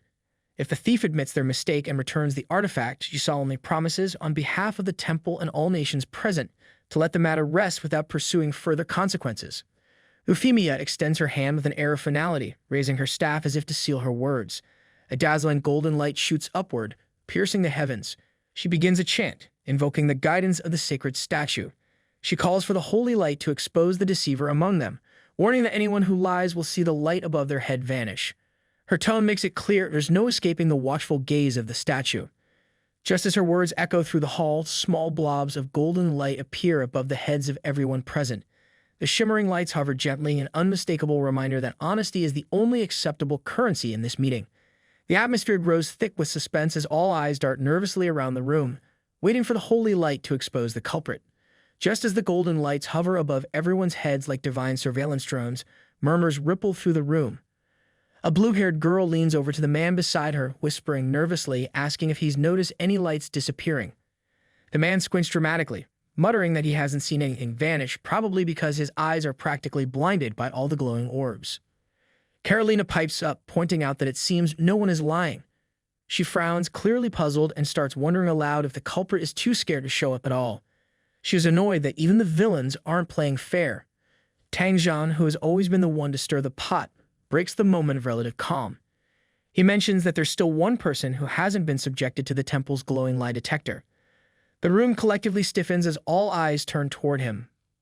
Augustin, his eyebrows shooting up, immediately jumps in and asking Tangjun what exactly he's trying to say. His tone is sharp, almost daring Tangjun to cross a line. But Tangjun is not someone to back down. He casually drops the name, High Priest Euphemia. All eyes turn to Euphemia, who seems hell annoyed. Her face says it all. Things are about to take a very messy turn, and she knows it. The room falls into an uneasy silence, the kind that feels like the calm before a storm. Euphemia steps forward, and her calm demeanor barely conceals her annoyance. She acknowledges the oversight in not including herself in the lie detection process, admitting that such an omission naturally casts suspicion on her. With a deliberate motion, she raises her staff high, and a radiant golden light bursts into existence above her head. The glow is so intense it floods the room, forcing everyone to shield their eyes as if a miniature sun had just appeared indoors. The crowd collectively recoils, squinting and covering their eyes, some bumping into each other like disoriented mutts drawn to a too bright flame. It's clear that this wasn't the gentle glow they were expecting. Apologies ripple through the room, with many silently pleading for the celestial light show to end. Euphemia stands firm, glowing like a divine being who's also done with everyone's nonsense. Augustin steps in, his usual air of diplomacy firmly in place. He tries to calm the room, though his expression shows he's more than a little annoyed at the situation. He emphasizes that Euphemia, with all her strength and status, would never bother with something as petty as stealing an artifact. He shifts the focus to the bigger problem. If the lie detection spell is flawless and no one here is lying, and the real question becomes far more troubling. Whoever killed the king of original sin had to be ridiculously powerful and stealthy, like some legendary assassin who can ghost past everyone without breaking a sweat. The thought leaves the room heavy with silence. The weight of the mystery presses down on them. Carolina points out that not everyone who should be here is actually present. Several demigod-level fighters didn't bother showing up, probably too busy doing whatever overpowered warriors do when they're not saving the world. Tangzhan, always ready to throw more fuel on the fire, agrees with her but grumbles about the lack of evidence. He gestures dramatically, as if willing some proof to fall out of the sky. Euphemia explains that her spell isn't just a lie detection tool. It's designed to expose not only those who commit acts but also anyone complicit, even indirectly, such as informing the killer. Yet, the results remain the same. No one in the room has betrayed their cause. Augustin, Carolina, and Tangzhan exchange uneasy glances, each trying to piece together the mystery in their own way. The thought crosses all their minds at once: if even Euphemia, with all her power and divine insight, is stumped, then who in the world could be behind this? It's the kind of situation that makes even the most confident leaders question whether they've been playing checkers while the culprit plays chess on a whole other board. Euphemia, undeterred by the lack of answers, shifts the tone of the conversation. She acknowledges the strangeness of the situation, conceding that they're facing something unprecedented. But with the matter already a reality, the only choice is to move forward and see what unfolds next. She turns the discussion to the task at hand. Originally, Sakura Country was set to launch the first attack, but with the King of Gluttony already defeated, the focus now shifts. The next King of Original Sin lies deep within the 200th layer of the Demon Abyss. Euphemia then turns to Lord Takugawa and asks him whether Sakura Country is prepared to continue with the challenge. Takugawa, his expression as rigid as someone who just realized they forgot their wallet at home, admits that Sakura Country wants to continue but simply lacks the strength to do so. Anything beyond the 100th layer of the Demon Abyss, he explains, is out of their league. His tone is steady, but there's a hint of resignation, like a student trying to explain why they couldn't finish the assignment. The room seems to collectively nod in quiet agreement. Facing the 200th layer does sound like the setup for a very bad day.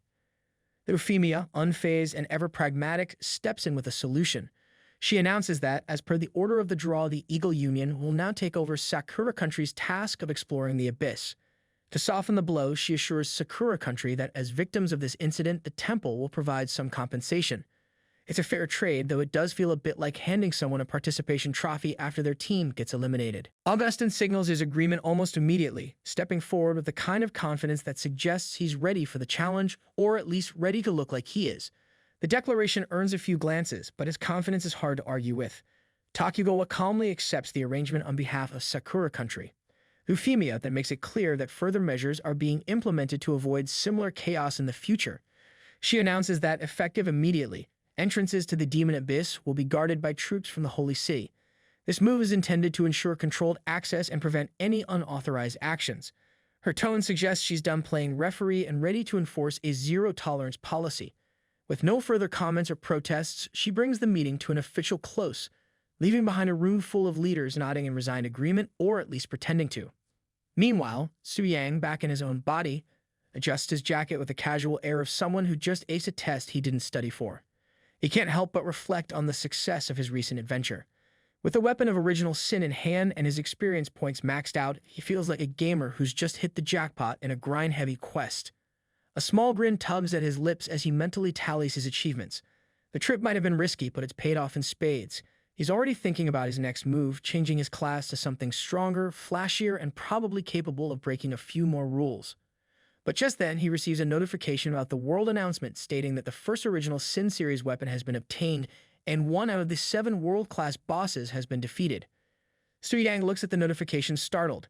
He rubs the back of his head, reflecting the fanfare surrounding the artifact feels excessive, almost like the world is throwing a parade for whoever got their hands on it. He can't help but feel relieved that his name isn't mentioned. His relief, however, quickly gives way to the realization of what this announcement means. High-level figures from every corner of the world will now be on high alert, their interest in the artifact and its wielder reaching dangerous levels. The thought sobers him instantly. If he wants to avoid painting a massive target on his back, he'll need to tread carefully from here on out. He resolves that no one, under any circumstances, can know he possesses the original Sin weapon. Even in life-threatening situations, he vows to use it sparingly, if at all. The risk of exposure outweighs the benefits, and the potential consequences send a chill down his spine. He recalls the old saying about how simply possessing a treasure is enough to invite disaster. Soo-yang knows better than to underestimate the truth in that. Soo-yang's mind drifts into a vivid scenario, imagining the look of surprise on Priestess Bailing's face if he shows up at the temple again, ready for yet another class change.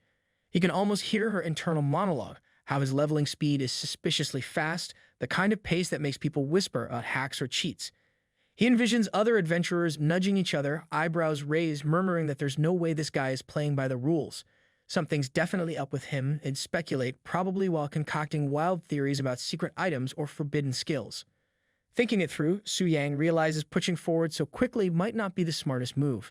It's only been a day since he completed the 4th transition task, and running straight into the 5th would set off every red flag imaginable. Even the temple's neutral priesthood might start raising eyebrows, and that's not the kind of attention he wants.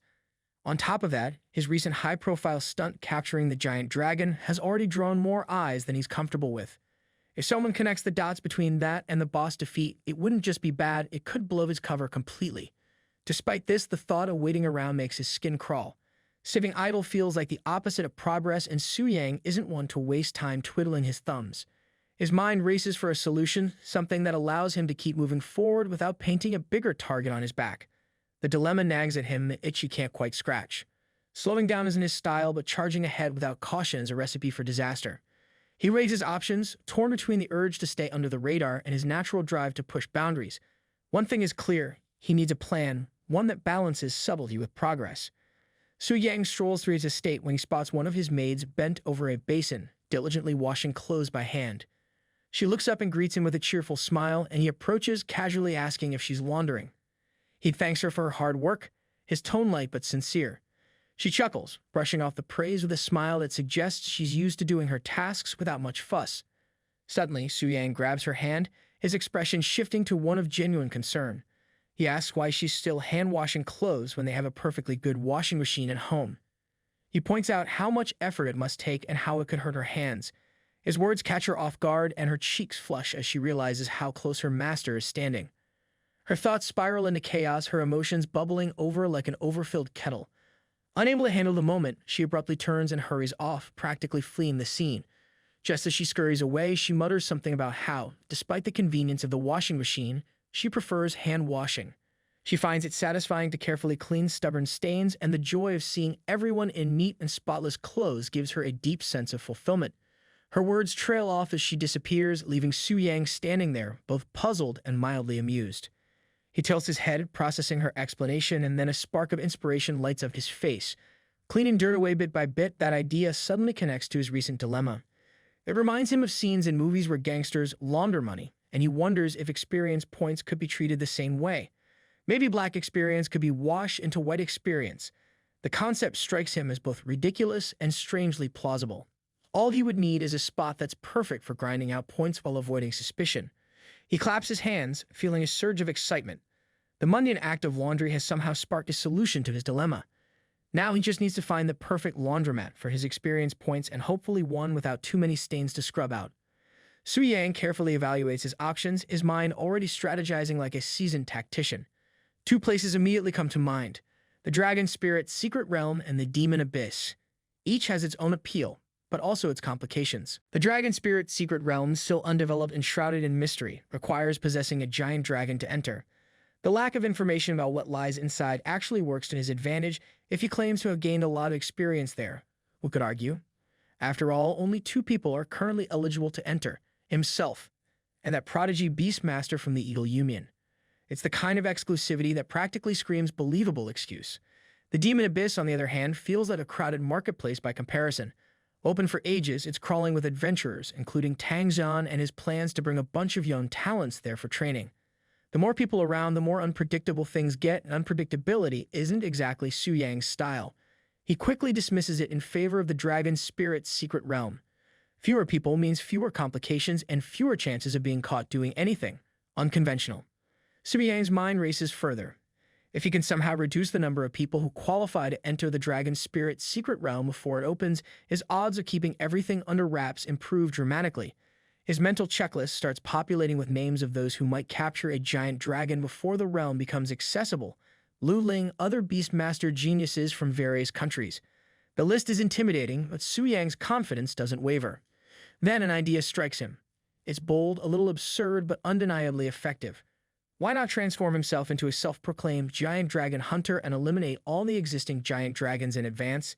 It's efficient, decisive, and most importantly, guarantees no unexpected competition. A grin spreads across his face as he pictures himself systematically hunting down the creatures, not just leveling up but securing his dominance over the secret realm. The plan feels so outrageous that it might just work. Su Yang chuckles to himself, already visualizing the chaos it will cause in the beast-taming world. With a flick of determination, he decides if the dragons have to go, then so be it. Su Yang returns to his lounge, settling into a comfortable chair as he opens his system interface. With a few quick taps, he initiates a video call to Bai Ling. Her calm and efficient demeanor greets him as he requests information on the current giant dragon's secret realms in Longxia. Bai Ling promptly responds, her fingers moving swiftly across her own interface, asking him to wait a moment. Moments later, Bai Ling delivers the information with her usual precision. She reports 2 active secret realms, the Silver Dragon's secret realm in Ju City, located in the southwest, and the Red Dragon's secret realm in Anling City in the northern region. Both are categorized as Starry Radiance tier. Su Yang nods, focusing on the details, and instructs Bai Ling to make a reservation for the Silver Dragon's secret realm. However, Bai Ling hesitates for a brief moment before pointing out something unusual. She mentions that the top 50 reservations for the Silver Dragon's secret realm all come from the TNG Pavilion. Her tone carries just enough curiosity to suggest she finds it strange, but she doesn't press further. Su Yang leans back in his chair, reflecting with a knowing smirk. This pattern aligns perfectly with his expectations. Knowing Lu Ling's determined personality, it makes complete sense that, after failing to capture the Black Dragon, she'd aim for another giant dragon. Reserving slots exclusively through the TNG Pavilion feels like her way of stacking the odds in her favor.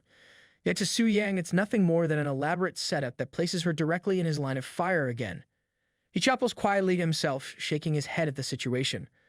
While he admires her tenacity, he can't help but feel a pang of amusement at how often their paths seem to cross and not to her advantage.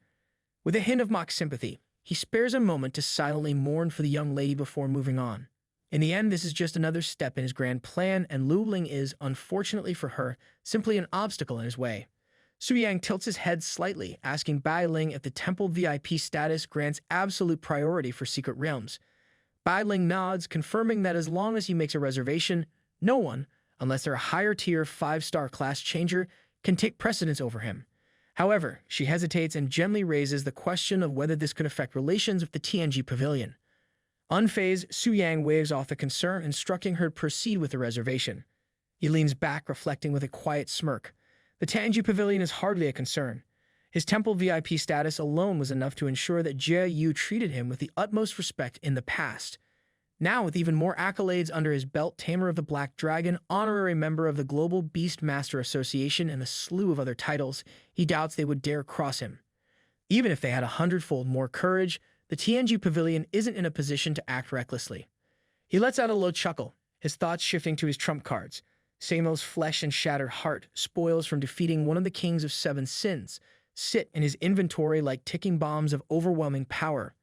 The absurd stats they grant, over 10 million HP and nearly 30,000 strength, make him nearly untouchable. Unless the Pavilion sends the 7-star class changer, which is highly unlikely, they're in no position to threaten him. His confidence swells as he visualizes the possibilities. If anyone from the TNG Pavilion dares to interfere, he wouldn't mind teaching them a lesson while slaying a few dragons on the side. The thought of taking down both obstacles and beasts in one fell swoop feels more like an opportunity than a problem.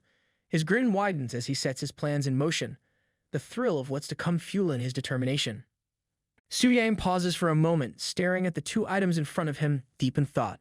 Now the real question arises, how exactly is he supposed to eat these things? He can't just swallow them whole, right? That would be ridiculous. He eyes the flesh and heart, his mind wandering down the slippery slope of culinary possibilities. Maybe he could turn them into a delicious dish. The idea of cooking them flickers in his mind, but just as quickly, regret washes over him. He scoffs internally. The thought of risking his cooking skills, if you could even call them that, on such precious ingredients is laughable. Not to mention if someone else were to do it for him, the chances of them leaking information are way too high. He's already paranoid about that. Thank you very much. His mind jumps to another idea. What if he roasted them with black flames? That could work, right? But then again, what if something goes wrong? That would be disastrous, and he's not about to let a cooking disaster be the death of him.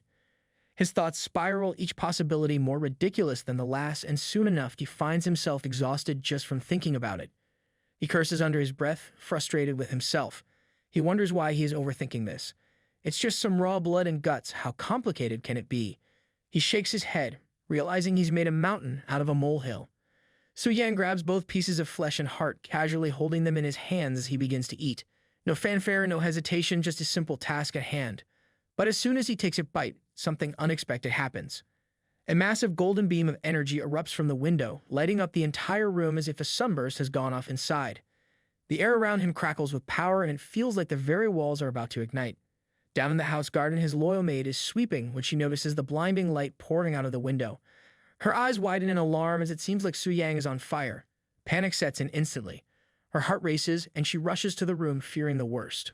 Without even thinking, she breaks through the window, desperate to get to him. Her mind is a whirlwind of worry as she enters his room, ready to find out what's happening. Inside, Su-Yang stands, half naked, his body practically glowing from the golden energy.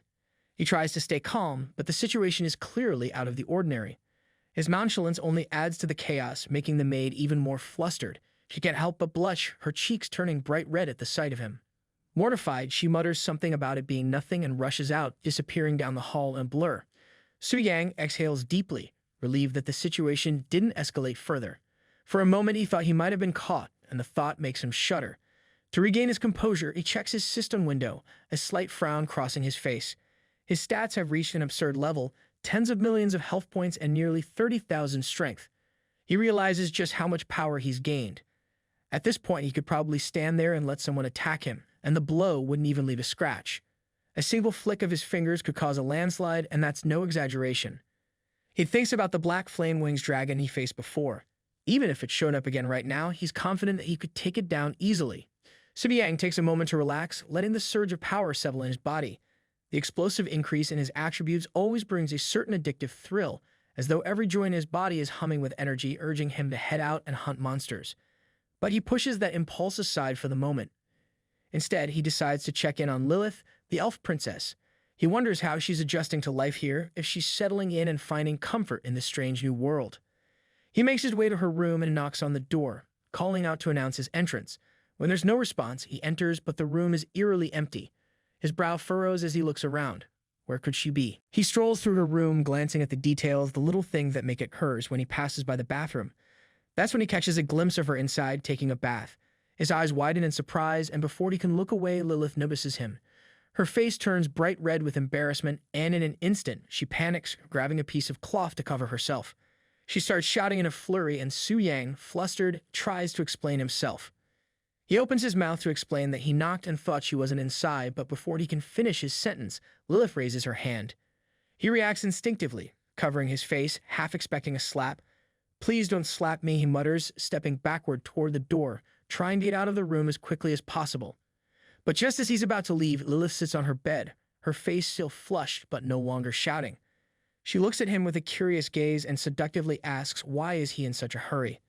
Su-Yang freezes. The question throws him off guard, and he stands there for a moment, flustered, caught between wanting to leave and not wanting to make the situation worse. He reflects for a second. This situation is a bit too stimulating for a teenager. Without missing a beat, he quickly turns around. He mutters an apology under his breath, his face turning a shade redder. With a hasty step back, he tells her he has other matters to attend to before making his swift exit, inwardly cringing at how clumsy the whole encounter had been. Lilith finds Su-Yang's behavior surprising. She chuckles softly to herself, reflecting that she hadn't expected someone so brave to come across as so innocent.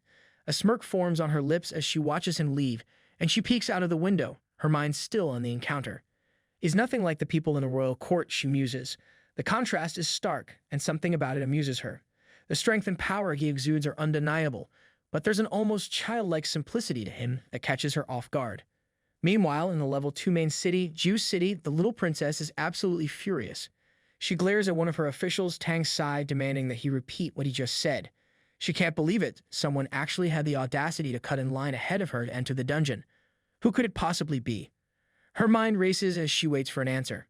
Tang Sai, visibly uncomfortable under her gaze, explains that one of his subordinates had everything arranged, but a special reservation had come up unexpectedly.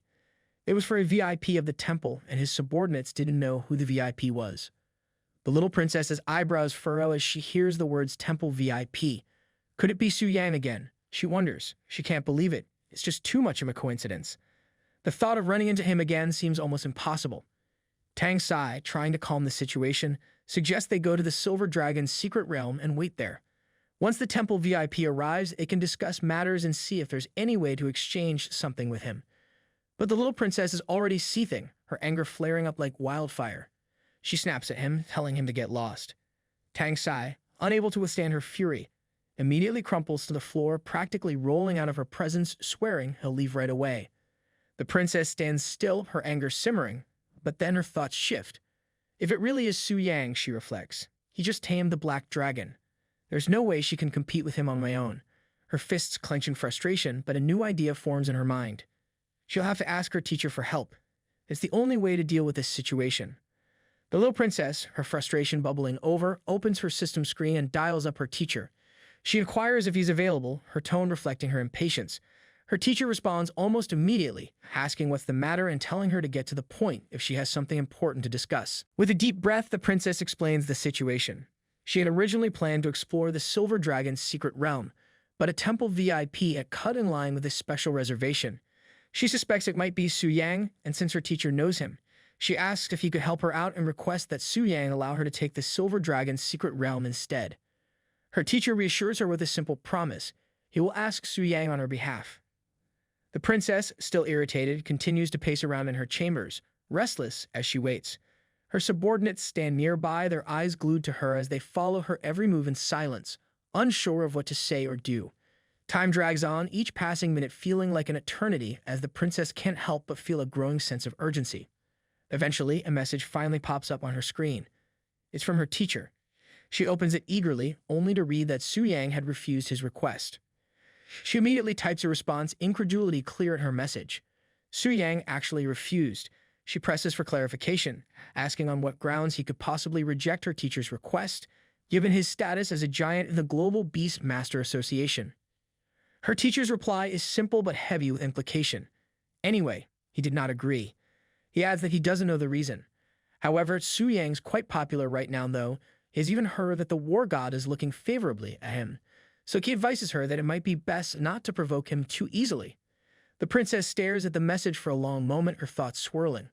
The war god, there's only one person who holds that title, and that's Tang Zhan, the strongest in Longxia, the extreme path tyrant. If even he is paying attention to Su Yang, then perhaps his abilities are far greater than she had anticipated. She wonders if his talent truly is as outrageous as the rumors suggest. Just then, one of the princess's subordinates, still unsure of what to do next, asks her for instructions. She responds with an exaggerated crying face, her frustration clear. She mutters, "What is he standing around for? They're going home." Meanwhile, in the Silver Dragon's secret realm, the scene is chaotic. Multiple dragons are sprawled across the ground, unconscious, their massive forms giving the place an almost desolate feel. The only one still standing is the dungeon boss, the Great Radiant Silver Dragon, Starry Tier, level 106. Su Yang approaches the dragon, his eyes scanning the unconscious bodies of the other dragons. He had expected to run into the people from the TNG pavilion, but it seems they've already left. They must have some sense, after all, he muses to himself. It seems that the pavilion didn't dare stick around, or maybe they had something more important to attend to. He looks at the silver dragon before him, noticing that it doesn't even have a name. How strange, he thinks. No special bloodline, no name. It's almost as if it's just another monster in the dungeon, no different from the rest. His mind is already calculating the fight ahead, sizing up the creature with a quiet confidence. Without warning, the silver dragon attacks. It's swift and powerful, but Su Yang doesn't flinch. He raises his sword, parrying the dragon's strike effortlessly, his posture calm and unyielding. He stands there, as if daring the silver dragon to come at him again. The air around them crackles with tension, but Su Yang remains steady, a smirk forming on his lips. This is the kind of fight he has been waiting for, he thinks, his eyes glowing red with anticipation. A decent punching bag. He cracks his neck, his grip on the sword tightening. He's eager to test his new strength to see just how much of a difference the recent increase in his stats will make. The silver dragon roars, and suddenly the sky darkens as it summons granite rain. Stones of all sizes start falling from above, crashing down in a storm of chaos. It's impressive, really. It looks like something out of a disaster movie, but for Su Yang, it's no problem at all. With a swift whoosh, he dashes through the rain of stones as if they're nothing more than raindrops. His speed is too much for them to even touch. As he moves, he can't help but think that the silver dragon's stance looks impressive. A big show of power, really. But Su Yang knows better. It's all just for dramatic effect. He sees right through it. The dragon's portal continues to rain granite, but Su Yang's aura is so powerful that it shatters the falling stones before they even get close. He stands in the middle of the chaos, untouched. As he feels the rush of energy, Su Yang wonders to himself if this is due to his heaven-defying resilience. His health has gone through the roof recently, and these attacks barely even scratch him. The silver dragon roars again, unleashing its dragon impact double strike, packing the force of 27,000 tons. It's a massive attack, powerful enough to flatten mountains and obliterate anything in its path. But Su Yang stops the strike with a single hand, barely even flinching. To him, it's no more challenging than holding down a chicken. Su Yang leaps into the air, rising to meet the silver dragon face to face. He raises his sword, and with a loud bang, he strikes the dragon with all his might. The silver dragon is sent crashing to the ground, its massive body hitting with a thunderous boom. No time for drama or second chances, though. Su Yang charges in again, his sword slicing the dragon clean in two. It's a quick and efficient finish. The dragon's howl fades as its body splits and hits the ground in a messy, lifeless heap. Just as the beast falls, a system notification flashes up. Devourer effect triggered. Your Dragonbone Greatsword has plundered 10% of the silver dragon's attributes. Moments later, another pops up. All attributes of his Dragonbone Greatsword have been multiplied significantly. Su Yang takes a moment to reflect. The Silver Dragon clan is known for their magical prowess, especially their spirit attribute. Too bad this one didn't even get a chance to show it off before Su Yang cut it down. He notices that his Dragonbone Greatsword now has a silver lining running through the middle. It's as if the sword has absorbed the silver dragon's essence. He wonders if this means other types of dragons will leave their own marks on the blade. What would happen if the marks fill up completely? It's an intriguing thought, and the possibilities seem endless. Turning to his great black dragon, Athos, Su Yang gestures for him to begin feasting on the remains of the silver dragon. Athos eagerly complies, devouring the dragon's carcass with gusto. Su Yang watches for a moment, then reflects on his recent experience. Leveling up no longer holds the excitement it once did. The experience gained from this kill barely registers in comparison to his past feats. After the explosive power of Wrath, this feels like a walk in the park. And as for the platinum and diamond tier equipment, they become almost useless, nothing more than a way to earn some extra gold.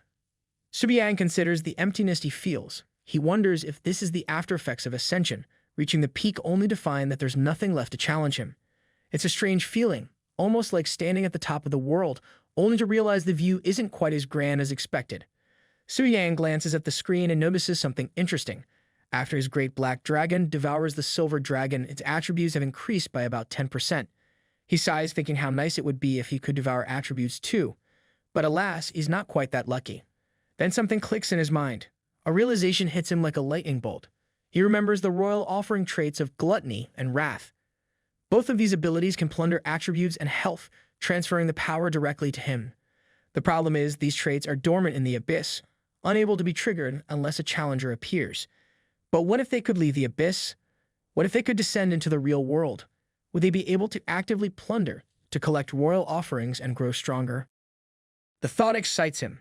If that were possible, could he keep plundering attributes endlessly, growing stronger with every victory? The idea of infinite growth is tempting, almost too good to be true. He reflects further. If he could summon the King of Original Sin into the real world, have it plunder offerings on his behalf and collect all 7 weapons of the Reverse Sin series, then he would be the key figure capable of soloing world-class bosses. Not just any bosses, but the ones that define entire expansions. It would make him unstoppable, the ultimate force to be reckoned with. If that's the case, then offering him royal attributes would be not just natural, but an honor. A sinister aura begins to swirl around Su Yang as his thoughts darken. He reflects that, in the grand scheme of things, dying in this world isn't a problem, resurrection is easy. Killing a few people is just a matter of resource utilization, a necessary step in the grand game. He chuckles at the thought, but quickly halts himself, realizing that he's let his imagination run too far. His mind shifts back to the real problems at hand. First, how does he actually bring the King of Original Sin out of the abyss? Without solving that, everything else is just empty speculation. And second, what about the risk of top-tier experts hunting it down? If it dies before accumulating enough resources, Su Yang would suffer a massive loss. It's not just about power, it's about strategy and survival. He announced to himself, deciding that these are problems for later. For now, it's time to move forward. The next dragon's secret realm awaits. Just as he prepares to head off, a notification flashes on his screen. It's from the World Channel, announcing a shocking event. The Red Dragon Hall in the Dragon Rift secret realm has been subdued by Asui Makiko. Su Yang's eyes widen in surprise. He stares at the notification, momentarily stunned. This is no small feat. Meanwhile, in the Dragon Rift secret realm, Asui Makiko stands triumphantly, tapping the head of her newly subdued red dragon. Her companions are practically jumping for joy, more excited than she is. Everyone seems delighted with the victory. Her knight in red armor beams with pride. Sakura Nation now has a dragon of its own, and you can already picture the patriarch's reaction. Surely they will be rewarded generously for this accomplishment. The lady standing beside them turns to Elder Lei, asking what he thinks of the situation. Elder Lei, his eyes sharp, replies, "Not long ago was Su Yang who was in the spotlight. Now even Miss Makiko from the Asui family has subdued a red dragon. That's truly impressive." Elder Lei turns to Asui Makiko, who is now seated confidently on the back of the red dragon. He gives her a nod of approval, acknowledging her achievement. He tells her that their next step will be to escort her to Longqing City and then back to Sakura Nation. Asui Makiko smiles, expressing her gratitude for the support. However, her mind is preoccupied with another thought. She had hoped to meet Su Yang, the one who had tamed the black dragon. There had been something about his presence that intrigued her. But now that he's joined the association, she knows it won't be long before their paths cross again. She's certain they will have more opportunities to interact in the future. Meanwhile, from a distance, the arrogant princess Lu Linger watches Asui Makiko flying on her red dragon. A wave of disappointment washes over her. She can't understand how Asui Makiko managed to surpass her. Su Yang had already been a formidable figure, but for someone like Makiko to outpace her is a blow to her pride. Her eyes fill with tears as frustration boils inside her, and she begins to cry, unable to control the emotion. Back in the elite chat room, the news spreads quickly. Messages of congratulations flood the screen as people express their excitement over the fact that Asui Makiko is the third person to have subdued a dragon. The community buzzes with anticipation. Things are definitely changing and the power dynamics are shifting. Lu Linger, still kneeling in her private space, reads the messages flooding the chat. Her tears continue to fall and she can barely hold herself together as she struggles to come to terms with the fact that everyone is now focused on Asui Makiko. Her sense of defeat is overwhelming, and she cries bitterly, consumed by jealousy and frustration. Her tears fall freely as she questions her worth. In that moment, she feels completely overshadowed, as if her achievements are meaningless compared to the others. Her followers try to console her, offering words of encouragement, but it's no use. Her heart is too heavy, her pride too wounded. The more they speak, the less it seems to help. She is lost in her own frustration, unable to find solace in her attempts to ease her. Meanwhile, Su Yang takes a moment to reflect on the situation. He hadn't expected Asui Makiko to act so quickly, and her success has thrown a wrench into his plans. This new development changes everything. Not only has she added another competitor to the mix, but her actions have raised the stakes. Now there are even more powerful players to account for. He realizes that with only a few days left before the Dragon Spirit's secret realm reopens, time is running out. He can't afford to sit idle, not when there are so many variables at play. There's no time to dwell on what others are doing. He needs to shift his focus and prepare for what's next. The race is far from over, and every moment counts. Meanwhile, sitting on his throne, King of Gluttony, Beelzebub sighs in frustration, feeling bored. He wonders why no one has come to challenge him yet. He slumps back, eyes narrowing as his thoughts start to swirl. Maybe it's actually better this way, he thinks. A sudden flashback hits him like a blow to the gut. He remembers when he got attacked by Carolina and her wolves. It's a memory that sends a cold shiver down his spine. He recalls the fear that gripped him, the weight in his chest as the beasts lunged toward him. He had been frozen, unable to move with no chance to escape. He thinks to himself that maybe it's better no one comes to challenge him. It's safer this way. Suddenly, a deep voice booms from above like thunder cracking through the air. It is the demon lord who orders him to heed the call and come to him in the depth of darkness. The words hit him hard, making his breath catch in his throat, his heart racing. He remembers not long ago when Samuel had been summoned and granted death. He wonders if it is his turn now. His head lowers and his shoulders slump, the weight of resignation settling in. He faces a bitter truth. This life was never really his. It belongs to the Lord. It's better to face death by the Lord's will than to be defeated by those detestable humans. Moments later, Beelzebub is kneeling before the demon lord, completely still. The glowing light surrounds him, swallowing him whole. The demon lord looms over him, covered in red. The air is thick with power, and it feels heavy. Beelzebub knows he has no chance and must obey the lord. In the body of the demon lord, Subiyang speaks, ordering Beelzebub to offer his life once again. There is a moment of silence. Like a humble little servant, Beelzebub accepts his fate. He says his life was given by the Lord, and if the Lord wants to take it back, he will not argue. Subiyang sees the loyalty in Beelzebub and approves. The ground trembles, and the light around them grows sharper, almost unbearable. Beelzebub cries out one last time, but the darkness quickly surrounds him. Violet chains appear out of nowhere, crackling with energy. They wrap tightly around Beelzebub, holding him in place. His red eyes widen in panic, and his body jerks violently as he tries to break free. But it's no use. The chains are too strong. The chains tighten, draining his energy. His body shakes, and sharp streaks of energy tear through him, pulling all his strength away. He opens his mouth in a silent scream, but no sound comes out. His body trembles as the chains continue to drain him, and in a matter of seconds he dies. The screen in front of Subiyang flashes, notifying him that Beelzebub, the king of original sin, is dead. Subiyang gains 3.7 billion experience with 40% overflow. This means that 2.22 billion experience is stored for later use.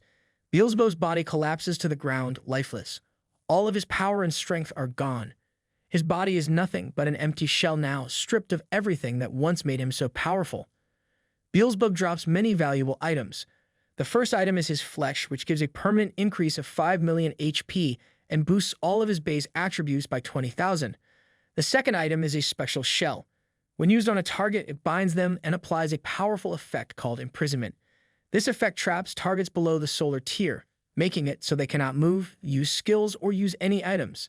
It's a very strong tool for controlling enemies. The third item is Beelzebub's demonic core. This item grants immunity to demonic corruption for up to 100 layers. It protects the user from being corrupted by dark or evil forces. The fourth item is Beelzebub's demonic horns. These horns are incredibly strong and are excellent material for forging. They could be used by legendary blacksmiths to create powerful divine artifacts. Subiyang thinks to himself, he had expected that Beelzebub, who has not fully evolved yet through devouring, would drop less valuable items compared to Samil, who is ranked as a demigod. But to his surprise, there isn't much of a difference. The items are incredibly valuable. However, Subiyang realizes that these items, while strong, are not the most important thing right now. There is something else that matters much more. Subiyang can hardly believe his luck. It feels so strange that even the goddess of luck could not explain it. He jokes to himself that it's as if he has kidnapped her to be his wife, such is the fortune he's having. His eyes turn toward a glowing chest labeled Special Drops. He decides to see what treasure it holds. With a flick of his hand, he tears through the glowing light, and suddenly, a deafening boom shakes the air. Golden light bursts out, exploding around him. Subiyang stands in shock as he sees what emerges. It's a divine artifact, Sin Reversal, Beelzebub's punishment. The artifact floats in the air, its radiant glow pulsing with an overwhelming sense of divine power.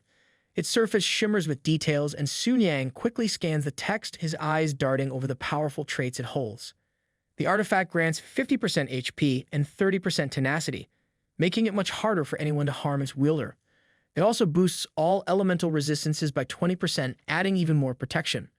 The first trait that Subiyang reads is Sin Gluttony. This ability allows the artifact to absorb 2% of the attributes from every enemy slain by the user. This means that with every enemy killed, the artifact makes its wielder stronger by taking a small part of their power. The next trait is called Sin Reversal, Gluttony's Punishment. This ability rips the authority of gluttony away from the sinful lords and reduces all of their attributes by 10%. This makes those enemies weaker, stripping them of some of their power. But the next revelation makes Subiyang pause in surprise. The artifact also holds the power of Judgment, King Slayer. When the wielder defeats a sinful lord, the weapon vanishes into the void and the user gains permanent authority over gluttony. Subiyang realizes that this artifact is more powerful than he imagined. It's not just a tool, it's a source of endless strength. Subiyang reflects on the artifact's power. He understands now why it is part of the same series as Wrath's Punishment. Not only does it have similar abilities, but it also grants the authority of gluttony. This means it can devour 2% of the slain enemy's attributes, making the wielder stronger with every kill. To Subiyang, this is nothing short of divine power. However, Subiyang knows that there is a problem. The artifact requires the user to be at the demigod tier to equip it. He cannot use it yet. If he tries to level up too quickly, It would attract unwanted attention. After all, job transfers through the statues leave a record. If someone notices his rapid rise in power, it could be suspicious. Sugang thinks to himself that if only there was a way to disrupt the transfer shrine, he could avoid the records and level up without drawing attention. He wonders if such a solution exists, but for now, he knows he must be patient. Meanwhile, in the Holy City, the High Priestess reflects on the situation. Although the identity of the person who stole the first sin reversal artifact is still unknown, she is relieved that no major conflicts have happened between the nations or their associations so far. She hopes that if the next steps follow the Round Table's decisions, things will stay stable. The plan is for each nation to take turns challenging the kings of original sins. If this happens, it should keep the peace. Each nation has already sent guards to their respective Demon Abyss entrances. Only authorized expedition teams are allowed to enter. This should help prevent any incidents like the one that happened last time. The High Priestess hopes that these measures will be enough to maintain order and avoid chaos. The High Priestess then raises her hands toward the divine statue, preparing to make her plea. She begins to speak, asking for help, but before she can finish, a notification suddenly appears on her system. It informs her that the current Red Moon corruption rate has reached 14%. She reflects on this new development with concern.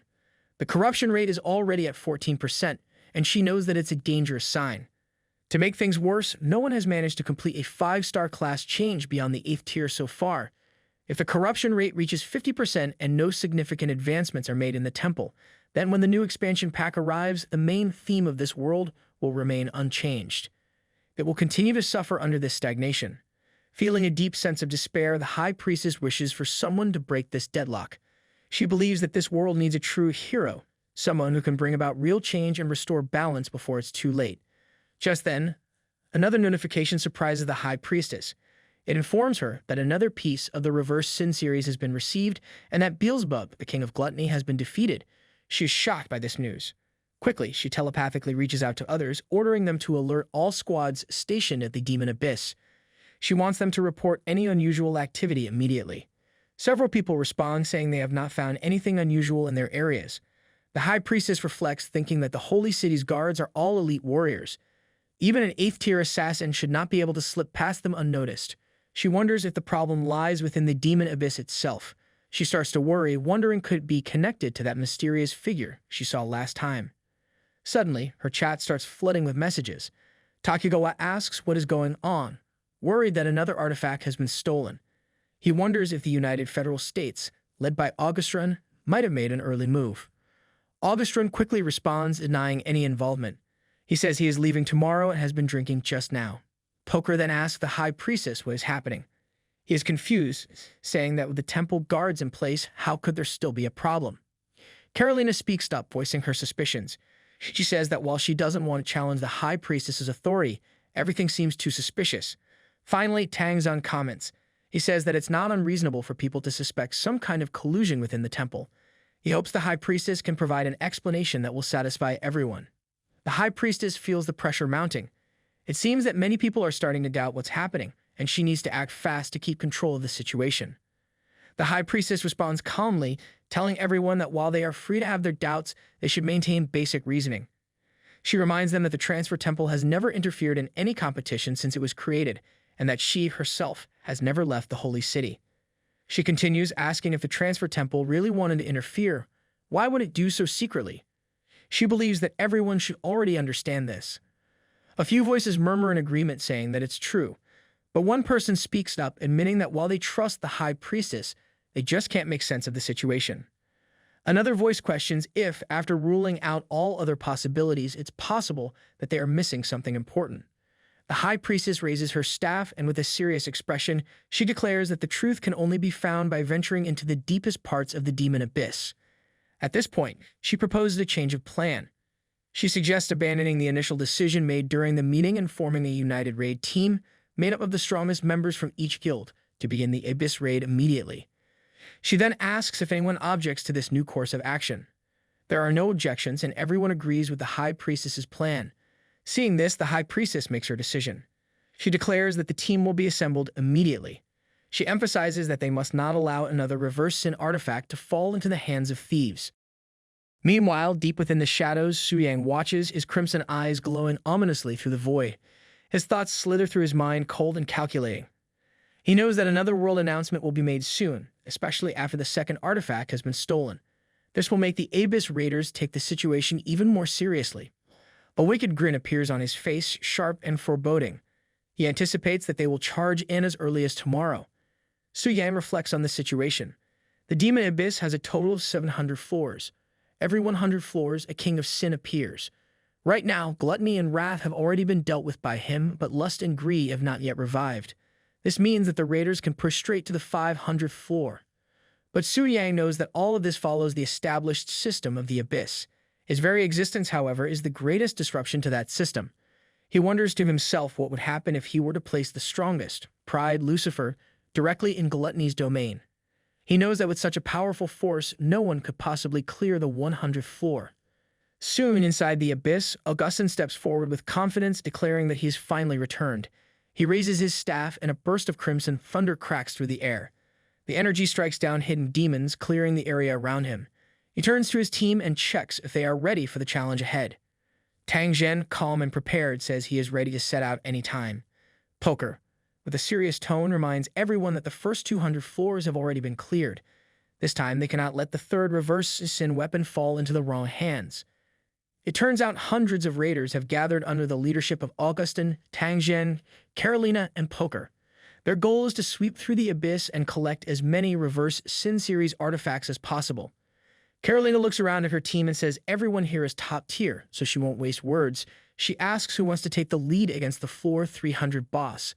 Mike, a young knight ranked 8, steps forward, eager for the challenge. He says he has always been beaten to the punch by stronger members before, so now he wants a chance to fight the abyssal bosses himself. Carolina, excited to see his determination, agrees. Tang Zhen, calm and focused, tells everyone to get ready and push forward without hesitation. The group moves quickly, attacking as they go, and soon they reach the 100th floor. Poker, seeing no remaining guard bosses, suggests charging through the floor quickly. But unknown to them, Lucifer, the Queen of Pride, is already waiting for them at the 100th floor. One of the raiders reports that enemy units have been detected ahead. Carolina is shocked and asks if there are more enemies. She wonders if the King of Gluttony is still alive. Tang Zhen, also surprised, looks ahead and quickly realizes that the enemy is not the King of Gluttony, but someone else entirely. A dark aura surrounds Lucifer. Her presence is overwhelming and suffocating. Mike, feeling bold, grins defiantly. He steps forward, ready to attack, thinking Lucifer is simply a new version of the once feared King of Gluttony. Without warning, he charges forward, his sword glowing with radiant energy. But Carolina shouts at him to stop. It's too late. Mike rushes toward Lucifer. Then, in one terrifying instant, everything freezes. The lightning strike cuts through the air, and the battlefield goes silent. The system's notification flashes, announcing that Mike, their teammate, has been killed by Lucifer. The group stands frozen in shock, realizing they are facing a far more powerful enemy than they could ever imagine. Lucifer's crimson gaze sharpens, and her presence radiates malice. The remnants of her latest attack still crackle through the air, and the team stands frozen in disbelief. One strike from her has instantly killed Mike, the 8th-ranked Templar Knight. Carolina's voice trembles as she tries to comprehend what just happened. She wonders how such a powerful attack is even possible. She grits her teeth, hiding the fear that creeps into her expression. Frustration builds in the group as they realize their best efforts are ineffective. Despite using high-level insight, nothing works. Those with weaker power are fainting simply from the pressure of Lucifer's aura. The truth sinks in. They are facing a threat unlike anything they've ever encountered before. Carolina, determined, steps forward. Her eyes shine with resolve as she activates the forbidden spell Record of True Delight. A radiant burst of light surrounds her, lighting up the battlefield in blinding colors. The spell allows the user to inspect the detailed information of a target, no matter the level difference, but as a long cooldown. And as the light fades, the spell locks onto Lucifer, revealing the monstrous truth behind her power. The system's description shows that she is the queen of original sin, pride. Lucifer's power rivals that of gods, and even the other kings of original sin hold her in awe. Her level is 400, and her attributes are terrifying. Strength of 452,121, spirit of 231,123, and speed of 213,432. The team is left stunned by the sheer scale of her abilities. Su Yang, still in the body of the Demon Lord, reflects on what he has just discovered. He realizes that during the punishment battle earlier, he forgot to check Lucifer's information. Now, after seeing her stats, he is shocked. Her power is almost on par with his, a Sin Lord. Even in her weakened state, Lucifer is a Sin monarch, and Su Yang can't imagine how powerful she would be if she were at full strength. Curious, he decides to look at her talents next. He remembers how broken the talents of Gluttony and Wrath were. He wonders if Pride's talents will be just as strong. However, when he sees the details, his disbelief grows. Lucifer's talents are incredibly overpowered. According to her abilities, anyone below her level is considered a weaker being. Even those with lower stats cannot harm her at all. Su Yang realizes that this makes Lucifer nearly invincible against most opponents. Su Yang is in disbelief as he thinks about what he has just seen. He can't believe it. There isn't a single divine rank professional in this world. If someone hadn't already killed a king of original sin before, Lucifer's talent would almost seem like invincibility. Su Yang is sure the designers of the Demon Abyss are insane to create something like this. He then considers the offering of the King of Pride. Lucifer's power becomes even more ridiculous when he thinks about it.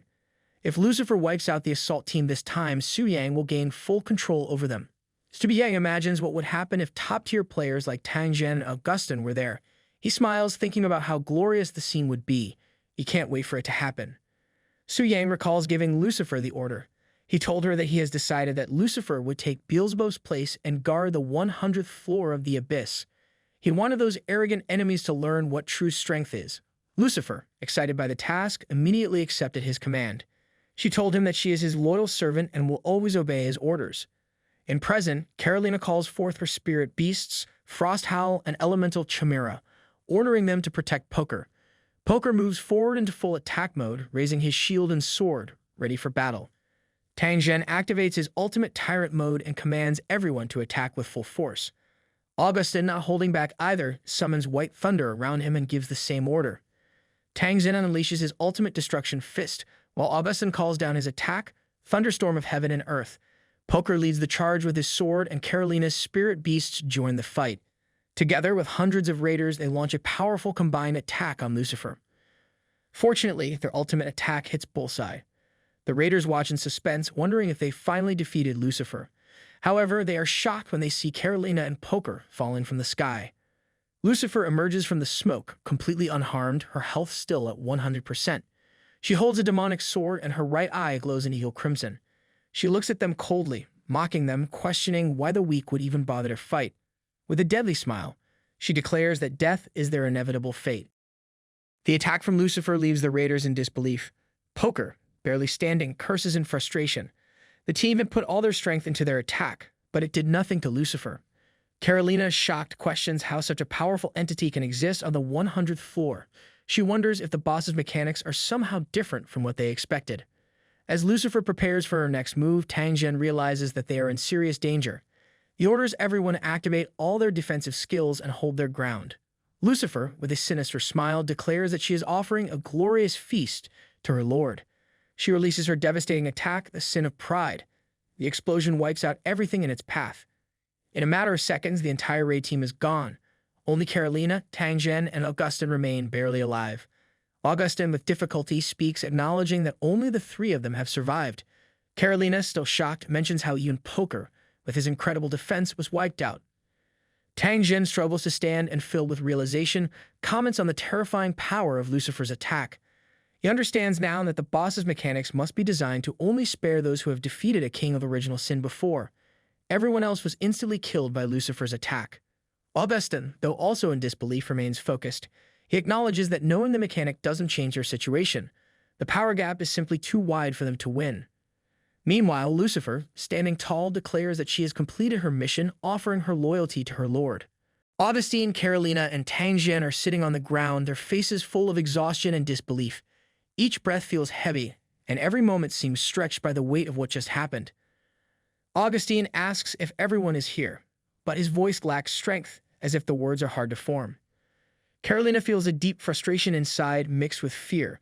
The fiery confidence that usually defines her is replaced with a quiet sense of dread. She cannot understand how such a powerful figure could exist on the 100th floor. She wonders why she was unable to react and why the entire team was wiped out so quickly. A man lying on the ground talks about how the rest of the team was instantly destroyed except those three legends. He reflects on the overwhelming difference in strength, comparing their deaths to the fate of helpless animals discarded on the side of the road. Others, still alive but in bad condition, are scattered around. It is their luck that death is not a thing in those dungeons, and they can always start again. The man cannot believe that such a strong boss would appear on the 100th floor. He calls Lucifer a god-level boss, expressing doubt that anyone could defeat her. Carolina and Tang Jin stand up and begin walking forward. The atmosphere feels heavy, filled with the weight of defeat. Carolina senses the oppressive gloom growing stronger. Tang Jin speaks, acknowledging the inevitability of their situation, especially after such an overwhelming loss. Poker, noticing them, asks if they have come back from the fight. He explains that when Lucifer swung her sword, he knew victory was impossible with their current strength. He believes they cannot win this dungeon. Carolina lowers her gaze, her voice barely a whisper. She says that without defeating Lucifer, they will never obtain the weapon of rebellion. Worse, they will never face the original Sin Lord or access the expansion pack's steps of ascension to divinity. Tang Jin's brow furrows, frustration boiling inside him. He adds that if they fail to ascend, they will never break through to face the Queen of Arrogance. His words cut through the air, sharp and filled with meaning. The vicious cycle they are trapped in becomes clearer. Augustine slumps, his shoulders heavy with exhaustion. His voice trembles as he speaks, each word carrying the weight of despair. He says this is the first enemy aside from the High Priest, who made him feel that it is impossible to defeat. His gaze darkens, shadows forming under his tired eyes. He adds that the Queen of Arrogance is terrifying beyond measure. His fists clench, the knuckles turning pale from the pressure. His head hangs low, sweat dripping from his brow as the crushing weight of realization settles in. This is the darkest moment of their journey. Meanwhile, inside the abyss, Su Yang remains in the body of the demon lord, sitting on its thorn. His voice drips with mockery as he speaks. He acknowledges that it is the darkest moment, but he corrects one thing. The steps of ascension to divinity will come, but it will not be the others who will advance. It will be him. Su Yang goes on to mention the king's offering of Lucifer, saying it is very convenient. Through the soul imprints, he can not only issue orders, but also feel the person's position, state, words, and even their thoughts. He finds this far superior to the full map view feature. Reflecting on it, Su Yang finds something strange. Amid all the negativity, there is one emotion that stands out. Someone seems extremely joyful, and Su Yang wonders if their mind has been damaged. His gaze falls on a mysterious figure in a green robe. He wonders if this appearance belongs to the people of Shiva. He is Outer Hazan, level 320, and is in 9th turn, Miracle Priest. Right now, Adder is standing on a tree branch, observing the exhausted group of Augustine, Carolina, Tang Jin, and the others with amusement. He takes in their tired faces, a hint of pleasure in his eyes as he watches them struggle. Meanwhile, Su Yang continues to reflect on the people of Shiva. He notes that they always leave a peculiar impression, not just because of their distinct culture, but also because, in the current era of games, they still follow their traditional caste system. This system has allowed the ruling elite to control most of the exceptional resources. Su Yang realizes that because of this, the strength of Shiva's professionals is highly polarized. The number of legendary professionals in Shiva is almost the lowest among all countries. Su Yang is intrigued by Adder's high spirits after such a devastating defeat. He decides to observe him closely, curious to see what Adder is really thinking. Lurking behind a tree, Adder chuckles. He didn't expect even the best teams in the world to collapse like this. He feels it is wonderful and excellent. With the decline in strength among elite professionals and the halt in global mission progress, both Longxia and the American Union will face serious problems. This will give Shiva a chance to surpass Longxia and the American Union and become the world's superpower. Adder believes that obtaining the legacy of the ancient Devourer is the key to this chance. Hearing this, Su Yang reflects on the name Ancient Devourer. He realizes that he has heard it before. Then, he remembers, it was in the description of the Dragonbone sword. Su Yang checks his system, and the system shows him the description. Bearer of the name Athos, descendant of the ancient Devourer. In the end, he walked towards the grave of death. The sword of bones, the soul of blood. The corpses do not decay, and the devouring never ends. Su Yang reflects on the description of Dragonbone's sword that he obtained after defeating the legendary Black Dragon Athos. The system informs him that the Black Dragon Athos was indeed the descendant of the ancient Devourer. It was once thought to be a simple backstory, but it is real. The ancient Devourer lies in slumber. He was killed by an unknown herd, and dragons and spirits crown him, celebrating the end of his dreadful shadow. However, after the herd's betrayal, his body was buried in an unknown land. His soul returned here, waiting for those who would enter and seek revenge in his name and that of the ancient Devourer. Su Yang learns through his memories that it seems his brother, Yumino Hazan, had discovered this secret information on a stone tablet near the dragon spirit's secret realm. It shocked him to realize that the ancient devourer had been so powerful that even spirits and dragons, both races with divine powers, feared him. The thought of his strength is overwhelming. The last piece of the information stood out the most. Anyone entering the dragon catacombs might be able to inherit the legacy of that unknown hero and the ancient devourer. Meanwhile, Outer thinks about the opportunity they now have. He knows that only he and his brothers know the secret. With the joint army distracted, Outer sees a chance for his nephew Bijan to enter the dragon's spirit secret realm. If Bijan can reach the legacy of the ancient devourer, it will be theirs. Outer believes that with such power, even god-ranked enemies will be no match for them. He sees it as a golden opportunity, laughing to himself. He also thinks that currently someone from Longsha and the American Eagle Union may be able to enter the dragon's spirit secret realm. In the past, he wouldn't have dared to compete with them head-on, but now the situation has changed. Outer watches Carolina, Tang Zhen, and the others carefully, thinking about how everything will change after the dragon's spirit secret realm. He believes that once they obtain the legacy, Shiva will surpass both Longsha and the American Eagle Union. Outer feels confident that with this power, they will easily defeat those who consider themselves geniuses. He knows the dragon spirit's secret realm is a different dimension, where death cannot be reversed, and he is certain that killing a few more times will lead to real death for them. Meanwhile, Suyang closes the screen he was using to observe Outer. He mocks Outer for having his thoughts overheard and contemplates the information Outer shared. He wonders how to thank Outer for revealing so much.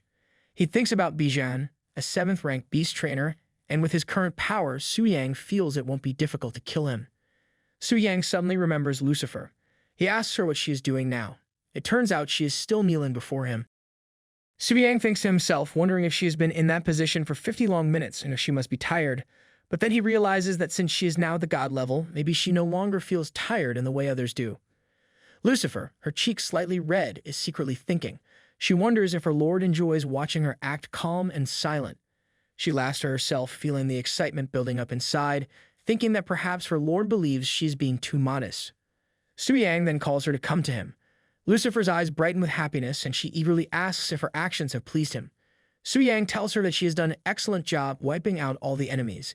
He says he has decided to reward her. Lucifer, humbled by his praise, responds that as long as she has pleased him, she is satisfied. She adds that she cannot accept his grace too easily. Suyang moves his finger in the air, saying that the gift he gives Lucifer cannot be refused. He sends a bit of his main essence to her.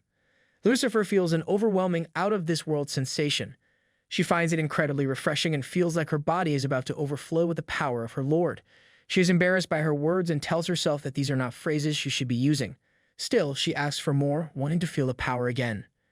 Suyang tells her to go and achieve more feats to deserve more. She vanishes, saying she will obey. Suyang thinks to himself that it is tiring to roleplay in front of a god-level boss. Lucifer is a difficult character to manage, but he is more focused on the power of the Lord of Original Sin. Just a small amount of dark power can make someone like Lucifer obsessed. He wonders how strong he will be once he is no longer in the weak state. Suddenly, a golden light appears in front of him, startling him. From the light, the high priestess steps out. Suyang immediately recognizes her and reflects that it is Euphemia, the high priestess of the Holy Temple. Earlier, Euphemia is startled to witness the resistance army, made up of the strongest warriors, has been completely destroyed. She cannot understand how this happened. The situation is strange, and she knows she must act now. She stands in front of the Holy Light statue, deep in thought. She realizes that she cannot stay a bystander anymore. She needs to do something about this. Euphemia prays, calling out to the statue. She asks for its blessing and pleads for the power to see what is hidden from the world. She hopes to gain the ability to understand the darkness that has fallen over them and to guide others with the holy light. Suddenly, bright golden light pours from the holy statue.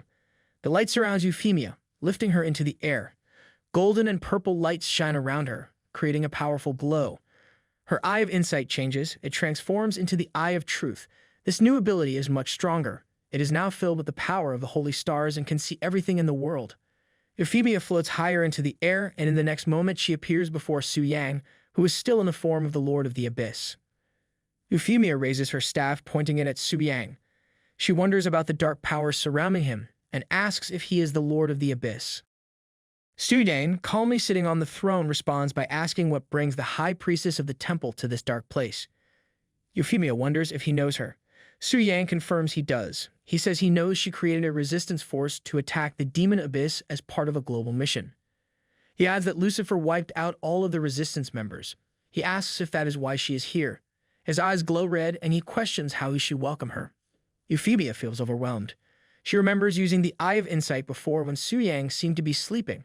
She never expected him to awaken now. She wonders if this is the reason for the changes in the abyss. The feeling is completely different this time. It's deeper, darker. Even with the Eye of Truth, she cannot see through it. She realizes Su Yang is stronger than any god. She decides that retreating and regrouping with the resistance is her best option. She must plan carefully before confronting him again. Euphemia tries to use the space-time rift, but just before she can escape, Su Yang stops her. He warns that she cannot come and go freely. Suddenly, a hand made of dark energy reaches out from behind her and grabs her tightly. Su Yang watches calmly, wondering what equipment will drop if he defeats the strongest human high priestess. He thinks it is a shame because he will not gain experience points from this fight. But before the dark hand can do anything more, Euphemia disappears, escaping from his grasp. Su Yang smiles slightly, thinking that the strongest and most mysterious high priestess will not be caught so easily. Meanwhile, Euphemia reappears in her high temple. She kneels down, exhausted and still breathing heavily. The fear she felt during the encounter stays with her. She is grateful that the temple's power brought her back in time. Without that, the consequences could have been disastrous. Temple priestess Rhea hurries to Euphemia, her face filled with concern. She asks if Euphemia is okay. Euphemia, still catching her breath, replies that she is fine but feeling exhausted. She then asks about the resistance force. Rhea informs her that they have all regrouped and are now on their way to the holy city. Euphemia nods, saying she will return to her room to rest and sort herself out. She asks Rhea to stay and let her know if any visitors arrive. Rhea agrees and stays behind. At the same time, Su Yang begins to observe Euphemia from afar. He watches with interest as he realizes something unexpected.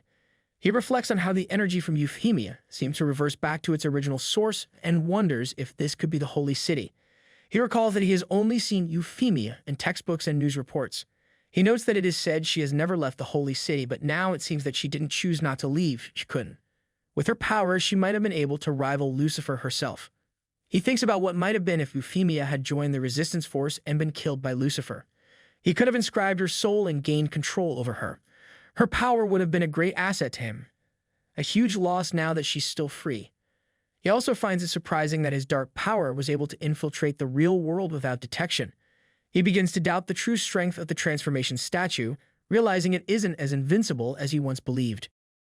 Su Yang shifts his focus, thinking about the current state of affairs. All global profession transformations are recorded by the sacred statues. The sacred statue in question is the central hub of all such statues worldwide.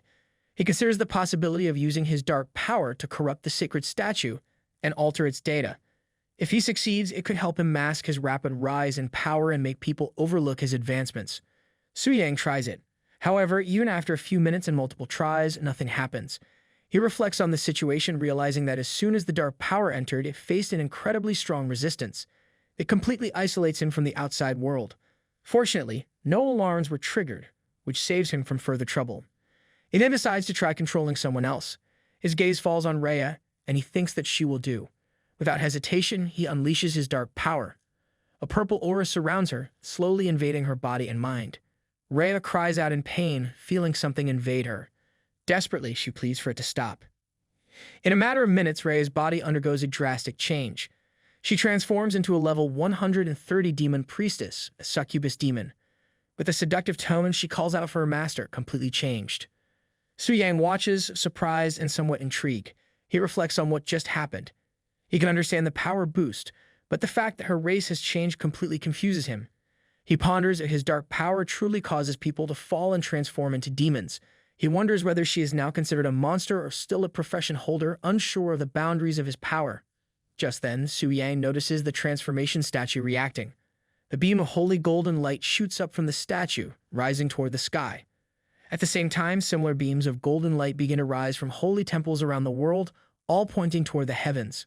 A global announcement follows, notifying all profession holders of a major update. The message reveals that the Lord of Sin has influenced profession holders with his original power.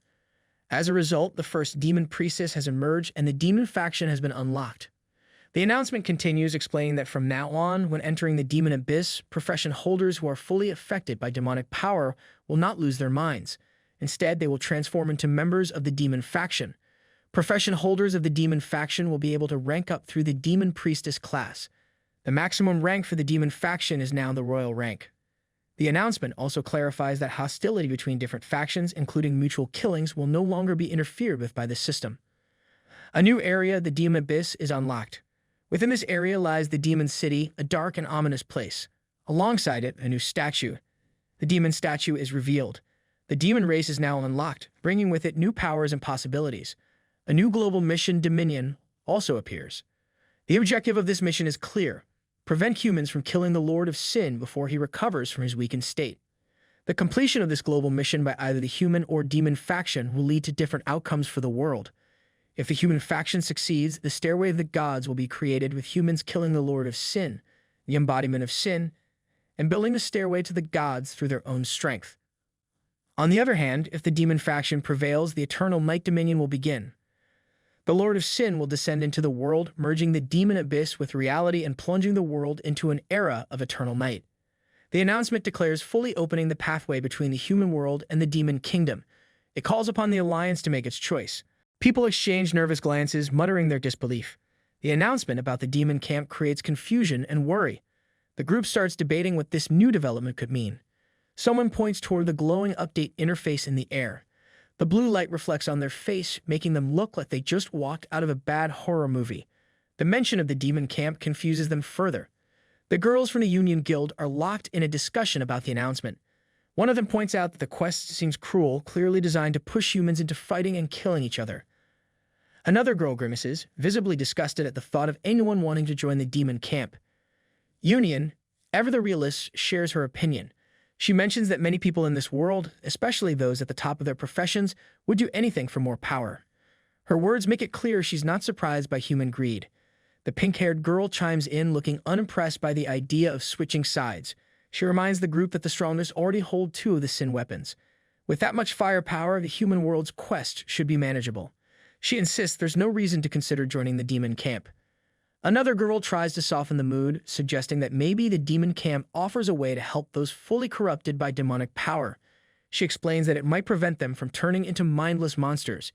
Union wraps things up by saying this update doesn't seem to impact much for now, but the new connection to the demon realm could bring unexpected changes later. She shrugs off the deeper implications, reminding the group to focus on leveling up instead of wasting energy worrying about things beyond their control. Director Jia and the young lord watch the Union Guild girls from above, their discussion carrying a serious tone. The young lord looks concerned, calling the situation unprecedented. He turns to Jia, clearly hoping for some wisdom, though Jia doesn't look too confident. Jia responds bluntly, admitting that this is far beyond anything they can control. His focus now is on calming people down until the Holy City decides what to do. It's a diplomatic answer, but not exactly reassuring. The young lord, not one to hide his worries, wonders aloud if the so-called half-gods might falter under these circumstances. He mentions an informant who claims the sin weapons have landed in different hands. The comment seems to unsettle Jia, whose expression darkens. Jia warns that if such a scenario unfolds, it would be disastrous. He stresses that it could make the update quest impossible to complete. His tone carries the weight of someone who knows exactly how bad things can get but hopes he'll never have to see it. Meanwhile, Su Yang continues observing everything through his dark eye, focusing on the Holy City. His thoughts are sharp and calculating as he analyzes the unfolding events. He didn't expect his casual adventure to spark such chaos, but now things are spiraling in ways even he couldn't predict. He considers the global quest, where no one has managed to break through the 100th layer of the abyss under Lucifer's control. Negotiating to kill the Lord of Original Sin feels impossible. The difficulty is off the charts, leaving many to believe success is out of reach. Su Yang sees how this frustration makes the demon camp an attractive option for some. The new rules allow people to join the demon camp without losing their sanity. It's a shortcut that skips the grind of the global quest and even offers a god-level profession change. Su Yang guesses that few would resist such an offer, especially under this kind of pressure. Through his soul seal, he detects that even 6 or 7 of the world's strongest warriors are tempted by Lucifer's influence. He finds the situation amusing, although he hadn't seen this twist coming. It excites him because it opens a new path for his own plans. By using the demon statue to change professions, he can bypass the watchful eyes of the career change temple and speed up his progress. This strategy aligns perfectly with his goals. His mind races with possibilities. After advancing his rank and collecting all 7 sin weapons, he can still claim the first kill of the Lord of Original Sin. He realizes that using the sin weapons will strip the Lord of Original Sin of their authority and starts to wonder if he kills the Lord of Original Sin and the system revives them, will they retain their authority? Su Yang checks the system, curious about the mechanics behind the Lord of Original Sin. The system reveals something shocking. Whoever holds the authority of Original Sin automatically becomes the new Lord. Completing the first kill wouldn't just end the challenge, it would elevate him to that position. But the twist doesn't stop there. The system warns that after such a promotion, it will assign an even more powerful boss as his next challenge. Su Yang's mind reels at the thought, a higher-level boss than the Lord of Original Sin. The idea feels almost ridiculous. He wonders what kind of terrifying existence that could be, though the prospect excites him more than it should. Meanwhile, in the Holy City, the High Priestess notices the evil eye watching from the shadows, along with the newly created Dark Priestess lurking nearby. She immediately alerts the Holy Knights, her tone sharp and commanding. She doesn't hesitate, pointing out the demon's presence and demanding her capture. Su Yang quickly realizes the situation. Their cover is blown, but he isn't concerned. Staying any longer was never part of his plan. Without missing a beat, he surrounds the Dark Priestess in his dark aura, ready to make his escape. The Dark Priestess, clearly thrilled to see him, greets him with far too much enthusiasm for someone caught in enemy territory. The High Priestess tries to intervene, unleashing a blinding attack of golden light toward the Dark Priestess. But Su Yang's aura is faster. In an instant, it envelops the Dark Priestess completely and teleports her to the demon abyss. The High Priestess realizes what has happened as the Dark Priestess vanishes from sight. One of the Holy Knights panics, shouting instructions for everyone to search the area. But the High Priestess remains calm, though visibly annoyed. She dismisses the knights, stating the obvious. The Dark Priestess is already gone, and instructs them to go back to their posts. The High Priestess stands frozen, her mind racing after the Dark Priestess's escape. She wonders if the immense power she just felt belongs to the Lord of Original Sin. The thought unsettles her. If he had tracked her energy and arrived there, she admits she underestimated him. His power and uniqueness are beyond anything she imagined, leaving her uncertain about her next move. Meanwhile, back in the body of the Demon Lord, Su Yang lounges comfortably, a smirk on his face. He dismisses the recent events as nothing more than a tactical retreat. Fleeing? Not his style. The Dark Priestess, seated on his lap, practically melts with admiration. Her fawning reaches ridiculous levels as she starts talking about bearing his demon children.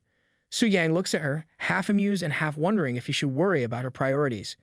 He shifts his focus to his surroundings, realizing this isn't the demon abyss. This is the demon city mentioned in the global announcement. The difference is clear. This place feels alive with an eerie yet thriving energy. Around him, former raiders who died in the demon abyss are now demons. One demon stares at his hands, horrified at his transformation.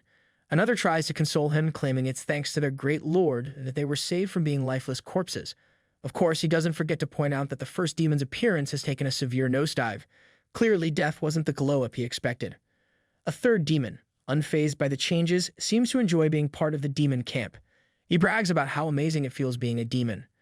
Su Yang, clearly annoyed by the constant chatter of the Dark Priestess, orders her to go maintain order among the unruly new demons. She eagerly agrees and leaves to carry out the task. Watching her leave, Su Yang reflects on the situation. The demons created from former professionals who dared to invade the demon abyss might be difficult to control. He knows they possess a certain level of strength and doubts the Dark Priestess alone will be enough to keep them in check. In his mind, power is the ultimate authority. Just as the Holy High Priest dominates the human realm, the Demon Temple needs a similarly powerful figure to lead and enforce order. With this thought, Su Yang heads to the throne hall, ready to set his plan into motion. He declares his intention to meet the new king of sin and summons envy. In an instant, a demonic lady materializes and kneels before him, introducing herself as Livia, the king of envy. Livia reflects that in the past, Lucifer has been getting the favors of the Demon Lord repeatedly. Now it's finally her chance to shine. She vows to do everything in her power to prove her worth and erase any memory of Lucifer's betrayal. Su Yang, always focused on efficiency, appoints Livia as the first great demon priestess. Her new role is to oversee the demon priests and manage the demon temple. He emphasizes that this power is not for her glory, but for his benefit. Livia, thrilled by the appointment, accepts the responsibility with almost embarrassing enthusiasm. Right after giving her the task, Su Yang dismisses her without ceremony. He wastes no time basking in theatrics, already thinking about the next step in his grand plan. Livia leaves the throne room to carry out her duties. Su Yang, now seated on the throne of the great demon lord, turns his attention to the system screen observing the demon city. He notices how quickly the demons are building the foundation. Their efficiency amuses him, and he begins to imagine his future plans. He thinks about how, after defeating the Lord of Original Sin, these forces and their infrastructure will continue to serve him. To him, it feels like playing a strategy game where construction and cultivation blend perfectly. Meanwhile, Livia busies herself with maintaining order.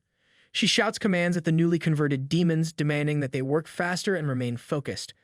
She reminds them that their lives are gifts from the great Lord, and that they must dedicate themselves to serving him. Her stern tone leaves no room for disobedience. The Dark Priestess watches her in awe, impressed by how quickly Livia commands respect. She praises the great demon priestess, pointing out how Livia's presence alone brings immediate discipline. Livia, not one to miss a chance to assert her superiority, replies with a smug tone. She emphasizes the importance of proper care for the newly converted demons, adding a pointed remark that the Dark Priestess should learn from her example.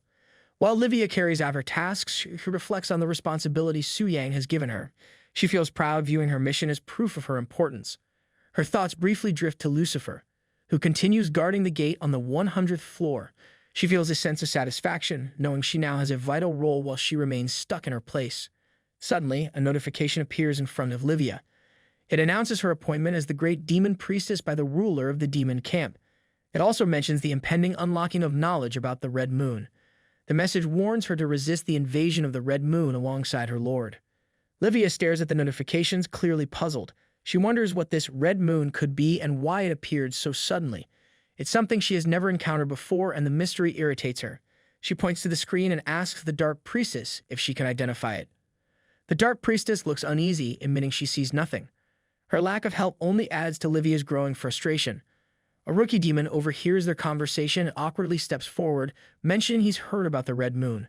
According to rumors, it's something that might appear to those who complete the fivefold promotion quest. The rookie isn't confident about this information, but it's the best he can offer.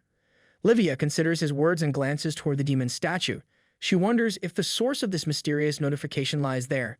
Deciding to seek clarity, she attempts to contact Su Yang. Closing her eyes, she clasps her hands and calls out to her great lord, requesting an audience. She waits, but there is no response. Frustrated, Livia reflects on her lord's peculiar habit of slipping into an unresponsive state. It happens often, no matter how much his followers call for him. To her, it's both puzzling and inconvenient. She begins to question how long it will take for him to regain his full strength and lead them in a decisive counterattack against the human realm. Though loyal, Livia can't help but feel a tinge of impatience. In the Holy City, the strongest individuals from around the world gather around a large round table. The meeting is led by the High Priestess of the Temple of Holy Light. The mood in the room is heavy, with most of them looking like they haven't slept in days or maybe just deeply regretting their life choices. The High Priestess begins by thanking them for attending, even though their schedules are packed with trying to save the world or whatever else they claim to be doing. She apologizes for summoning them repeatedly, but her tone makes it clear this meeting is no small matter. Augustus, the great magician, interrupts her politely. He waves off her formalities, pointing out that everyone already knows why they're there. He suggests they skip the pleasantries and get to the point, which earns a few tired nods around the table. The High Priestess agrees and dives into the issue. She mentions the recent world update, including the rise of the demon camp and the opening of the gate to the demon realm. These two developments, she explains, are the most urgent threats they face.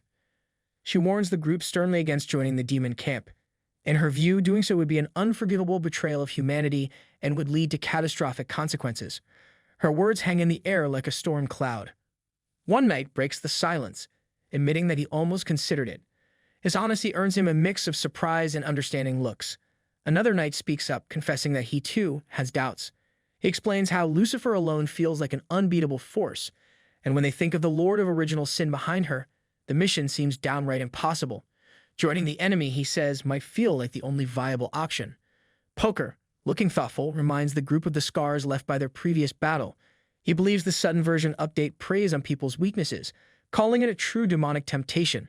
His words seem to strike a chord as a few others shift uncomfortably in their seats. Carolina, refusing to sink into despair, counters with a more optimistic view. She suggests that forming an alliance could be their way forward. Poker agrees, pointing out that the alliance is the main reason there hasn't been widespread chaos yet. Without it, he argues, the situation would already be out of control. The High Priestess continues the discussion.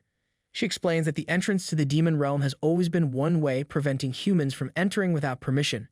However, she sees a potential breakthrough. If it can complete the Alliance quest and open a proper entrance to the demon realm, it could give humanity a significant advantage. Tang Zhen, always the realist, cuts in with a harsh truth. To complete the mission, they would have to face Lucifer, a god-level enemy. He admits their current group isn't strong enough to handle her, but suggests seeking help from the Kingdom of Elves. He points out that the elves have powerful god-level warriors who might tip the scales in their favor. Tang Zhen clenches his teeth as he continues. He declares that Lucifer, as the strongest of the kings of sin, is their biggest hurdle. Defeating her would prove they could handle the remaining kings. His determination is almost contagious, though his plan sounds as risky as it is bold. He shifts focus to the anti-sin weapons, mentioning the mysterious figure who possesses 2 of them. Tang Zhen argues that this person won't refuse to cooperate since their ultimate goal must also be the defeat of the Lord of Original Sin. Augustus, Carolina, and Poker all express their agreement with the plan. Poker adds a warning, urging them to contact the Kingdom of Elves immediately.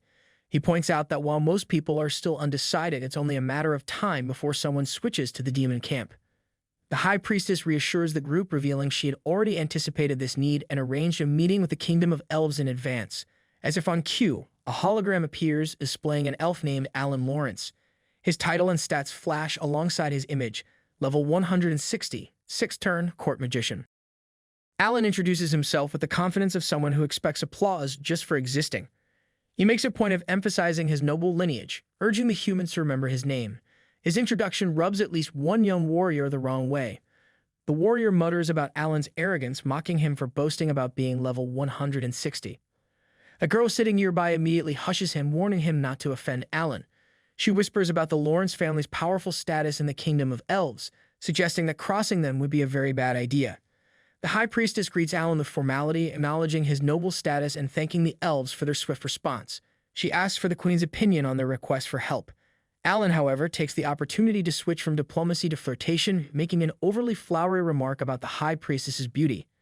Her expression tightens with visible annoyance, but she holds her composure.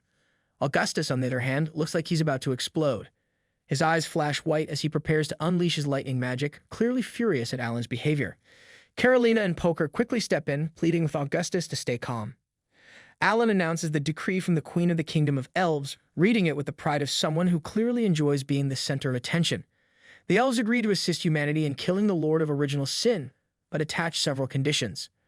First, humans are prohibited from entering the dragon's spirit's secret realm. Second, they are required to find and return the missing elf princess, Lilith, to the Elf Kingdom. Third, the Job Change Temple must give 60% of the Red Moon crystal cores to the Elf Temple. The room erupts in disbelief. Murmurs and complaints ripple through the warriors gathered at the table. Many find the conditions outrageous. Some mock the idea of being banned from the dragon spirit's secret realm, questioning why the elves believe they can monopolize such a treasure.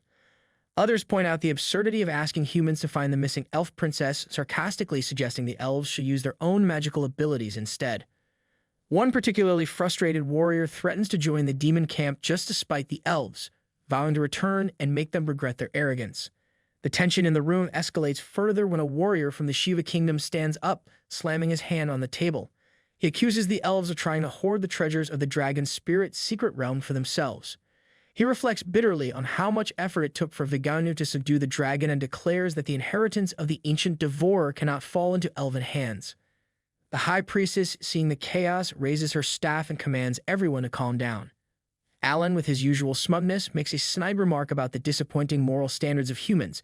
He directs his question to the High Priestess, clearly enjoying the opportunity to stir the pot. The High Priestess, maintaining her composure, addresses Alan. She states that the Career Change Temple has no objections to the second and third conditions, but gently asks him to reconsider the first condition. She explains that it directly affects the core interests of many guilds across nations, making it a sensitive issue. Alan, unfazed, points out that entering the dragon's spirit's secret realm requires taming dragons, and he questions how many nations are even qualified for this. His condescending tone makes it clear he doubts their capabilities. The High Priestess counters by listing several nations: Longxia, the Eagle Federation, Sakura Kingdom, and Shiva Kingdom, all of which have dragon tamers. She assures Alan that they have already provided the relevant information to the elves. Alan's expression darkens and he responds with an unsettling grin. He agrees to allow others to enter the dragon spirit's secret realm, but adds a twisted condition. The person who tamed the black dragon is forbidden from entering and must instead be brought to the Kingdom of Elves. This outrageous demand sets Tang Zhen off. He slams his fist on the table, standing up in anger. He accuses Alan of targeting Long Xia with this specific request, his voice filled with frustration. Alan, with a mockingly innocent expression, denies the accusation. He claims that the Kingdom of Elves has no reason to target any human nation, insisting that all humans are equal in his eyes. Of course, the way he says it makes it sound more like an insult than a reassurance. When pressed for a reason behind the condition, Alan smugly refuses to explain. He leaves it to the humans to decide whether to agree. The samurai warrior tries to smooth things over with Tang Zhen, suggesting that the Kingdom of Elves must have valid reasons for their demands. He adds a patronizing remark, quoting a saying from Long Xia about helping others succeed, implying that Tang should accept this small sacrifice for the greater good. The Shiva warrior chimes in, piling on the pressure. He declares that this is about the fate of all humanity and insists that Long Xia must make sacrifices for the alliance. He argues that this isn't targeting Tang Zhen specifically, but is a request from their valuable allies, the elves. His tone carries an obvious edge, as if daring Tang to disagree. Tang Zhen, visibly fed up, turns his back and begins walking away from the round table. The Shiva warrior, not knowing when to quit, points an accusing finger at him. He claims that if Tang's actions lead to failure in defeating the Lord of Original Sin and force humanity to join the demon camp, Long Xia will be blamed for betraying all of humanity. Carolina quickly calls out the Shiva warrior's dramatic tone, mocking how exaggerated it sounds. Augustus, never one to miss an opportunity to roast someone, adds that the warrior's words match the face of someone utterly despicable. He calls out to Tang Zhen, asking where he's going, clearly sensing trouble brewing. Tang Zhen ignores Augustus and approaches the samurai warrior, standing over him with a look of pure annoyance. The samurai warrior starts to stutter, nervously asking why Tang is staring at him like that and insisting there's nothing wrong with his face. Without a word, Tang Zhen punches him hard, sending the samurai warrior flying across the room. The impact leaves everyone in shock, the room falling silent as they process what just happened. The Shiva warrior stammers, trying to muster some courage while pointing at Tang Zhen. His words barely come out before Tang moves with lightning speed. In an instant, Tang punches him straight into the ground, silencing him completely. Tang Zhen, standing tall and seething with anger, declares that Long Xia doesn't need lessons from people like them. Tang Zhen approaches the high priestess, showing respect with a warrior's gesture. He speaks with determination, acknowledging the Kingdom of Elves' decision. While he agrees that Long Xia will shoulder the loss for the sake of humanity's future, he firmly declares that they will never hand over the person who tamed the Black Dragon. His tone leaves no room for argument. Turning away from the round table, Tang Zhen announces that he has matters to attend to and takes his leave, walking out with an air of finality. The samurai warrior, still reeling from the punch, manages to stand. He groans in pain, complaining about the sheer strength of Tang Zhen's blow. Nearby, the Shiva warrior struggles back to his feet, seething with anger. He vows to avenge his humiliation and mutters a specific threat, aiming his frustration at the genius from Long Xia. Meanwhile, Su Yang watches everything unfold through his dark eye skill. As he observes the drama, he quickly connects the dots, realizing that the Kingdom of Elves, Sakura Kingdom, and Shiva Kingdom are all indirectly targeting him. Instead of being worried, he finds their audacity laughable. Su Yang has returned to his body and is standing in a towel after a bath. His excitement is palpable, but the maids nearby seem more shocked than anything, unsure whether to avert their eyes or faint. He muses about the arrogance of those who think they can challenge the king. To him, the punches by Tang Zhen weren't nearly strong enough. Su Yang vows that anyone daring to overstep their boundaries will face far harsher punishment. Su Yang stands in the room, his body wrapped in a towel, his upper half completely bare. A powerful aura surrounds him, pressing down on everything around him. The air feels heavier, as if the entire space is struggling to contain his presence. The maids, who were calmly doing their work just moments ago, suddenly freeze in place. One of them stares at him, clearly confused, her voice shaky as she tries to figure out what is happening. He glances at them, his expression as relaxed as ever. Nothing is wrong. The only thing that matters right now is the tension in his shoulders. He tells them to continue the massage without paying attention to anything else. The maid hesitates for a moment before nodding. There is no point in questioning him, and she knows it. Their hands return to his shoulders, but his mind drifts elsewhere. The sudden burst of energy was a mistake. He usually keeps his aura under control, but for some reason, he let it slip this time. If he is not careful, others might start noticing. It would be a hassle, but at the same time, most of them wouldn't survive long enough to do anything about it. He leans back against the couch, letting the maids work, but his thoughts remain unsettled. The hostility from Sakura and Shiva kingdoms makes sense. Their arrogance and constant need to prove themselves always lead them to foolish decisions. But the Kingdom of Elves, Their actions seem strange. His mind works through the possibilities. If they knew about Lilith, they wouldn't be moving like this. Maybe they're trying to avenge a care. That idea seems weak. No one should know about his connection to the Black Dragon. Holding a grudge over something they barely understand would be idiotic, though expecting intelligence from his enemies might be asking for too much. The questions pile up, but one thing becomes clear. He needs answers. Lilith is the only one who might know the truth, and he decides to ask her directly. Later, he steps into Lilith's room and brings up the matter. Lilith listens before shaking her head, completely dismissing the idea. The elves have no interest in avenging a care. In fact, his death is more of a relief to them than anything else. Su-yang is sitting on the floor in front of the bed of Lilith. His curiosity gets the better of him, and he asks her for an explanation. Lilith does not hesitate. She speaks bluntly, making it clear that the elves are far from a unified force. On the surface, they act polite, almost graceful, but beneath that, they are filled with schemes and constant power struggles. Her words paint a picture of a kingdom that thrives on deception, where every smile hides a dagger. Su-yang listens before making a remark about palace intrigue. Lilith reacts instantly, her face twisting in an expression that is hard to describe, somewhere between confusion, annoyance, and mild disgust. His thoughts continue racing. If this situation is not related to a care, then the only possible answer is the Black Dragon itself. No, not just any Black Dragon. They are after something much bigger, the Ancient Devourer. For centuries, the elves have lived in fear of the Ancient Devourer, a monstrous force that once cast a long, terrifying shadow over them. This deep-rooted fear has turned into an instinctive hostility. To them, any Black Dragon is a threat, something that should never exist. Everything starts to make sense. Their excessive demands, their desperate need for control, and all connects to the Dragon Spirit's secret realm.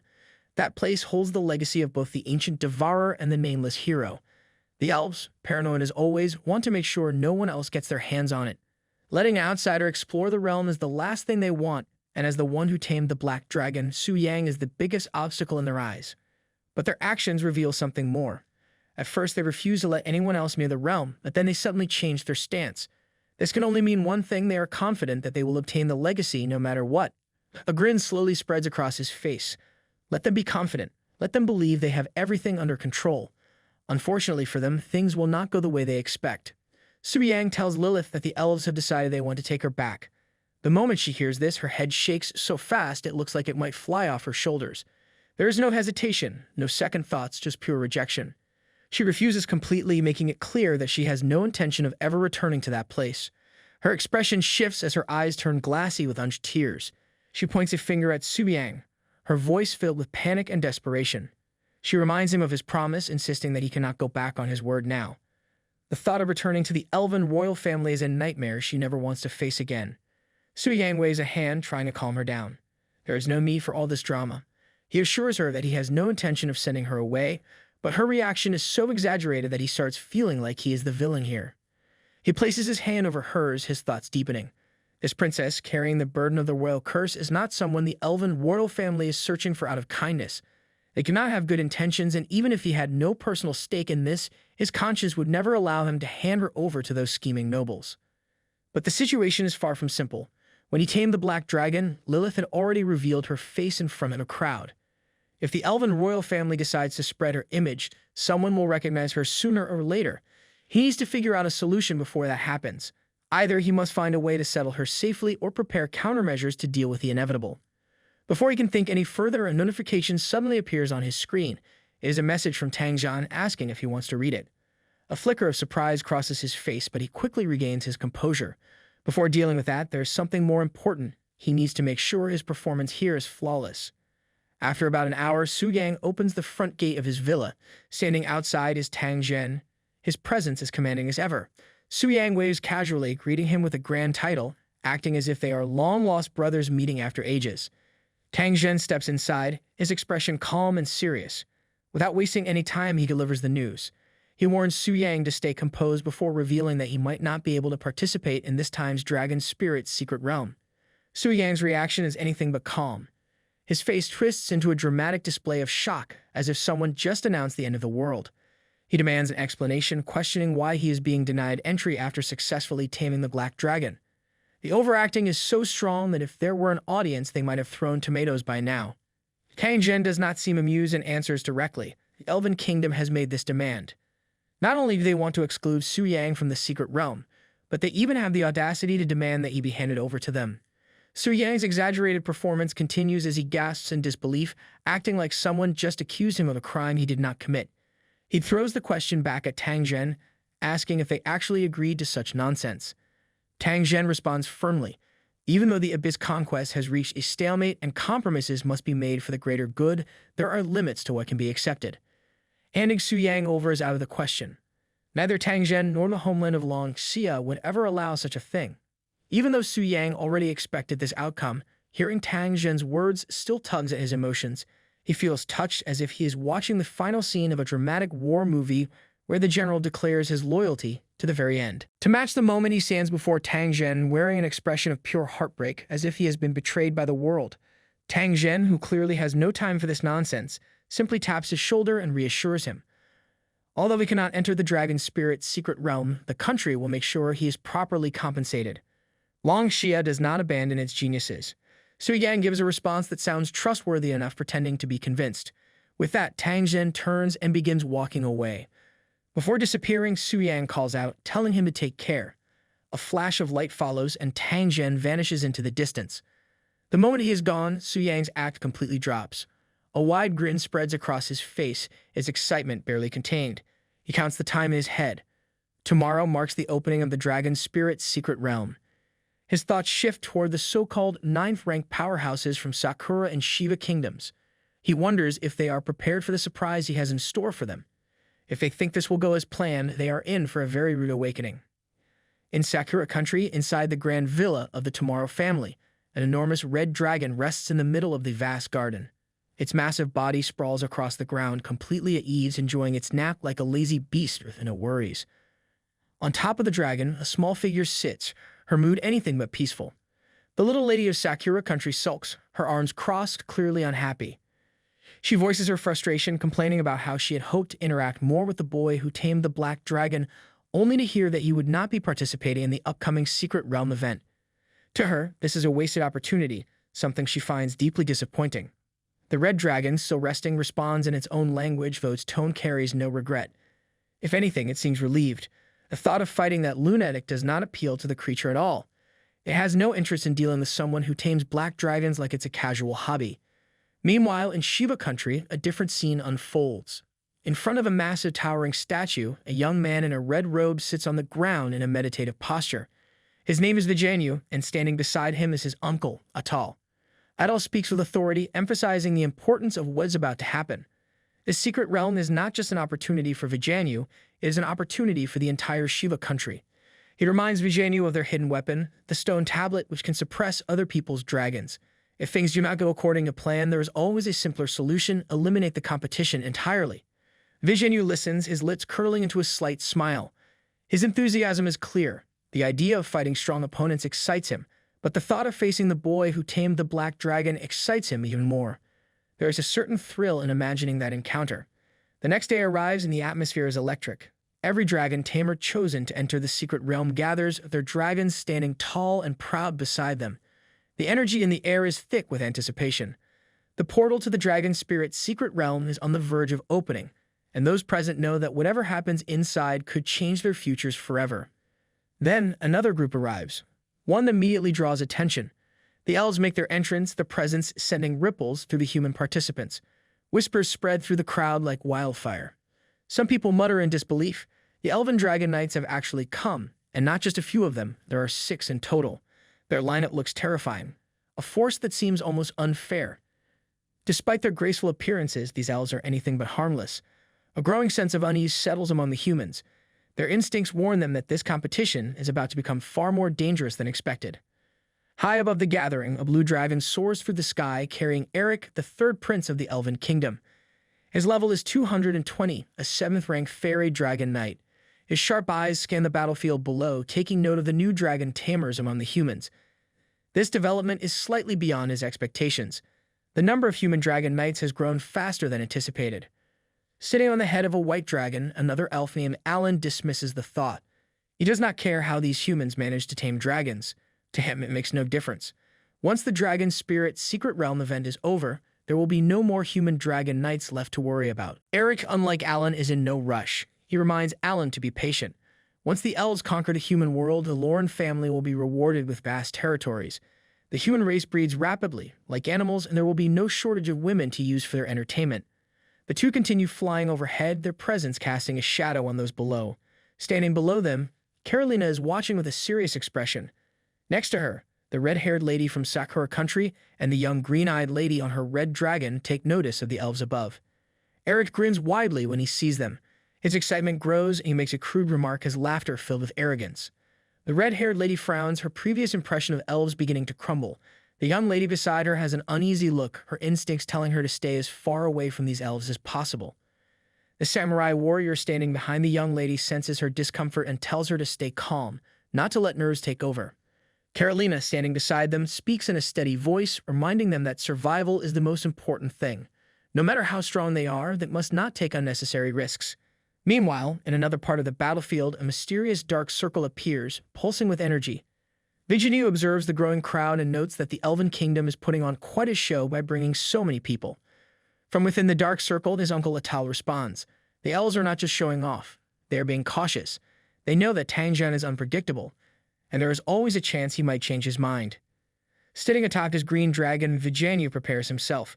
The time has come. With a smirk, he declares that he is heading in. Atal, his voice filled with pride, tells him to do well. This is their moment. The Shiva Kingdom will show everyone their true strength. Flying atop his dragon, Alan moves closer to the young lady, his usual smugness all over his face. He throws a few words her way, likely thinking he is being charming or important. The young lady, however, is far from impressed. Her expression twists into pure annoyance as if she is regretting every decision that led her to this moment. Below, the dark magic circle still pulses with energy. From within, Atal watches everything unfold, his thoughts filled with greed and excitement. The 6 new Dragon Knights from the Elven Kingdom are an unexpected bonus, something he never planned for but will happily take advantage of. In his mind, they must believe they are invincible inside the secret realm. What they do not know is that he holds a stone tablet that forces dragons into submission. His mind races with calculations. If everything goes according to plan, eliminating them will grant them 8 dragons in total. The thought alone makes his blood rush with excitement. He can hardly contain himself. The opportunity is too perfect, too delicious. His laughter, filled with sinister glee, echoes through the space. But before he can get too lost in his fantasies, reality hits, literally. A massive electric shockwave strikes from above, tearing through him and the surrounding elven guards.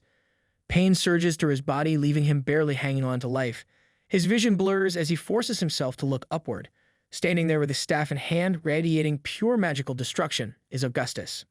Atal, still gasping for breath, shouts in disbelief. A forbidden spell has been unleashed and elven warriors have been struck down in the chaos. He demands an answer, questioning if Augustus has lost his mind. Augustus, however, does not care for words. He stands firm, his staff already glowing with another, much stronger spell. There is no hesitation, no mercy in his actions. Instead of responding, he simply raises his staff once more, unleashing an even more devastating explosion that engulfs Atal. Above all this chaos, the legendary black dragon soars through the sky, its presence casting a massive shadow over the battlefield. Sitting comfortably on its back, Su Yang watches everything unfold with amusement. His eyes remain locked onto the magical image floating in his palm, displaying Augustus wreaking havoc on Atal. He cannot help but appreciate the sight. There is a unique satisfaction in manipulating a 9th-rank powerhouse into fighting his battles. His lips curl into a grin as he acknowledges Augustus' efforts. The Archmage is performing well, just as expected. Then, turning his attention to the black dragon beneath him, he gives a simple command. He should follow his bloodline instincts, and that means one thing, devouring everything. A pillar of fire erupts into the sky, consuming everything in its path. The sheer force of the explosion shakes the battlefield, sending shockwaves that rip through the ground like an earthquake. The devastation spreads faster than anyone can react, leaving onlookers frozen in disbelief. Panic erupts. A samurai warrior shouts out in desperation, realizing that Augustus has completely lost control. If they do not stop him now, there will be nothing left but ashes. Amidst the swirling dust and embers, Atal struggles to catch his breath. His body is battered, his vision unsteady, but his instincts scream at him to act. He moves with unnatural speed, lunging forward like a shadow in chaos. His blade cuts through the air, aimed directly at the samurai warrior. The attack comes without warning, sharp and precise. Samurai warrior barely has time to react, raising his own weapon to block. The impact sends tremors up his arms, his hands shaking under the sheer force. His eyes widen in shock. Something is wrong. Atal is not just attacking wildly, he's going berserk. Then, before anyone can process what is happening, the same eerie force overtakes Samurai Warrior himself. His movements turn unnatural, no longer his own. His eyes burn with a sinister red glow, and half of his face darkens, twisted by some unknown power. Command takes hold, one that cannot be resisted. The battlefield quivers under his roar, his blade now crackling with an eerie energy. When his strike comes down, it carries the weight of divine judgment itself. But Adol does not even flinch. Above it all, watching with amusement, stands the true mastermind behind the chaos, Su Yang. His eyes gleam with satisfaction, fully aware of the mayhem unfolding below. The force command only lasts a minute, but in that short time is more than enough to turn the battlefield into complete disorder. His smirk widens as he steps back. No need to stick around, his part is done. Let them destroy each other for now. With that thought, he takes his leave, disappearing before anyone can even notice. A strange ripple spreads through the battlefield, cutting through the lingering chaos. The invisible force that had taken control lifts. Archmage Augustus blinks, his senses returning, but his hands still crackle, the fading energy of a spell he does not remember casting. His breath catches as he scans the battlefield. What he sees sends a chill down his spine. The once fierce battleground is now nothing more than smoldering ruins. The ground is littered with lifeless bodies, the air thick with smoke and the overwhelming scent of destruction. A single horrifying truth becomes clear: no one survived. His stomach tightens as he tries to comprehend what just happened. Questions flood his mind. Why did their bodies and minds suddenly fall out of their control? His confusion is mirrored in the stunned silence of those still standing. Smoke curls around them, the taste of ash heavy in the air. Nearby, a samurai warrior clenches his fists, his frustration obvious. They were definitely controlled by an external force. There is no other explanation for the madness that took place. Adol, his robes still flickering with the remnants of spiritual energy, narrows his eyes. His spiritual sense does not lie. Someone was pulling the strings from the shadows. Even Augustus, powerful as he is, must have been caught in it as well. The realization sends a chill through the samurai warrior. Whoever did this was strong, far beyond what any of them could have imagined. Controlling this many high-ranking warriors without them even noticing that level of power should not exist. Meanwhile, in a distance, a golden light suddenly bursts through the scene. Ancient doors creak open, revealing the long-awaited entrance to the dragon's spirit realm. The gateway hums with an eerie energy, standing wide as if inviting dragon riders in. All the dragon riders enter, and then in an instant the gateway closes. For now, there is no time to dwell on the chaos that just unfolded. Augustus finally breaks the silence, his voice steady but laced with suspicion. While the battle raged, he saw something high above. A black dragon flew into the realm. His words send ripples through the remaining warriors. Others quickly confirm the sighting, their voices filled with urgency. The samurai warrior's eyes narrow as a new suspicion takes root in his mind. He wonders aloud if this entire incident has been orchestrated by Long Xia. The tiny mind of Augustus races as he tries to make sense of everything. The chaos, the sudden mind control, the black dragon. There are too many coincidences, and he does not believe in coincidences. His brows furrow as he mutters his thoughts, uncertain but unwilling to dismiss the possibility. One thing is clear: this was not Tang Zhen's doing. Tang Zhen is a warrior through and through.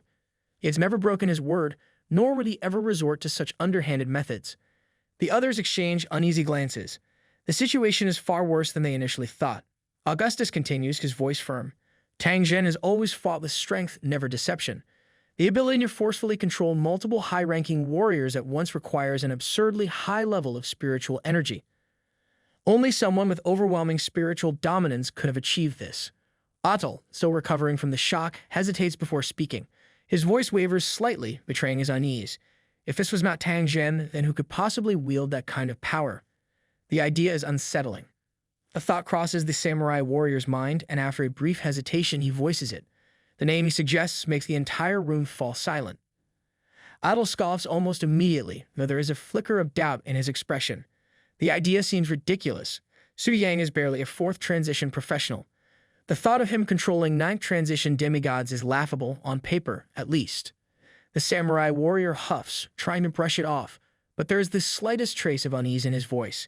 He claims he was just guessing, but no one seems convinced, not even himself. The tension in the room lingers, heavy like a storm cloud. Augustus takes a deep breath, his expression dark. Ever since the crusade against the Abyss demons began, strange events have been unfolding one after another. None of it makes sense. This battle should have been straightforward, yet they ended up turning on each other, losing control of their own bodies like puppets on strings. For now, though, there are more immediate concerns. Augustus shifts his tone, focusing on the bigger problem at hand. Because they were controlled, they unintentionally killed the royal court guards of the Elven Kingdom. A heavy silence follows. By now, the fallen elves should have revived inside the temple, but it will not be long before the Elven royal court hears about what happened. If that happens, the consequences could be disastrous. Relations with the elves are already fragile. This could push them over the edge.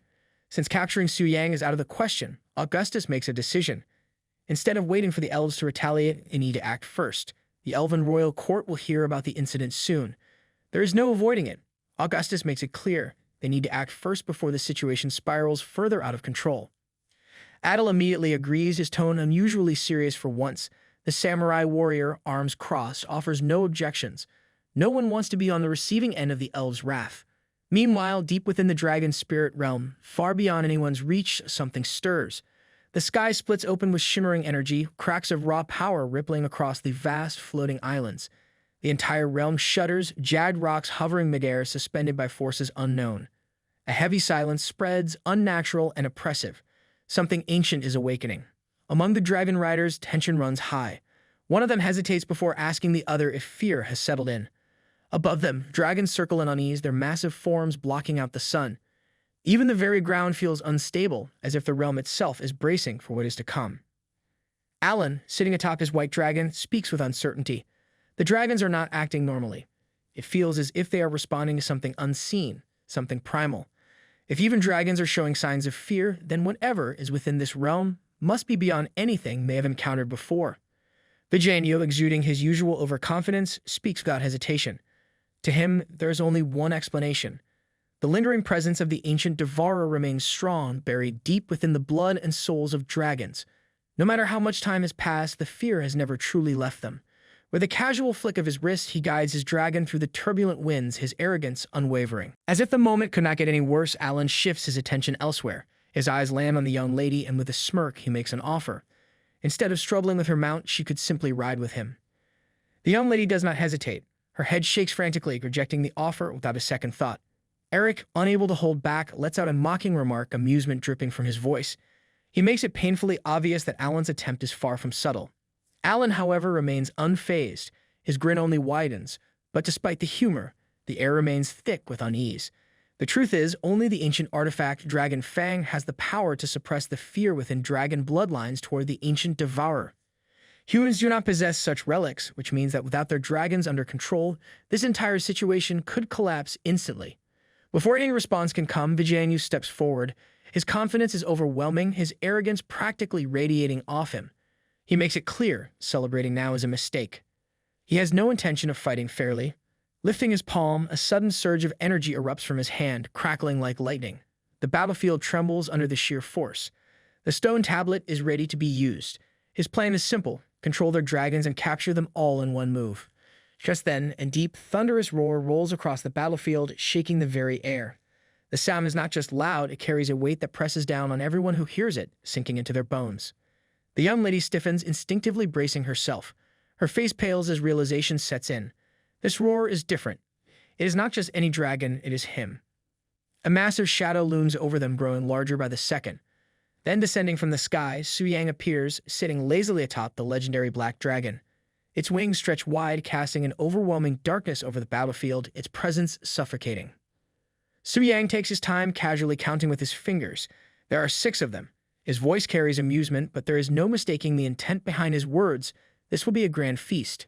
Below, panic spreads like wildfire.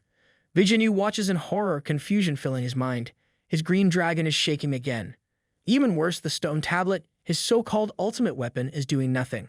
The artifact that should have ensured victory is completely useless. The black dragon defies all logic. Eric, face twisted with rage, clenches his fists. This was not supposed to happen.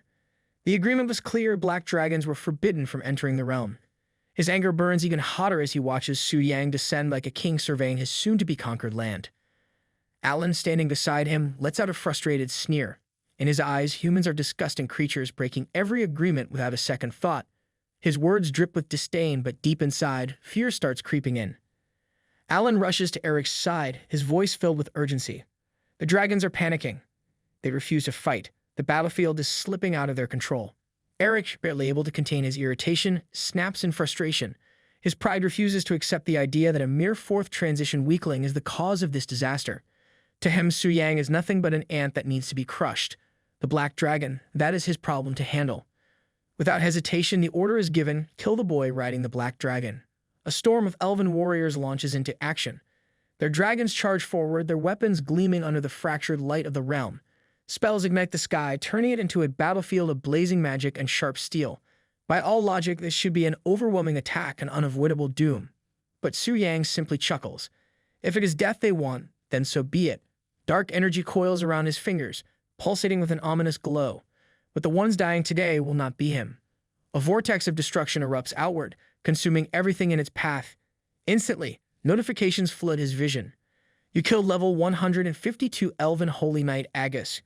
You killed level 197 Elven Magic Warrior Karen. You killed level 198 Elven Magic Master Behaim. You killed level 150 Elven Divine Archer. Havok experience gained 52.1 million. Eric's face twists in disbelief. His mind refuses to accept what just happened. 4 of their elites wiped out in an instant. This should have been impossible. Panic spreads among the elves. Su Yang's attacks are completely invisible to them. No one can even see how he is striking, yet bodies are dropping like flies. Alan's voice turns grim. There's no more time to waste. They must use their trump card. But before they can act, darkness surges through the battlefield. A monstrous force clamps down on Eric, pinning him in place. His eyes widen in terror. He struggles, his body refusing to obey. The sheer power suffocates him. Desperation sets in. His mind races for an answer, but there is none. If even he cannot resist this power, the others have no hope. They need to run. A flicker of movement flashes in the corner of his vision, a blur too fast to react to. Then a devastating kick slams into him, sending him crashing into the ground below. Dust explodes upon impact. Eric barely has time to process the pain before a heavy boot presses against his throat. The pressure tightens, cutting off his breath. Above him, Su Yang stands completely unfazed. His expression carries nothing but amusement, as if this entire battle is nothing more than a trivial game to him. Eric tries to speak, but his words come out as choked gasps. His status, his power, none of it matters right now. Su Yang's eyes glint with menace. He makes it clear anyone who wrongs him will pay 100-fold. It does not matter who they are. Even if they were a god, the result would be the same, death. Eric falls, his life ends in an instant. But before Su Yang can even take a breath, another swarm of dragons charges toward him. The elves are already back on their feet, revive as if nothing happened. One of them, clearly still holding a grudge, yells at Su Yang, throwing out empty threats about how they were just careless before and that this time they will definitely take his life. Su Yang barely reacts, unimpressed by their sudden confidence. He mocks them, pointing out how they have just returned from the dead yet are already in a hurry to die again. An elf, seated atop a brown dragon, loses his temper completely. He screeches for Su Yang to perish and commands his dragon to unleash its dragon's breath on both Su Yang and his legendary black dragon. The dragon opens its jaws and unleashes a torrent of scorching flames. The elf laughs maniacally, already celebrating as if victory is guaranteed. Fire erupts in all directions, consuming everything in its path. He roars in triumph, convinced that Su Yang has been reduced to nothing but ashes. From a distance, the red-haired lady and the green-eyed princess watch the chaos unfold. The red-haired lady raises an eyebrow, noting how these elves' dragons suddenly seem full of energy when they were practically lifeless just moments ago. The green-eyed princess urges her to take a closer look. Realization dawns on the red-haired lady as she observes the dragon's eyes. The color has changed. A spell must have been used to forcibly control their minds. Spells like these always come with severe and often irreversible consequences. To resort to something so reckless, these elves must be truly desperate to kill Su Yang. Meanwhile, Alan also revives, riding his dragon straight toward the battlefield. He takes in the sight before him and grins, clearly pleased with what is happening. He cheers for his revived allies, praising their efforts before turning his attention to Su Yang. Gloating, he taunts him, eager to see if he can still act tough while staring down a dragon's fiery breath. In mere seconds, a massive explosion rips through the battlefield. The elf who had been arrogantly commanding his dragon to burn Su Yang disappears, completely erased, along with his beast. Nothing remains. Dust and ash are all that is left of him. The other elves freeze in sheer disbelief. Their confidence shatters in an instant. Their minds struggle to process what just happened. Panic grips them. Fear takes over. Some try to speak, but their voices crack under terror. They beg for mercy, realizing too late that there is none. Another explosion erupts, followed by yet another. Su Yang's legendary Black Dragon unleashes a counterattack with devastating force. Boom. Boo-woo-oh. In an instant, the battlefield turns into a wasteland. The remaining elves, including Alan, are reduced to nothing. Their so-called revival means nothing against true power. Not a single one of them is left standing. Far above, Su Yang ascends into the sky, his black dragon soaring with him. In his grasp, he holds a twisted mass of monster flesh. Inside, Eric, the once proud elven prince, squirms helplessly. Trapped in this grotesque prison, he demands to know where Su Yang is taking him. Su Yang makes his intention clear. This so-called revival cycle ends today. No more second chances. No more games. He plans to eliminate the threat completely, wiping out whatever foolish trick allows these elves to keep coming back. From a distance, the green-eyed princess watches him disappear into the sky. Her voice is barely above a whisper as she acknowledges his departure. The red-haired lady, on the other hand, smirks. Not only did Su Yang emerge completely unharmed from that massive attack, but he counter-killed his enemies without breaking a sweat. Those elves never stood a chance. They walked into a battle they could never win. The green-eyed princess mutters his name under her breath, still shaken. Su Yang's sheer power had left her breathless. The way he wiped out his enemies so effortlessly made her heart race. He truly scared her. Meanwhile, Vijayanu crouches behind a rock, his green dragon pressed close beside him. Sweat beads on his forehead. Fear grips his chest. Watching the elves get obliterated in an instant makes him question everything. He wonders if Su Yang is even human. Winning against him in a direct fight is impossible. There is only one way, an ambush. He must find the perfect moment to strike. Back at the revival spot, Alan grits his teeth, seething with frustration. Rage burns in his eyes as the realization sinks in he has died again. The humiliation stings almost as much as the defeat itself. Su Yang is practically inhuman. 2 deaths in a row have cost them too many levels. Fighting back is no longer an option. Desperation kicks in. He pulls out a scroll, his last resort. The dungeon entrance is already sealed, so there is no choice left. He orders his remaining allies to use the town portal scroll. Before he can even activate it, a sharp sound slices through the air. A whoosh, then nothing. The scroll is torn apart in an instant. His breath catches in his throat. His mind refuses to process what just happened. Su Yang stands before him as calm as ever. Escape, that was never an option. Alan never even asked for permission. Without another word, Su Yang hurls a mass of twisted monster flesh onto the ground. The grotesque form writhes before the remaining elves. A familiar voice cries out from inside, Eric, trapped and helpless. He screams at them, ordering them to get him out immediately. None of them move. Fear paralyzes them. Before the thought of rescuing Eric even crosses their minds, Su Yang makes it clear if so-called 7th tier like Eric cannot break free, then what hope do they have? Their efforts would be nothing but a waste of energy. Alan stumbles back, his confidence shattered. His voice wavers as he demands to know what Su Yang wants. Desperation bleeds into his words. He tries to negotiate, promising to offer anything in exchange for their lives. Su Yang barely reacts. Anything interesting. What if the only thing he wants is his life? Without waiting for an answer, he swings his hand. A flash of destruction follows. The elf's dragon drops lifelessly before them, his body hitting the ground with a heavy thud. Alan's face drains of color. Fear twists his features. Su Yang tilts his head, his tone dripping with amusement. Scared? But just moments ago, Alan and his pathetic army were so confident, demanding Longjia to hand him over. Where did all that arrogance go? Why the sudden change of heart? Alan's pride crumbles instantly. He falls to his knees, voice shaking. Blind, that is what they were. They were blind before, but now they see. The mistake has been admitted. The begging begins. He pleads for mercy, calling Su Yang sir, hoping that a little humility will save him. But the problem is, Su Yang does not forgive. His expression remains cold. Too late. He's already seen the true nature of these elves through Ekare. Letting them go back alive was never an option. Alan's eyes widen in shock. The pieces finally click in his head.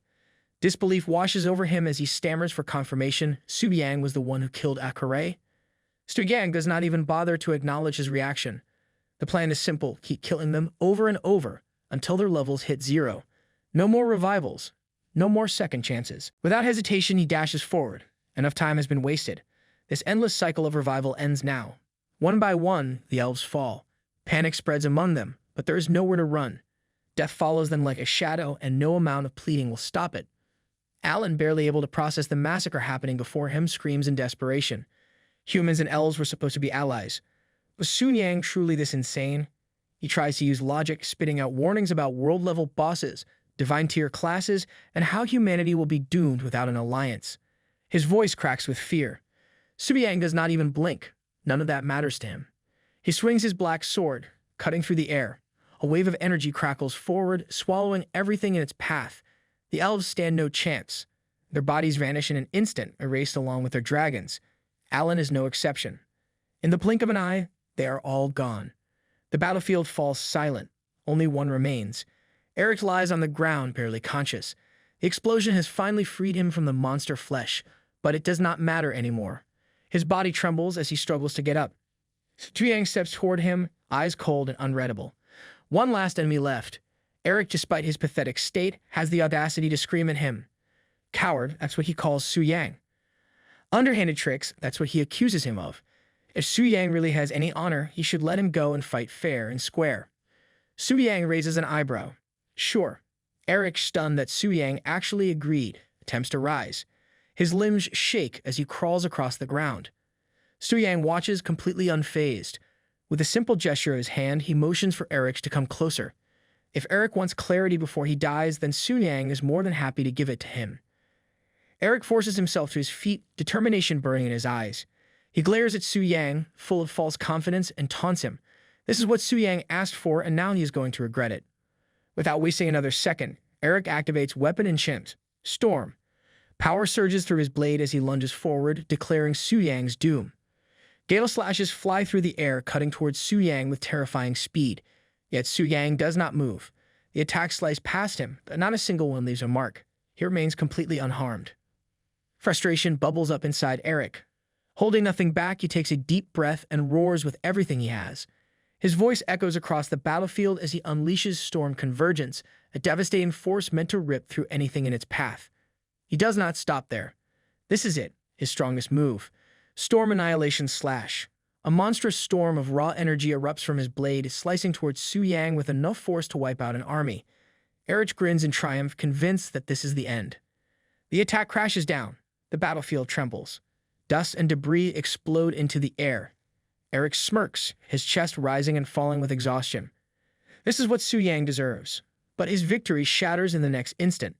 From within the destruction, a figure steps forward untouched. Suyang emerges completely unfazed, his expression as calm as ever. Eric's stomach drops. His face twists in horror. This should not be possible. He demands an explanation, his voice rising in panic. Suyang should be dead.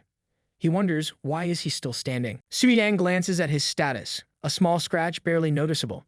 His HP bar remains at 90%. He actually acknowledges the attack, admitting that a 7th tier technique is indeed impressive.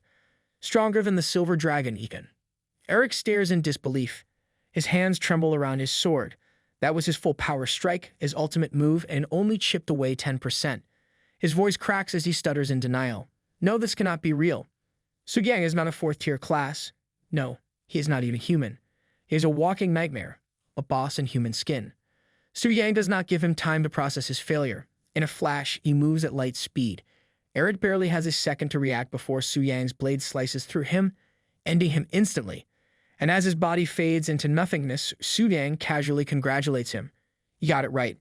A notification appears confirming the kill, level 220. Fairy Dragon Knight. Eric, the battle is over.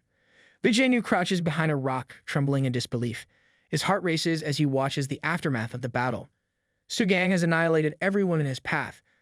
The thought of ambushing him seems laughable now. No trick, no sneak attack could even touch this monster. Panic sets in. He knows he has to warn his uncle and father. They are the only ones who can handle this terror. His mind races with a plan to escape. But before he can make a move, a shadow looms before him. Suyang stands right in front of him, a chilling smirk on his face. Vijaynu freezes, unable to react in time. Before he can even utter a word, the mighty blade of Suyang flashes and he's gone in an instant. The green-eyed princess and the red-haired lady rush towards Suyang, concern etched across their faces. The green-eyed princess speaks first, the reality of the situation sinking in. The dungeon notification was real. Everyone is dead. The red-haired lady narrows her eyes, clearly confused. She asks Suyang why he killed Vijaynu too, after the elf scum had already been dealt with. Suyang responds casually, almost dismissively. The Shiva Kingdom had already plotted to kill them all here, and he simply preempted their move. pure self-defense in his words. Then, without missing a beat, he turns his back to the girls, a serious tone creeping into his voice. He warns them of the dragon spirit dungeon's dangers. It's not some paradise to level up in, there are threats beyond their imagination. He tells them they better stay put and not wander around if they want to live. The girls, stunned by his words, watch as Su Yang takes flight with his legendary black dragon, vanishing into the sky.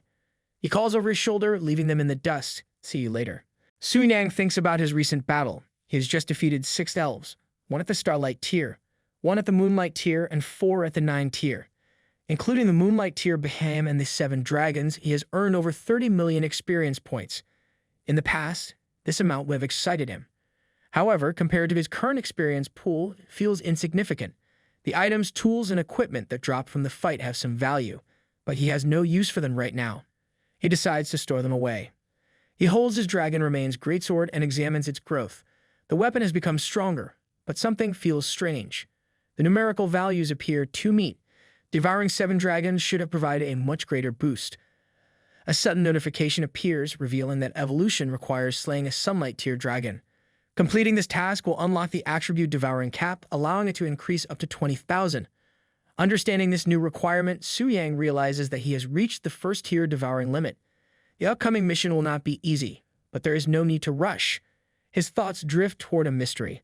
He wonders if the nameless warrior buried in this place was once the original owner of his Dragon Slayer's heart. He takes out a locket containing the Dragon Slayer's heart. A golden light radiates from it, and suddenly a golden beam appears in the distance. This confirms his suspicions. The direction of the guiding light might lead to the location of the ancient devourer. The thick fog ahead makes it impossible to see anything, but he remains unfazed. The Dragon Slayer's heart will show him the way. Determined to move forward, he commands his legendary black dragon, Atal, to charge ahead. Su Yang continues flying atop his dragon, moving toward the golden light. As he gets closer, something massive begins to take shape. A colossal skeleton of a dragon emerges from the thick mist ahead. A realization strikes him.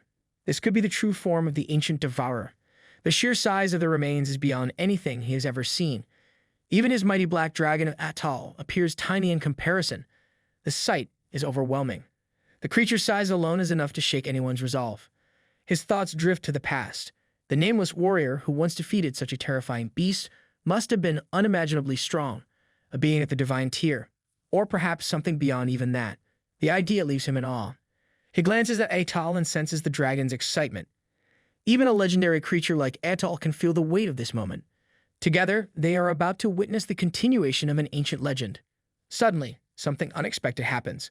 A mysterious force prevents him from flying any further. It seems as if there is a rule that restricts flight in this airspace. The mist thickens once again, swirling around him. A strange path reveals itself. It is the massive arm of the ancient devourer, stretching upward like a staircase leading to the peak. It looks like a ritual, a test of some kind. The only way forward is to Su Yang begins his climb, finding the situation both strange and intriguing. As he moves forward, something unexpected happens. The dragons he previously killed start appearing once again. Every single one has returned, standing before him as if they had never fallen. A thought crosses his mind. This might not be a simple resurrection. A necromancer could be nearby, controlling them. However, another possibility exists. This could be part of the ancient devourer's and the nameless warrior's trial. If so, he must overcome it to proceed. He remains unfazed. These undead dragons may have returned, but it makes no difference. He has slain bone dragons before, and no matter how many times they revive, he'll cut them down again. One by one, he defeats them, reducing them to nothing but piles of bones. The last one falls, and towering heaps of dragon remains surround him. The battle required considerable effort, but he still does not fully understand the meaning behind this trial. At least it has finally ended.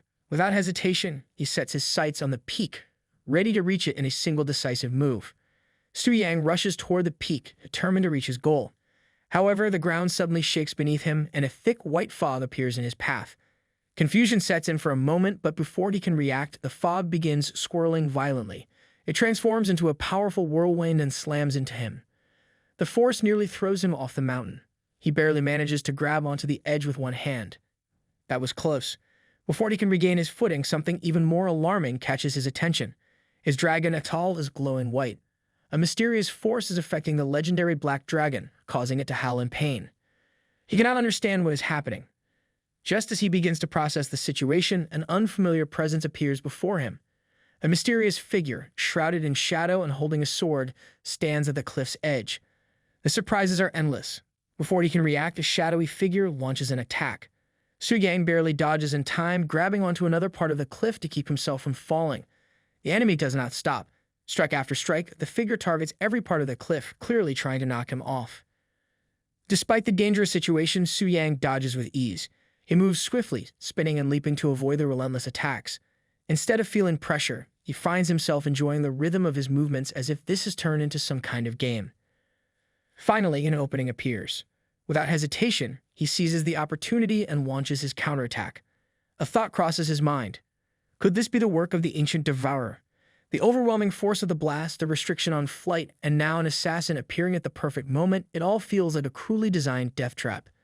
The situation reminds him of something familiar. It feels just like the work of a certain legendary game designer from Sakura Country, known for creating impossibly difficult challenges. Su Yang raises his sword high, frustration boiling inside him. After everything he went through to tame the legendary Black Dragon, losing it like this feels unbearable. The anger surges through him. He does not care if the ancient devourer or the nameless warrior is behind this. He will not leave empty-handed. If nothing else, he will take some of their bones as a souvenir. The shadowy man finally speaks. He points toward Atal, who remains trapped within the blazing flames. His words reveal that this is not just ordinary fire, it is a qualification appraisal. Atal is undergoing a test. Su Yang turns his attention to his dragon. Something strange is happening. Atal's body is slowly regenerating. This does not seem like an attack, but rather a bloodline assessment. A realization dawns on him. If Atal cannot endure this process, he might perish completely. He tightens his grip on his sword. His dragon must survive. There is no other option. The shadowy man then shifts his focus to Su Yang and asks a strange question. He wants to know if Su Yang is the nameless warrior. Su Yang responds by stating his name and origin.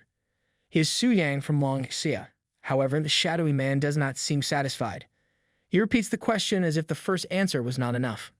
Something feels off. 2 consecutive questions about his identity. This cannot be a coincidence. A sense of unease creeps into the mind of Su Yang. Could it be that this figure has seen through his true nature? Has he somehow sensed his role as the sovereign of original sin? That should be impossible. Before he can think any further, the shadowy man makes his move. He attacks without warning, his sword slicing through the air at an unbelievable speed. Su Yang barely has time to react. The blade moves so fast that his instincts scream in alarm. This is dangerous. The attack lands and Su Yang crashes to the ground. Something feels off. This should be painful, yet there is no pain at all. His health points remain untouched. None of this makes any sense. This is not how a normal attack works. The shadowy figure remains standing, his sword still aimed at Su Yang. His voice carries an unusual hesitation. It seems like he expected a different outcome, one that did not happen. Confusion flickers across his face as if something in his calculations has gone terribly wrong. Su Yang does not waste a second. Without waiting for answers, he grabs his sword and launches a counterattack. Understanding the situation can come later. Right now, taking down this mysterious opponent is the priority. However, the shadowy man effortlessly parries the strike, barely needing to move. It is almost insulting how easy it is for him. Both fighters continue clashing, their swords colliding in rapid succession. Sparks fly, metal rings through the air, and neither of them backs down. The battle intensifies with every strike. The shadowy man suddenly leaps high into the air, gathering his strength for a powerful finishing move. His sword cuts through the air like a falling comet, carrying enough force to shatter mountains. But Su Yang does the impossible. Instead of dodging, blocking, or even countering with his sword, he does something no sane warrior would ever think of. He catches the incoming blade with his teeth. The sheer absurdity of it stuns the shadowy man. For a moment, the battlefield falls silent, as if even the universe is trying to process what just happened.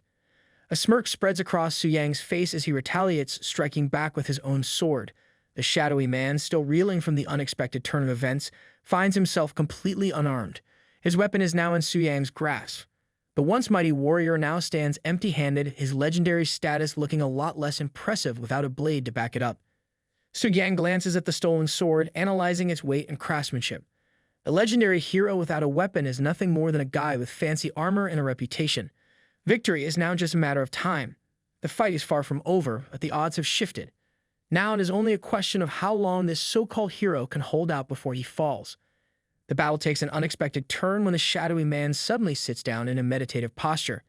Instead of looking frustrated or desperate, He wears a calm smile.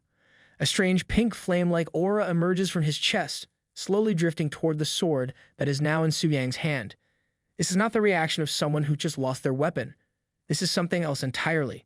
The shadowy man speaks in a cryptic manner, as if he has come to some great realization. He acknowledges Su Yang and, to his surprise, entrusts the sword to him willingly. There is no attempt to reclaim it, no last-ditch effort to continue the fight. Instead, he issues a command. He orders Su Yang to go and eliminate someone named Chloris. Confusion sets in. The name Chloris is unfamiliar. Who could this be? If the person is linked to the legend of the Nameless Warrior, then this might be a bigger deal than it seems. Before Su Yang can process everything, a notification suddenly appears before him. The system detects a new user for the sword and immediately begins an assessment. Strange messages flash one after another. Resistance check, detection errors, unknown identifiers. Nothing about this seems normal. But then success. The weapon officially binds itself to him. The screen reveals more details. The sword's name is Transcendence, Crimson Sword. But its status is strange, marked, damaged, and honorless. That alone raises questions. Looking at the blade, Su Yang feels a sense of unease. He wonders why almost all of the information is unreadable. What does Transcendence even mean? Could it be a level beyond divine artifacts? And what exactly is this correction resistance test that he apparently passed? Another notification follows. It explains the sword's ability. Correction attacks require something called a red moon crystal core as fuel. Checking the charge level, Su Yang sees that there are already 152 stored. This raises even more questions. Deciding to test it out, he activates the charging function. The sword immediately absorbs one of the red moon crystal cores. The process is instant, confirming his theory. One core equals one charge point. This sword is not just powerful, it is something beyond his understanding. And if it was left behind by that shadowy man, then this mission to eliminate Chloris might be far more dangerous than he expected. Just then, a mighty roar echoes across the battlefield. Su Yang's lips curl into a knowing smile. There is only one being who could produce such a powerful sound. His gaze shifts upward, and there it is, Atal, the legendary black dragon, returning in all his glory. The enormous beast materializes before him, his presence alone exuding overwhelming strength. Su Yang observes him closely. Atal has completed his inheritance. The transformation is undeniable. The power radiating from him is far beyond what it was before. A flicker of curiosity sparks in Su Yang's mind. The pale flames from before, what happened to them? Before he can even finish his thought, Atal's crimson eyes burn with intensity. With another deafening roar, his breath releases flames, but these are no ordinary flames. A system notification appears, revealing the truth. Atal has devoured the necroflame. Any creature burned to death by these flames will not simply perish. Instead, they will be reborn as undead beings, bound to Atal's power, and unless Atal runs out of energy, these creatures will remain immortal. Su Yang's eyes narrow as realization dawns on him. This ability, this is no ordinary transformation. It reminds him of necromancers, those who control the dead. But Atal is not just a necromancer. No, this goes beyond simple reanimation. This is domination over death itself. A more fitting title comes to Su Yang's mind, Deathlord Dragon. His gaze sweeps across the battlefield, and he quickly notices something even more shocking. The bone dragons that had previously fallen are now back on their feet, or rather, back in the air. Their lifeless eyes now burn with eerie energy, completely under Atal's control. The implications of this are staggering. Atal is no longer just a powerful dragon. He now commands an army of undead creatures. Su Yang mounts his dragon, feeling the sheer might beneath him. And as they take off, the bone dragons follow like loyal subordinates. A new idea forms in his mind. If Atal devours elite monsters and bosses, then this undead army will only grow stronger. This is no simple necromancer's power. This is the power of a Lich King. This inheritance is not just powerful, it is on the verge of becoming unstoppable. Then something unusual catches his eye. Each of the bone dragons now has a number marked on them. That was definitely not there before. This change is too sudden. He wonders if it has something to do with the Crimson Sword. Deciding there is only one way to find out, he activates the sword's correction ability. The moment he does, the bone dragon in front of him vanishes, completely erased from existence. Not shattered, not burned, not turned to dust, just gone. Two system notifications appear immediately. The first message confirms that the correction ability has increased something called the Crimson Infection level. The second message is identical but shows an increase of 0%. That detail stands out. A realization strikes him. This correction ability does not just kill, it eliminates things at the fundamental level, bypassing all revival mechanisms. Even undead creatures which should be immortal under Atal's control are erased instantly. This level of power is absurd. It does not just destroy, it rewrites reality itself. However, the second notification is a mystery. He wonders why one shows an increase, while the other remains at 0. Does this mean there was no energy cost for the correction? If so, that would make this ability even more broken than he thought. His mind drifts back to his battle with the nameless warrior. That man had attempted to use correction on him, yet it failed. There must be something unique about him, something that allows him to resist a power that can erase even undead beings. He wonders if it could be tied to the system itself. Su-Yang calls out to the system, hoping for answers, but as expected, there is no response. It looks like this mystery is not going to be solved so easily. No matter. There is plenty of time to figure it out later. For now, he focuses on the bigger picture. Atal has completed his inheritance and he has gained a weapon with ridiculous power. The Dragon Spirit's secret realm may not have given him direct experience points, but the rewards he obtained here far surpass anything he could have imagined. However, there is one issue. The Red Moon crystal cores are far too rare. Right now, the only known source is the Red Moon invasion event. If he wants to fully utilize this weapon's potential, he needs a steady supply. The Job Change Temple might have more information on where to find them. With that thought in mind, he makes his decision. It is time to leave this place and move on to the next step. Meanwhile, the two ladies are in the same spot where Su-Yang left them, their red and white dragons standing close by. Nothing has changed since his departure, and they continue waiting, uncertain about what comes next. Out of nowhere, a shimmering portal appears before them, its swirling light signaling an exit. The green-eyed princess's eyes widen in surprise. This exit was not supposed to open yet. Something unusual is happening. Verlia shares her confusion, questioning how the portal could have appeared so suddenly. This timing feels too convenient to be a coincidence. The green-eyed princess, after a brief moment of thought, makes a decision. She tells Verlia to go through the portal first. There is something she needs to do before leaving. Verlia hesitates for a moment before asking if she's waiting for Su-Yang. Before an answer can come, the ground trembles violently. The shaking is strong enough to make even the dragons take a step back. Verlia looks around in alarm. Something massive is approaching. The green-eyed princess, however, does not look worried at all. She knows exactly what this means. Only one person could cause such an overwhelming presence. Su-Yang is back. A powerful roar fills the air, shaking the very foundation of the land. Su-Yang appears, standing proudly atop the massive head of his legendary black dragon Atal. The beast's mighty presence alone is enough to make the earth tremble. The moment Atal arrives, both the red and white dragons begin sweating.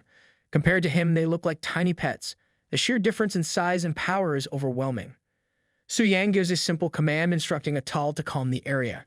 With one final roar, Atal releases an authoritative wave of power, instantly silencing the surroundings. The red and white dragons freeze in place, looking like they have just been scolded by the king of all dragons. The green-eyed princess watches everything unfold in disbelief. Atal has grown even larger than before. This is not just a minor transformation, he has clearly gained incredible new power from the secret realm. Su-Yang dismounts from his dragon, landing smoothly on the ground. He walks for the two ladies, his expression calm but serious. They had waited patiently, and now it is time to leave. He acknowledges their effort and informs them that now that the secret realm has been unlocked, they are free to go. However, he makes one thing clear. It is in their best interest not to speak of what happened here. The weight of his words hangs in the air. The truth of what took place in the secret realm is not something that should be casually shared. Not only would it cause problems for him, but for them as well. Both ladies stand frozen for a moment, absorbing the meaning behind his words. The green-eyed princess is the first to respond. She quickly reassures him that they will keep everything a secret. There is no hesitation in her voice. A faint blush creeps onto her face as she looks at Su-Yang. She admits that from the way he carries himself, she can tell he is not a bad person. There is something about his presence that reassures her. A part of her wants to talk to him more, but it seems fate has other plans. This is not the right time. Su-Yang stands there, momentarily caught off guard. The unexpected farewell leaves him both surprised and slightly amused. Before he can fully process the situation, Verlia, along with her dragon, vanishes into the swirling portal. Her exit is swift and without hesitation. The green-eyed princess, however, lingers for a brief moment. Instead of leaving immediately, she turns back, gives him a small wave, and cheerfully promises to see him again. With that final gesture, she steps through the portal and disappears from sight. A strange thought crosses Su-Yang's mind. In her eyes, he is actually considered a good person. That is unexpected. Most people either fear him, admire his power, or want to kill him. But to be seen as a genuinely good person? Maybe she really is an interesting girl. His moment of reflection is short-lived. The situation outside is still uncertain. Walking out without a plan could lead to unnecessary trouble. Careful thinking is required before making a move. Based on his analysis of the current events, the world is now shifting. Faction missions have been introduced, and humans have found a way to turn into demons. If the transformation works one way, then logically, it should work the other way as well. If humans can become demons, there must be a way for demons to join the human faction. This theory needs to be tested.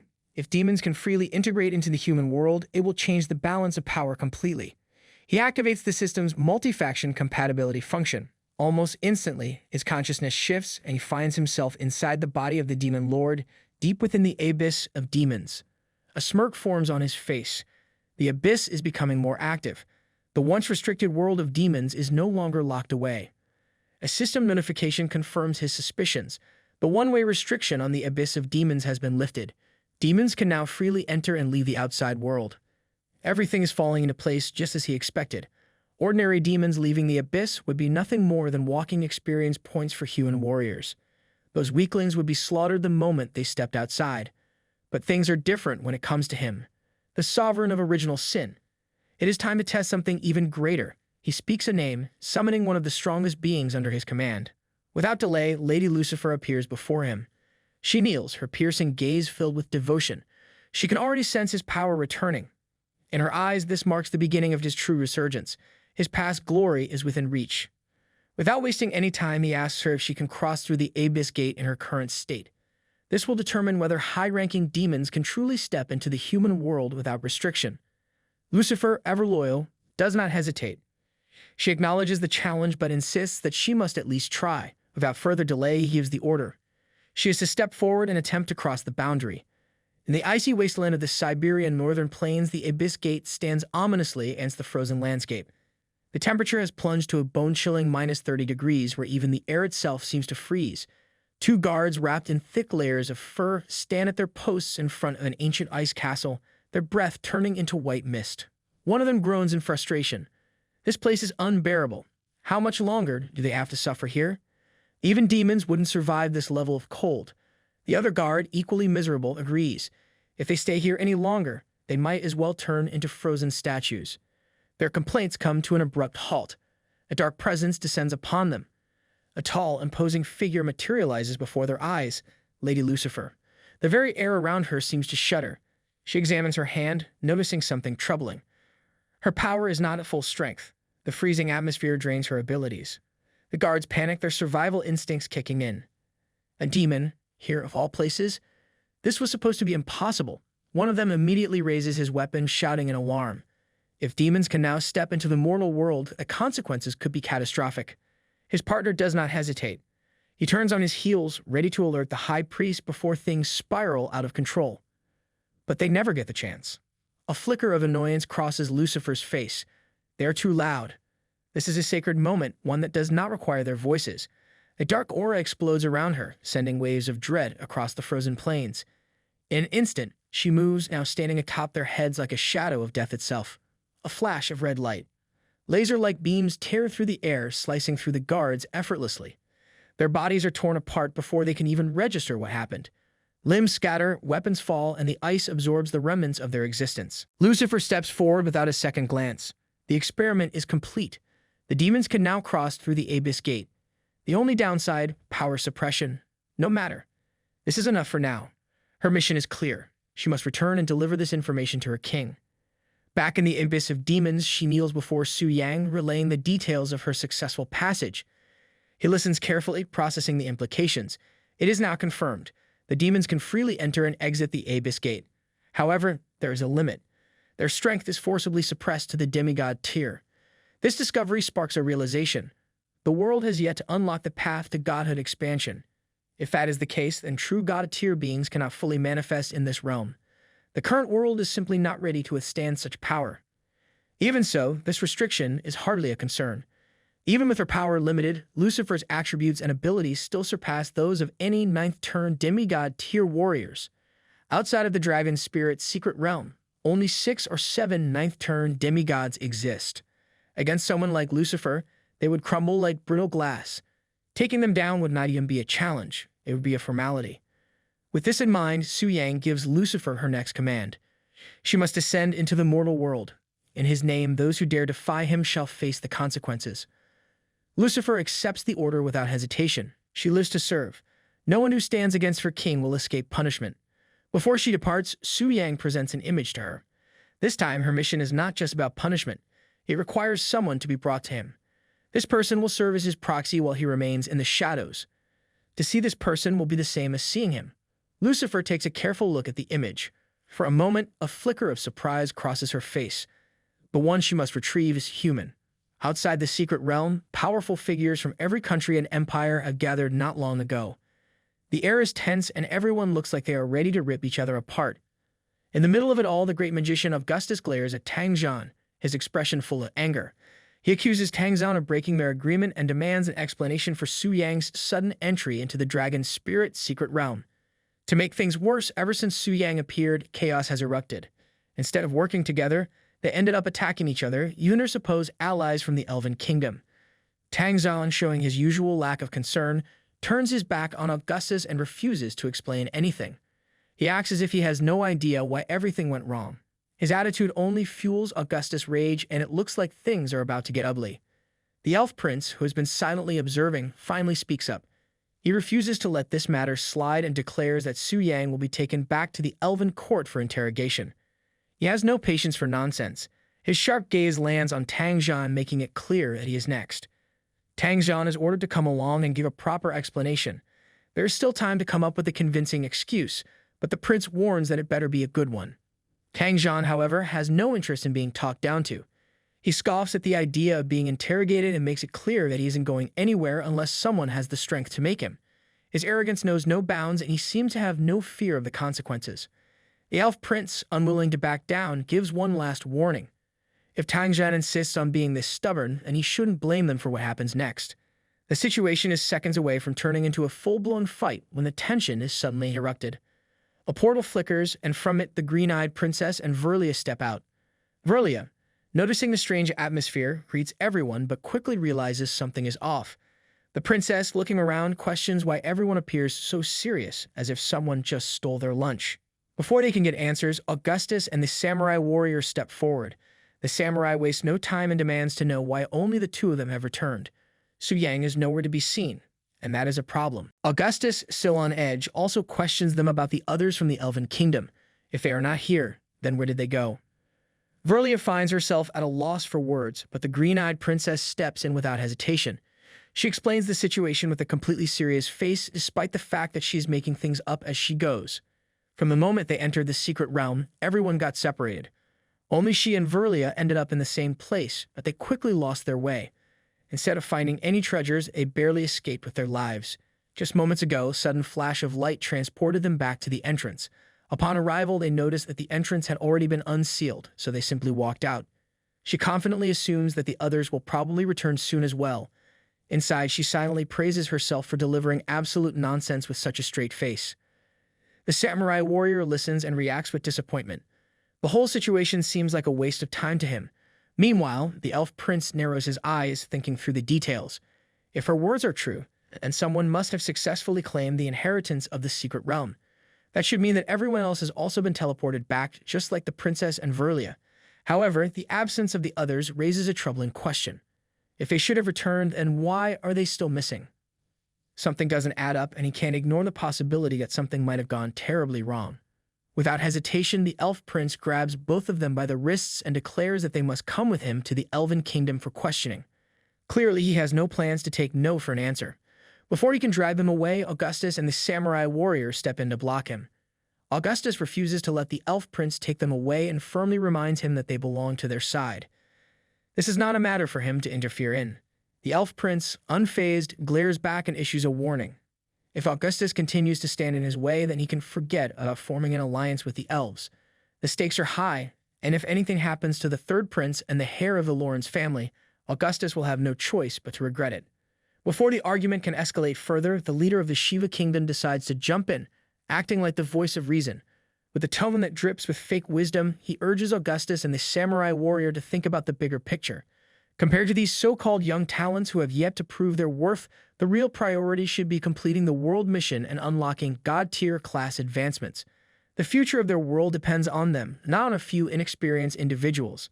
He paints a grim scenario, reminding everyone that if they lose the Elven Kingdom as an ally, the consequences will be disastrous. When the sovereign original sin finally descends upon the world, none of them will be strong enough to face it alone. The elf prince, clearly amused by this sudden shift in tone, lets out a small cough before responding. He remarks on how surprisingly diplomatic the leader of the Shiva Kingdom sounds, almost as if he genuinely values alliances. With a smirk, he promises to report this so-called sincerity to the Elven Queen. He also makes a point to confirm the name of the leader's country, Shiva, just to make sure he doesn't forget who is suddenly trying to act like a peacemaker. The leader of Shiva Kingdom, eager to stay in the elf prince's good graces, quickly confirms it. His eagerness is almost embarrassing. Meanwhile, Augustus watches the entire exchange with barely hidden disgust. He immediately sees through the act and labels the man for what he truly is, a cunning bastard with a ridiculously thick skin. However, just then, a dark crack forms in the sky, splitting it open. A powerful presence fills the air, making everyone feel weak. Their legs shake as if the ground itself rejects them.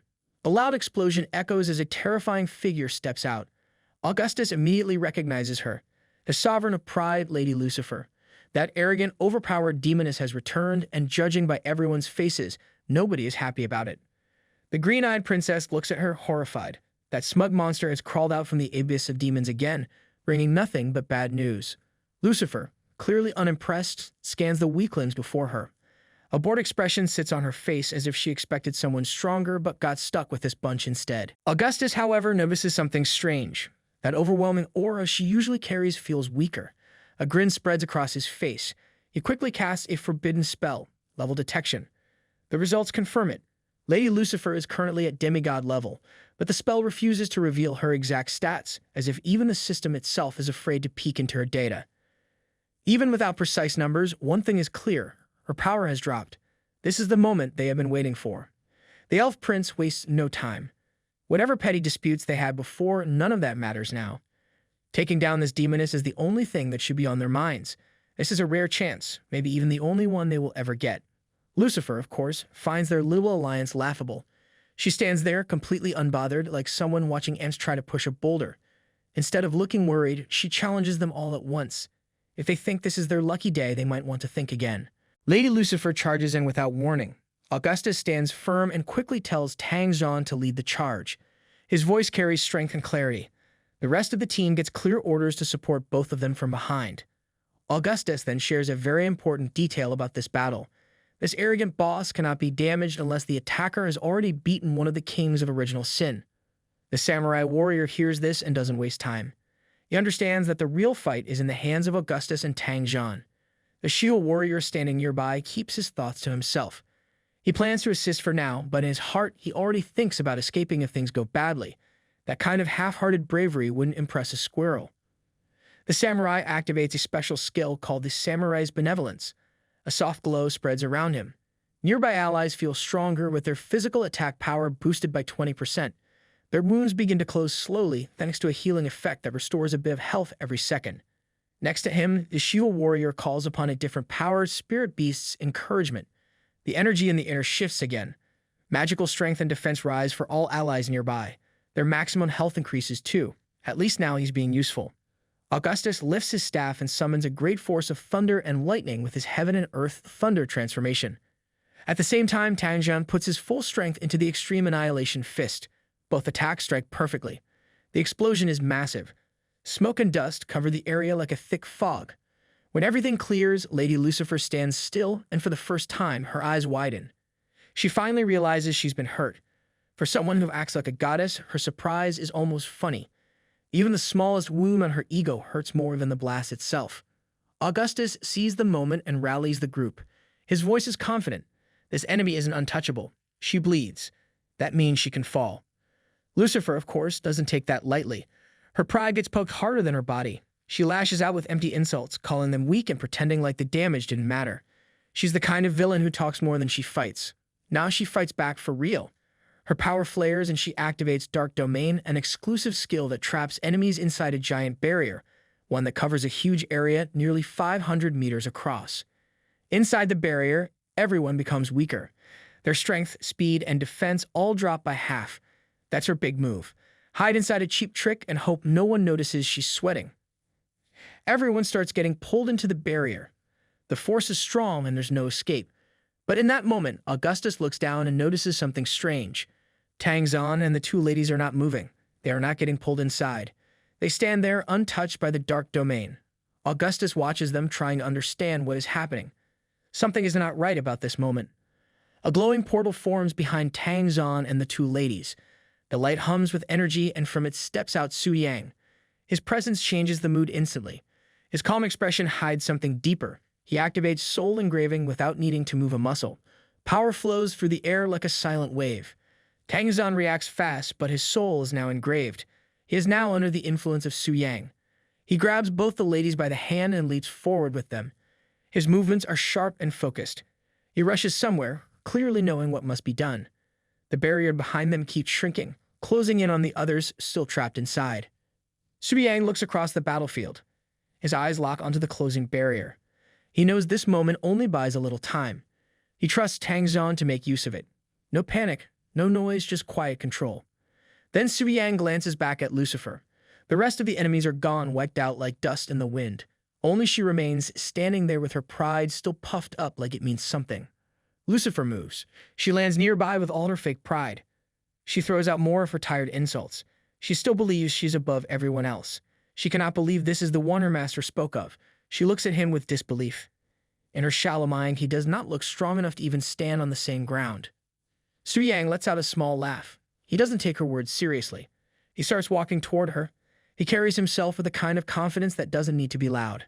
He looks at Lucifer and tells her to stop acting so full of herself. He gives her a task without asking. He tells her to go and retrieve someone for him. His voice is firm. He doesn't explain. He expects her to obey. Lucifer stands there, completely shocked. The words hit her harder than she expected. Her proud attitude fades, and she can only mumble a quiet answer. Her thoughts are spinning. For a second, she feels something heavy in the air around Su Yang. It reminds her of her majesty, the powerful presence she respects and fears. But then she shakes her head. That can't be true. It must be her imagination. There's no way this man, who looks so ordinary, could give off that kind of feeling. Meanwhile, back in his mansion, the elf princess is in a good mood. She is singing to herself in the garden, while giving water to the plants. Leaves sway gently in the soft breeze. Suddenly, that calm wind turns wild. The air becomes heavy, and a loud whoosh breaks the silence. A dark portal bursts open in the middle of the garden. The ground shakes slightly. The elf princess gasps and falls to her knees, frightened. The warmth in the garden is swallowed by a cold shadow. Something dark has come, and it brings fear with it. The elf princess looks up, confused and frightened. Her eyes lock onto the dark portal, and her body is frozen in fear. She wonders what's happening. Something feels very wrong. Then the figure of Lucifer steps out from the swirling shadows, cold and full of pride. Behind her stands Su Yang, silent and still, watching everything. Lucifer doesn't waste time. She speaks to the elf princess and demands her to come. There is no kindness in her voice. A massive hand made of glowing purple energy forms in the air. Without any care, she stretches it toward the elf princess and grabs her like a toy. The poor girl screams and struggles. Her voice rises, full of fear and confusion. She keeps shouting and asking why she's being taken, who they are, and to let her go. The portal begins to shrink quickly, closing like a hungry mouth. In just a moment, the swirling darkness pulls Lucifer and the elf princess inside. Then it vanishes without a trace.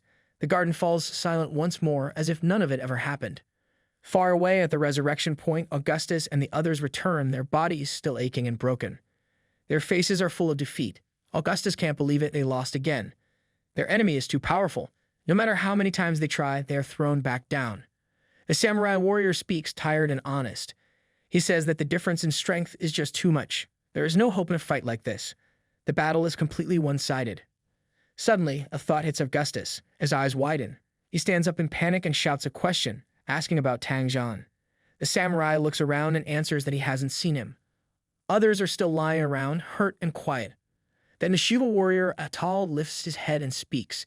He says something strange happened. Right before they were dragged into that dark space, he saw Tang Zhan. The man was completely untouched.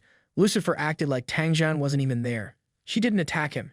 She didn't even look at him like an enemy. Augustus is confused and demands to know what Atal is trying to say. Hal hesitates, then says what he's been thinking. His theory is terrifying. He believes Tang Jian and Long Xia might have already betrayed humanity. He thinks they could be working with the demons. Augustus refuses to accept it. His voice is firm. He says Tang Jian would never do that. Tang Jian has always fought for humanity. He's not the kind of person to turn against his people. Atoll doesn't back down. He reminds Augustus that friendship can't blind them now. He says others might have noticed the same thing. One mate speaks up and agrees. He also saw it. Lucifer showed no aggression toward Tang Jian. Not even a hint of hostility. That is not normal. Another injured warrior speaks with doubt in his voice. He says maybe Tang Jian really has turned against them. The idea is hard to believe, but the silence among the group shows that doubt is growing. Atoll continues speaking. He tells them to remember the time outside the dragon's spirit's secret realm. Everything had seemed normal, but then chaos began. The warriors, all trusted allies, suddenly started attacking one another. No warning, no reason. It was madness without logic. That kind of control to make powerful warriors turn on each other without even knowing why is not something a human can do. Atoll believes there had to be help from a demon. No other explanation makes sense. A power that deep and hidden cannot come from a normal source. And when the smoke cleared, who gained the most? Su Yang, the one originally blocked from entering the dragon's spirit's secret realm, somehow got inside.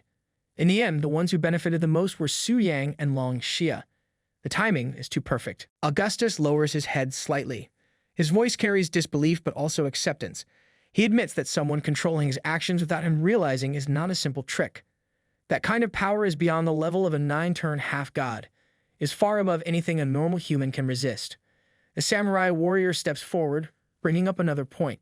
He reminds the group of the two women who were last seen with Tang Jian and Makiko Asuka from their homeland and Verlia from the Evil Federation. He wonders if they are also working with the demons. Atoll's eyes widen. He curses himself silently.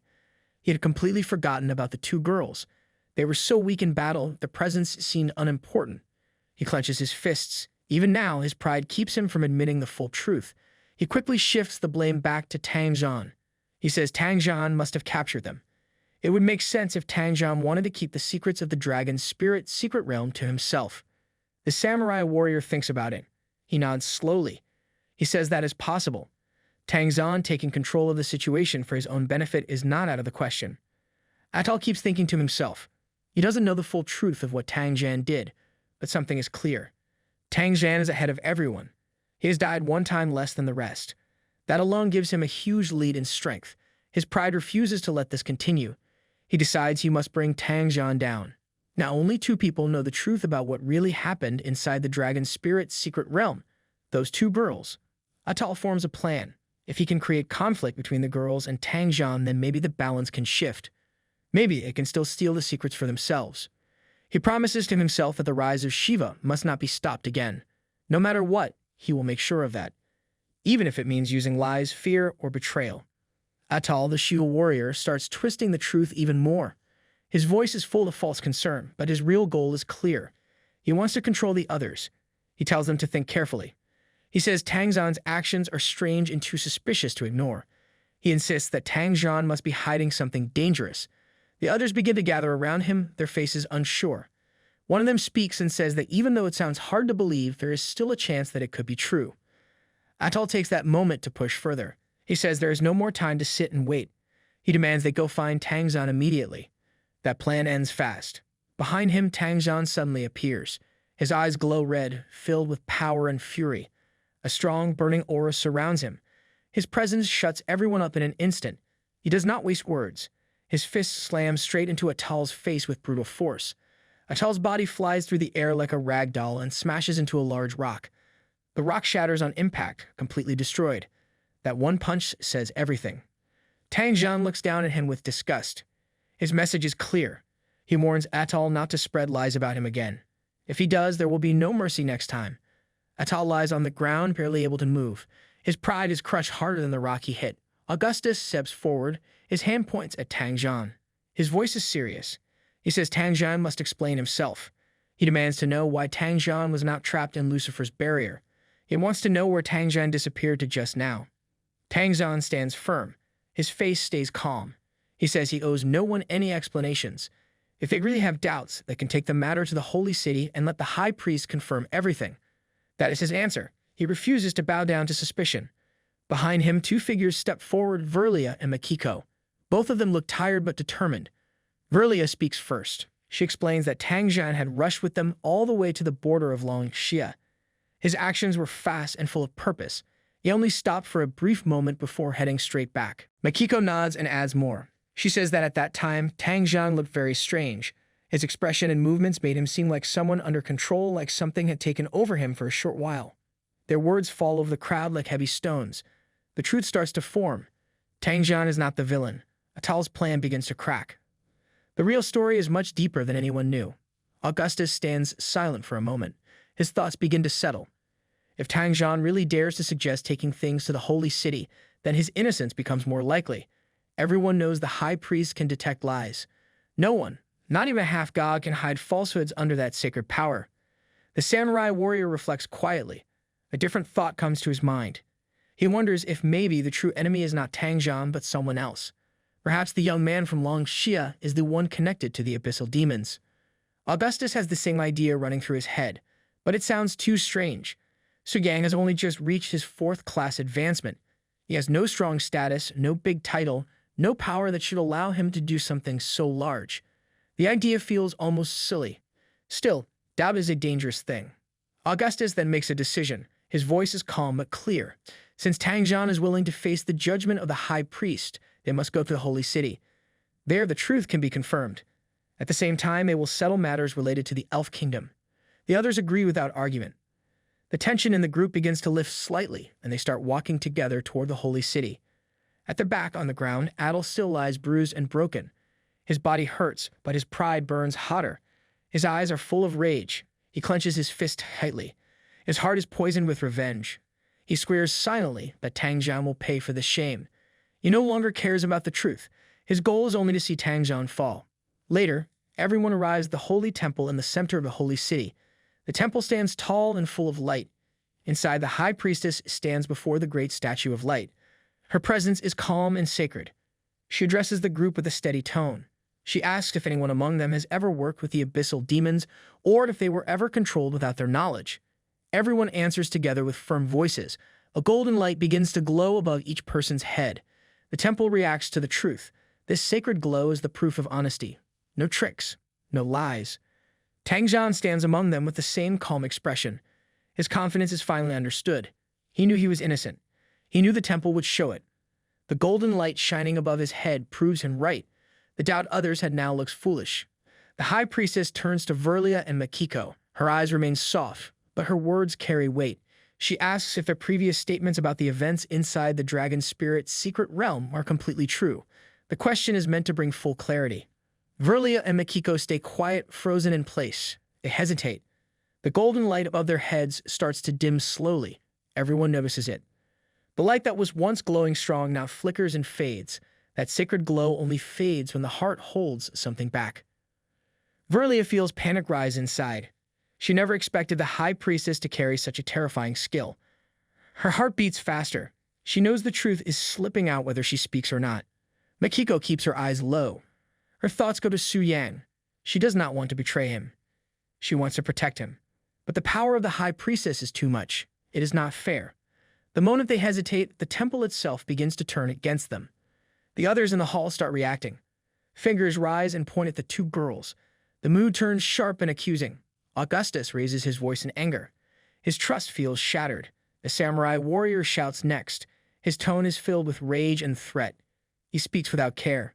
He does not want to hear excuses. Makiko stands in silence, her lips pressed together. Verlia clenches her hands. The crowd around them becomes a wall of judgment. Tang Jian watches the scene unfold. His thoughts grow heavy. He begins to wonder if this truly connects back to Su Yang. His mind recalls all the information he had gathered before. Every report, every source, every opinion painted Su Yang the same way: talented, kind, strong, loyal. He was never described as ruthless or evil. Tang Jian had seen no signs of corruption or greed. He reminds himself that even if Su Yang had any abyssal ties, he never harmed Tang Jian or the two girls. That alone is worth something. But if the final truth reveals that Su Yang is connected to the abyss, then the path forward becomes hard. Tang Jian wonders what must be done. Should he fight Su Yang? Should he end him before the damage spreads? Or is there still something left to trust? The high priestess speaks calmly. Her words cut through the noise. The lies have been exposed. There is no point hiding anything now. Holding back the truth any longer may bring consequences no one wants. If the two girls do not wish to speak in front of everyone, she offers them a choice. They may follow her to the confession room. There they can speak everything in private. She promises that she will make the final judgment herself. Verlia leans closer to Makiko and whispers. Her voice is low. She wonders if maybe, just maybe, there is a way for the truth they both carry to be seen clearly under the light of the high priestess. If that is the case, then perhaps something long buried can finally come out. Makiko nods. She has been thinking the same. The burden is too heavy now. They can no longer hide. Verlia lifts her head and addresses the high priestess.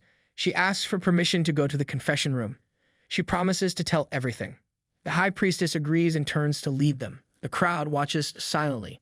Before stepping into the confession room, both Verlia and Makiko turn their heads. Their eyes lock onto the Shiva warrior. That look is cold. Their stare carries no fear. It is a silent warning. 10 minutes pass, and the heavy silence inside the holy temple finally breaks. The door to the confession room opens. The high priestess steps out with a firm expression. Behind her, Verlia and Makiko walk with steady steps. Their faces hold no fear now. They have said what needed to be said. The high priestess raises her staff and points it directly at the Shiva warrior. Her voice echoes through the temple like thunder. She demands a clear answer from Atal. She asks if he had ever worked together with his nation's shadow agent Vijanu and gave him orders to eliminate all participants inside the dragon spirit's secret realm. Her question is direct, yes or no. Atal's face twists in shock. His lips tremble. He cannot form a straight answer. His thoughts are a mess. He never expected this. He wonders how the high priestess knows. His eyes dart toward Verlia and Makiko. In his mind, they must be the ones who ruined everything. But then he quickly shakes the thought off. That cannot be. He knows they never captured Vijanu. He was sure he had covered his tracks. The high priestess continues speaking. She states that both Makiko Asuka and Verlia gave their full testimonies. According to them, it was Su Yang who found out about Vijanu's plot inside the secret realm. Su Yang uncovered the truth and dealt with Vijanu himself. The two girls were not involved in the actual fight. Now everything rests on this final question. If Su Yang is not guilty and the only one left is Vijanu, and if Vijanu took orders from someone, that person must be Atal. The high priestess repeats her demand. All Atal has to do is answer truthfully, yes or no. From behind the group, Poker speaks out with disbelief. He brings up Su Yang's current level. A 4th-class advancement should never be able to defeat a 6th-class warrior like Vijanu. That part confuses him. But Carolina cuts through the noise. She says that is not the important point. The real problem is Atal. She yells in anger, calling him out for plotting behind everyone's backs. Her voice is filled with disgust.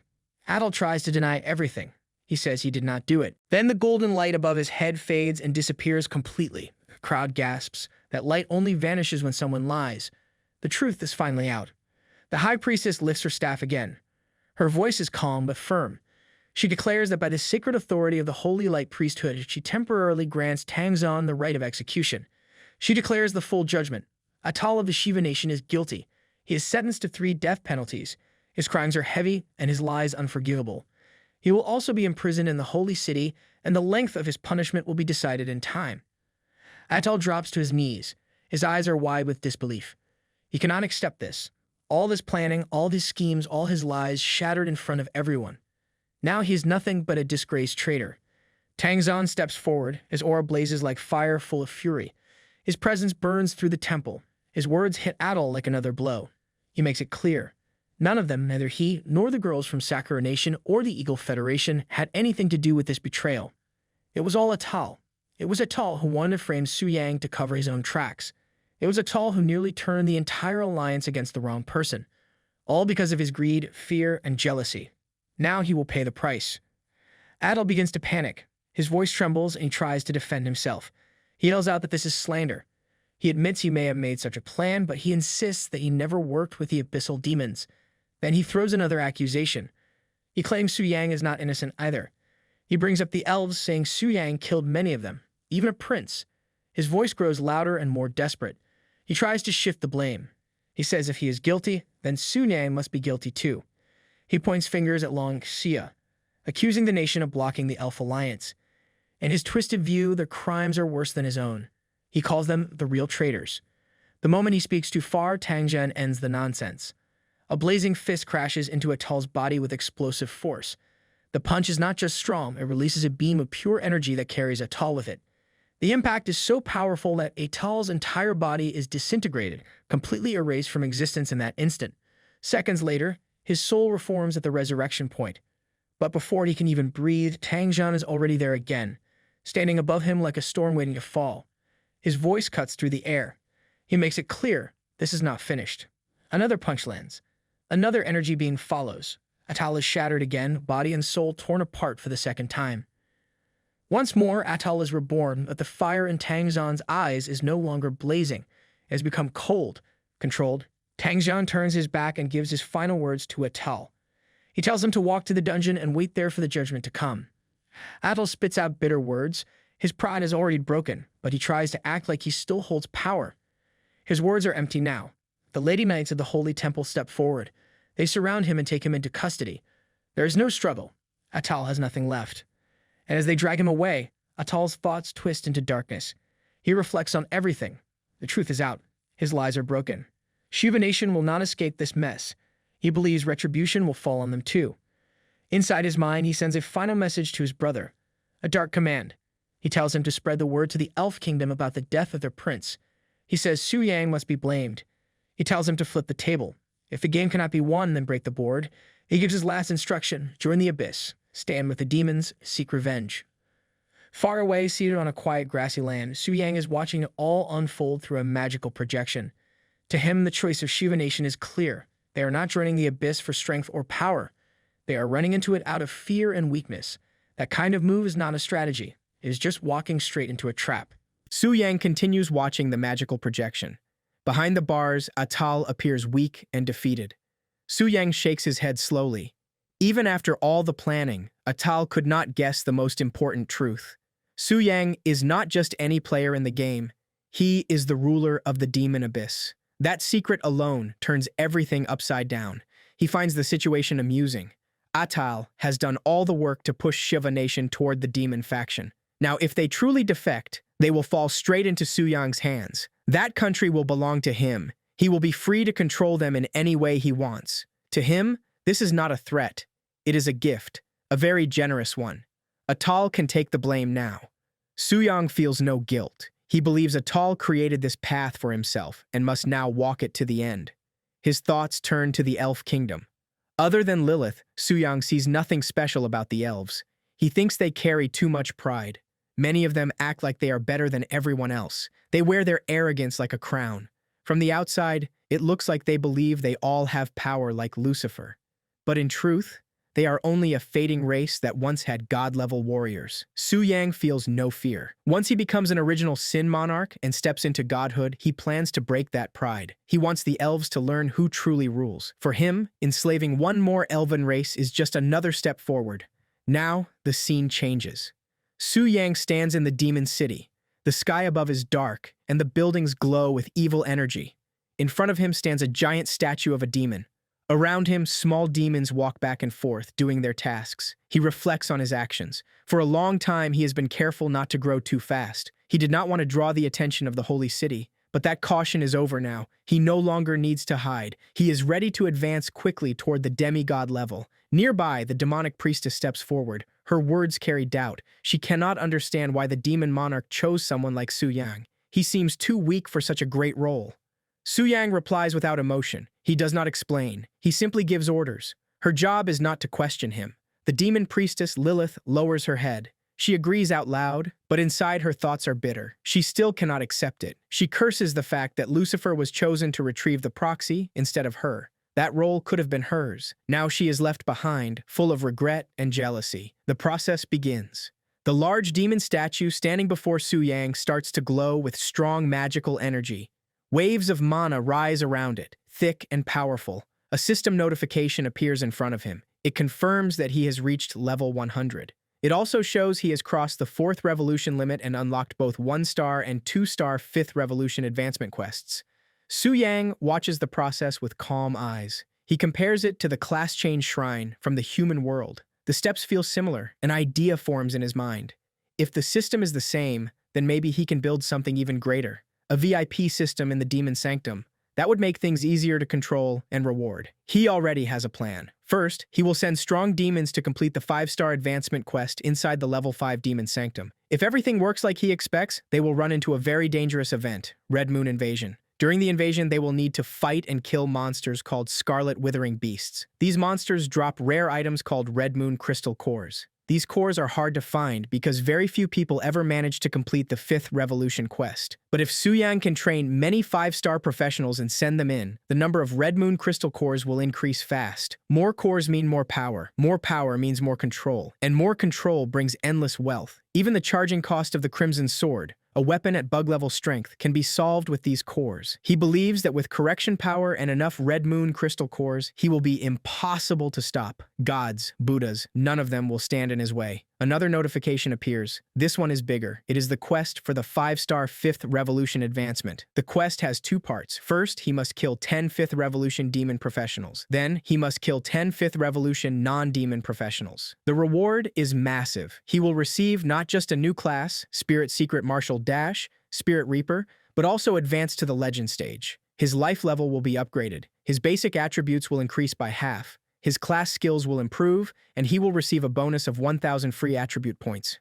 Su-yang reflects quietly. He knows a saying, when something big happens, people usually speak less. This quest is not simple. In fact, it is extremely difficult. Reaching this point already proves someone is among the chosen ones. But this quest separates even those few. It filters out the strongest from the strong. Fighting 5th Revolution professionals while only at the 4th Revolution is close to impossible for most. But for Su-yang, it is not a problem. He sees it as an easy job. He plans to take a simple walk through the Demon Abyss and finish the first part of the quest without effort. Meanwhile, at the Ganges Temple in Shiva Nation, a man is pacing in circles. His face shows stress, and his mind keeps racing. He is waiting for news, and the silence feels unbearable.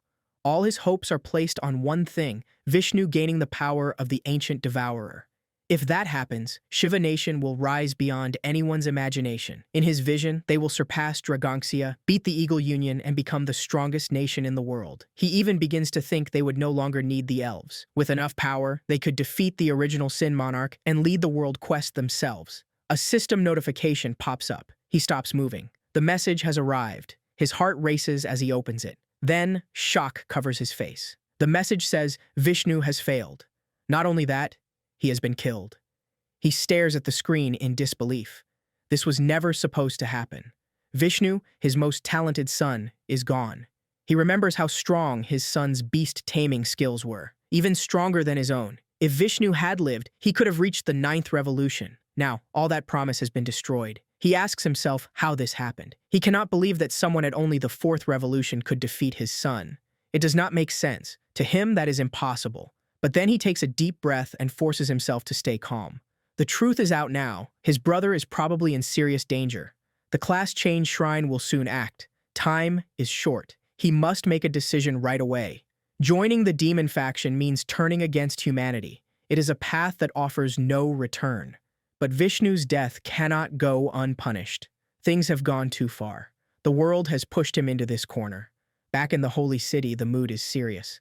The high priestess speaks again. She says that Atal has now been officially imprisoned. Then, she moves the discussion forward. Now they must speak once more about the young man, Su-yang. Augustus steps forward. His tone shows doubt. He says that someone like Su-yang, who is still at 4th Revolution, defeating a 6th Revolution warrior like Vishnu is already hard to believe. But killing a 7th Revolution elf prince named Eric, that sounds even more impossible. Verlia steps forward. She says she is telling the truth. Every word she spoke is real, and they should believe her. Augustus listens carefully, and then speaks with a calm tone. He says that he does not doubt the truth anymore, especially since the high priestess confirmed it. But still, the entire situation feels strange and hard to accept. He wants to understand everything clearly. He asks for a detailed explanation of what happened at that time. Virlia begins to explain. She describes what she saw. Su-yang used something, a strange item she had never seen before. That item affected Eric in a strange way. Even though Eric was fully conscious, he could not move. He could not use his weapons, activate his skills, or even react. The effect lasted the entire time they watched. It did not wear off. Poker listens and gives his thoughts. He says it sounds like a binding effect. But then he brings up an important point. Normally, when someone at a lower level fights someone stronger, their damage and control effects should weaken. That is a basic rule known to all professionals. Carolina agrees. She reminds everyone that the level suppression effect is real. That is why most people never try to fight above their level. The difference is just too big. Augustus reflects on this. Something feels off. He says that Su Yang must either be hiding his true power, or the item he used is not normal. It could be so strong that it ignores level suppression completely. His mind begins to consider another possibility, something even greater, but he stops before saying it aloud. Tang Zhan speaks up before the discussion drifts too far. He brings it back to the point. No matter what method Su Yang used, he believes it was not an attack without reason. It was a counterattack, not a random act of violence. From his view, Su Yang is not guilty. The samurai warrior joins in, but with a different view. He says that Su Yang may not be guilty in their eyes, but for the elf country, things are different. To them, Su Yang killed someone important. Voices begin to murmur around the hall. Some agree with Tang Zhan, saying Su Yang only defended himself. Others worry about the consequences. They say the elf country lost a prince inside the dragon spirit secret realm. Even if it was self-defense, the elves might not care. If no one gives them a proper explanation, the alliance could fall apart. The situation is more than just one fight. It could affect the peace between nations. Suddenly, the temple doors burst open. A priestess rushes in, her steps fast and her voice panicked. She calls out to the high priestess with urgency. The high priestess, calm but alert, asks her what has happened.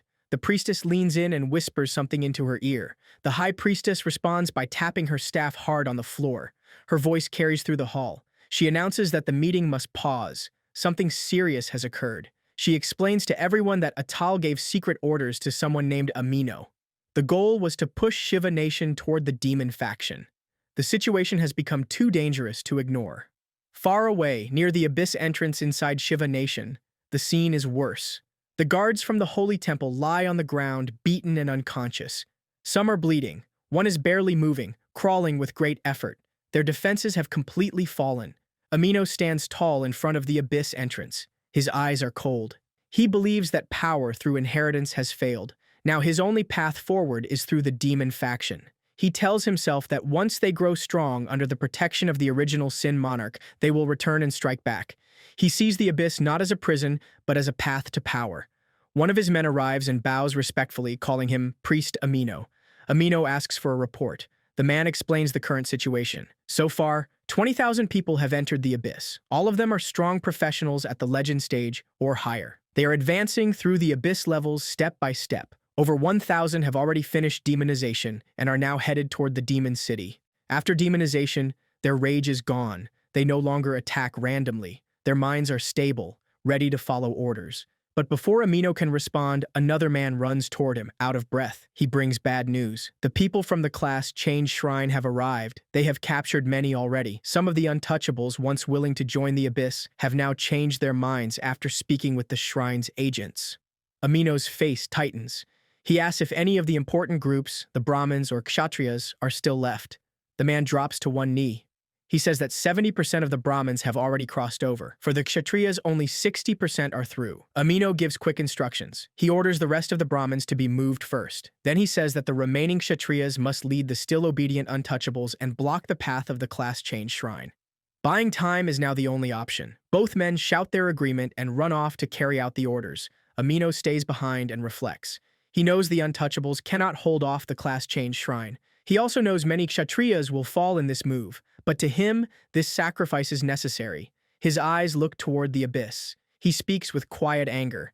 Everything that has been taken from him, he plans to reclaim it all. Not now, but soon. For now, he must fall back into the abyss and prepare. Inside the 20th layer of the demon abyss, most of the people from Shiva Nation have now completed their transformation. The area feels strange, but full of new energy. Many of them begin to speak about their changes. One person smiles and says his stats increased by around 4% after turning into a demon. Another person laughs and says he gained even more, around 6%. They all seem excited, proud of their new strength. More voices join in. One person says he still doesn't know what demons actually look like. Another turns to his friend and jokes about seeing succubi in the demon city. His friend laughs back, saying he hopes so and plans to enjoy himself if they are real. Someone then mentions the reason behind their shift. He says it was the class change shrine working with Dragongzia that pushed Shiva Nation into this situation. His voice holds anger. He thinks Dragongxia is jealous of Shiva Nation's progress and is trying to slow them down. His friend nods. He says it doesn't matter. Once they grow strong under the power of the original Sin Kings, they can strike back. His first goal will be to take down the people from Dragongxia. Another man joins in, sharing a rumor. He says that the elf country sees Shiva Nation in a good light. He believes that when the two nations form an alliance, Shiva Nation's status will rise even higher. Their conversation suddenly stops when a stranger walks toward them. Su Yang steps out of the shadows. The group stares at him. One man asks who he is. Su Yang gives a playful answer and says nothing clear. The man gets annoyed. Without warning, he sends a flame attack towards Su Yang. The flames explode on contact and smoke fills the area. But when the smoke fades, Su Yang is standing there, completely fine. His health is untouched. The number shows full, 100%. No damage at all. He then speaks calmly. He tells the crowd not to worry. He is not there to fight. He says he is a guide from the Demon City, sent to help new members find their way. The people from Shiva Nation think about the word guide. It sounds familiar, and they begin to relax. Su Yang explains more. He says he was one of the first to join the demon faction. The demon high priest gave him the task of guiding others. His role is to help them move through the abyss safely and reach the demon city. The leader of the group nods. Everything now makes sense. He gives a signal to follow. He asks Su Yang to lead the way forward. Su Yang walks ahead with a calm expression and tells the group to follow him. The group from Shiva Nation follows closely. He leads them through winding paths, deeper into the abyss, until they reach a large city glowing with dark energy. He stops in front of the entrance and turns to face them. He explains that this place is the Demon City. As the demon faction continues to grow, more cities like this will appear. He compares it to the holy city in the real world, the central place for those connected to the class change shrine. He then guides them to a statue standing tall in the middle of the city. He explains that this is the Demon Saint statue. Right now, it is the only resurrection point for demon faction professionals. If anyone from their side dies, they can return here. The leader of the group looks around with interest. He seems impressed. He says the demon abyss is far more exciting than he expected. He turns to Su Yang and asks where he is from. He wants to know if Su Yang comes from Sakura country, Bangzi, or Dragongxia. Su Yang replies that he is from Dragongxia. The leader smiles and seems to relax more. He says it's good to see a fellow from Dragongxia. His tone is friendly, almost too casual. Another person in the group speaks up. He asks Su Yang if there are any special rules in this city, rules like the ones in the real world, where professionals are not allowed to fight each other inside cities. Su Yang confirms that there are rules. Inside the Demon City, fighting is forbidden. Anyone who starts a fight will be punished by the Demon High Priest. He says the punishment is horrible and no one would want to face it. Then the leader asks another question. He wants to know what happens outside the city. Su Yang answers that the abyss has no such rules. Outside the city walls, the strong rule over the weak. There is no mercy out there. The leader hears this and grins. His mind is already thinking of future hunts, of power and control. Suddenly, one of his men notices something strange. Su Yang is doing something quietly. He is holding a short sword and slowly wiping it clean. The man asks what he is doing. Su Yang lifts his head. His voice is calm. His face shows no emotion. He says he is getting ready to kill them. Then, in one smooth motion, he steps forward and swings his blade. The leader's head falls in a single clean strike. One of the men yells in shock, thinking Su Yang is playing some kind of cruel trick. The rest prepare to fight back, anger and fear rising fast, but they are too slow. Su Yang moves faster than their eyes can follow. His blade cuts through the air with perfect precision. In the blink of an eye, more heads fall to the ground. Only one man remains alive. He is not brave. He crawls backward, half sitting in a corner, shaking. His voice is full of fear as he begs Su Yang to stop. He asks if Su Yang has lost his mind and reminds him about the rules, the punishment from the demon high priest for attacking inside the city. Su Yang walks toward him slowly. His voice stays calm and steady. He explains that it is true, the demon high priest punishes those who break the rules inside the demon city. But in this case, Su Yang doesn't follow the rules. He is the rules. Then there is a sharp sound, the flash of a strike, and blood covers the ground. The final man dies instantly, his plea forgotten. A few moments later, all the dead professionals from Shiva Nation reappear at the demon resurrection point. Their faces are full of terror. No one stops to think. They just run. Panic takes over as they shout to each other. Their goal is clear: find Lord Amino and report what just happened. But they are not fast enough. Floating in the air ahead of them, Su Yang is already there, waiting. His voice cuts through their panic. He tells them they are not leaving. Since they have arrived, they will stay. Before anyone can respond, he strikes again. One by one, they fall. A system notification appears. It shows the current progress of his quest. He has now completed 5 kills against Demon Faction 5th Revolution professionals. The second part, killing non-demon 5th Revolution professionals, is still untouched. Su Yang watches the update and thinks quietly to himself. The people from Shiva Nation are more than enough to help him finish this task. He plans to keep hunting until the quest is complete. He wants to finish the 5th Revolution advancement within 1 day.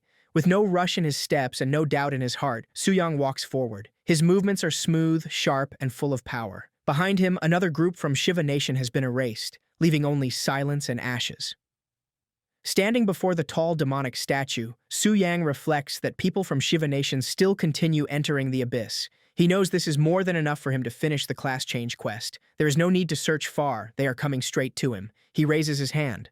A purple flame appears in his palm, burning with cold energy. Without hesitation, he releases it onto another group. The fire swallows them in seconds, another batch gone. He stays focused. He reminds himself that there is still work to do. The 5th Revolution advancement quest must be completed before the day ends. The hunt continues. From a distance, Demon Priestess Lilith watches him. Her eyes stay on Su Yang. She studies every movement. In her mind, she reflects that the monarch's choice really is unusual. Su Yang, despite being only at 4th Revolution, has the power to kill those 2 ranks above him. That should be impossible. Still, she does not fully understand the monarch's goal. Maybe Su Yang is supposed to help the monarch awaken faster, but she doubts someone who looks so weak and ordinary can carry such a role.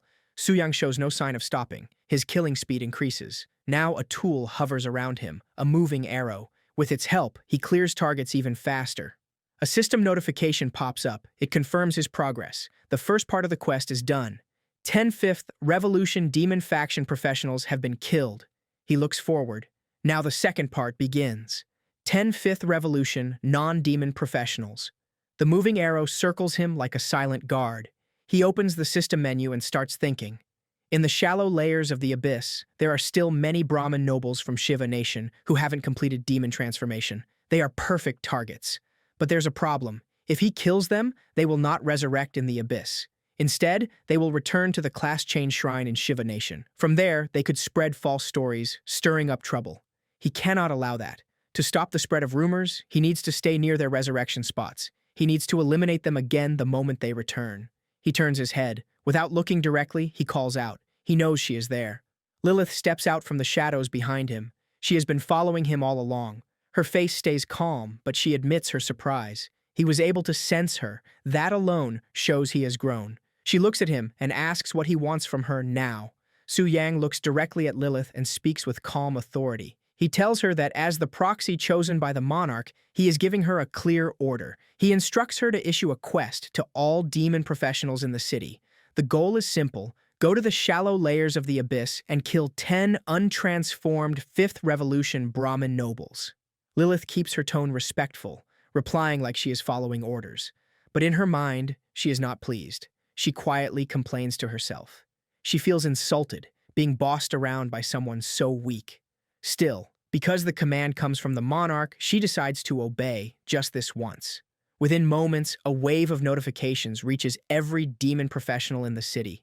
They all pause for a moment to check their systems. Then they begin to whisper to each other with excited faces. One laughs and says a new quest has arrived. Another one jokes that their boss must really dislike the Brahmins. A third one encourages everyone to join in. The group of professionals, filled with energy, rushes toward the shallows of the abyss. They quickly find the Brahmin nobles. Without hesitation, they attack. The Brahmins are caught off guard and panic. They run in every direction, shouting and demanding to know why they are being targeted. One of them begs for mercy, saying they are already part of the demon faction. But the response is cold. The demon professional simply apologizes, then strikes. Soon, the Brahmins die and resurrect again. This time, they appear not in the abyss, but back at the resurrection point inside Shiva Nation. Their faces are red with anger and frustration. One of them curses the demon professionals, calling them mad. Another realizes the problem. They now have to pass through the defenses of the class change shrine again if they want to re-enter the abyss. That place must be guarded heavily now. A third one has an idea. He suggests using sudras as human shields. His friend agrees. He believes the soldiers at the shrine will not attack if there are innocent hostages in front of them. Another one, smiling cruelly, adds that untouchables are just tools anyway. In his mind, sacrificing them for re-entry is perfectly acceptable. He even believes they should feel proud to be used this way. But before they can plan anything further, a sword cuts through the air. In a single moment, their heads fall. Blood sprays across the ground. So Yang is standing there, sword in hand. His eyes are steady. He watches them fall and reflects silently. At first, he felt a bit guilty. But now, after hearing their words, he feels none. These people are nothing more than pests. Removing them is doing the world a favor. The people from Shiva Nation resurrect once more. Their faces are tired and full of dread. But before they can make a plan, Su Yang already sees them from where he stands. His tone is casual. He simply says it's time to continue the assembly line work. Time passes.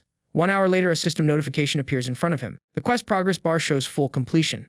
10 demon faction professionals, done. 10 non-demon faction professionals, done. Both objectives complete. So Yang stands calmly between the fallen bodies scattered around him. All of them are from Shiva Nation. Blood stains the ground. He looks around and speaks without emotion. The task is done. Nothing more, nothing less. Another notification pops up. This time it is even more important. It confirms that the 5th Revolution Advancement quest is finished. But that's not all. A hidden class change quest activates immediately. It is part 3 of a secret series, Song of Darkness. The quest introduction is short, but heavy with meaning. It speaks of a blood-blessed ritual that tempts people with power. Those who chase that power fall deeper into darkness, seeking more. The requirement appears next. So Yang must go alone to a deep lair of the abyss. There he has to kill a native demon boss called Abyss Roar. This boss is star rank. Very powerful. After killing it, So Yang must take the crystal core it drops and fuse it with the power of wrath. So Yang smiles slightly. Finally, the hidden quest he was waiting for has arrived. He thinks back to his last hidden quest. That time, he was supposed to collect essence blood from the rock abyss earth dragon, but he replaced it with black dragon essence blood instead. This time, it involves wrath. He wonders if he could skip the core and directly use the dark origin power of the original Sin Monarch. He imagines the result. If that works, the power gain would be beyond normal limits. He stops thinking and moves toward the next target. A grand door stands ahead. He opens it and steps through with purpose. Inside, he summons a creature, a massive legendary black dragon. The beast appears with a loud roar, its presence shaking the ground. Nearby, one of the demon professionals catches sight of the giant dragon. His eyes go wide. Fear takes over instantly. He turns and starts to run, shouting to the others. He knows one thing for sure. This is bad news. So Yang finally arrives at the deep lair of the abyss. Standing before him is the powerful boss known as Abyss Roar. It is a star-ranked native demon towering with strength. Its level reads 1 in 50. Its body is huge and glowing, filled with flowing lava. Every movement it makes sends heat into the air. The demon boss glares at Su Yang and speaks with rage. It cannot believe someone would come here alone to challenge it. It demands to know who dares interrupt its rule. So Yang, calm and confident, holds his legendary sword with one hand. His stance is relaxed, but his eyes are sharp. He doesn't bother with introductions. He simply states that he has no time for useless talk and is ready to fight. The demon boss becomes furious. It shouts, thinking Su Yang is overconfident.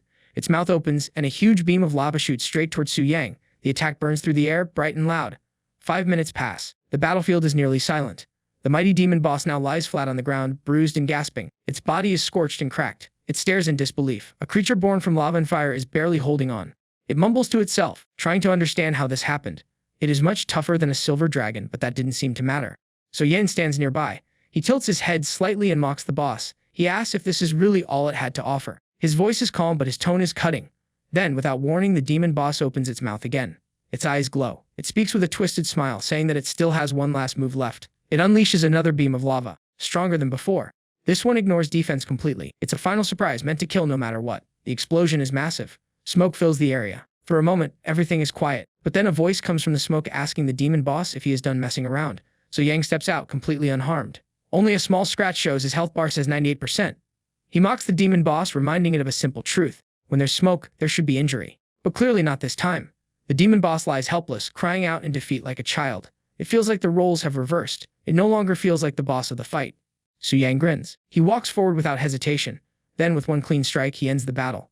The fight is over, and there is no doubt left. The real boss of this place is Su Yang. Su Yang picks up the crystal core he obtained from the demon. He looks at it closely, noting that this is the crystal core mentioned in the hidden quest. He feels a little indifferent, thinking that he would have been excited about it in the past, but now it just doesn't seem to matter much. He saves the core into his inventory, then leaps onto his legendary black dragon. He thinks to himself about the power of the original Sin Monarch. To gain it, he knows he needs to go to the bottom of the abyss, but he can't go yet. The connection hasn't refreshed, so his only option is to give the power to the original Sin Kings first. Then they will transfer the power to him when the time comes. He has no choice but to wait until tomorrow. Later in Demon City, Su Yang arrives at his private residence. The demon workers are busy taking care of their tasks. The elf princess spots him and immediately runs towards him, clearly relieved to see him. She asks him where they are.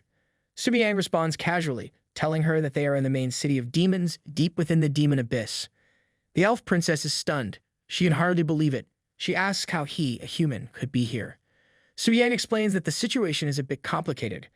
He adds that he heard the elf kingdom has started investigating her again. To keep her safe, he brought her here. He assures her that everything is taken care of and she will be safe with him. The demon workers here will handle her daily needs. The twin demon sisters who are standing behind Su Yang speak up. They offer to help her with anything she needs, assuring her that she can ask them anything without hesitation.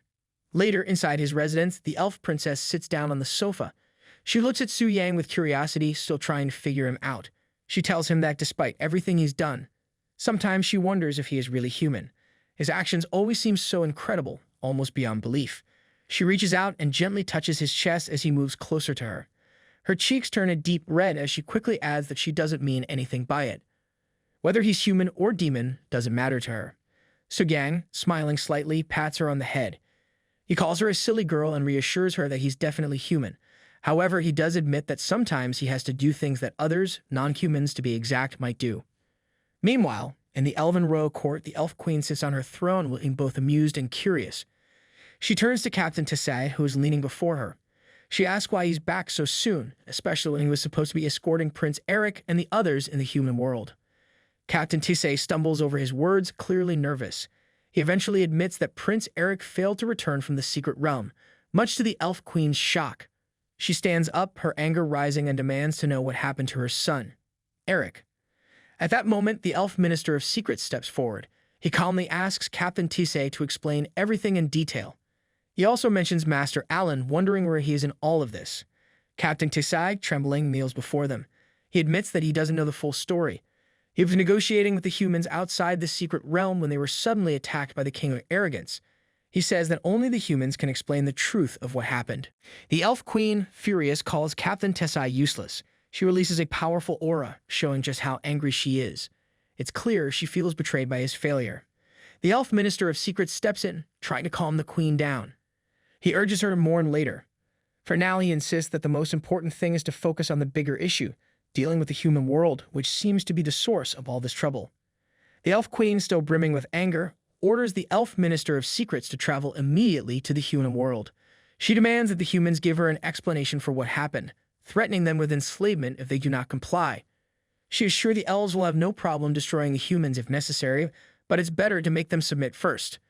The Elf Minister of Secrets, along with his fellow ministers, bows deeply, eager to carry out the Queen's commands. They leave with no hesitation, determined to get answers from the humans, even if it means making threats to get what they want. Back in the Holy Temple, the High Priestess is deep in thought as she leads the roundtable discussion with the human heroes. The situation is growing more complicated by the minute. She reflects on how the Pandora's box of Shiva Nation has finally been opened. Now that the world sees how much power the Shiva Nation gained by siding with the Abyss demons, others will likely follow suit. She fears that this will lead to chaos everywhere. Who will stop the Red Moon's invasion if the world falls into disorder? The High Priestess knows the gravity of the situation, but she can't help but wonder who will be able to defend against such a massive threat. At that moment, a panicked priestess rushes the High Priestess, informing her that elves from the Elf Kingdom have appeared outside the Holy City. The news is unexpected, and the High Priestess can't help but feel alarmed by their quick arrival. Then the sound of footsteps grows louder. The Elf Minister of Secrets storms into the room with a group of elves behind him. He demands that the humans take responsibility for what he claims is their fault. His tone is harsh and impatient, making it clear that he doesn't care about anything other than getting results. He orders the humans to turn over the so-called murderers who killed Prince Eric and Master Alan. His threats are clear. If the humans refuse, the elves will turn from allies to enemies, ready to enslave them. Carolina and Poker both ask Carl what is going on and what he means by this. The High Priestess directs a sharp warning at the Elf Minister of Secrets, Mr. Carl Lawrence. She tells him to watch his words carefully, not hiding the clear disapproval in her voice. She continues, stating that while the Elf Temple may have opened God rank class changes, it has been 2 centuries since the last God rank elf appeared. In all those years that God might have already fallen. She questions his confidence, pointing out that as a fellow godless race, the elves have no right to act so superior. Carl Lawrence responds with a smirk, admitting she's right. However, he quickly tries to regain his confidence by listing the elves' strength. He mentions they have a level 500 demigod and 2 others over level 450. He even takes pride in being one of them, revealing his own stats. His status window shows that he's a level 453 elf Grand Arcane Mage who has gone through 9 revolutions. The human heroes, stunned by this, react strongly. Tang Zhen slams his fist on the table, gritting his teeth. He scoffs at the mention of level differences, stating that level suppression doesn't mean much. He believes that as long as the enemy isn't a god, there's always a chance to win. Overcoming the strong with the weak is something Dragancia has done time and time again throughout history. He challenges the elves, saying if they refuse to form an alliance with them to fight the abyss demons and instead want to invade, they're welcome to try. Carl Lawrence doesn't seem impressed by the challenge. He smirks again, saying that level suppression isn't the only factor. He reveals the elves also possess 2 powerful artifacts and enough equipment to make them a real threat. The mood in the room shifts, and the faces of the human heroes show a sense of hopelessness as they realize the full extent of the elves' power. Carl Lawrence, clearly enjoying the shift in tone, points out that it seems the humans are starting to understand. He then asks about Shiva Nation, mentioning that he heard Captain Teste say they were sincere. He asks which of the humans present represents the Shiva Nation. The High Priestess responds quickly, making it clear that Shiva Nation no longer belongs to the human world. She says they have chosen to degrade themselves and ally with the abyss demons, completely turning their backs on humanity. Carl Lawrence laughs coldly, mocking the humans for thinking they are united. He comments that it's a shame to see such disarray. He demands to know who is most sincere in seeking an alliance and is ready to hand over the murderer. Takagawa, ever the obedient worker, stands up and walks toward Carl Lawrence. He points out that he knows who the murderer is and immediately names Su Yang from Dragancia. His words hang in the air like a poisonous arrow aimed directly at Su Yang. Tang Zhen, filled with rage, stands up quickly, his fists clenched tightly. His teeth grind in anger as he glares at Takagawa. He cannot believe that someone from their side would betray them like this. Takagawa, acting like a well-trained pet, adds that Tang Zhen is the representative of Dragancia and the highest level among the humans. He further explains that it was Tang Zhen's strength that caused him to refuse their decision to send Su Yang to Carl Lawrence's world. Takagawa's words feel like a knife in Tang Zhen's back, showing just how far he is willing to go to please Carl Lawrence. Carl Lawrence looks at Tang Zhen, his face hardening as he asks for the serious tone where Su Yang is. Tang Zhen, though furious, refuses to answer. His lips are sealed. Carl Lawrence, now seething with anger, changes his approach. He shifts into a fighting stance and activates his arcane convergence, preparing for a more forceful method of questioning. He asks again if Tang Zhen is looking for death, threatening him with his power. The High Priestess, watching this situation unfold, sharpens her gaze and tells Carl Lawrence that he can certainly try, but he may find it more difficult than he expects. Her confidence is clear, and she is unafraid. Carl Lawrence, momentarily backing off, clicks his tongue in irritation. He then brings up the survivors of the secret realm, asking where they are. Takagawa, eager to please, points to the 2 girls standing nearby. He claims they are the ones who can provide the information about Su Yang's crimes. Lady Makiko Asuko is stunned. She cannot believe that Takagawa, their own representative, would betray them. Her voice shakes as she addresses him, asking how he could do such a thing. She mentions that even Lord Augustus couldn't achieve this, and there's a helplessness in her eyes as she looks at Takagawa.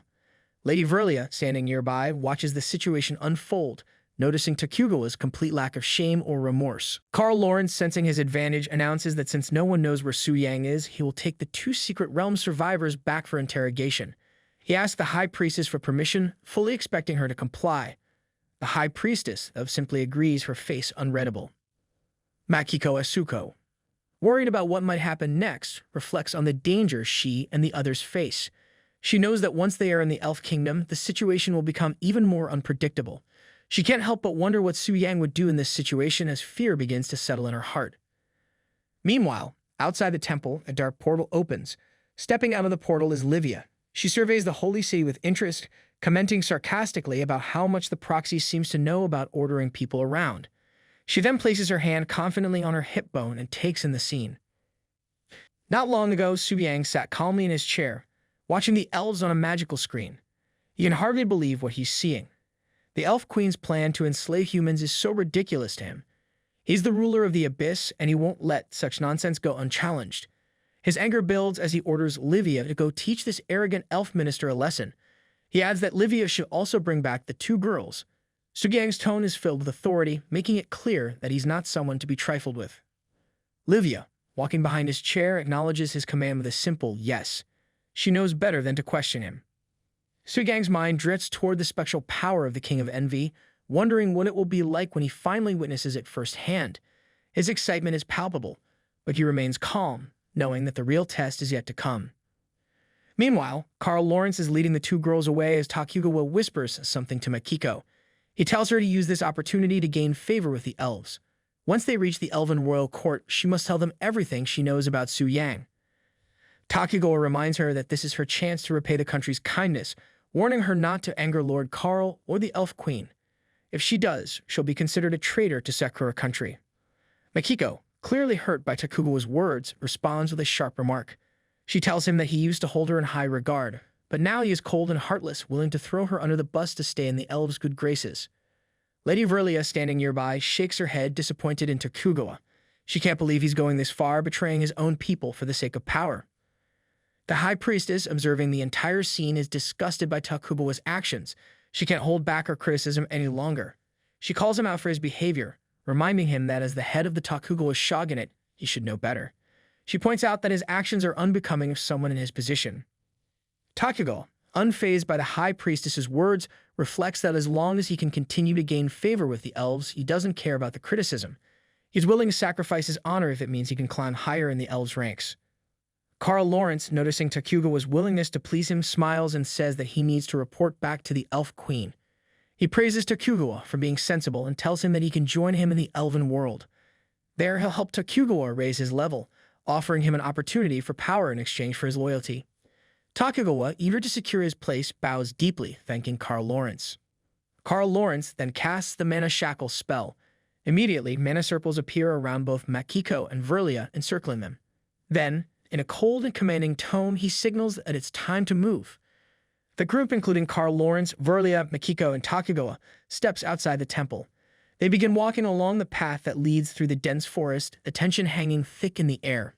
Takugawa, eager to please and take advantage of the situation, asks Carl Lawrence what he plans to do if Tang Zhen refuses to hand over the murderer of Prince Eric. Carl Lawrence's response is casual, almost dismissive.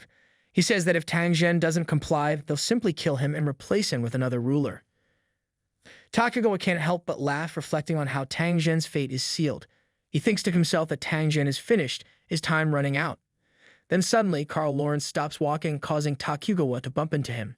Carl Lawrence's gaze is fixed upwards, and Takugawa follows his line of sight, curious. Livia hovers above them, her presence radiating power. Takugawa is taken aback and asks who she is, not recognizing her. Carl Lawrence, equally stunned, looks up at Livia, unable to see her status panel.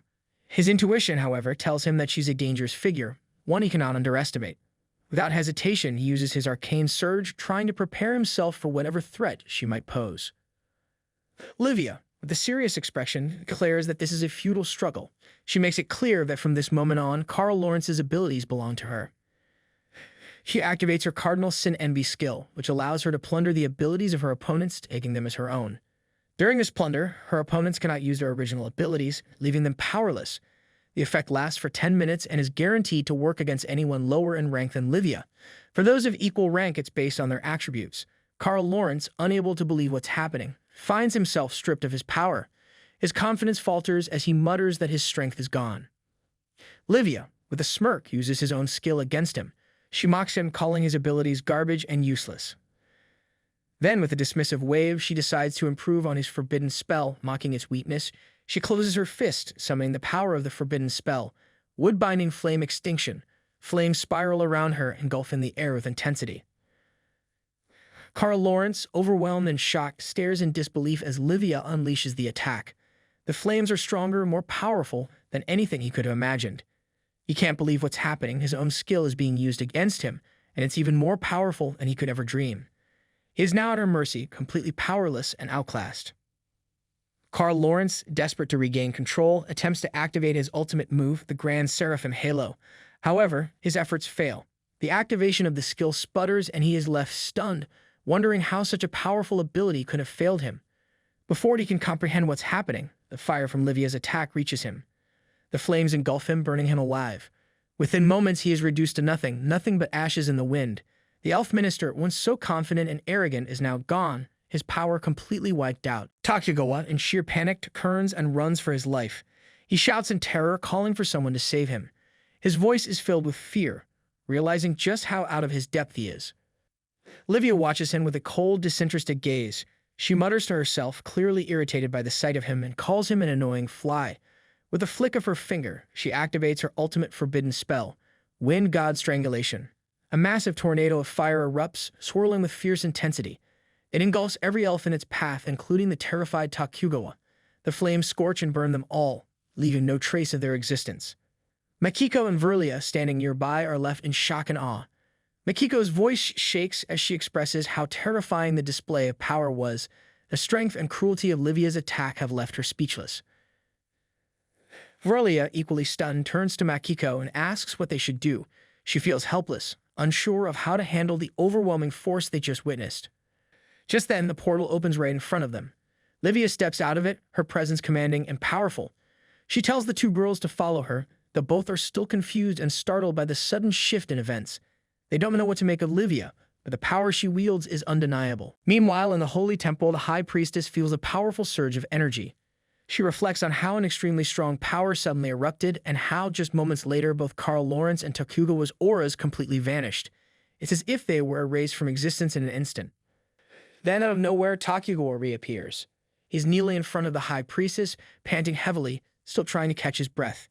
His body is trembling from the terrifying experience he just went through. He can hardly believe he's still alive after what happened. The High Priestess, surprised, asks him what just occurred. Tokugawa, still trembling from the terrifying experience, tries to explain what happened. He tells the High Priestess that shortly after he and Lord Carl left, they encountered an unidentified woman. This woman was unlike any they had ever seen. Not only could she seal their abilities, but she also had the power to use Carl's own abilities against them. In the blink of an eye, both of them were killed instantly. Tokugawa still can't believe how quickly it happened. The High Priestess, sensing the gravity of the situation, listens carefully. She calmly reflects on what Tokugawa has said, then remarks that this kind of power is far beyond what a mere Ninth Revolution demigod should possess. A sudden realization hits her, and she wonders if this woman is another king of original sin who has come to the human world. The thought shakes her, but she pushes forward with her line of questioning. She asks Tokugawa about Makiko Ishida and Verlia, both of whom are mysteriously absent. The High Priestess wonders why she hasn't seen them yet, considering the chaos unfolding around them. Tokugawa, still shaken, responds that both he and Lord Carl were killed instantly. If they couldn't survive, he believes there's no way those two girls could have either. The thought of their possible fate hangs heavily in the air, but he is unable to offer any comforting answers. Then something clicks in the High Priestess's mind, and she's startled by the realization. She recalls that Makiko Ishida and Verlia weren't killed by Lucifer outside the dragon spirit's secret realm either. Back then, it was assumed that Atoll was behind it, trying to frame Dragancia for colluding with the Abyss. But now, Atoll is sealed in the Holy City prison, which makes things even more puzzling. If the two girls weren't killed by a king of original sin this time, then who is behind it? Tokugawa, his eyes wide, suddenly connects the dots. He wonders aloud if it could only be Su Yang, the center of all these strange and dangerous events. The pieces are beginning to fall into place, and he can no longer deny the possibility. The High Priestess, still deep in thought, begins to voice her concern. She wonders if it could be that the kings of original sin are now acting under the orders of Su Yang. I hope that you liked today's video, and if you did, hit that like button as today's goal is 1,500 likes. Comment next part down below for the next part. Also, consider subscribing with the notification bell on to get notified as soon as a new video drops onto the channel. You can also join the channel to support me financially and watch videos before public release. I'll meet you in the next video. Until then, thanks for watching.